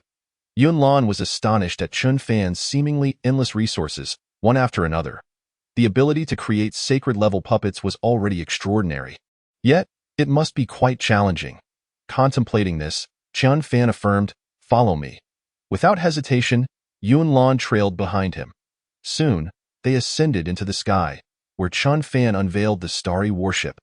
Instantly, a ship of immense size, comparable to half a city, enveloped the entire Qin family estate in an ethereal glow. It obscured the sun and exuded an imposing presence.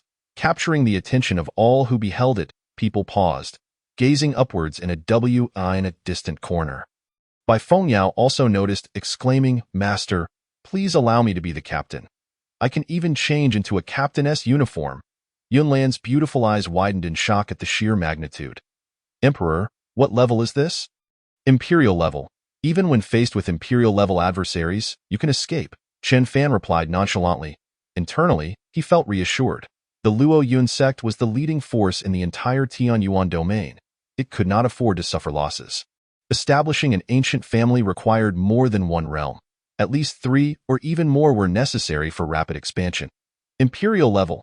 Yunlan had suspected as much, but hearing it confirmed by Chen Fan still thrilled her. After all, imperial artifacts were something even their Luo Yun sect lacked. They had only seen them in others' possession, secretly drooling. Thank you for your trust, Emperor. I will not fail you. Chun Fan lending her the warship was a testament to his faith. If she were to lose such an imperial artifact, the consequences would be unfathomable. Overcome with emotion, she recognized the Emperor's extraordinary resolve. Chun Fan waved his hand dismissively, Yunlan, from this day forth, follow me without such formality. Go forth and be the captain. Simultaneously, 2,000 tribulation-level puppets soared onto the starry warship, forming a solemn protective circle, exuding an overwhelming aura. Yunlan smiled, cupping her hands in farewell before eagerly leaping aboard the starry warship. Set sail. Chen Fan watched silently. Suddenly, Master, I want to be the captain, Bai Fengyao exclaimed, darting upwards. Yunlan was momentarily stunned. Chun Fan was equally taken aback, swiftly snatching his eldest disciple back with a firm grip. Child, you cannot act recklessly. Look at you, wanting to join in on everything. If you had even half of Ura's humility, you would have behaved more appropriately. Grinning awkwardly, Bai Fengyao glanced at Chen Fan. Master, your disciple understands. Then she displayed a smile reminiscent of Anya. Aboard the starry warship, Yunlan fell silent. Bai Fengyao wrote a message. Su Chanyu is not permitted to board. Headache-inducing. This disciple was overly protective of her master. Meanwhile, her own disciples had become the victims of her overzealousness, leaving them pitifully vulnerable for a moment. Yunlan was set to eliminate the Zhang family, while Chun Fan prepared to embark on his own plans. In the entire Tianyuan domain, the Zhang family was the most formidable, boasting sacred-level guardians. Other powerful families had tribulation-level ancestors or had heavily invested in hiring sacred-level protectors, posing little threat. Those external forces would flee at the first sign of trouble, never risking their lives. Additionally, in the Tianyuan domain, over 100 cities harbored most sacred-level beings, typically as city lords or wandering sages. Complete annihilation was unnecessary. They would not overly concern themselves with familial disputes. However, caution was warranted, as many city lords of strongholds were closely tied to the royal families. Changes in the Tianyuan domain could not be concealed. TOC's control of the entire region, the royal families would need to be expelled. For now, a delicate balance of coexistence prevailed, requiring only vigilant observation. Chun Fan's objective was to eliminate the other 9 sacred-level sects, aside from the Luo Yun sect. According to the Pareto principle, collectively, these 9 sects were hardly a match for the Luo Yun sect, especially with a pinnacle sacred elder stationed there. Other sects, even with a single sacred-level cultivator, were considered sacred forces, yet the actual disparity was vast. After briefing some family matters, Chun Fan departed. Retreating into the background to enjoy a quiet life was not a realistic option. In the Taisu prefecture, Weiyang domain, the Yang family. Yang Qi regarded Qin Shujian and casually inquired, "Qin Shujian, how did you persuade my sister?" Though he held this individual's capabilities in high regard. It was, after all, a matter concerning his sister, and one must always be cautious. He wanted to see what intentions Qin Shujian harbored. Qin Shujian hesitated slightly before responding, "Young master, I earnestly tried to persuade her." But the lady simply refused. He gauged Yang Qi's reaction.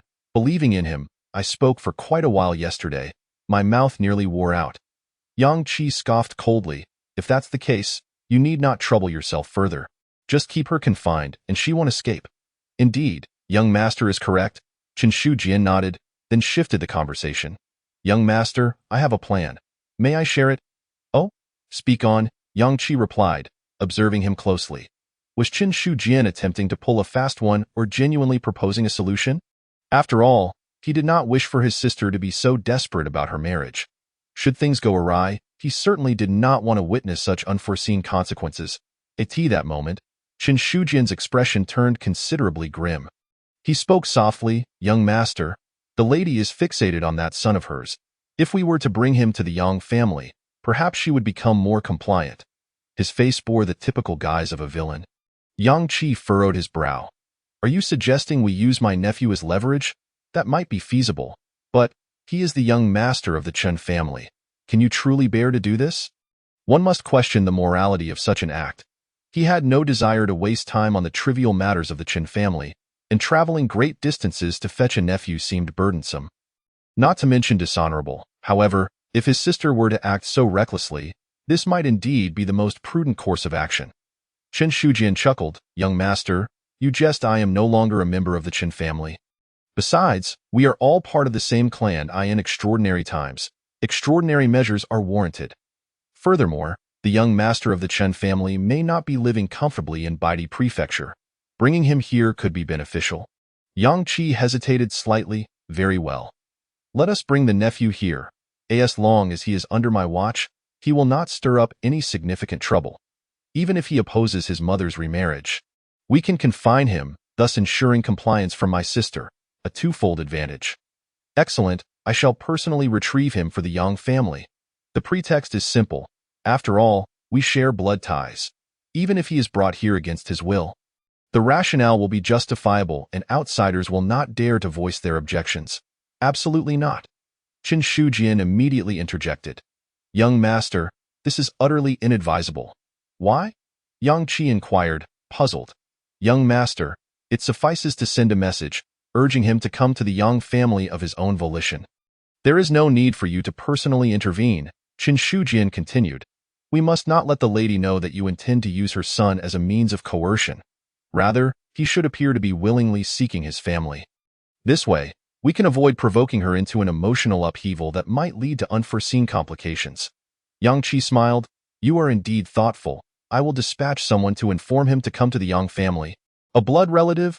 I have yet to meet him. It would be nice to have an encounter."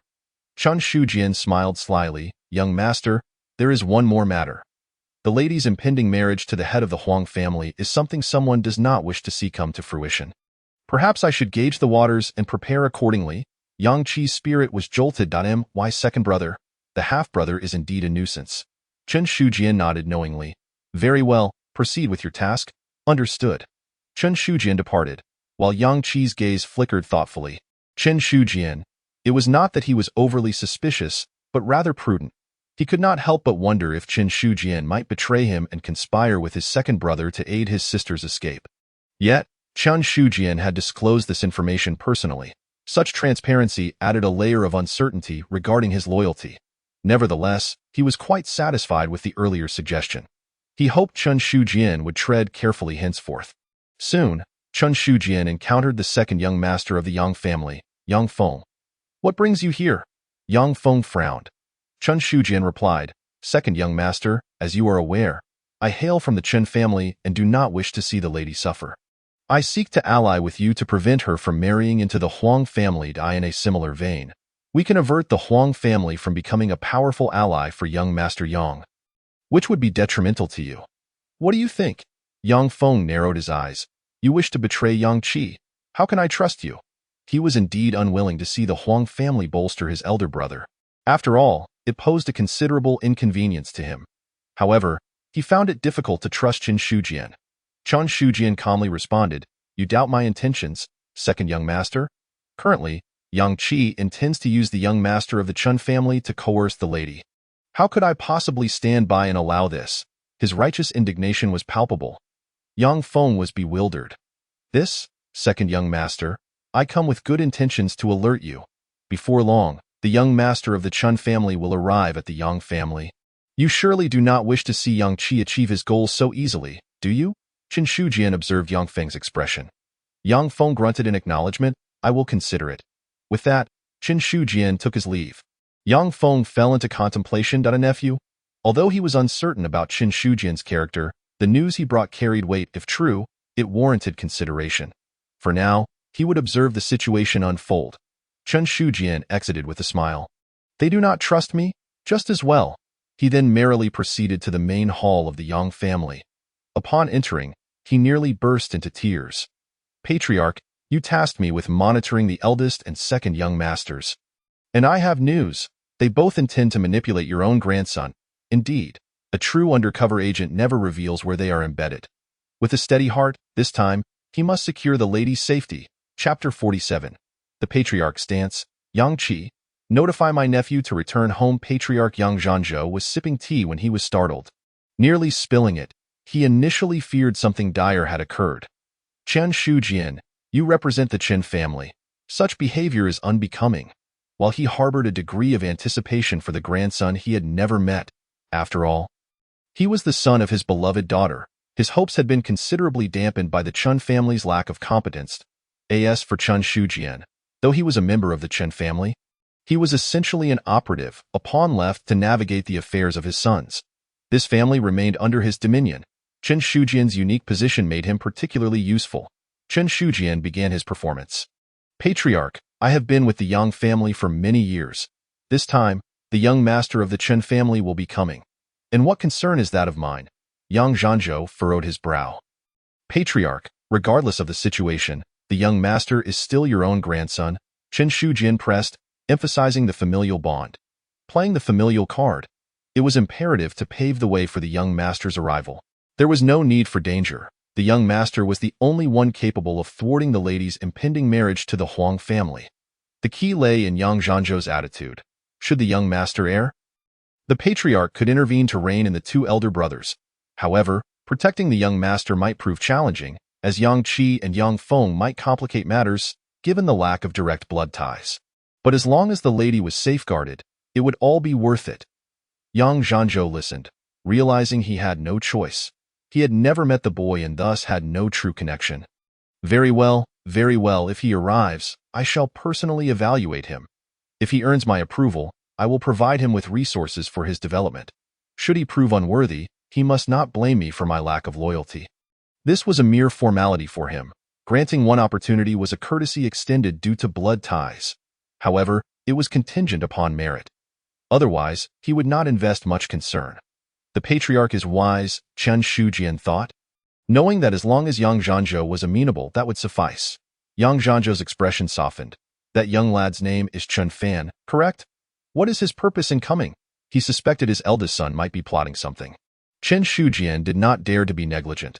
"Patriarch, the eldest young master intends to use the young master of the Chen family to coerce the lady into marrying into the Huang family, seeking to strengthen his own position and secure collaboration with the Huang family in business.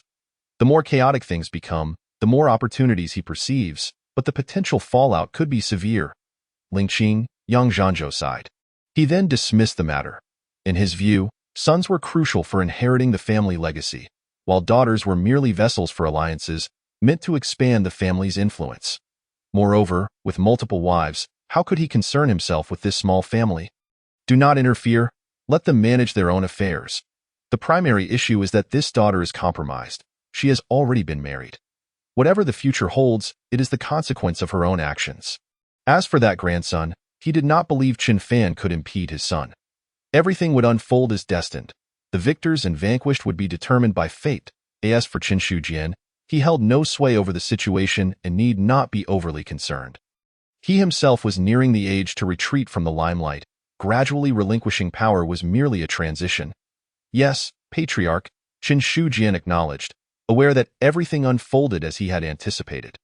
The young patriarch's reluctance to intervene in this small family signified a brewing chaos. He could only hope that no unforeseen events would arise. He was all in. In the silent hall, young Lingqing felt a sense of anticipation. It turned out that Chen Shujian was her father's man. He was not merely aligned with her elder brother, which was somewhat confusing. Yet, this was also a relief. At least her father would not meddle excessively in the affairs of her elder and second brother. However, she could not afford to ponder too much at the moment. Chen Shujian had proposed bringing her son over. Fanner, I am sorry, my child. She felt powerless. Only her son could avert this entire calamity, for he bore the bloodline of the Yang family, her father's own grandson. As long as her father spoke, her elder brother would not dare to harm her son. Fortuitously, she was blessed with a son. Had it been a daughter, her father likely would not have valued her as much. This was not a matter of bias. It was simply her father's nature, and she herself was a living testament to this. Now, she had to place her trust in Chen Shujian. Looking out the window, perhaps bringing her son to the Yang family was not such a bad idea after all, at the very least. It was far better than the Chen family. Any resources would be beneficial. Although her son would face hardships and indignities upon his arrival, she truly saw no other option. As a mother, she would fight to protect him. On the other side, Yang Qi was already devising a plan, unwilling to squander precious time. Before him stood his trusted confidants. Your mission to Baidi Prefecture, Tianyuan Domain, and Langa City is to locate a young man from the Chen family, named Qin Fan, approximately 23 years old. Ensure he returns to his maternal clan post-haste. As for any inquiries he may pose regarding the reason, do not provide answers, merely notify him. Summon my nephew back to his mother's family. Yes, young master. His loyal followers received the command and promptly departed from the Yang residence. Yang Qi took a deep breath and after a moment, called for his two sons, for he too had established a family. Father, what do you require of us? Two young men, both around 20 years of age, appeared. Yang Qi cast a glance at his sons. Bayerliner, your elder brother will soon arrive at the maternal clan. When he steps through the door, make sure to give him a stern welcome. Remember, do not bring shame upon me, understood? It was unfortunate that he had married a little late, and his sons were not older than his nephew. Yet this posed no significant issue.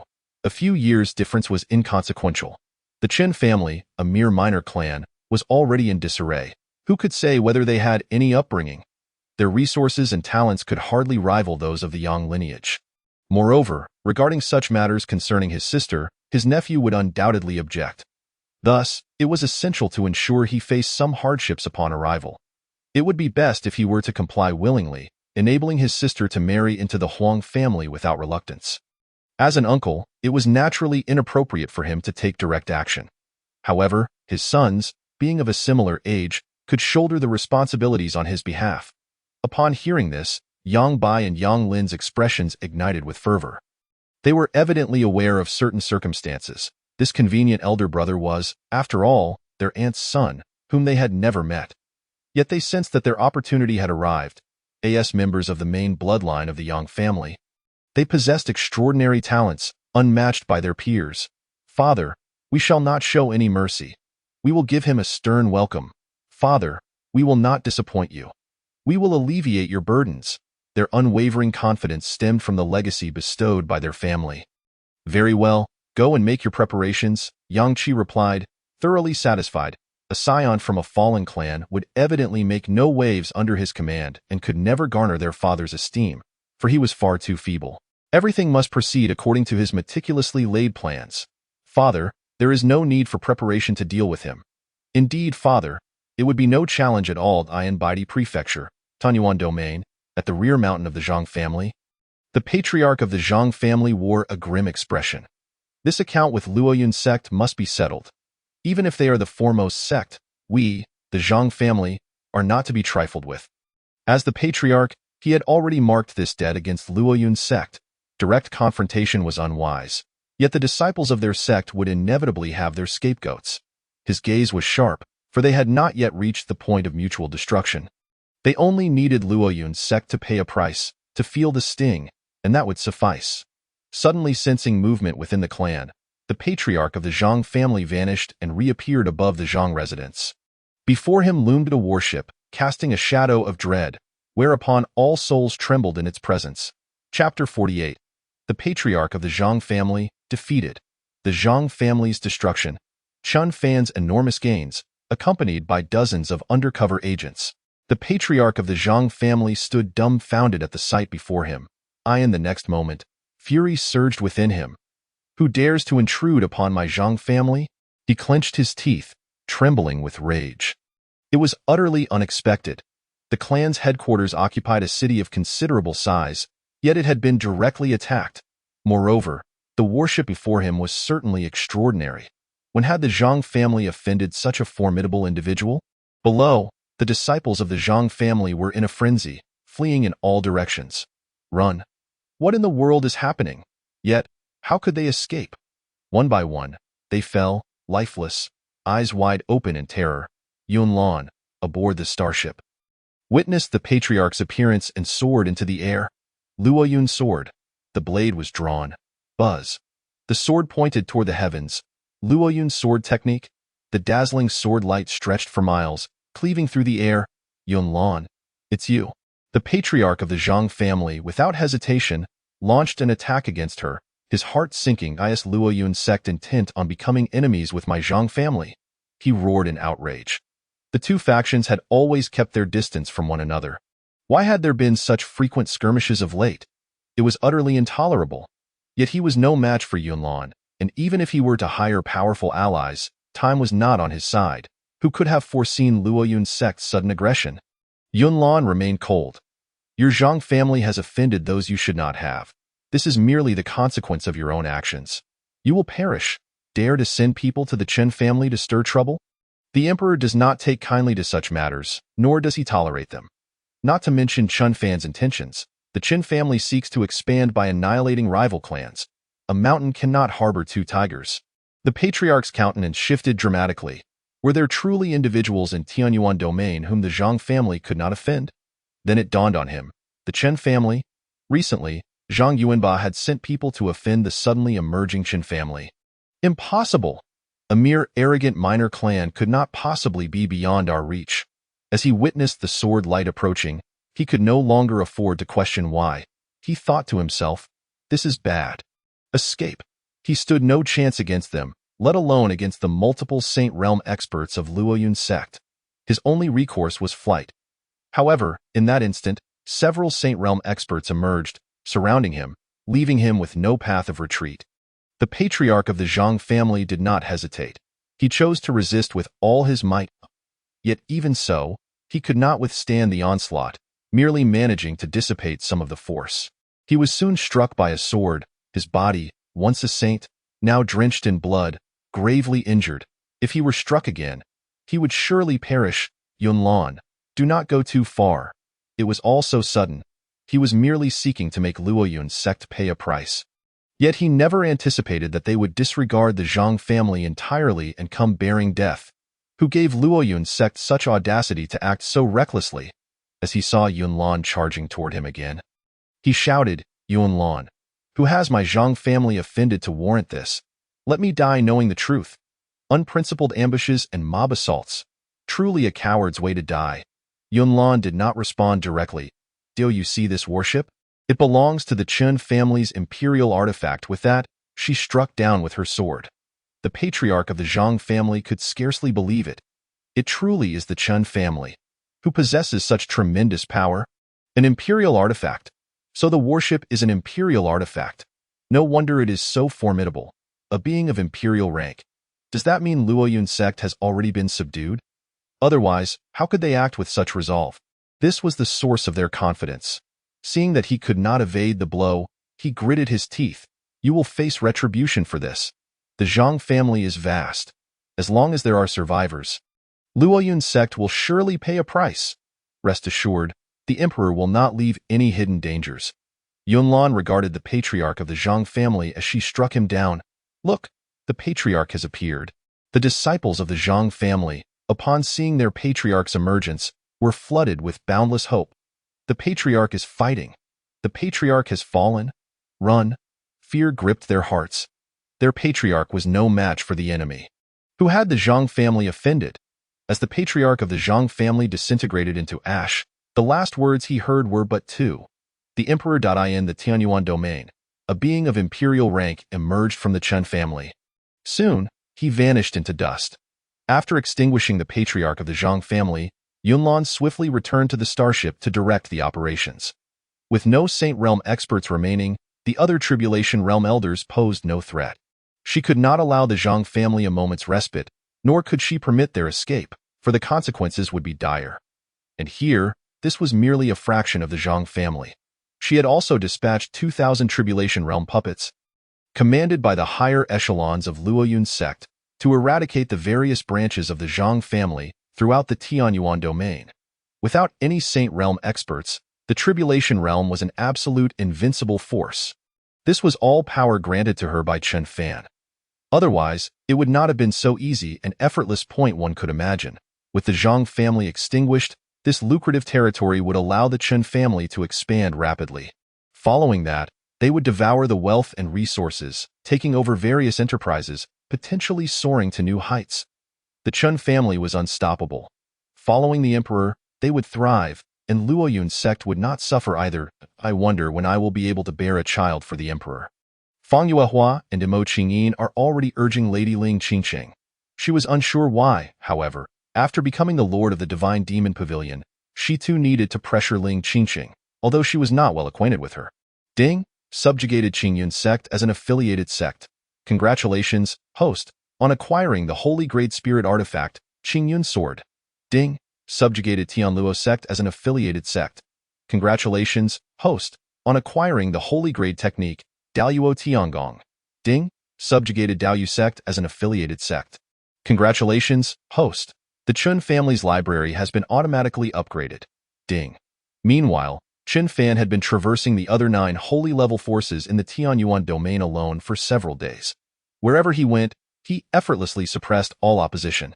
With the might of the emperor unleashed, none could stand against him.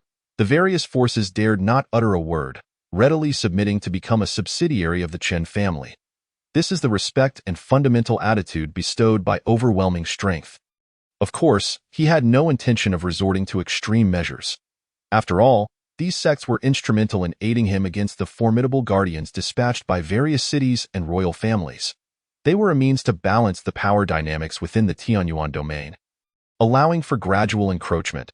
Consequently, the rewards from the system were exceedingly generous. He also managed to retrieve dozens of undercover agents from various families, spanning all levels, though the majority were former disciples of the Chen family.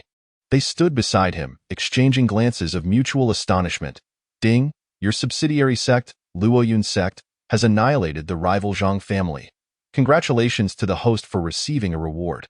An ancient secret realm space. Chen Fan immediately felt a wave of comfort wash over him. It appeared that Yunlan had resolved most matters on her end. Coupled with the rewards from his sign-ins over the past few days, his gains were staggering. With a solid foundation established, the Chen family faced no other threats. The preliminary framework had taken shape. What remained was to contend with the non-affiliated city lords and the powers lurking behind them. Young master, our undercover agents are bewildered and at a loss. Just when we thought we could return home. It feels surreal, one of them remarked. The young master had single-handedly unearthed their dozens of undercover agents from the top-tier forces. Chen Fan casually replied, "Everyone, let's discuss this upon our return." With a wave of his hand, he led the undercover agents back to the Chen family.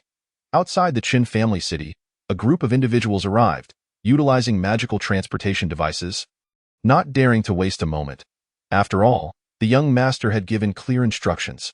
However, as they inquired along the way, they discovered that Langya City, as instructed by the young master, had vanished, now belonging to the Chen family.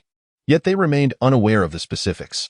All they knew was that they were searching for a young man, approximately 23 years old, named Chen Fan. In pursuit of their mission, they had begun posting missing person notices around the city. Calling out, "Who has seen Chen Fan?" Chapter 49. Who exactly is Chen Fan? Finding him is more challenging than descending into the depths of hell. Voices rang out, filled with confidence. Who is Chun Fan? Please come forth immediately. Whoever finds Chin Fan will receive a low-grade Earth-level Peiyuan pill as a reward. Such a generous offer. For ordinary cultivators, an Earth-level pill was akin to a treasure. Yang Qi's confidants busily orchestrated the search. Instead of seeking him out, they hoped he would come to them, saving both effort and time. They merely needed to wait. Theo, you think we can find this person? What if he has already perished? One queried. That seems unlikely. It appears the Chen family is thriving, another replied. Regardless, the substantial reward of a Peiyuan pill was too enticing for anyone in this small city to resist. Even if Chen Fan were hiding underground, they were confident they'd uncover him. The leader's brow furrowed. We cannot linger here too long. Inform that young man and let us promptly return to report to the young master. The atmosphere felt peculiar. Not only was the spiritual energy dense, but Langya City had transformed into the Chun family's domain. This stark contrast to the young master's account of a declining family suggested something amiss. Yet they had no inclination to investigate further, as their target was merely a 23-year-old man, not someone to fear. Passers-by nearby watched them with curious glances, whispering amongst themselves, daring to call out the name of the Chen family's ancestor and post missing person notices. They must be courting danger. They were astounded, having seen boldness before, but never to such an audacious extent as to seek out the heart of the nest. Perhaps they believed themselves invincible, chuckling at their perceived bravery. What a display of courage indeed. Who do they think they are, looking down on a Peiyuan pill?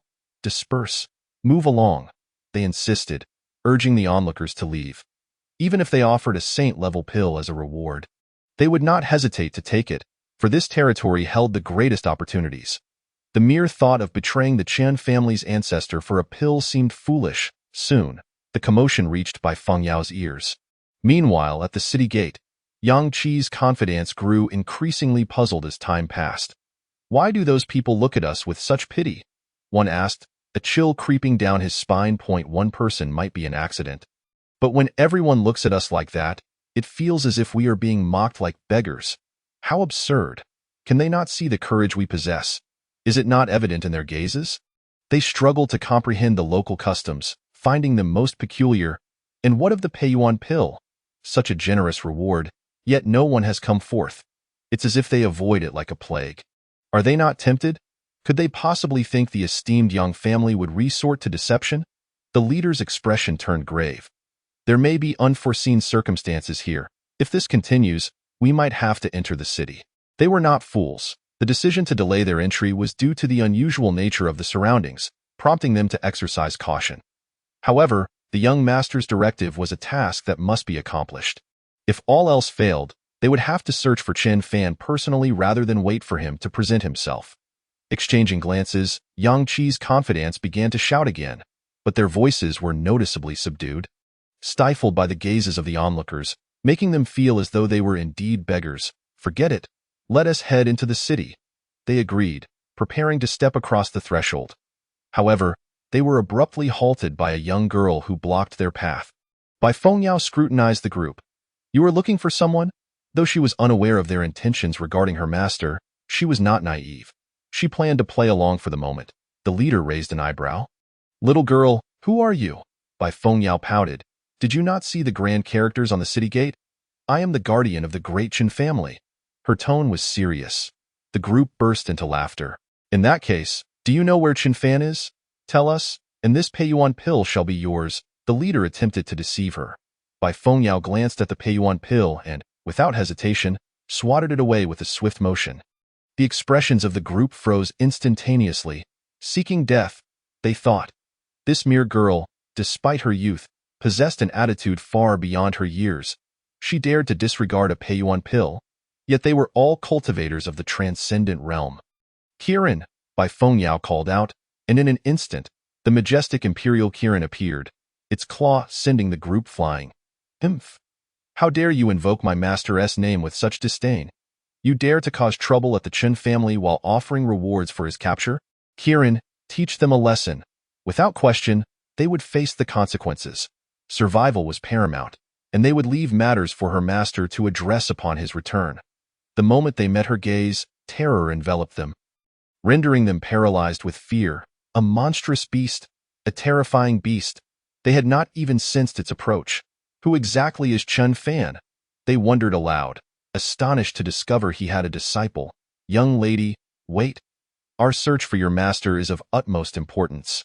They hastily corrected themselves. Bai Fengyao narrowed her eyes, skepticism evident. Really? You seek my master? What business could you possibly have? Absolutely true. Please, spare us. They pleaded, their fear palpable. Who could have known that such a powerful beast would guard this place? A chill ran down their spines. A wise man avoids unnecessary risks. Then you claim to know my master? Bai Fengyao challenged. We do not know him, they admitted. Then why act so brazenly? Bai Fengyao retorted, her patience wearing thin as she summoned a group of puppets to encircle her would-be assailants. Dumbfounded, they realized each puppet exuded a power greater than their own, causing them to tremble in fear. If you truly do not know him, why make it difficult for us mere ants? At that moment, 5 formidable women appeared, each holding a missing person notice with the words looking for Chan Fan boldly inscribed. Devoid of any images to A.S. senior sisters, their expressions were filled with anger. They could not tolerate the indignity brought upon their junior brother. Is it you who seeks our junior brother? Unfamiliar with Bai Fengyao, but certain they were within Chan family territory. They understood the implications. Wait, are you all of his senior sisters? Bai Fengyao questioned, glancing at her newfound allies. The group fell silent, realizing they had stumbled into a hornet's nest. We seek Chan Fan, they stammered, their confidence waning.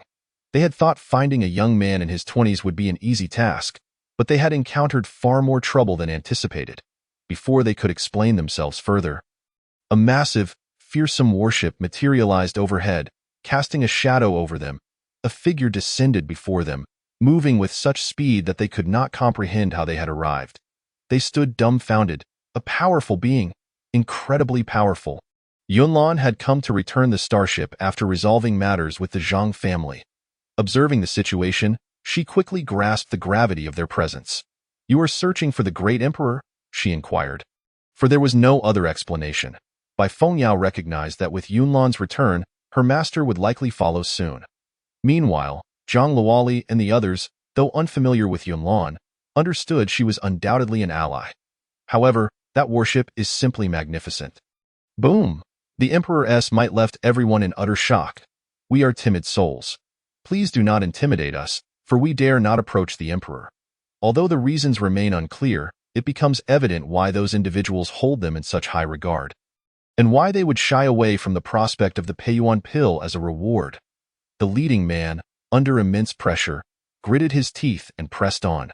Senior, we seek Chen and her master. He glanced at Bai Fengyao and quickly changed his words, realizing that a wise man does not suffer immediate losses. Oh, what brings you to me? At that moment, a voice echoed in his ears. In the next instant, Chan Fan appeared beside them as if he were a specter. He surveyed the crowd, unable to recognize them. A missing person notice? Chapter 50. The Emperor's Wrath. Onward to the Yang family in the Taisu prefecture. Wei Yang domain. One might think that this emperor was being hunted, master. Your Majesty, junior brother. The women greeted him before silently watching, leaving the rest to Chen Fan. He nodded in acknowledgement, eyeing the unfamiliar group before him. What do you seek from me? If you cannot provide a valid reason, I fear you may not leave here alive. Their origins were shrouded in mystery, yet they dared to seek him out? He truly had no clarity on the matter. Upon hearing this, the crowd trembled, quaking in fear. For this man was likely the fabled Chen Fan. It had not been easy to finally see him. However, a sense of foreboding crept into their hearts. The situation had shifted, and Chen Fan exuded an aura that was exceedingly peculiar. The leading man hastily declared, Young Master Chun, we are trusted aides of your uncle. Hailing from the Yang family in the Taisu prefecture, Wei Yang domain, we have come to invite you to visit your maternal clan. Their attitude had undergone a complete transformation. Even the dimmest among them realized the gravity of offending him now. They could not afford to act brazenly. All discussions would have to wait until they returned to the Yang family. They could only adapt to the situation, as the young master would surely understand their predicament. The women exchanged peculiar glances upon hearing the Yang family's name, questioning how this could be. Chun Fan paused momentarily, Is there a reason for this? His uncle from the Yang family? Why would he suddenly come to mind? It was not that he doubted the blood ties. It was merely a matter of fact. After all these years, the Yang family had never dispatched anyone to visit him, but of course, he would go to the Yang family. For his mother resided there, he could not help but wonder how she was faring. The leading man dared not breathe, feeling increasingly perplexed by Chen Fan, and his heart raced with fear, sweat pouring down his brow. Young Master Chen, we have no reason to lie. We are merely subordinates. Their demeanor shifted dramatically. They knew far too well that they could not afford to offend him now. Who could have predicted Chen Fan's astonishing power and the multitude of allies he possessed? Could he truly be the emperor? The thought filled them with despair and dread. They only hoped to deflect his wrath and return to report to the young master. For no reason. Chen Fan's brows furrowed. Since you know my identity, what of my mother? Could it be related to her? Chen Fan pondered. Young master, the madam is well, the man quickly responded, trying to appease him, fearing the repercussions of failing to report back to the young master. Yet, Chen Fan's keen eyes caught the subtle shift in the man's expression at the mention of mother. A chill swept over him. What has happened to my mother? Is there some hidden truth? The mere release of a fraction of an emperor's pressure rendered the crowd breathless. The man prostrated himself, realizing the overwhelming strength of Chen Fan. Almost unbelievable. Please forgive us, young master. We are but servants and dare not deceive you. Their attitude had flipped a complete 180 degrees. Who could have fathomed Chen Fan's otherworldly prowess? With a cold snort, Chen Fan unleashed a surge of spiritual energy, immediately commencing a soul search. Ideally, there would be nothing to uncover, but just in case, even if it were a misunderstanding, he would personally apologize to the Yang family for his mother's sake. However, the outcome of the soul search caused Chen Fan's aura to erupt uncontrollably. Boom! The might of the emperor surged forth, an endless pressure akin to the wrath of the heavens, causing the entire space to buzz incessantly and begin to warp, even threatening to shatter into fragments. For the first time, Bai Fengyao witnessed her master in such a furious state. Otherwise, he was always the amiable little master. Her small face was filled with rage. What on earth has the Yang family done? The emperor's Kirin, sensing its master's emotions, roared thunderously. Yun Lan wore a grim expression. The emperor was enraged. Zhang Luoli and the others wore solemn faces. After days of travel to visit their junior brother, they were now witnessing the fury of an emperor. Their young junior brother was angry. Young Master Chen, spare us. Young Master Chen, please. The crowd trembled, their faces ashen, unable to rise, shaking in fear as dread spread throughout them. They felt utterly powerless, with no thought of resistance. Let alone the fact that their leader had been forcibly subjected to a soul search, likely leaving him a fool. Young Master Chen could shatter the very void. They were mere ants and had never encountered such a scene before. We only know that the madam has been imprisoned by the young master for many years. We are unaware of anything else. As they spoke, their voices were abruptly silenced, their souls extinguished in an instant. They were crushed without hesitation. Chen Fan's gaze turned icy as he looked in the direction of the Yang family. The Yang family. Everyone, follow me to bring my mother back to the clan. Chen Fan rose into the air, effortlessly conjuring a formation to protect the entire Chen family estate. He was determined to go to the Yang family and proudly retrieve his mother.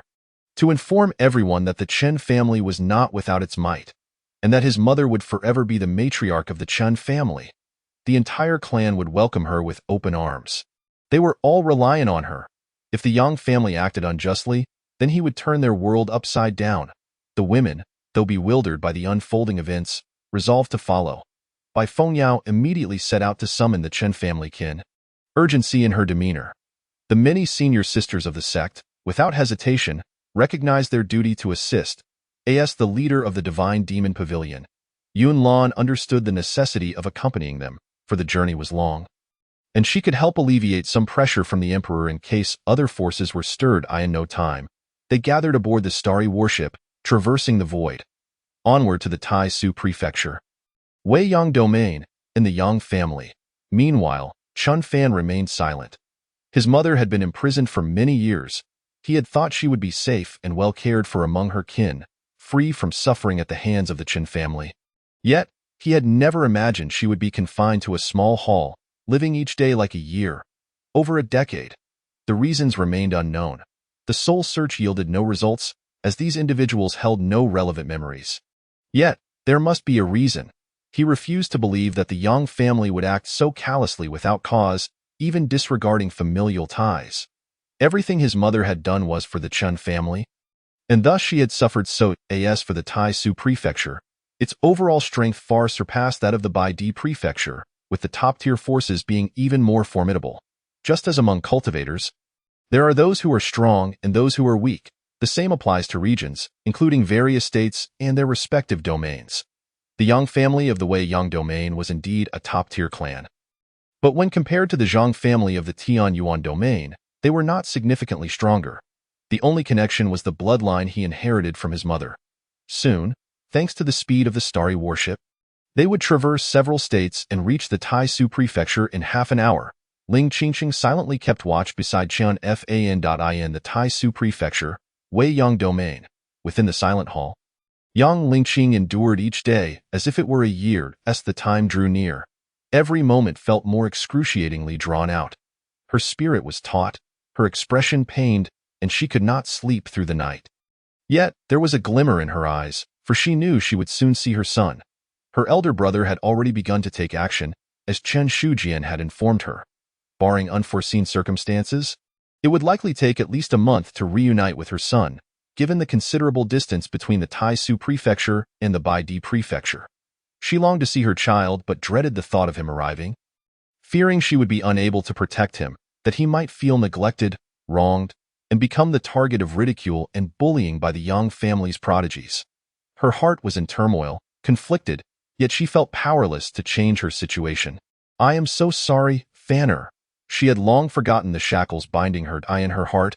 She silently prayed that the Yang family would not send anyone to fetch her son. Safety was a paramount concern. But Chen Shujian would secretly dispatch someone, affording her some comfort. Chen Fan mused, "Only the Yang family will suffer indignities." In the main hall of the Yang family, the head of the family, Yang Zhantou, addressed Chen Shujian.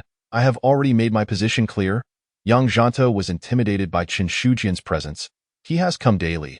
I will personally test that boy. If he earns my approval, I shall grant him resources, status, and training." Yang Zhantou thought to himself, "He is always whispering in my ear. My patience is wearing thin. Your wisdom is unmatched." Chen Shujian felt a slight sense of relief upon hearing these words and humbly gestured in acknowledgement. For days he had been on edge, reminding Yang Zhantou that he needed to remain vigilant. Even if Yang Zhantou became impatient and killed him in a fit of rage, it would be worth it. For the young master was coming, and the path must be laid out perfectly. Failure was not an option. In the days to come, he would continue to visit. "Head of the family, wait for me. I shall assuredly come, though it may take at least a month," he smiled. Meanwhile, on the other side, Yang Qi stood with his hands clasped behind his back. Calculating the time, he should have been informed by now. A cold smile graced his lips. The individuals he had dispatched had used a low-grade spiritual artifact for transportation. In terms of speed, there was no comparison. Without the artifact, it would have taken 10 to 15 days to reach his nephew. A few days sufficed now, but the boy would still require a month to arrive at the Yang family. What a waste of time! Shaking his head, he reluctantly found himself willing to wait for the inexpensive nephew to arrive. As for his own two sons, he held immense confidence in them. Whether they were prepared or not was inconsequential. They could easily instill a sense of intimidation in the inexpensive nephew, a display of dominance. The Yang family had no need for inept individuals who squander resources. Were it not for the Yang bloodline coursing through the inexpensive nephew, it was likely that the Yang family would not even entertain the thought of him. "Father, the head of the Huang family has come to see you," Yang Bai announced as he entered. Yang Qi replied with a noncommittal sound, "I shall meet with the head of the Huang family." Chapter 51. Father, whom has our Yang family offended? Before long, Yang Qi met the head of the Huang family, Huang Gong. With a polite chuckle, Huang Gong remarked, "It is indeed a failure on my part to arrive uninvited." The elderly gentleman, clad in a yellow robe and radiating vitality, clasped his hands in greeting. "Such words are unwarranted, esteemed elder. It is I who should apologize for not welcoming you properly." Yang Qi feigned a stern demeanor. In time, we shall be akin to family, and there is no need for such formalities. The Yang family will always welcome you. Exchanging pleasantries, Huang Gong took the opportunity to descend the steps, saying, if that is the case, then further politeness would create unnecessary distance. May I inquire about your younger sister? Whether she was a woman or not mattered little. What was paramount was her noble lineage, which incited a desire to conquer. The Huang family, being inferior to the Yang family, naturally harbored such sentiments. Moreover, acquiring a woman from the Yang family was no simple feat. The head of the Yang family would scarcely acknowledge the Huang family unless Yang Qi, as the eldest son, sought something from him. He would certainly not refuse, especially considering that Yang Lingqing was merely a younger generation compared to him. At his age, he was indifferent to such matters. Obtaining a suitable match was a source of contentment. Sighing, Yang Qi lamented, regarding this matter, esteemed head of the Huang family, you are somewhat aware of the underlying circumstances. My sister is quite headstrong, and despite my good intentions to persuade her, she remains obstinate. However, I have devised a method. In due time, she shall willingly serve the Huang family. The complexities within the family were immense. To vie for the position of family head, he required the support of external factions. The first step was to bring substantial benefits to the family through his enterprises, thereby enhancing his reputation and winning the favor of the people. The second was to forge marital ties, establishing a network of familial support. The Chen family had proven unworthy, leaving him no choice but to seek alternatives. That is quite understandable, Huang Gong replied, showing no concern, as it was ultimately Yang Qi's affair. Whether Yang Lingqing wished to join the Huang family was no longer of her concern. However, he continued, your sister is still young. It is only natural for her to be reluctant to enter the Huang family. Esteemed head of the Huang family, you speak incorrectly. I fully comprehend this notion. However, the nuances of human relationships do not permit me to express the truth. Joining the Huang family would be a stroke of fortune for her. Huang Gong had already shown generosity by not objecting to her previous marriage, demonstrating his magnanimity. In the future, should Yang Lingqing join the Huang family, he would need to be patient and not hold her capriciousness against her. Yang Qi spoke on behalf of his sister, acknowledging that he could not interfere in the affairs of the Huang family regarding Yang Lingqing's potential union. Huang Gong listened with great amusement, laughing heartily. Indeed, I have a fondness for the headstrong and defiant. He then inquired, might the eldest son share the methods he intends to employ? I am eager to hear how you plan to make Yang Lingqing compliant. Yang Qi, with a knowing glance, replied, the esteemed head of the Huang family need not inquire further. Rest assured, I will handle the remaining matters. It was a jest. Family matters must remain within the confines of the family. He had no intention of revealing the existence of the inexpensive nephew to Huang Gong, as that could lead to complications. With the eldest son taking charge, I feel at ease, Huang Gong conceded. Sensing Yang Qi's reluctance to divulge more, then, pondering briefly, he asked, what of your sister's son? While I do not concern myself with him, I have no desire to encounter that boy. Yang Qi's expression turned serious. Esteemed head of the Huang family, it is possible that my sister's son has already perished. You need not worry about any interference that might tarnish the Huang family's reputation. Though he spoke thus, he secretly hoped the inexpensive nephew was alive, for he could be of use in due course. He would confine him within the Yang family, bestowing upon him an identity that would remain undisclosed to Huang Gong. As the eldest son of the Yang family, he could easily arrange such matters. Very well, Huang Gong replied, feeling reassured. Without that boy's presence to vex him, he could comfortably continue his life. Now, esteemed eldest son, might I inquire about your sister's whereabouts? I wish to meet her in person. Should she be deceitful, I would prefer not to be made a fool. Yang Qi, ever cunning, responded, do not be hasty, esteemed head of the Huang family. Let us first discuss matters and select an auspicious date, and you shall certainly meet my sister. He was wary of Yang Lingqing's emotional state. He would not permit Huang Gong to see her before the arrival of the inexpensive nephew. There must be no missteps. Securing the support of the Huang family was imperative. It would yield extraordinarily optimistic benefits. Huang Gong's smile appeared strained, as he remarked, I was indeed anxious. Very well, an auspicious date? What good is that? I care not for such trivialities. As long as Yang Lingqing enters the Huang family, there is no escape for her. nor any hope for her to maintain her dignity. She would merely be a concubine, and had it not been for her esteemed lineage and bloodline, such a position would not even be considered. Yang Qi smiled, confident that he could manage the situation. It is merely a matter of mutual necessity. Were it not for my sister's shortcomings and previous marriage, I would not have presented her to Huang Gong, for I could have made a far superior choice. However, as the eldest son, I am left with no option but to act. Then, esteemed head of the Huang family, let us continue our discussions, he suggested, wearing a shrewd smile. At that moment, a tremendous roar echoed in the air, shaking the very fabric of space, accompanied by a continuous humming sound akin to a mournful wail. As if the earth itself were trembling, he felt as though the very foundation of their existence was crumbling, or that their family was under siege by outsiders. Caught off guard, both Yang Qi and Huang Gong nearly toppled over but quickly steadied themselves, summoning their inner strength to maintain their balance. What in the world is happening? Yang Qi's expression changed drastically. It was all so sudden, without warning. This is bad. Who dares to act so recklessly against the Yang family? Yang Qi's face contorted with fury as he glanced outside. He could sense that their family was under attack. Such an audacious move was tantamount to courting death. Please wait, esteemed head of the Huang family, Yang Qi urged. I must first attend to this matter. Huang Gong's countenance grew grave, sharing in Yang Qi's frustration. What on earth is happening to the Yang family? Have we offended someone? Such a spectacle is unprecedented. I have never witnessed such audacity, for the Yang family is no ordinary clan. Of course, as an outsider, Huang Gong could only bear witness to the commotion, hoping it did not extend to him, for the Huang family was far inferior to the Yang family. Yang Qi, filled with rage, immediately soared into the air. Father, something terrible has happened. As he stepped outside, his two sons, Yang Bai and Yang Lin, rushed toward him, panic evident on their faces. Father, we are in grave trouble. Liner, Bayer, what has transpired? Yang Qi's mind was still reeling.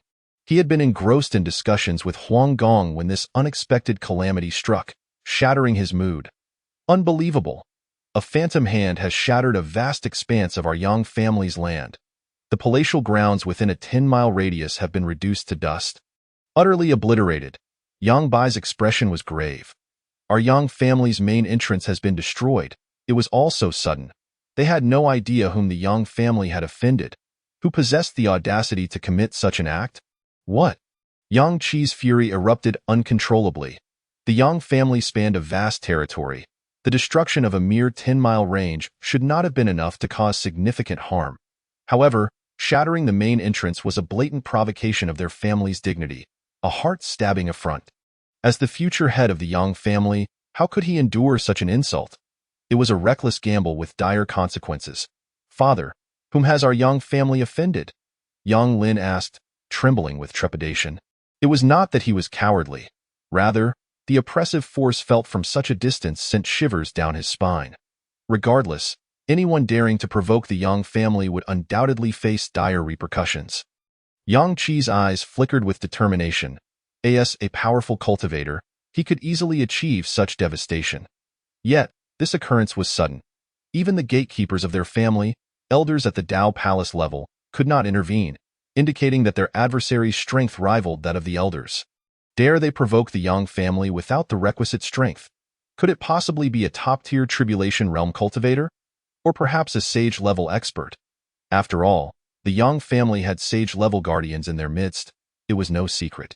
The principle of not shooting the messenger came to mind. He deliberately delayed for a moment. Come, follow me. Let us investigate. Only then did he take action.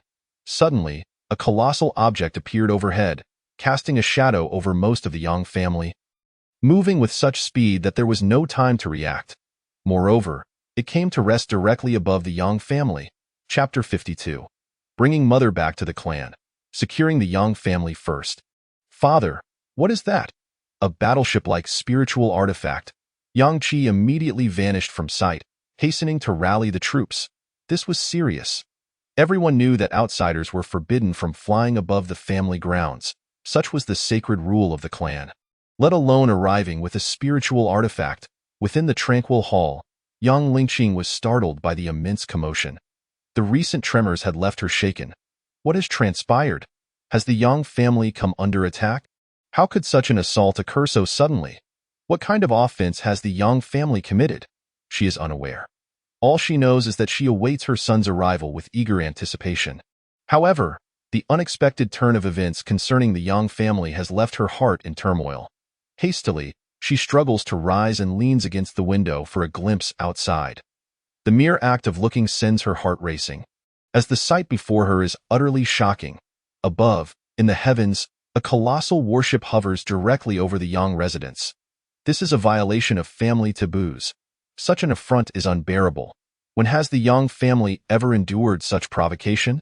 Yet, what can she do? From this vantage point, she cannot discern much. Surely, the Yang family will manage the situation. Yang Lingqing does not linger on the view. She curls up, but suddenly realizes she is not as panicked as she ought to be. Strangely, there is an inexplicable sense of calm. Perhaps it is because she feels powerless to act, her own safety in jeopardy, and thus she resigns to fate. After all, what is death in the grand scheme? Or perhaps her heart is solely devoted to her son, leaving little room for other concerns. Not long after exiting the family lord's grand hall, Chen Shujin is struck with trepidation. Just a moment ago, he found himself plummeting to the ground, shaken by an unseen force, his distraction contributing to the chaos. He is oblivious to the unfolding events. Yet at this moment, a massive entity appears above him, astonishing him with its sheer presence, a warship-like spiritual artifact. Its quality is unparalleled. Even a fool can perceive its significance, though the exact grade remains a mystery. This is utterly unexpected. When has the Yang family faced such a blatant affront? It is as though they have been brazenly challenged. Who could possibly be so audacious? The atmosphere is heavy with tension. Who dares to provoke the Yang family? It is an unprecedented occurrence, arriving without warning. Yet, he dismisses it, for this presents an opportunity. The adversary appears formidable. Should the Yang family descend into chaos, he can seize the moment to rescue his lady and protect the young master. According to his prior plan, there remains one final step, deliberately exposing himself to incite turmoil within the Yang family, creating discord among the brothers and between fathers and sons, thereby diverting their attention. Resolute in his decision, he swiftly alters his course to seek out his lady. As for the Yang family, they are more than capable of handling their affairs. Meanwhile, the entire Yang family is plunged into a state of bewilderment by this sudden blow. Gazing up at the warship, their expressions reflect sheer horror. Who dares to provoke the Yang family to sow discord above their very heads? They must have a death wish. This is utterly unheard of. The Yang family is the foremost clan in the Weiyang domain, commanded by two venerable ancestors. How can they endure such humiliation? In an instant, numerous elders of the Yang family emerge, amounting to over 10 formidable figures, including those at the Dao Palace and Tribulation stages. The family lord, Yang Zhanzhan, is consumed by wrath and, without hesitation, leads a throng of powerful Yang family members, soaring toward the warship. This is a challenge, an affront to the Yang family's honor. No one can tolerate this. Yet, the enemy's arrival is alarmingly swift. The defenses of the Yang family crumble like paper beneath their might. They have breached the Yang family's sanctum before there is even time to react. Moreover, the warship is of extraordinary caliber. Nevertheless, they must be stopped. Otherwise, word will spread, and the Yang family, the illustrious first family of the Weiyang domain, will become a laughingstock. In a certain location, the two venerable ancestors of the Yang family are seething with rage. They make their presence known. Upon the warship, Chun Fan stands with his hands clasped behind his back, observing as the Yang family's forces approach. Internally, he remains unfazed. To rescue his mother, he must first subdue the entire Yang family. Otherwise, time will be squandered. He commands that no one is to leave the Yang family. Were it not for the concern of harming his mother, he could level the Yang family with a mere gesture. Indeed, the emperor's might is palpable. Fang Yuehua, Mo Qingyin, and Yun Lan are all experiencing their first extensive journey to engage in battle. Typically, this is a trait of assassination-oriented sects, traversing the continent to fulfill their missions. Yet, as the leaders of the divine demon sect, they have an undeniable duty. Then, in a flash, they vanish silently from the warship. Simultaneously, A multitude of tribulation stage puppets swarm forth, disregarding everyone around them, executing their tasks with brazen indifference as if not invading a foreign clan at all. Witnessing this, the two venerable ancestors of the Yang family feel their eyelids twitch, halting in their tracks. Their status allows them to perceive the gravity of the situation more clearly. Three formidable beings at their level. They may even be stronger, and an entire throng of tribulation stage warriors, such a number. Not to mention the young man on the warship, who is the core of this operation, flanked by 7 seemingly dormant entities. One cannot fathom their nature. More importantly, there is an ancient divine beast, a Qilin. Good heavens, the Yang family has unwittingly disturbed a nest of powerful beings. It is a fate they cannot escape. Yang Zhanzhan is engulfed in fury. Caught off guard by this assault, who can bear such indignity? It is as though they are being disregarded entirely, with intruders brazenly traversing their territory without so much as acknowledging their presence. This is outrageous. With a thunderous roar, he demands, who dares to offend the Yang family? Leading countless family warriors, he seeks to capture the leader first. Among them are Yang Qi and Yang Feng. Chun Fan remains composed, not even sparing a glance, merely snorting coldly, causing the heavens to darken and a thunderous sound to reverberate. The disciples of the Yang family, filled with righteous indignation, exclaim, "Look, the family lord has descended with the elders." In an instant, they are left in shock. Yang Zhanzhan and dozens of their strongest members, who had set out with confidence, return like cannonballs crashing to the ground, their vitality in disarray. They stumble and cough up blood, heavily wounded, utterly lacking any means of resistance, let alone engaging with the opponent. Each of them wears a mask of sheer terror. Who, indeed, is this formidable entity? What grievance could the Yang family have possibly provoked? They implore the ancestors to intervene. Yang Zhanzhan realizes the gravity of the situation. He must summon the ancestors to confront this threat. Otherwise, the adversary shows no inclination to explain, and without understanding, the Yang family finds itself in such dire straits. It is a grave injustice. Soon enough, the two venerable ancestors materialize, heading directly toward the warship. Yang Zhanzhan breathes a sigh of relief. The ancestors seldom intervene. When they do, it is a matter of the family's survival. Yang Qi grits his teeth in secret, pondering just who possesses the audacity to disturb his plans and tranquility. Meanwhile, the disciples of the Yang family see a glimmer of hope. Look, our venerable ancestors have taken action. They will surely subdue the intruders. They are dumbfounded, silent, eyes wide in astonishment. Yang Zhanzhan and his companions are left speechless. How can it be that their venerable ancestors would go to such lengths? The two venerable ancestors of the Yang family regard Chen Fan with utmost reverence.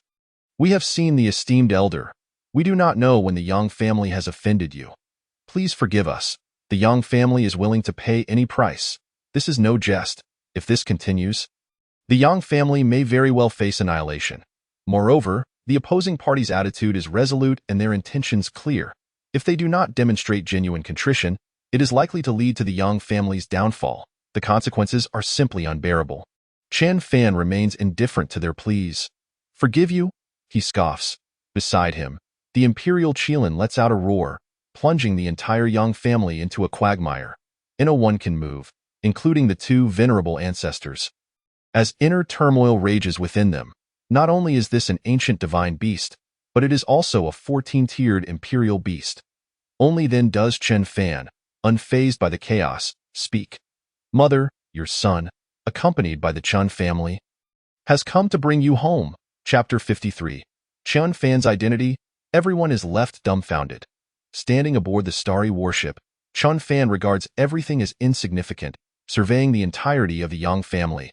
His deep voice reverberates, imbued with imperial authority, resonating powerfully and lingering in the art. At this moment, he is not merely an emperor. This is a heartfelt call for familial connection, nothing more. Simultaneously, he expands his perception, enveloping every corner. As long as his mother hears his voice and responds, he will undoubtedly rush to her side without delay. Moreover, in his view, negotiating with the Yang family is a waste of breath.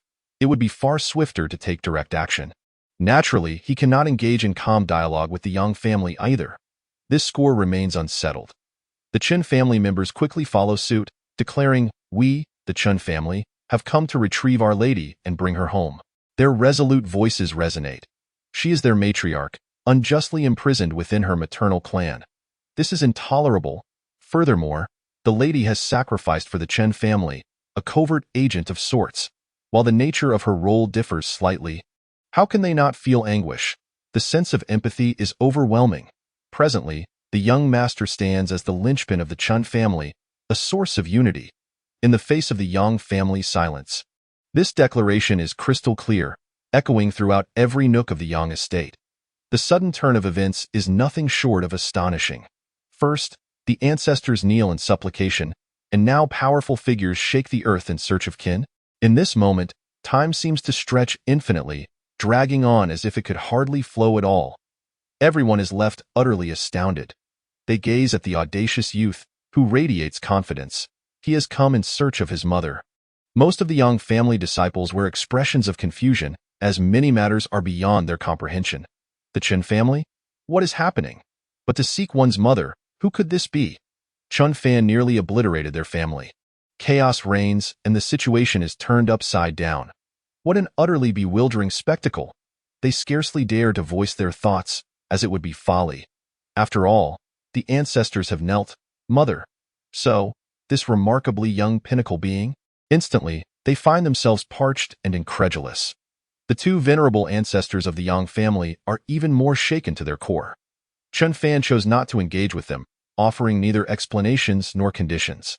They were far too intimidated to retort. The imperial beast, Qilin, was not to be trifled with. Yet, at this moment, Chun Fan was not a senior figure but merely a junior, here to retrieve his mother. How could such a young powerhouse of the imperial realm exist? This was utterly outrageous. The old man's heart could scarcely bear it. How could this be? It was beyond belief. Yet, reality was undeniable. As he beheld it with his own eyes, words failed him, leaving him in bitter silence. They were utterly clueless about what had provoked the wrath of the emperor, as they typically remained aloof from family matters. They could only worship the youthful, audacious emperor before them. The younger generation was not just formidable. They were terrifying. Yang Zhan's mind was a chaotic whirlwind. Chun family. This meant he had come to collect his daughter. This young man was, in fact, this formidable being's own grandson. Was this some sort of jest? It was too incredible to comprehend. Who could believe it? If he hadn't seen it for himself, he would never have dared to accept it. The very notion that he could suppress the family head with such ease, and what of the so-called tests? It was uncertain who was testing whom. Even the elders from the sacred realm were left speechless. After all, he was barely in his 20s, wasn't he? It appeared that the truth had dawned upon him, causing him to age instantly. His heart felt like ashes as he realized Qin Fan had come so swiftly. Recalling all that had transpired with his daughter, it was a catastrophe of monumental proportions, utterly unanticipated. A direct affront to his own grandson. If only he had intervened earlier to prevent his son from acting so rashly. Alas, it was too late for regrets in the crowd. Yang Qi and his sons were rendered speechless, collapsing to the ground in disbelief. Impossible, it couldn't be true. Their eyes were filled with terror, their faces ashen, as despair engulfed them more profoundly than others. How could Qin Fan be so powerful? The Yang family boasted 2 elders from the sacred realm, yet they dared not utter a word. He was merely in his 20s. Could it be real? Would his sister deceive him? Life felt surreal. Yang Qi recalled his demands of his sister and nearly lost his mind. If Chun Fan were to discover this and confront his sister, even the elders would lack the strength to protect him. No, he must plead with his sister. No, wait. He was his uncle, indeed. He was his blood uncle. He hurriedly reassured himself. Father Yang Bai and Yang Lin trembled. Was this truly the legendary elder brother? He nearly toppled the Yang family upon entering. In such an atmosphere, it was clear that even the elders would have to kneel and beg for mercy over the slightest disagreement. The thought of imposing a show of force upon the elder brother sent shivers down their spines, a ludicrous notion that made them tremble uncontrollably. Time stretched infinitely, with everyone afraid to breathe. Let alone look up at Qin Fan. Fearful that the might of the emperor would blind them in the secluded chamber, Huang Gong was utterly petrified. The commotion was likely audible throughout the entire Yang family. The Qin family, here to retrieve his mother? Initially taken aback, he soon felt the urge to end his own life. How could he possibly regard young Lingqing as a mere concubine? Her own son had come to their doorstep, nearly obliterating the Yang family. If the Yang family could not withstand this, what was Huang's family worth? Internally, he cursed Yang Qi profusely. What a downfall! They had offended someone of such stature, someone the Yang family could not afford to cross. Escape was imperative. He needed to flee this place at once. In the tranquil chamber, young Lingqing curled up in solitude.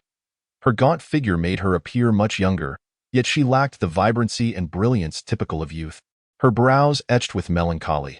With her legs drawn together and arms wrapped around herself, she paid no mind to the chaos outside, utterly uninterested in what transpired. Suddenly, she heard a voice. "Mother, I have come with the Chen family to retrieve you and return to our clan." Another voice chimed in. "We, the Chen family, have come to escort the lady back to her lineage." For a moment, she was lost in confusion. The mention of the Chen family felt like an alien concept. Something too distant, merely a remnant of her memories that now echoed in the dimness of her chamber. How could this be? Perhaps it was simply her longing for her son, compounded by the exhaustion of solitude over time, leading to hallucinations or perhaps auditory illusions. Such daydreams were not unfamiliar to her. She smiled softly, continuing to curl up, waiting. Suddenly, her eyes widened. A daydream. At that moment, another voice called out, "Madam!" Bang, bang, bang. Outside, Chen Shujian was frantically pounding on the door. The guards were absent, yet his strength was insufficient to breach the specially crafted lock. The surroundings were sealed. But time was of the essence. He had just heard the words. Chen family members had arrived? The young master was here. This was outrageous. Could it be true? Regardless, saving the lady was paramount. The more chaotic the young family became, the better. This was a grand opportunity. In the next moment, with a resounding crash, the door, its lock, and the seal were torn asunder, flung aside.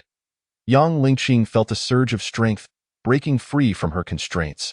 Perhaps she simply wished to spare her son any worry, especially during their impending reunion. Her heart raced with excitement as she gazed into the distance. "Fanner, is that you?" The secluded chamber was too remote, making it hard to see clearly, but she could hear him. Chen Shujian stood dumbfounded. This made him feel utterly inadequate. The lady was indeed correct. She possessed innate strength. Although it was challenging for her to break free, it was astonishing to witness such terrifying power in her at this moment. "Elder, Fanner has arrived. It is Fanner." Overcome with joy, Yang Lingqing rushed out. Chen Shujian wasted no time following her. He was uncertain, but a mother's intuition should not be mistaken. Meanwhile, his mind raced with ideas, nearly overheating. Simultaneously, aboard the starship, Chun Fan finally sensed his mother's response and rushed forth. Chapter 54, Reunion. Who is Yang Qi? Breakthrough in cultivation. All present felt a jolt of anticipation as they realized he had moved. He had taken action. Who was the mother of this great figure? Ordinary disciples of the Yang family pondered. Yang Zhan and Yang Qi found their throats dry. Chen Fan had come for his mother without granting them any time to prepare. They had been left with no chance of reprieve. Members of the Chen family wore faint smiles, knowing that the young master had taken action, surely leading to the reunion with the lady. Chen Fan's decision to directly suppress the Yang family also stemmed from his own motives. First, the Yang family was ignorant of his true identity, rendering them incapable of leveraging his mother against him. They were merely blind flies lost in chaos that, of course, even if they attempted to threaten him, he would not be intimidated.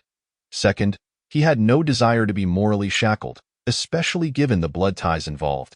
Thus, while keeping his identity concealed, moral constraints could not bind him. Third, if his mother were aware, she would undoubtedly try to dissuade him, as this was her maternal clan. But he preferred to strike first and explain later. He was somewhat rebellious, yet it posed no significant issue. Now, the Yang family had paid the price, and it was time to retrieve his mother and return to their clan. Soon, he spotted two figures. However, before he could approach, he heard a plaintive cry, "Young master." Yang Qi is trying to force the lady to remarry into the Huang family. Qin Shujian, disregarding all else, seized the moment to report, "I must inform you. Even without seeing them, it is imperative to report back. Otherwise, the lady may not permit me to speak, and that would be unbearable." Yang Lingqing was taken aback, turning to Chen Shujian. "I hadn't even had the chance to remind you." Chen Shujian slapped himself, lamenting how he couldn't control his tongue. As Chen Fan appeared before them, he immediately embraced his mother. "Mother, you've lost weight." He recognized her familiar figure, feeling no sense of strangeness. The years had merely flown by in the blink of an eye. How could they sever the bonds of memory? As for the earlier mention of remarrying into the Huang family, Yang Lingqing was momentarily stunned. Enveloping her son in her embrace. "Fanner, is that truly you? Grown so much?" "It is Mother's fault." She felt a familiar warmth yet was at a loss for words, her heart heavy with guilt. While she had not changed much in her son's eyes, she felt the absence of companionship and was astonished by how much he had grown. As for the reasons behind everything that had transpired, such thoughts were cast aside for the moment. "Mother, it's me. I've come to take you back to the Chen family." Chen Fan suddenly noticed his mother's condition, a surge of anger rising within him. It was evident she had been restrained. Yang Lingqing smiled gently. "Mother is fine.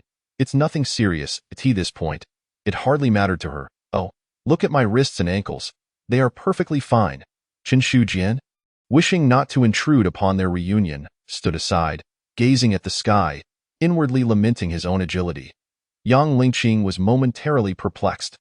Chen Fan, recognizing the elder accompanying his mother when she left the Chen family, quickly deduced, "Mother, elder, we shall discuss this later." The Yang family with a wave of his hand, he transported them both onto the starship. "We, the Chen family, pay our respects to the lady." The Chen family members aboard the ship beamed with joy. The members of the Yang family, witnessing this, felt their eyelids twitch uncontrollably. He had arrived, bringing his mother with him. It was none other than the young lady. It was over. Anyone could see that the young lady had not fared well in the Yang family. The two elders from the sacred realm were furious, their tempers flaring. No wonder things had escalated to this point. They refrained from interfering in overt matters, yet they were aware of certain happenings. Yang Zhan had anticipated this. No one could obstruct Chen Fan, and it was only a matter of time before he discovered the truth. Yang Qi felt as if he had plunged into an icy abyss, the pressure mounting exponentially. "The nephew cannot see me, cannot see me." Meanwhile, aboard the starship, Yang Lingqing surveyed her surroundings, familiar yet unfamiliar faces merging into an ethereal dream, an unsettling sense of unreality engulfing her. "What transpired in my absence?" Chen Shujian stifled an urge to laugh heartily. Although he was uncertain why, the individuals before him were all undercover allies. Happiness arrived rather abruptly, too swiftly. He longed to embrace them in celebration. Fanner Yang Lingqing found herself momentarily lost in thought. "Mother, before we return to the Chen family, I shall take charge," Chen Fan declared, his expression turning cold. While his mother did not object, he certainly did. Fanner Yang Lingqing was taken aback. She was unaware of the changes her son had undergone, but wished to avoid any embarrassment for her maternal clan. "Mother, I am Ling Qingqing." She hastened to clarify her position as her daughter-in-law. Yang Lingqing's spirits soared. Having been addressed as mother signified her status. It was not until she heard, "Grandmother, I am by Feng Yao, the chief disciple of the master," that by Feng Yao flashed a playful smile. "Once a disciple, always a child. Thus, I am indeed your granddaughter. Moreover, this is my junior sister, Xiao Yu, the master's second disciple." She casually introduced Xiao Yu. "Xiao Yu? I have met the lady." Yang Lingqing was left in a state of shock. Her mind racing, eyes wide open, utterly neglecting her son as she sought to untangle the familial connections. The Qin family members remarked that it was indeed you who held the family together. Without you, this household would struggle. They understood this was a tactic to divert the lady's attention. Meanwhile, Chen Fan looked down upon the assembly. "Who is Yang Qi?" His voice resonated powerfully. "To dare compel my mother to remarry is tantamount to courting death." All present held their breath. The reckoning was upon them. A moment of sympathy for the young master surfaced. Yang Zhan's expression shifted, while Yang Qi turned pale. It was not his uncle's lack of ambition. but rather the force of that voice, which left him devoid of the courage to resist or step forward. Father. Yang Bai and Yang Lin, too, felt a pang of concern for their father. The elder of the sacred realm nearby wore a grave expression and interjected, "Your Majesty, Yang. I did not instruct you to speak." Chun Fan coldly interrupted. "Who is Yang Qi?" he reiterated, daring to act yet unwilling to acknowledge. Under the scrutiny of his unique vision, he had already locked onto a certain middle-aged man. Upon hearing this, the two elders displayed bitter expressions, despite Chun Fan's blood ties to the Yang family. This matter had escalated, a peerless prodigy of a generation, unrivaled throughout the ages. The disciples of the Yang family all turned their gazes towards their young master. "Your nephew seeks reckoning with you." It is uncertain whether to laugh or cry. However, to have offended such a formidable opponent, swift retribution was inevitable. It seemed that even the uncle could not escape a harsh beating. Yang Qi was on the brink of tears. "Look at me," then, gritting his teeth, he stepped forward. "Nephew, I am your uncle, Yang Qi," he declared, seeking to establish kinship. After all, with this blood connection, what could Chun Fan truly do? Upon witnessing this, Chun Fan mused, the legendary uncle? It was at this moment that a notification chimed. Restoring the family matriarch, fortune flourishes and extends. Congratulations to the host for receiving the reward. Cultivation of the second level of the imperial realm. Instantly, Chun Fan's aura surged, the heavens shifted, and anomalies erupted. It was as if the heavenly path had descended. With a resounding crash, in a fit of rage, the entire Yang family was reduced to rubble. Chapter 55. Dare you respond to my call? In a fleeting moment, all palatial structures appeared to be struck by an unseen force, crumbling from within like powdered dust, leaving behind a desolate wasteland. The disciples of the Yang family stood aghast, jaws dropped in disbelief. Their home was gone, just like that, vanished without a trace. They felt utterly exposed, chilled to the bone, beneath the terrifying aura of the heavenly path. They were as insignificant as ants, and it seemed Chun Fan's cultivation might yet ascend. Their hearts trembled in shock. He was overwhelmingly powerful. Yang Zhan spat blood, realizing the situation was dire. The Yang family's demise was merely a thought away from their beloved grandson. He struggled to contain himself, knowing he could not best his own grandson. He hoped that patience might yield some reprieve, for his daughter would not stand idly by. This was his final hope as the family patriarch. Yet, for Chun Fan to break through at such a juncture was simply outrageous, unbelievable. In stark contrast, Yang Qi stood frozen in disbelief. Who am I? Where am I? Chun Fan has become even stronger. How is this possible? Yang Bai and Yang Lin were equally dismayed. Discussing matters of intimidation with their elder brother was not worth mentioning. Your Majesty, quell your anger. The two elders of the Yang family appeared despondent, their expressions heavy with unspoken sorrow, utterly unable to impede the Emperor's wrath. Moreover, Chun Fan had just experienced a breakthrough. Can you believe it? His cultivation had ascended as effortlessly as eating or drinking. They knew that elevating even a single level in the sacred realm could take millennia, if not tens of thousands of years, unless one encountered a miraculous opportunity. Chun Fan gradually familiarized himself with this newfound power. Entirely ignoring those around him, he gazed down at Yang Qi. If I call your name, will you dare to respond? The Chun family members observed in silence, witnessing this unprecedented spectacle. They hurriedly watched, fearing they might miss something. Leaning in to spectate, moreover, it seemed the young master had indeed broken through. How terrifying, given how little time had passed. Yang Lingqing was filled with amazement. This was no dream. It was indeed reality. Her son had reached such heights. As a mother, she could scarcely believe it. Yet, she understood that Fanner was acting on her behalf. This scene struck her nerves, and she could not allow her son to feel desolate. Primarily, she cherished her daughter-in-law immensely. Nothing could surpass that importance, and she was curious about her daughter-in-law's background. Faced with Chun Fan's inquiry, Yang Qi fell silent, unable to articulate a response.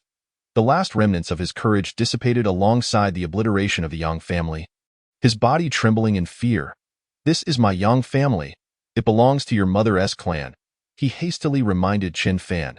He acknowledged that he could not dare to respond. uncertain of whether his head would still be on his shoulders in the next moment. The pressure he bore was beyond what anyone could truly comprehend. Chun Fan snorted coldly, and Yang Qi was sent flying, blood spewing forth. You are aware that this is my mother's clan, yet you imprisoned her for decades. You forced her to remarry. What regard do you have for the Qin family? His accusatory voice thundered in everyone's ears. Before Yang Qi could touch the ground, Chun Fan's expression turned icy, and with a flick of his hand, a surge of spiritual energy struck him. In an instant, Yang Qi's cultivation was obliterated, crashing to the ground. The agonized scream sent shivers down everyone's spines. All present felt their eyelids twitch violently, their eyes nearly popping out. It was brutally ruthless. Indeed, even a biological uncle was subject to harsh punishment. However, the young master had actually compelled his own sister to remarry into the Huang family. Chun Fan did not voice this. Yet they could only speculate that as for the underlying entanglements, those who understood were all too aware. Chun Fan, you dare to cripple my cultivation. Yang Qi, in despair, felt as though he had been dealt a blow more devastating than death itself. Without cultivation, his future was utterly extinguished, and the position of family patriarch was now beyond his reach. Fear and hopelessness consumed him. What do I have to fear? You are unworthy to be my kin. You are unworthy to be my mother's elder brother. Chun Fan stood resolute, hands clasped behind his back. Speak. What is the reason? He had no interest in the Yang family's interests, but demanded Yang Qi's explicit acknowledgement. Hold on. As the patriarch, Yang Zhan knew he could not remain detached and stepped forward, hoping that, considering the blood ties of the Yang family, Chun Fan might relent after releasing his pent-up rage. Your Majesty, she has already learned his lesson. I did not ask you. Chun Fan swiftly suppressed Yang Zhan. We will settle the matter later. Now is not the time for sentimentality. Why had he not acted sooner? Do not ask. The answer is devoid of emotion. The crowd was left in shock. There were those who dared to defy authority. This was not mere defiance. Even their grandfather must refer to the emperor. Yet it was of no avail, utterly suppressed, a profound sense of filial disgrace. Yang Zhan froze in place. Meanwhile, Yang Qi was on the verge of a mental breakdown. Sister, save me, he pleaded, struggling to glance up at the starship above. He could not see his sister, yet he hoped she might intervene to halt Chun Fan. Surely it would be effective. Yang Lingqing took a deep breath, her expression a painful struggle. Yang Qi, I am no longer your sister. I am merely a pawn you sought to exploit. From the moment you decided to marry me into the Huang family, consolidating family businesses for your own gain, when did you ever consider my feelings? We are no longer bound. Her elder brother's actions seemed intended to drive her to despair. He even sought to manipulate her son against her. As a mother, she would do anything for her child. Upon hearing this, Yang Qi's defenses crumbled, plunging him into the abyss. Yang Lingqing, you treacherous ingrate. I acted for your benefit. What wrong have I committed? Yang Lingqing's body trembled. Suddenly, without warning, a resounding slap landed upon him, leaving Yang Qi dazed as he shook his head. You, Chun Fan replied coldly, do not look at me. I too act for your own good, to awaken you. What wrong have I committed, Your Majesty? Yang Qi's transgressions must be addressed by the Yang family.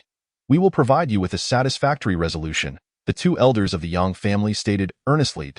As top-tier powerhouses, they discerned Chun Fan's intent. His lengthy discourse was not due to a reluctance to eliminate Yang Qi immediately, but rather a consideration for his mother's presence, preventing him from taking direct action. The reason was this blood bond. All that Chun Fan did was a means to shatter Yang Qi's resolve, paving the way for his self-destruction. This child is ruthless, a heart-wrenching endeavor. Chun Fan surveyed the assembly and declared, I do not trust your Yang family's ability to manage this matter. Is this justification satisfactory to you? Instantly, the two elders were rendered speechless. It was evident that he was resolute in his course of action. The formidable emperors are stirring trouble, leaving them merely to stare blankly. With no justification whatsoever, I declare, Yang Qi is on the brink of madness from torment. The ancestral figure incessantly refers to him as emperor, highlighting the extraordinary nature of the nephew he has provoked. It serves as a perpetual reminder that this matter cannot simply be dismissed. It was my folly to attempt to leverage my sister to secure the Huang family's support. as soon as the words left my lips. A wave of astonishment ensued. The disciples of the Yang family were beside themselves with rage. The eldest son's admission was utterly outrageous. Yet this burden rests solely on him. Yet the entire clan must bear the consequences. An immediate sense of discontent arose, for it encroached upon everyone's interests. Feeling the seething glares directed at him, Yang Qi realized the tides had turned.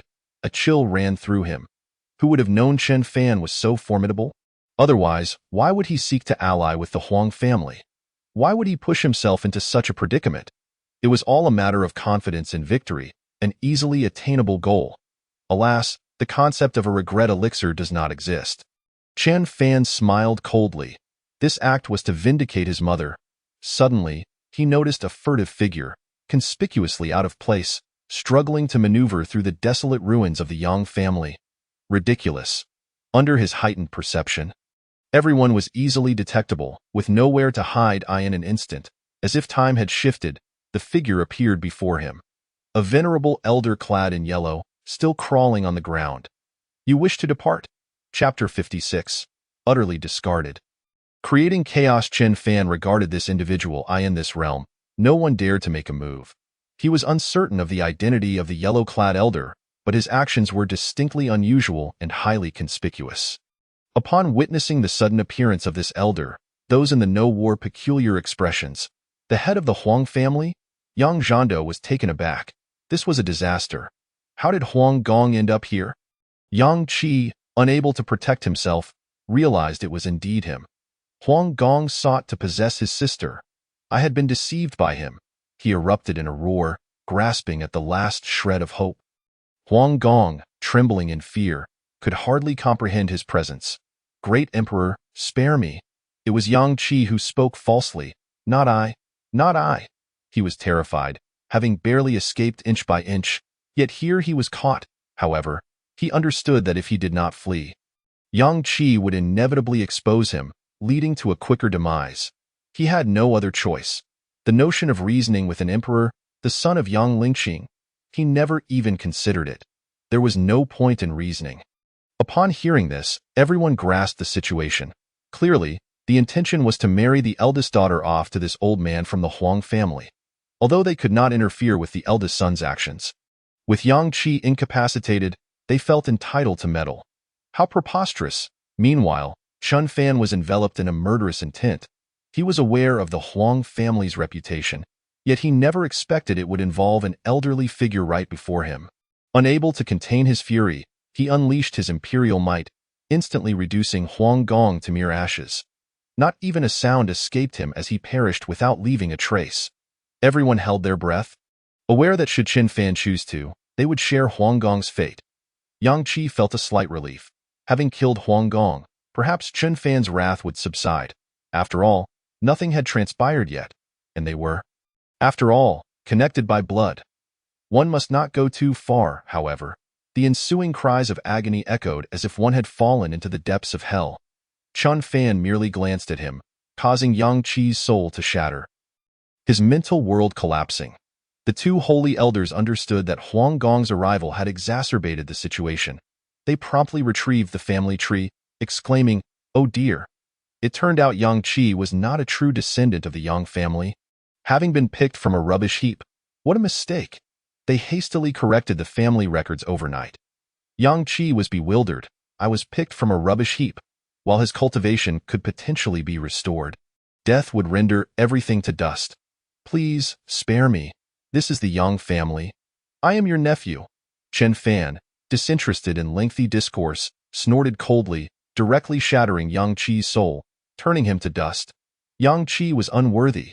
He had never anticipated his opponent would be an elderly figure. If not for Yang Qi's consent, how could things have escalated to such a level? He could hardly bear it. Everyone's eyelids twitched with disbelief. What cruelty! Yang Bai and Yang Lin were dumbfounded. Father had been picked from a rubbish heap? What of us? Yang Zhando was left speechless. Yang Qi was dead? Yet, upon sensing his grandson's gaze, Yang Zhando felt as if plunged into an icy abyss, his spine chilled, his soul seemingly frozen. Chen Fan coldly declared, "Yang family patriarch, without your consent and indulgence, How would Yang Qi dare to act recklessly? To imprison my mother, forcing her to marry an old man. And you stood idly by, allowing her to endure over a decade of darkness, only to become a final bargaining chip for your selfish gains. My mother, she is your own daughter. With a resounding crash, he sent Yang Zhando flying. He knew well that it was his mother's lack of value that left her in such a dire situation within the Yang family. Unappreciated. Just as the Chun family had fallen, the same could be said for anyone. The Yang family did not wish to waste resources aiding the Chen family, nor did they want his mother to return. Wishing instead to drain her last ounce of utility, they could not blame anyone but themselves. He accepted this, but the ensuing consequences would not spare the Yang family. He did not believe Yang Zhando was unaware. Chen Fan's words pierced the heart, and all who heard understood the patriarch's temperament. Feeling sympathy for him for just a fleeting moment, Yang Zhando was hurled back. His face was filled with despair. This was the Yang family. There was no dignity left, he bellowed.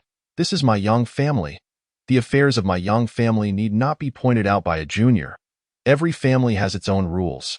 Even if Chen Fan were powerful, he was but a descendant. He was also Chen Fan's maternal grandfather, a fact that could never be altered.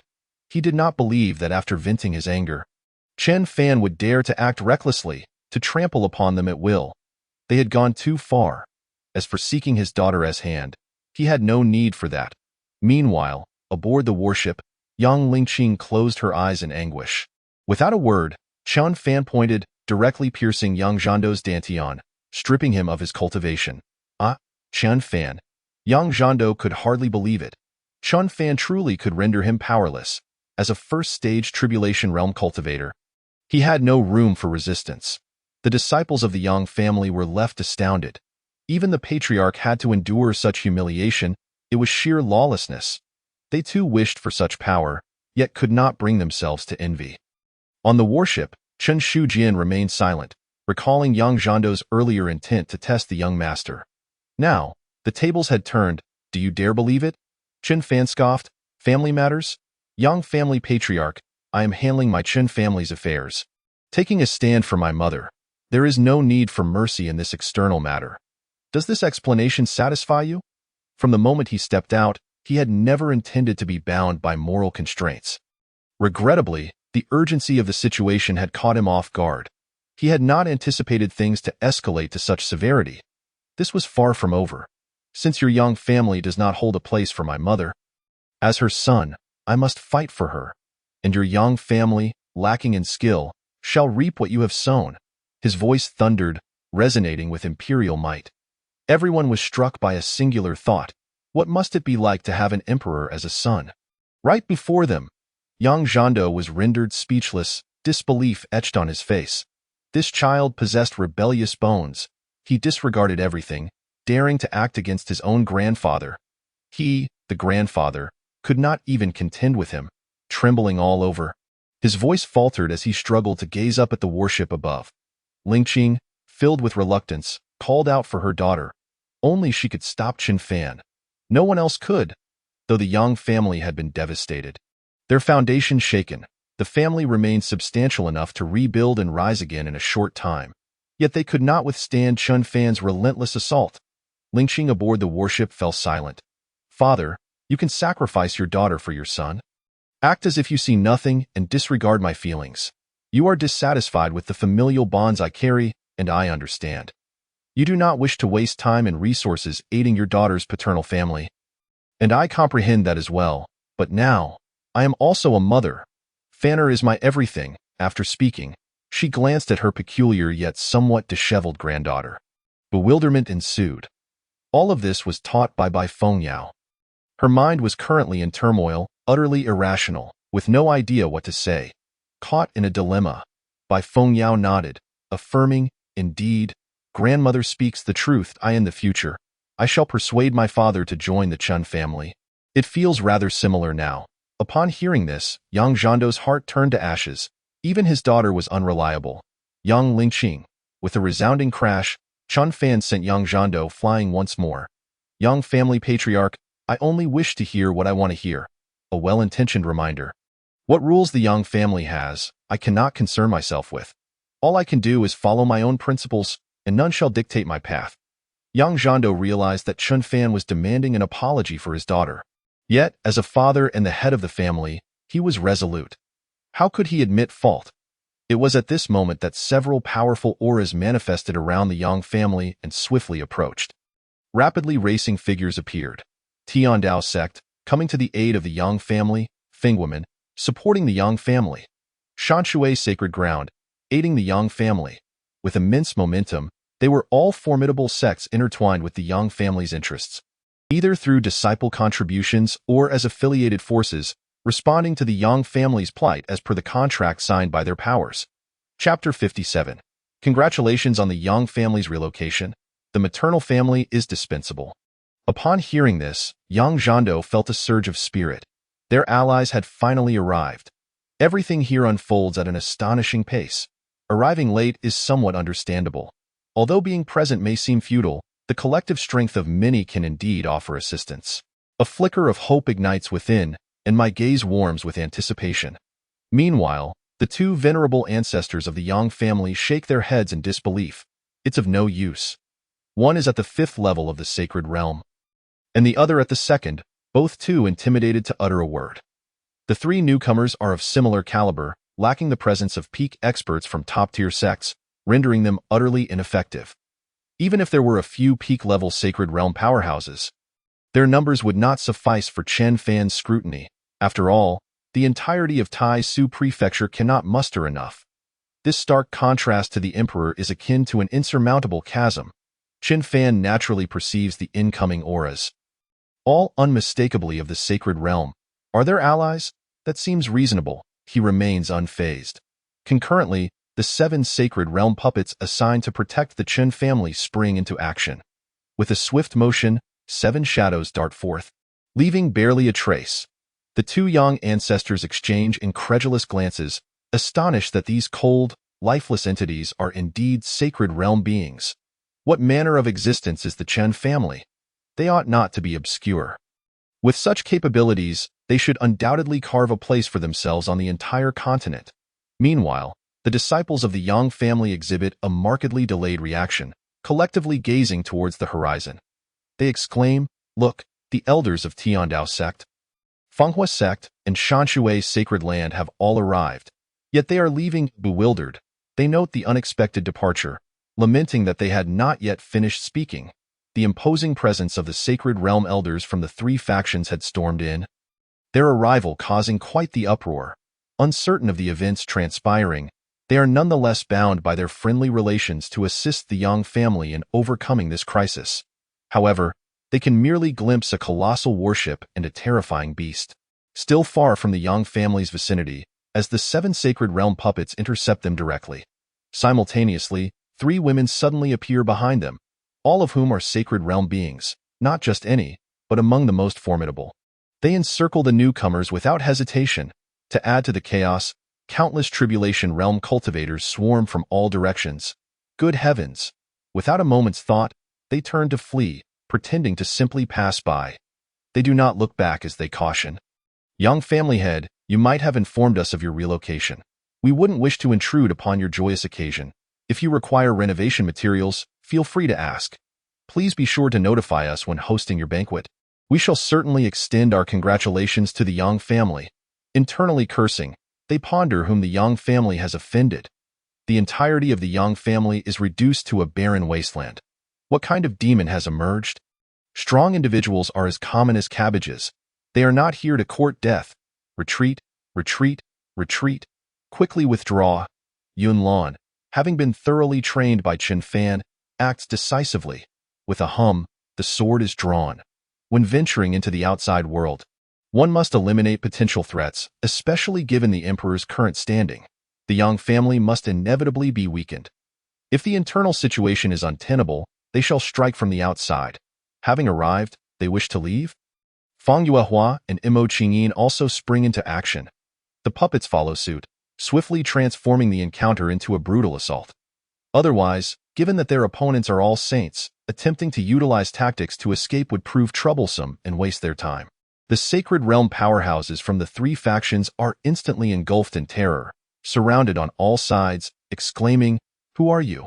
They had arrived in good spirits, yet now find themselves unable to return. However, they are of notable standing in the Weiyang domain and cannot afford to show fear. Moreover, upon reaching their level, they desire to avoid death at all costs. The prospect of an inexplicable demise is utterly unacceptable. Yet, there is no response. What follows is a relentless barrage. Show mercy. We are merely passing through. We have no ties to the Yang family. Everyone is left dazed. It is incredibly ruthless. Sacred realm beings cannot simply spectate. Upon arriving, they must endure a brutal beating. After all, they are saints. Yet, this very act sends the two sacred realm ancestors of the Yang family trembling in fear.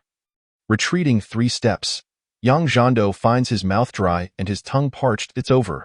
The alliance of forces has shattered. It crumbles in an instant, leaving no room for maneuver. The Yang family stands isolated and unsupported. Chen Fan prompts, Yang family head, what are your thoughts? Pressure mounts on Yang Zhando. Whether to kill the chicken to warn the monkey or the monkey to warn the chicken must be enforced. Yang Zhando never imagined he would one day be forced to bow his head and admit fault to his daughter, especially under duress from his own grandson. If this were to spread, it would be the ultimate disgrace. Gazing at the starship, he feels aged beyond measure in an instant. His voice raspy, he laments, Lingqing, it is all my fault. I should not have indulged my son, causing harm to you. I should have considered your feelings, and I was biased, I admit it. The situation has turned dire. With Chen Fan's overwhelming strength, the one to suffer is undoubtedly the Yang family. Moreover, the Yang family has not only missed the chance to nurture an unparalleled prodigy of the Emperor's realm, but has also squandered the rare opportunity for the family to rise to prominence. He cannot fathom that Chen Fan, having reached such heights, would transform hostility into goodwill and extend a helping hand to the Yang family. The pain is unbearable. On the warship, Yang Lingqing remains utterly silent. Never expecting her father would one day apologize to her, she feels a tumult of emotions, torn between resentment and helplessness, without Chen Fan advocating for her, unable to dictate her own fate. Such familial betrayal is the most heart-wrenching. It is agonizing, and she dreads being labeled as disrespectful and unfilial. Seeing this, Bai Feng Yao's mind races, and she quietly remarks, Grandmother, the master wishes to give you a grandchild, but she feels too shy to tell you.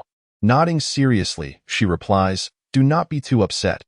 Yang Lingqing is in turmoil, on the brink of a mental breakdown. Should she be sorrowful or joyful? The emotions surge in waves.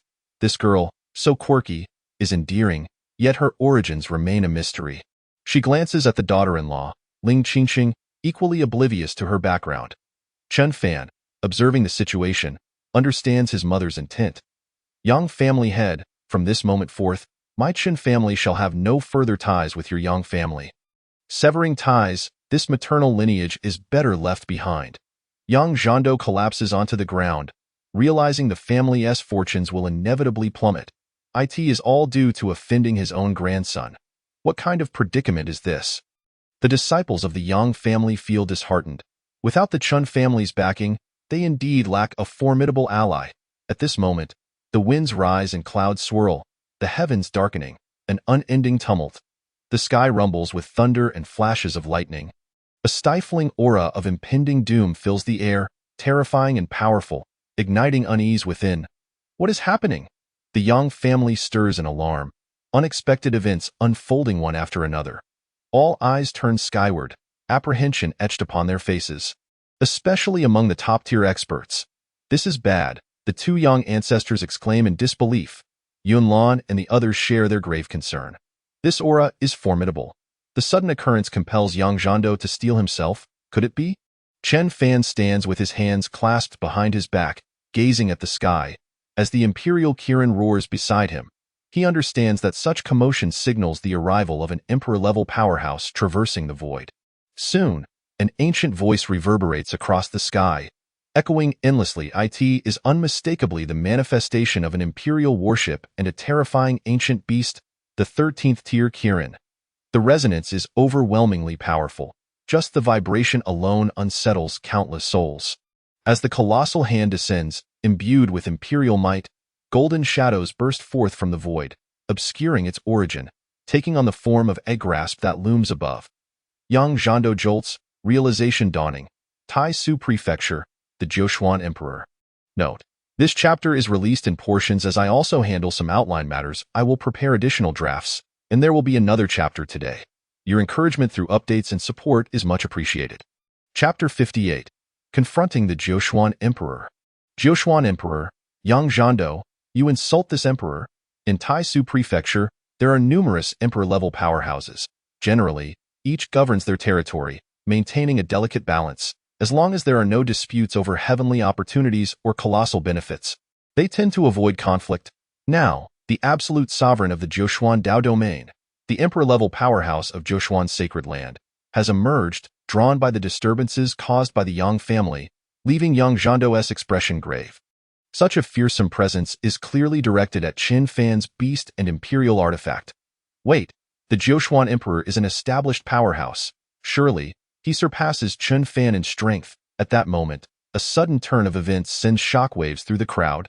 Panic etched across their faces. What is that terrifying hand? It belongs to an emperor-level powerhouse. It seems that no one outside its grasp can evade it. The sensation of being gripped by the throat is suffocating. It's over. The Chun family is finished, targeted by an emperor-level powerhouse. The best outcome now is mutual destruction.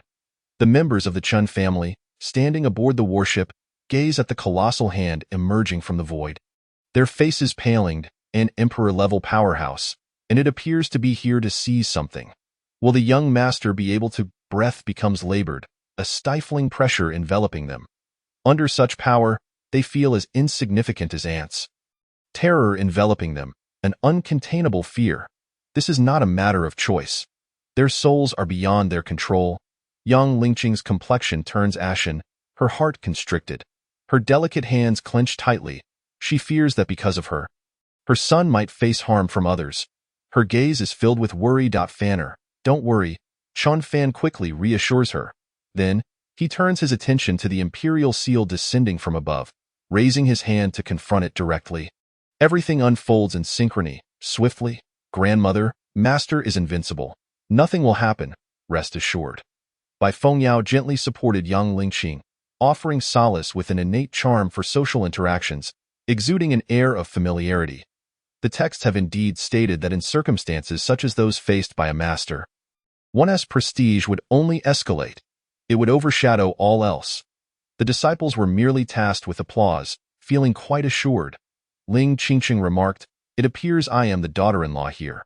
She quickly intervened to comfort Yang Lingqing, fully believing in the emperor's husband. After all, the emperor's husband was a reincarnated powerhouse awakened to his past life's memories. Meanwhile, Chun Fan wore a frosty expression. He had anticipated the stir it would create among the pinnacle powers of Taisu Prefecture. Yet he was not without means of counteraction. Since they had come to his door, he had no intention of retreating. If they sought his starship and the Imperial Qilin, it was a matter of whether they possessed the capability to take them. With a terrifying palm strike unleashed, a human hand, seemingly insignificant, transformed into a colossal form, challenging the heavens. It surged forth with a mighty roar. Time and space began to fracture, stretching everything into an interminable duration. The spectacle of two formidable forces clashing was nothing short of breathtaking. The Yang family's two ancestors were utterly astounded. They were unaware of Chun Fan's circumstances, yet the Joshuan Emperor was a long-established figure of imperial prowess. A being that had existed for countless ages could not be underestimated. However, when faced with youthful exuberance, they could only yield and engage. They admired him. Yet, they were entirely incapable of intervening in such a battle. Otherwise, it would be tantamount to courting death. Humph, such audacity! The voice of the Joshuan Emperor reverberated through the space, echoing thunderously in the ears of all present. He did not recognize Qin Fan.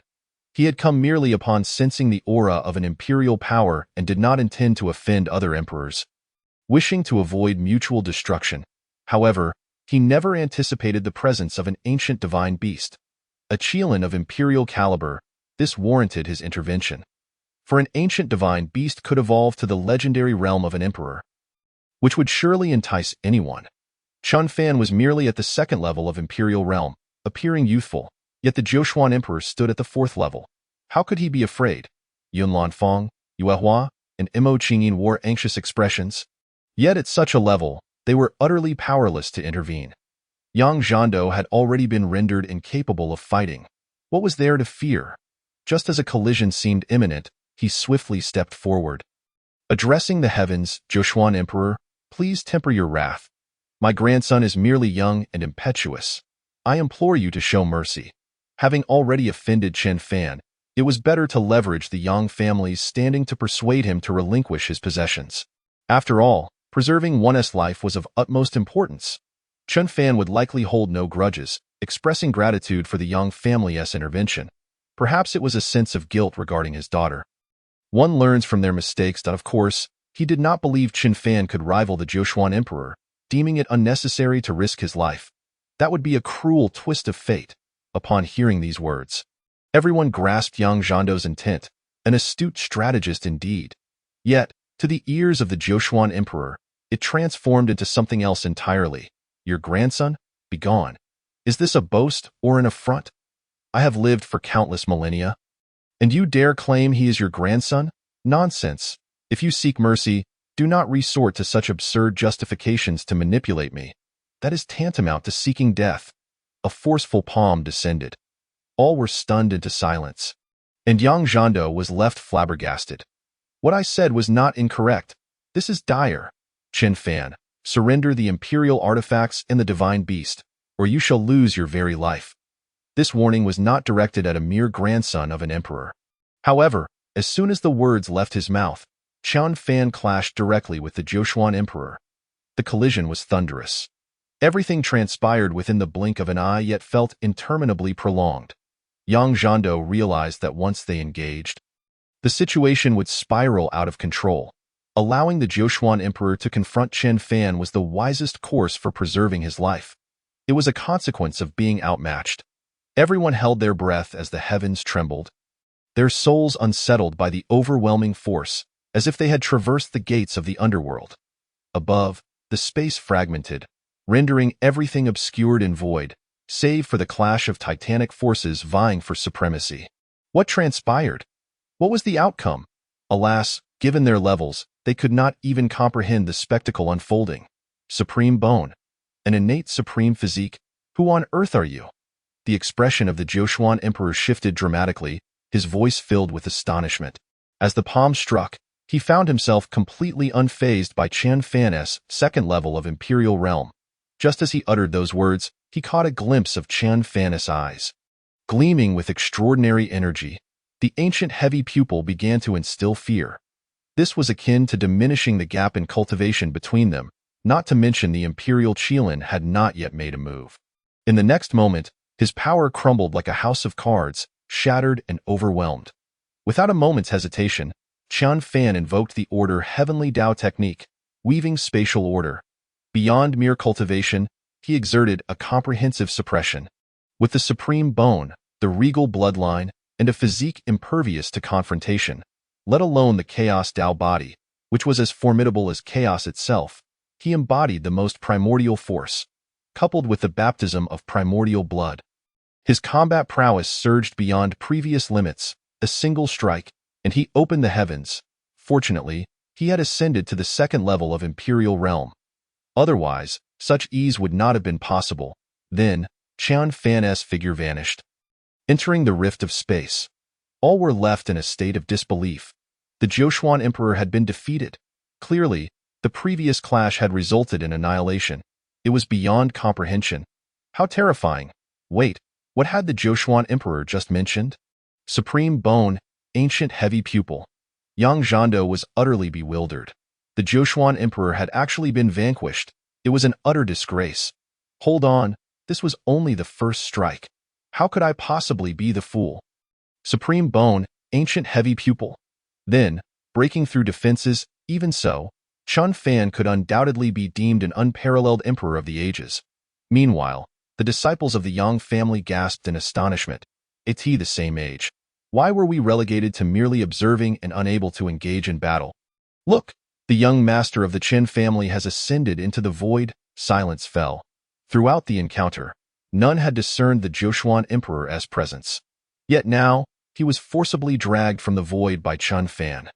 With a thunderous crash, the Jochuan Emperor's form slammed heavily onto the ground, causing upheaval for miles. Chapter 59. The Jochuan Emperor, defeated.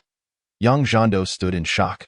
Meanwhile, Chun Fan shattered the void, declaring, Imperial Qilin. Without a moment's hesitation, he commanded the Qilin to deliver the final blow. If a group assault was possible, there would be no solitary combat. It was a prudent strategy on the warship. By Feng Yao's phoenix eyes sparkled with uncontainable joy upon witnessing the victory. Master has triumphed. Let us applaud for our master, reassuring grandmother. As the Imperial Qilin heeded its master's command, it surged towards the recently fallen Jochuan Emperor. In the swift motion, its body began to expand infinitely, towering as if a small mountain had descended from the heavens, enveloped in the flames of the Qilin. An imperial beast, it could effortlessly alter its size. The colossal creature descended, its terrifying claws sharp and glistening with a bloodthirsty gleam, exuding an imposing presence. Who was this, so blindingly radiant? All present were unable to see clearly or dare to gaze upon it, as the surrounding dust swirled endlessly, not to mention the dazzling light that filled the air. They could not evade, their own safety at stake. They merely sensed that the Jochuan Emperor had been yanked from the void by Chun Fan, only to crash directly to the ground, followed by an immense entity darting past. In stark contrast, the Jochuan Emperor was utterly disoriented. When had a dignified emperor become so utterly disheveled? Thrown out like a mere human-shaped behemoth, it was a clear humiliation. This technique was peculiar. Could it be a power of the laws? It must be noted that the laws of heaven and earth are exceedingly difficult to master. He had yet to grasp even a single law, otherwise he would rank among the top emperors. As Chun Fan's adversary, he understood all too well that it was as though Chun Fan dictated everything, binding him in ways akin to the laws. Yet, how could this be, moreover, under the gaze of Chun Fan's ancient heavy pupil? All his offensive and defensive maneuvers were laid bare, rife with vulnerabilities. He was undeniably suppressed. In terms of technique quality, he was utterly crushed. The advantage of cultivation vanished without a trace. This was inconceivable. Not good. Sensing the Imperial Qilin charging towards him, he was seized by a desire to retreat, fleeing. Primarily, he was not adept at close combat. Otherwise, he would not have initially opted to test Chun Fan with his divine palm in the void. Coincidentally, Chun Fan excelled in such matters. Furthermore, the extraordinary Supreme Bone only enhanced his capabilities, clashing with an opponent who was unwilling to yield. This was also a reason for his rapid exposure and subsequent defeat. Now, facing the ancient divine beast Qilin in close quarters, given his present condition, he stood no chance. Jochuan's sole escape. No longer concerned with the dignity of an emperor, he directly vanished, his form seemingly lost to the ether. Boom! The Imperial Qilin lunged and missed, yet the earth trembled, large swathes of land collapsing. Simultaneously, from an unknown direction, the voice of the Jochuan Emperor echoed, "This matter, my Jochuan's sacred land will remember," with a cold snort. Chun Fan realized that killing him would not be so simple. An emperor could depart at will. Who could stop him? Today's humiliation would be reclaimed in the future, once I master the laws. None could discern the unfolding events clearly, yet upon hearing that voice, they were profoundly shaken. The Jochuan Emperor had actually fled. As Chun Fan hovered above, surveying all below, he awaited this very moment. An emperor would not fall so easily. Moreover, the Jochuan Emperor's close combat abilities were unremarkable. He specialized in the path of the soul, and this escape technique seemed tied to the spirit. Yet beneath Chun Fan's ancient heavy pupil, there was nowhere to hide. Instantly, he locked onto a direction. Without further ado, he struck with the Supreme Bone, invoking the primordial divine Emperor Palm. You remember nothing. Since you have come, stay. One can only dread the possibility that the Supreme Emperor of the Nine Mysteries might escape. Otherwise, this divine confrontation of his could inadvertently harm countless innocents. The terrifying imprint of his palm obscures the heavens and blots out the sun. The might of the Emperor reverberates, causing the very fabric of space to hum. Chun Fan, enveloped in a golden radiance, with the blood of the Supreme coursing through him, manifests a palm that is the epitome of supremacy. By Feng Yao aboard the warship's eyes glimmer with excitement. Her master is unleashing his ultimate move. I knew it. Oh? Yang Lingqing, feeling relaxed, finds the girl's words amusing.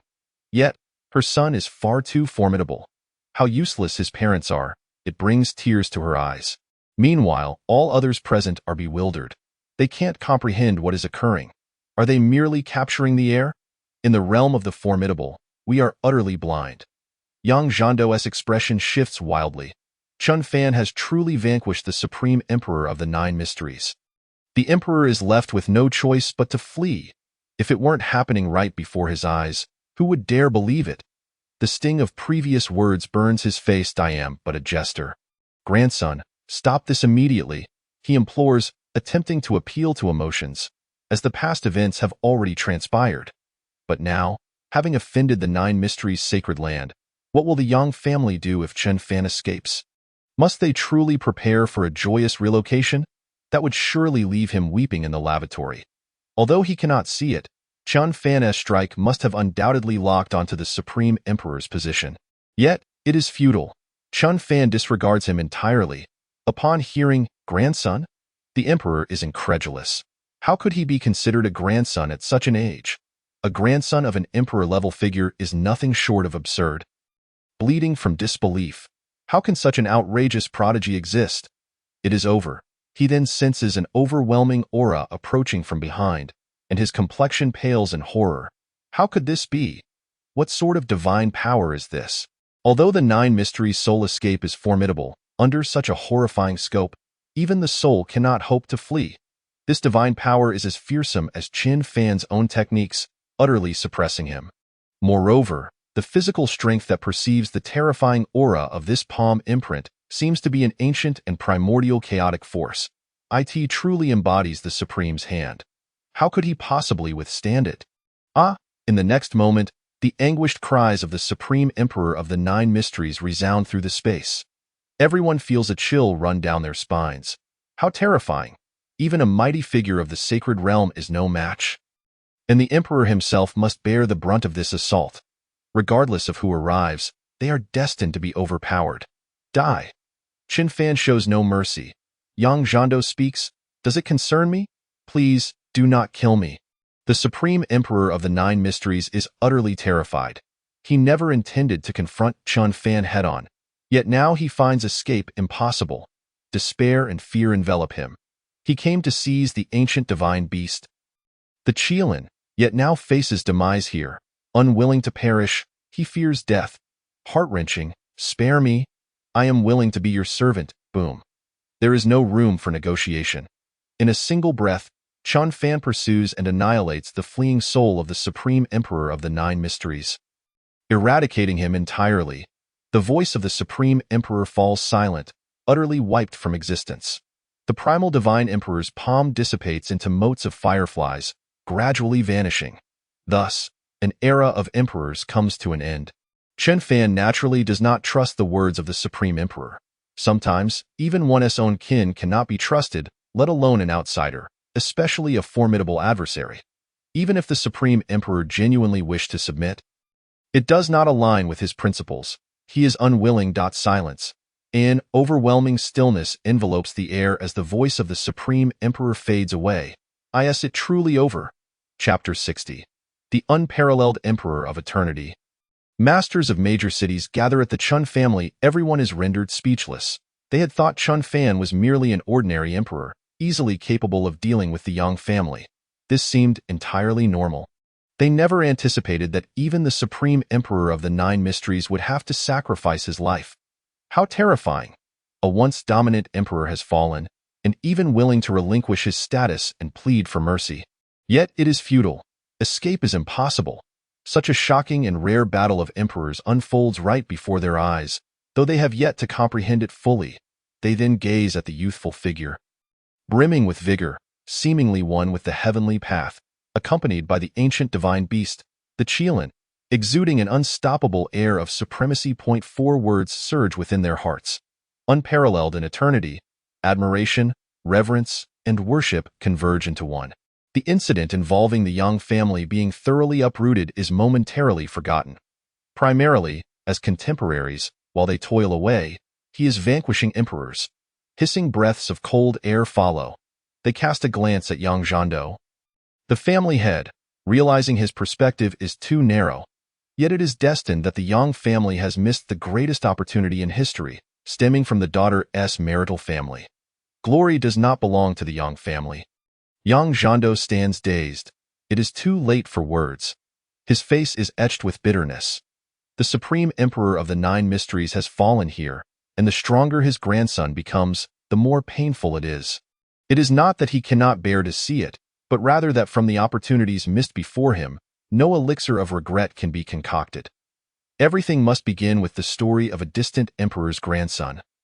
And it all starts from offending his own daughter. In contrast, the members of the Chen family aboard the warship are filled with joy, feeling as though they have emerged from a calamity. Their faces radiating happiness. "Mother, we are going home." Chen Fan leaps upward, watching the massive warship vanish in an instant. The disciples of the Yang family finally regain their senses, taking in the endless ruins surrounding them. The joy of cultivators does not resonate with others, does it? Everything seems to have unfolded with such urgency, akin to the speed of thunder. The entire Weiyang domain is in turmoil. The disturbances from the Yang family have deterred the weaker beings from approaching, leaving only the knowledge that something significant has occurred. It is truly chaotic, a terrifying aura pervading the AIR's several powerful forces that had supported the Yang family fall, their life tokens shatter. They immediately send people to investigate. However, upon arriving at the Yang family, they find it has vanished. They remain oblivious to whom they have offended. It can be said that they have suffered losses in vain.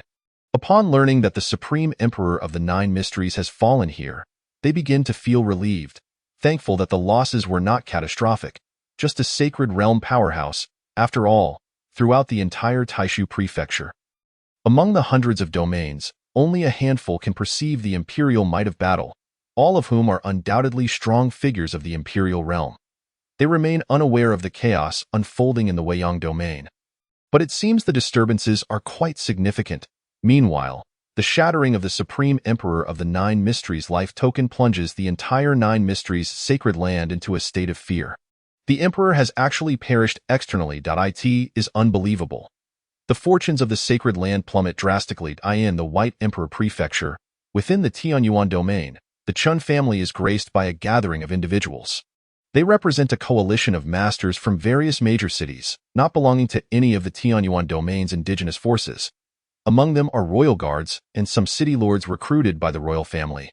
In recent days, the Chen family has managed to command the first major sect of the Tianyuan domain, the Luoyun sect, to swiftly obliterate the entire Zhang family with a thunderous force. It can only be described as a scene unfit for the faint of heart. Utterly ruthless. They were caught off guard, and by the time they received the news, it was already too late. City lords with blood ties to the Zhang family are somewhat aware of the situation. Yet it is evident that the Luoyun sect had a deliberate plan, specifically bringing sacred realm powerhouses to their cities, completely disregarding these lords, catching them unprepared, and resolutely determined to eradicate the Zhang family's bloodline. Such audacity! They could only watch helplessly as their governed cities descended into a bloodbath. The downfall of the Zhang family incurs significant losses for the cities, leading to the collapse of various industries, turning them to mere illusions. Moreover, in recent days, the entire Tianyuan domain's sacred forces have been actively recruited by an unknown powerhouse, displaying an unprecedented level of arrogance. Yet, even so, all major sacred forces have uniformly pledged their allegiance. It is truly a sight to behold. This arrogance can be transformed into another term, a blatant display of audacity.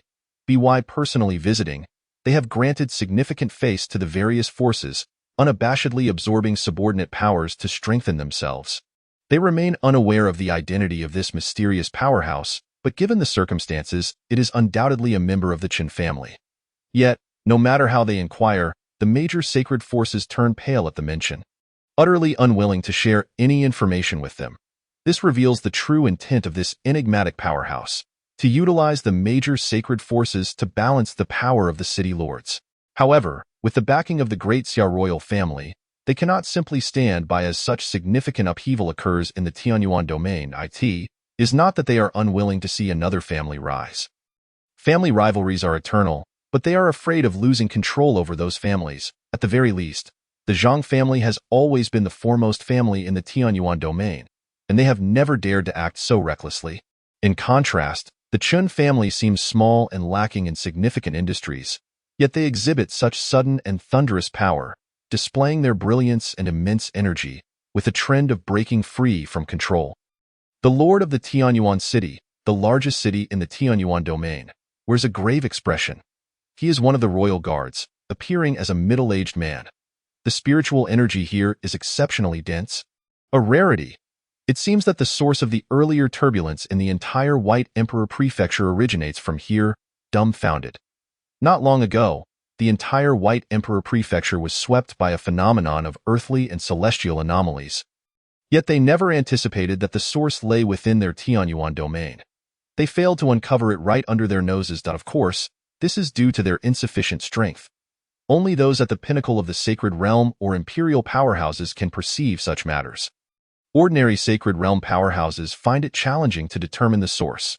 The Lord of Tianyuan City recognizes that with changes occurring here and the city changing hands, it is entirely reasonable that news has not yet spread.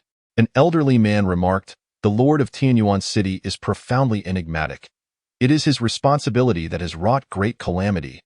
Had he acted sooner, perhaps it could have been nipped in the bud and not spiraled so far out of control." The Lord of Divine Fire City's gaze flickered. The Chun family appeared to be anything but ordinary. Who could possess such immense power? In just a few days, right beneath the imperial family's watchful eyes, the Qin family nearly seized the entirety of the Tianyuan domain. A truly alarming feat. Could it be that an emperor-level powerhouse has emerged? Someone speculated. At this utterance, silence fell upon the assembly. They all pondered the same thought. Such a terrifying force could only be wielded by an emperor-level being. Yet, until confirmed, everything remained uncertain. The elite informants among the vassal powers dared not divulge a single detail, clearly indicating their allegiance to the Chen family. The Lord of Tianyuan City snorted, declaring, even if it is an emperor-level powerhouse, they cannot provoke the imperial family of the Great Xia. Although he himself was not particularly formidable, his connections provided a measure of strength. The Great Xia imperial family boasted multiple emperor-level experts, making them one of the dominant forces across the ancient wilderness continent, thus instilling no fear. Moreover, this situation filled him with unrestrained fury, as it signified a loss of control. He subsequently commanded, "Go, capture someone to interrogate." Despite the apparent emptiness of the Chen residence, he remained cautious. The other city lords remained silent, aware that while their adversaries might be powerful, the Lord of Tianyuan City aimed to establish a sense of deterrence by stirring chaos throughout the Tianyuan domain. Soon, a soldier brought forth a commoner. What sort of individuals does the Chen family consist of? The old man, overwhelmed by the spectacle, trembled and feared, "My lord, I know not. We only understand that this place is rich in spiritual energy. And recently, the ancestor of the Chen family took control of Langya City." Ancestor? The Lord of Tianyuan City furrowed his brow, realizing that an ordinary person could yield little useful information. However, he trusted in the tangible evidence, unleashing a surge of spiritual power to conduct a soul search. Soon, results emerged. Chapter 61. Lord of Tianyuan City. Withdraw the troops. The Lord of Tianyuan City casually dismissed the now unconscious elder.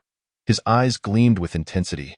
Terrifyingly powerful beasts, formidable beings, and an ancestor who appeared remarkably youthful. These were the fragmented bits of information he could glean. Given the commoner's limited understanding, they could not discern the true depths of their adversaries. Even if they had encountered them, they remained oblivious to their actual strength. The notion of a remarkably youthful ancestor. What kind of mystery lay therein? Perhaps they were a transformed powerhouse, as he contemplated. His eyes narrowed. It seemed the Chun family had mobilized their entire clan, leaving the city an empty shell. This was a significant detail for his soul search, even if he was uncertain why the Chen family had vacated. "Lord of Tianyuan City, what shall we do now?" inquired the Lord of Divine Fire City, to which the other lords turned their gazes. Shaking his head, the Lord of Tianyuan City replied, "A powerful formation exists here. It is exceedingly difficult for outsiders to enter or exit. This too is a result of the soul search, likely a testament to that youthful ancestor's prowess. The Lord of Divine Fire City frowned. With our strength, we cannot breach it. The Lord of Tianyuan City's gaze sharpened. I do not know. However, a fierce battle transpired here previously, though it was effortlessly suppressed by the ancestor of the Chen family. The stronger the Chen family grows, the greater the issue becomes. They subdued it so easily that no one survived to relay the news. Their power is truly overwhelming. The other city lords wore grave expressions. What if we join forces to probe? Agreed. Let us act in unison. The Lord of Tianyuan City, decisive in nature, quickly resolved the matter. Their pretext for visiting was straightforward: to congratulate the Qin family on their establishment and ascertain their intentions. Of course, he was acutely aware that the Chun family harbored grand ambitions. Thus, their secondary motive was to test the waters in this empty city, serving both as a deterrent and a warning. He did not believe that a newly risen family, even one possibly harboring an unfathomably powerful emperor, would dare confront the imperial family directly. Their foundation was insufficient, their persuasive power lacking, far from that of the emperor-level forces. Moreover, the establishment of a family was not solely dependent on the presence of an emperor-level powerhouse to maintain order. It was imperative to take action while the Qin family had yet to solidify their foundation. Subsequently, a cohort of 7 or 8 saint-level experts soared into the air, unleashing a barrage of attacks. The display was formidable, the aura terrifying. Their combined might was imposing, rendering the surroundings a scene of devastation. As the city lords launched their assault on the formation, several leaders among the crowd exchanged anxious glances. What was happening with the Qin family? They dared not speak or inquire. However, with the young master absent and the Chun family members missing, they felt utterly powerless, left to observe the unfolding events. Boom, boom, boom. As the city lords struck, they soon became convinced. The formation remained unscathed. The Lord of Tianyuan City inhaled deeply. This formation is nearly impenetrable, internally alarmed. It was evident that even their combined strength was futile, further shrouding the Chen family in mystery. All the lords bore grim expressions. With so many saint-level experts, they could not conquer this insignificant little city. The commotion also caught the attention of the city's inhabitants, who flocked to witness the spectacle. Among them were notably audacious women with baskets, brandishing eggs for courage, confident they would not break. Trembling, one of them shouted from within the formation's barrier. Who are you? The opposing force was too formidable, a terror-inducing powerhouse, a collective capable of frightening individuals to death, assaulting their Qin family stronghold. Yet, with the Chun family ancestor mobilizing the entire clan, the reason remained unknown. The city was their stronghold. Though they could not retaliate, neither could the attackers reach them. They merely needed to await the ancestor's return. Hearing this, the city lords paid little heed. Mere ants, if not for the formation, would not even qualify to meet them, let alone converse. Indifferent, the Lord of Tianyuan City turned to an elder. Lord of the Heavenly Array, are you not proficient in the art of formations? Do you possess any methods? A direct assault is futile. Perhaps an indirect approach could breach it. The Lord of the Heavenly Array surveyed the concealed formation. Lord of Tianyuan City, this array exceeds my capabilities. Furthermore, it is a defensive formation. The energy supply and foundational elements are too robust, with powerful fluctuations that can only be breached from within. Upon hearing this, all were left with no choice but to relent. It seemed they could only await the return of the Chen family to uncover the truth. I am speaking to you. Are you deaf? A particularly timid old woman began to scold, still clutching a rolling pin, having failed to prepare her meal, now guarding her home. What do you mean by ignoring me? Instantly, the city lords frowned, thinking they had misheard. Go check it out. They promptly dispatched their guards to confront the situation. They scorned engaging in dialogue with mere ants. A group of guards rushed forth. Standing behind the formation barrier. You old hag, what did you say? One brandished a spear, filled with the impulse to skewer her. How could such insignificant beings converse with peak powerhouses? Do you not understand human speech? I cannot be bothered to repeat myself. It is pointless. The old woman waved her rolling pin defiantly, also pointing. Come out if you dare. I won't let you off lightly. Show yourselves. Enter. Witnessing the scene, more citizens flocked to join the spectacle. A throng of elderly women began to clamor loudly. unleashing a torrent of complaints, a cacophony of indistinguishable language. The guards and soldiers stood dumbfounded. They excelled in battle. But engaging in a war of words was an entirely different matter, especially against a crowd of elderly women. Logic held no sway. The Lord of Tianyuan City was seething with rage. Withdraw. How can a dignified peak powerhouse waste time here? Enduring this humiliation? This is not our domain. Retreat. Upon hearing this, the soldiers returned with expressions of frustration and existential doubt. This formation is toxic. How else could they feel so constrained? Just then, a voice called from behind. Look, a deserter. With a start, they nearly turned around to retaliate. At that moment, experts from various saint-level sects emerged, including Qingyun sect, Tianluo sect, and Daemon, all comprising several saints. At this level of conflict, those below the saint realm could hardly speak. They had sensed the movements of the various cities due to their vassal relationship and had come to respond. The Lord of Tianyuan City surveyed the assembled sect leaders. What is your intention? The other city lords remained on high alert. Sects typically refrained from intervening, but the situation had shifted. The leader of Qingyun sect spoke. What is the meaning of this, lords?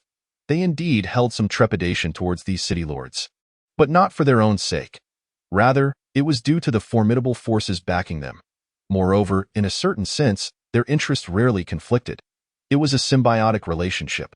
However, with the emergence of the Qin family, that dynamic had changed. It was merely a matter of early death or a later demise. Having chosen to offend the imperial family, aiding the Qin family was their only hope for survival. When gods clash, the innocent suffer. There was no use in seeking justice from anyone. The only option was to gamble with their lives, seeking fortune in peril. The Lord of Tianyuan City scoffed. Do the various sects truly intend to stand against us? In an instant, a surge of power surged forth, and the atmosphere underwent a dramatic shift. The numerous city lords behind him were all poised for a confrontation at the slightest provocation. The formidable experts from various sects also summoned their strength to resist. The leader of the Qingyun sect proclaimed, We do not seek enmity with you all. We merely wish for you to return for now. Without waiting for the emperor's decree, they were solely responsible for balancing this force, aiding in the protection of the Chun family. Otherwise, they feared it would disrupt the emperor's plans. Tension filled the air. Suddenly, a colossal warship appeared in the sky. Chapter 62. Plucking feathers from passing geese. Leaving the skin of departing beasts, the slightest dispute, they were ready to strike. Sensing the commotion, the many powerful figures from the sects turned their gazes, their eyes slightly warming. The ancestral figure of the Chen family had returned. How swift! That warship was truly enviable to the onlookers. Simultaneously, they breathed a sigh of relief. Disregarding the fierce clashes with the various city lords, the emperor would handle everything. Their role was merely to assist. In contrast, the expressions of the city lords shifted slightly. They were finally about to meet the legendary, youthful ancestral figure of the Qin family. Regardless, they had no intention of departing easily after going through such elaborate measures to gather together. Meeting the true master would save them from wasting words with this group of old-timers. They exchanged glances, ready to adapt as needed. However, this warship was likely the rumored super-spiritual artifact employed by the Luoyun sect to conduct a lightning-fast assault on the Zhang family. Indeed, tempting to ask the attention of the powerful figures was diverted elsewhere. Among the guards accompanying the city lords, several commanders revealed distinct expressions. Among them were two exceptionally poised women, both of whom were undercover agents belonging to the Chen family. Meanwhile, the Chen family members rallied together to welcome their matriarch's return. All of this transpired within less than 2 hours of travel. The remaining time was spent in skirmishes or observing battles. Of course, they indulged in a bit of a public-funded excursion, so by the time they returned, it was already the following day. The atmosphere aboard the starship was delightful, filled with family members, naturally creating a harmonious ambience. Yang Lingqing, returning after more than a decade, felt a mixture of anticipation and uncertainty about the Chen family's current state. In a blink, the warship approached, heralding the emperor's return. Numerous sect experts respectfully clasped their hands in greeting towards the starship, demonstrating utmost reverence. They had also heard whispers that the Luoyun sect saintess had called off her engagement with the emperor. Thus, it was clear that Chun Fan was extraordinarily young. This was one of the reasons they chose to quickly submit and express their loyalty. Youth signified limitless possibilities. Most notably, he was so young that they had never encountered an emperor in his early 20s, shattering their previous perceptions. Furthermore, Chun Fan personally gracing them with his presence truly brought them honor. They could not afford to be ungrateful and had to acknowledge the emperor's stature. Meanwhile, the expressions of the city lords shifted once more. The ancestral figure of the Chen family was indeed an emperor-level powerhouse. These old-timers finally acknowledged it. Their assumptions had proven correct, but it was the worst possible outcome they had hoped to avoid. Conversely, the undercover agents in the crowd were exhilarated. They had confirmed it. One of the ancestral figures of the Chen family had somehow infiltrated and become an emperor-level powerhouse. Incredible. They were astonished and began to eagerly anticipate the appearance of this ancestor. However, before they could catch a glimpse of the elder's figure, a terrifying aura surged forth, unstoppable. Under the oppressive might of the emperor, the faces of the city dwellers turned ashen. With a thunderous crash, they were both sent sprawling backward, their hearts tumultuous. The city lords thought to themselves, "This does not bode well. What is the purpose of the ancestral figure of the Chen family?" The lord of Tianyuan City gritted his teeth and shouted defiantly. Even before he had seen the figure, he was already being struck. The sect experts were equally caught off guard, watching as others began to gloat. Naturally, Chun Fan had long sensed the commotion from the Chen family's side and observed the formation being attacked.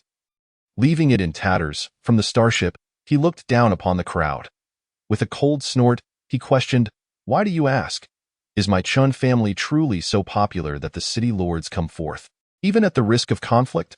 Should one be careless, their home could be stolen." He was eager to see what reasons these individuals might present, as for the sect experts being able to respond. That was no surprise. It had been agreed upon in advance. Upon seeing Chun Fan, the mistakenly harmed undercover agents were bewildered. It was actually the young master. How had he become the ancestral figure of the emperor? Their minds were spinning, unable to comprehend. Yet they were profoundly shaken. Meanwhile, the faces of the city lords were grim. The feeling of being looked down upon was far from pleasant, yet faced with an emperor-level powerhouse, they had no room for indignation. Moreover, this ancestral figure of the Chen family had just returned and immediately took action against them. Their expressions were filled with horror. The lord of Tianyuan City slammed his palm against the ground, then rose into the air, attempting to meet Chun Fan's gaze. After all, he represented the imperial family. How could he be easily intimidated? However, as soon as he leaped, a terrifying force sent him plummeting uncontrollably, crashing to the ground with a resounding thud, unable to move. "Tianyuan City Lord, you need only answer," Chun Fan barked coldly. Even with the backing of the great Xia imperial family, a mere handful of Holy Realm cultivators did not possess such qualifications. However, the largest city in the Tianyuan domain was indeed 100 times larger than their humble Chen family. The Tianyuan City Lord recognized this easily. Upon hearing this, everyone's expressions became exceptionally vivid. Such formidable imperial might. Gritting his teeth, the Tianyuan City Lord thought, "A wise man does not suffer immediate losses. Chun family ancestral figure, we have specifically come to congratulate your family on its establishment and fortuitously encountered your arrival. We have been waiting for some time, on a whim. We merely wish to test the waters." What a fine congratulatory gesture. Chun Fan would not be deceived. Was this truly the manner in which city lords extended their congratulations? It was merely an attempt to intimidate the Chen family, presuming he would not dare to offend the imperial family. Without further ado, he struck once more, pressing down with his palm. His expression remained indifferent, as if to say, "Plucking feathers from passing geese, leaving the skins of departing beasts. Since you have come, let your lives serve as my family's congratulatory gift." Provocation? Initially, he had no desire to confront the city lords so soon. But since they could not restrain themselves from coming forth, he could not be held accountable.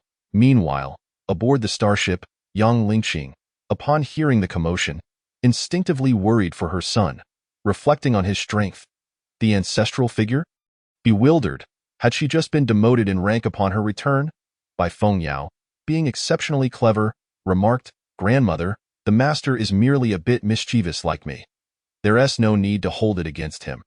The city lords watched as the imperial palm descended rapidly, akin to entering an ice cavern, pressuring them to the point of breathlessness, their faces betraying their concealed terror.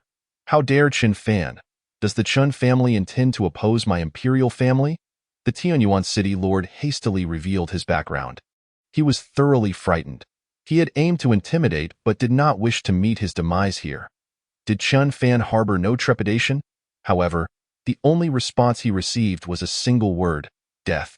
The overwhelming imperial palm descended, rendering even saints as mere ants.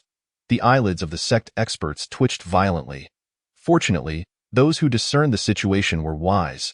Indeed, they were wise. Simultaneously, the undercover agents were left dumbstruck. They did not wish to perish young, nor be mistakenly killed. They quickly shouted, "Young master, the Chun family." Yet before they could finish, the imperial palm loomed before them, disappearing within arm's reach, as if it had been anticipated all along. Nevertheless, the sensation of impending death was unmistakable.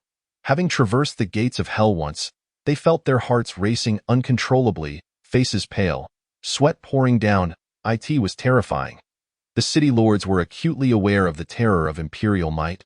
Drenched in sweat, fearing for their lives, had they not perished? Their hearts were filled with dread. This ancestral figure of the Chen family truly disregarded their imperial lineage. Such ambition, such audacity, was far from ordinary. Yet why had he halted? It seemed he had heard something. They were left bewildered. The imperial family was ineffective, yet a subordinate's word sufficed. Chun Fan was well aware of the existence of undercover agents. Past experiences had taught him caution. Thus, he had prepared in advance, scanning the crowd. "You may continue." The sect experts silently observed, familiar with this demeanor. Chapter 63. The undercover agents emerge, the city lords fall, the Chun family expands 1,000-fold. The ancient giant city. Soon, a group of commanders trembled as they stepped forward, clasping their hands in salute. Young master, Chun Weifeng, disciple of the 5th branch of the Chun family, requests to return to the clan. Chen Beijiao, disciple of the 3rd branch, requests to return. Chen Beiwan, disciple of the 3rd branch, requests to return. 8 individuals from the main lineage spoke in unison, both men and women. "Apologies, city lord, we have come clean. We are resigning." The expressions of the city lords turned blank. It was as though a bolt from the blue had struck them. There were traitors, 8 of them. They had only stepped out and had brought along 8 undercover agents. Tianyuan city lord was utterly dumbfounded. His trusted commander, a woman of striking beauty, whom he had hoped to cultivate a romantic story with, had betrayed him. She hadn't even been called Chen Beijiao before. Wait, the young master? Chun Fan was not the ancestral figure. How young could he be, still an emperor-level powerhouse? His heart sank. They had been played. Chen Beijiao ignored the Tianyuan city lord, awaiting the young master's command. The city guards were in a daze, scanning back and forth. In contrast, the Chen family members were unfazed, as if accustomed to this routine. Chun Fan nodded. "Since you are all members of the Chun family, then return." Yet another group of undercover agents. This was more challenging than finding a needle in a haystack. "Yes, young master." Upon hearing this, the commanders swiftly switched allegiances, their faces unmoving, even able to smile. "We have returned." Having completed our training, the city lords were instantly enraged, nearly choking on their own breath. Not only had they failed to achieve their objective, but they had also suffered a beating. Even the seemingly inconsequential ant-like commanders dared to betray them. However, while these city lords could evade immediate consequences, they were not safe from the Chen family's undercover agents. Chun Fan would undoubtedly eradicate them. This was not the time for reckoning. Escape. They had to escape. In an instant, without a moment's hesitation, they gathered their strength and began to flee frantically. As long as they could escape, they would surely avenge this grudge. They had not yet entered the Chun family's domain, and they were unwilling to leave so easily. Do they still wish to escape? Chin Fan stood with his hands clasped behind his back, suddenly noticing a dazed old man collapsed on the ground in the distance, his heart turning icy. "Not a single one shall be spared." He issued the order decisively.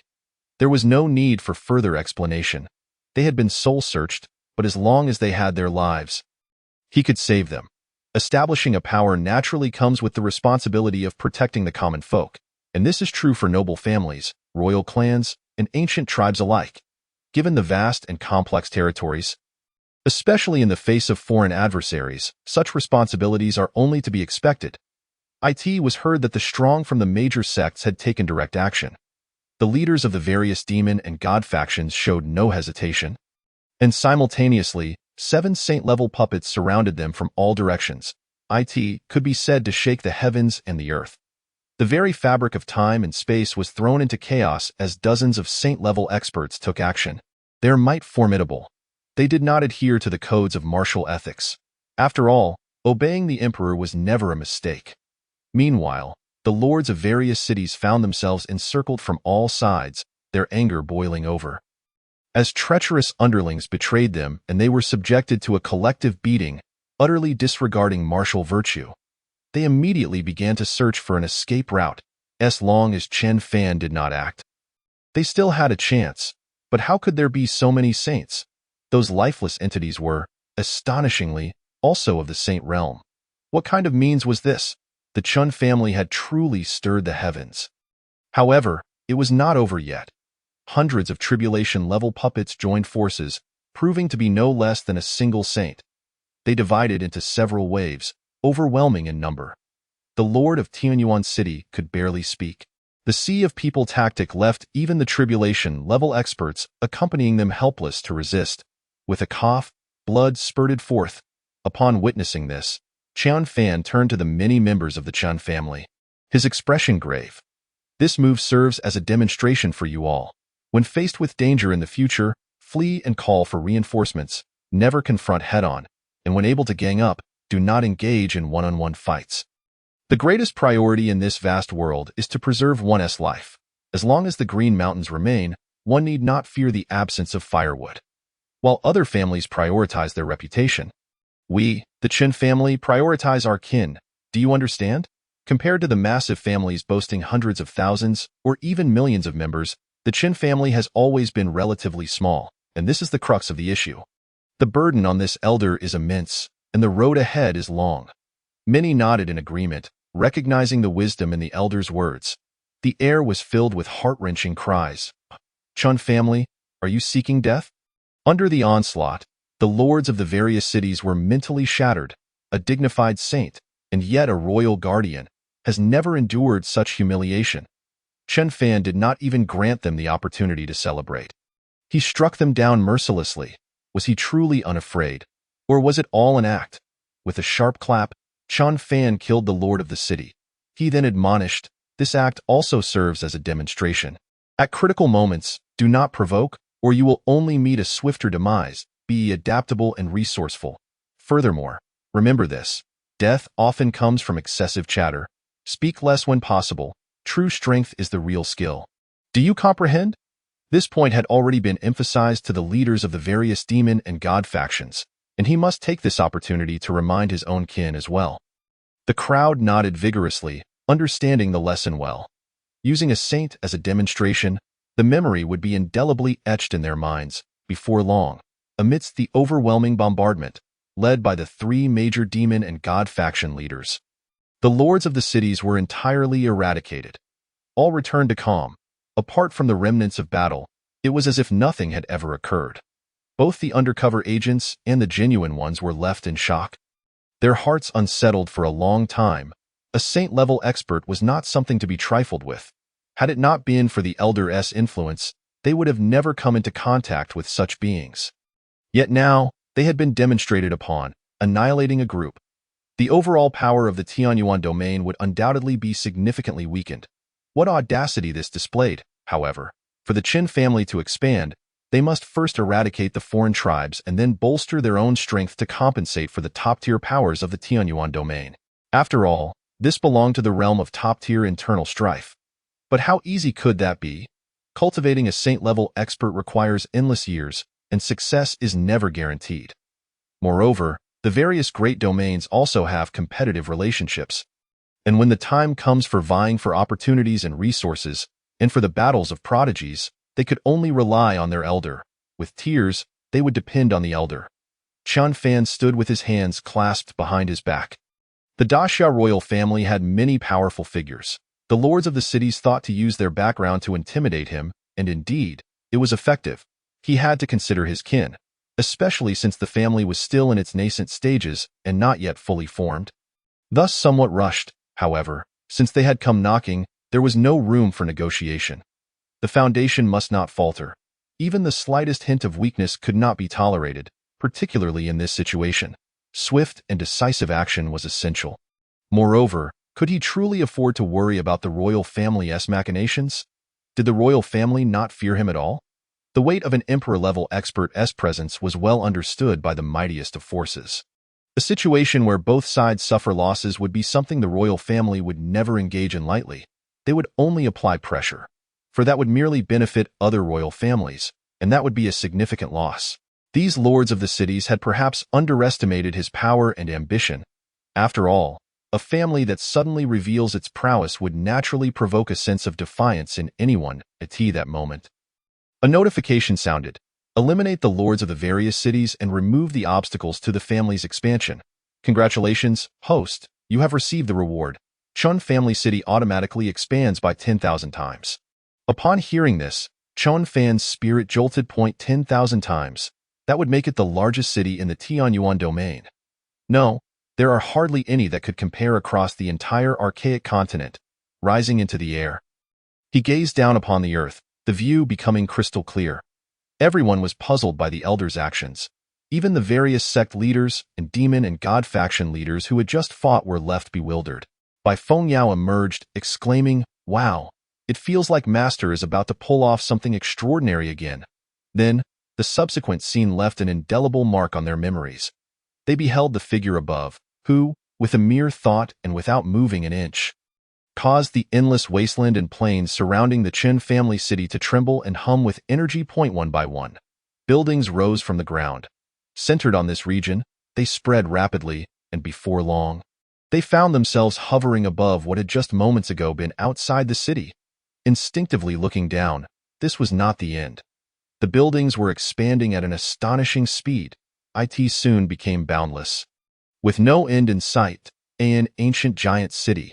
Simultaneously, the surrounding cities were inexplicably fused into it, leaving all cultivators utterly perplexed. What on earth had happened? Chen Fan smiled. Expanding the city with his abilities was not difficult. But this feat of tremendous expansion with just a thought was undoubtedly more impressive. All could only describe their shock in grand terms. The various sect leaders were completely awestruck, their admiration for the elder reaching new heights. This spectacle was exaggerated, defying the heavens. They believed they could never achieve such effortless grandeur. Perhaps it was indeed the work of the legendary supreme laws.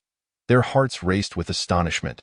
The leaders of the demon and god factions gazed in awe, exclaiming, "How immense!" The endless giant city stretched infinitely, as if it were an ever-replicating entity. Time seemed to stretch on, yet in comparison to such a monumental act, it felt fleeting. Almost at the same time, Chun Fan knew that this display had come to an end. Indeed, with this, the Chun family's territorial foundation was solidified, only lacking in population. Others remained in stunned silence, their eyes filled with excitement as they marveled at witnessing a miracle. Meanwhile, Bai Fengyao soared into the air, her graceful figure approaching. "Master, how did you do that? Teach me, please. If I learn, I could dismantle the ancient Phoenix clan without lifting a finger or expending any spiritual energy. Just by looking at it, I could contribute to my kin. Child, do you wish to learn everything?" Chen Fan cast a sidelong glance at his eldest disciple. Bai Fengyao nodded earnestly, her eyes brimming with anticipation. Her mind filled with thoughts of dismantling and rebuilding the ancient Phoenix clan, quite serious. Chen Fan replied sternly, "When you reach my level, you will naturally learn how to do it." Indeed, for an emperor-level expert, creating with ease was not overly challenging, but it still required immense power. Unless one could master a higher level of strength, becoming a top-tier emperor would be necessary. For instance, there are laws, yet such phenomena are exceedingly rare. And not everyone can grasp them at will. They require immense fortune and opportunities, being serendipitous rather than sought after. Upon hearing this, Bai Fengyao realized the truth of it as well. "Very well, master, I shall diligently cultivate." she resolved, silently reminding herself that haste does not yield swift results. Xiaoyu, aboard the warship, envied her confident senior sister, who stood beside their master with such assurance. I must strive as well. I cannot be a burden to master. Meanwhile, Yang Lingqing and Ling Qingqing observed quietly, their gazes at Chun Fan's retreating figure revealing everything. Chun Fan chuckled, recognizing that this girl was always eager to be part of the excitement. He then surveyed the surroundings from above. This was indeed the heart of the Chen family's territory, the site of the divine crystal vein. There's no time like the present, he mused, coincidentally finding the recent sign-in rewards could be directly utilized. Chen Fan then selected a prime location, casually pointing towards it. With a resounding boom, a towering cliff erupted from the ground, rising high and majestic, rivaling the city's cloud peak. Following closely, a colossal ancient stone tablet suddenly descended upon it. Standing resolutely between heaven and earth, exuding an overwhelming power. Engraved upon it were the profound and sharp characters comprehension of the Tao stone, which, at a mere glance, could unsettle one's spirit. This is the comprehension cliff of my Chun family. He murmured. He then pointed again, directing his attention to another location. The Taiyue ancient tablet, a massive stone, thundered into existence, safeguarding the foundation of the Chen clan and ensuring their prosperity. The comprehension Tao stone, when deeply understood, could enhance the disciples' comprehension, a rarity unparalleled across the realm. Meanwhile, the Taiyue ancient tablet served as the cornerstone of the clan's fortune, an extraordinary stone capable of assessing the talents of clan disciples, automatically connecting them to the powers of the heavenly path, even bestowing upon them ethereal luck. Chun Fan was thoroughly pleased. The onlookers observed the emperor's solitary endeavors, feeling hesitant to inquire or comment. Yet they sensed that these two tablets were indeed extraordinary. The specifics were unclear. Bai Fengyao was astounded.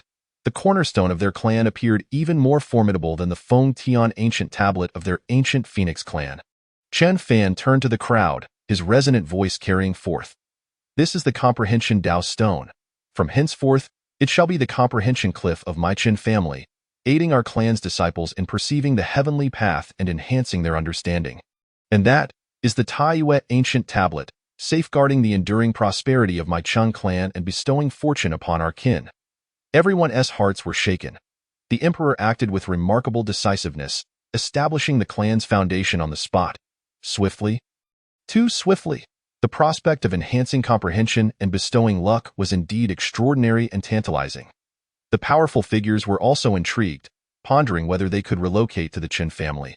However, they recalled that the fallen city lords had become sacrificial offerings for the Chen clan's establishment, and felt a twinge of pity for them. Bai Fengyao began to contemplate the impossibility of moving such artifacts. Otherwise, her master would surely reprimand her. She wondered if it might be feasible to relocate the ancient Phoenix clan as well. Next, Chun Fan casually produced several porcelain vials. Very well, leaders of the various sects, these are your due rewards, which will be of assistance to you. Inside were some Pango blood and Nine Heavens divine spring water. The affiliated forces also needed nurturing, as they represented the first line of defense for the Chen family. The many sect leaders, upon seeing this, felt a jolt of excitement, hastily receiving the vials with both hands. Too apprehensive to inspect their contents. Thank you, Emperor, for your generous gift. This is our duty, they all spoke in unison. The Emperor's offerings were undoubtedly extraordinary. Their hearts swelled with joy. Now, return to your sects and attend to remaining matters. Should any unforeseen events arise, inform me at once, Chun Fan cautioned. There were many challenges ahead. One must not be negligent. Understood, Emperor, we take our leave, the leaders of the various sects replied, departing thereafter. The Chen family members also returned home to organize their affairs. There was much to address, and the ancient giant city required careful planning and division. Meanwhile, the entire Tianyuan domain was oblivious to the events unfolding, yet it felt quite sudden. The powerful figures could sense something amiss. Hearing the resounding booms, the sky remained unchanged, yet the vast earth transformed. A giant city descended from the heavens. It was truly sudden, the arrival of a celestial city. It was simply incomprehensible, at this moment. Within the Luo Yun sect, the disciples sensed the commotion, their expressions grave, agitatedly rushing outside to observe. What is that? Wow, it appears to be a city descending from the heavens, so colossal. They exchanged bewildered glances, astonished that instead of an attack from foes, they were confronted with an encroaching city which had firmly established itself in their vicinity. It had come right to their doorstep before halting and expanding. Su Chanyue gazed at the city, now just a few miles from their sect, dumbfounded and silent. What on earth? Why has it descended upon our sect? Did this mean they would exit directly into the city? Or would they have to navigate around it? Uncertain of her master's whereabouts post the Zhang family resolution, she surmised he was likely still with Chen Fan. Time passed over the following days. The arrival of the ancient giant city brought about a monumental upheaval in the top-tier structure of the Tianyuan domain, while the smaller factions remained in the dark, utterly bewildered in an instant. The landscape was transformed, the immense energy leaving all astounded. Of course, they did not ponder too deeply. Such changes were merely to be observed. However, the giant city became the talk of the town, known to all, evoking admiration and envy alike. The powerful figures of the various holy-level factions, after receiving the Pangu blood and 9 heavens divine spring water from the emperor, were ecstatic. Such treasures were anything but mundane. They immediately began to seclude themselves for refinement. News of these developments could not remain concealed for long. They needed to act in concert with the Chen family, betting on the clan's fortunes to elevate the entire Tianyuan domain into an imperial-level realm. Their own strength was of utmost importance as well. As for the smaller affiliated factions beneath them, they had no choice in the matter, simply following orders without question. The neighboring domains adopted a spectator stance. With the Tianyuan domain in turmoil and its top-tier structure shifting, they could not intervene. Yet being so close, they were wary of potential losses to their own interests. It was prudent to take precautions, especially among the elite factions and families, who grew increasingly restless. However, with such monumental changes, who could wield such terrifying power? It was as if, in a mere moment, they could obliterate every obstacle, essentially claiming the entirety of the Tianyuan domain. Just days prior, the Zhang family, the foremost clan in the Tianyuan domain, had been annihilated, and before they could even respond, the domain had already changed hands. It was a forceful and thunderous transition. Moreover, the might of the descending giant city was awe-inspiring.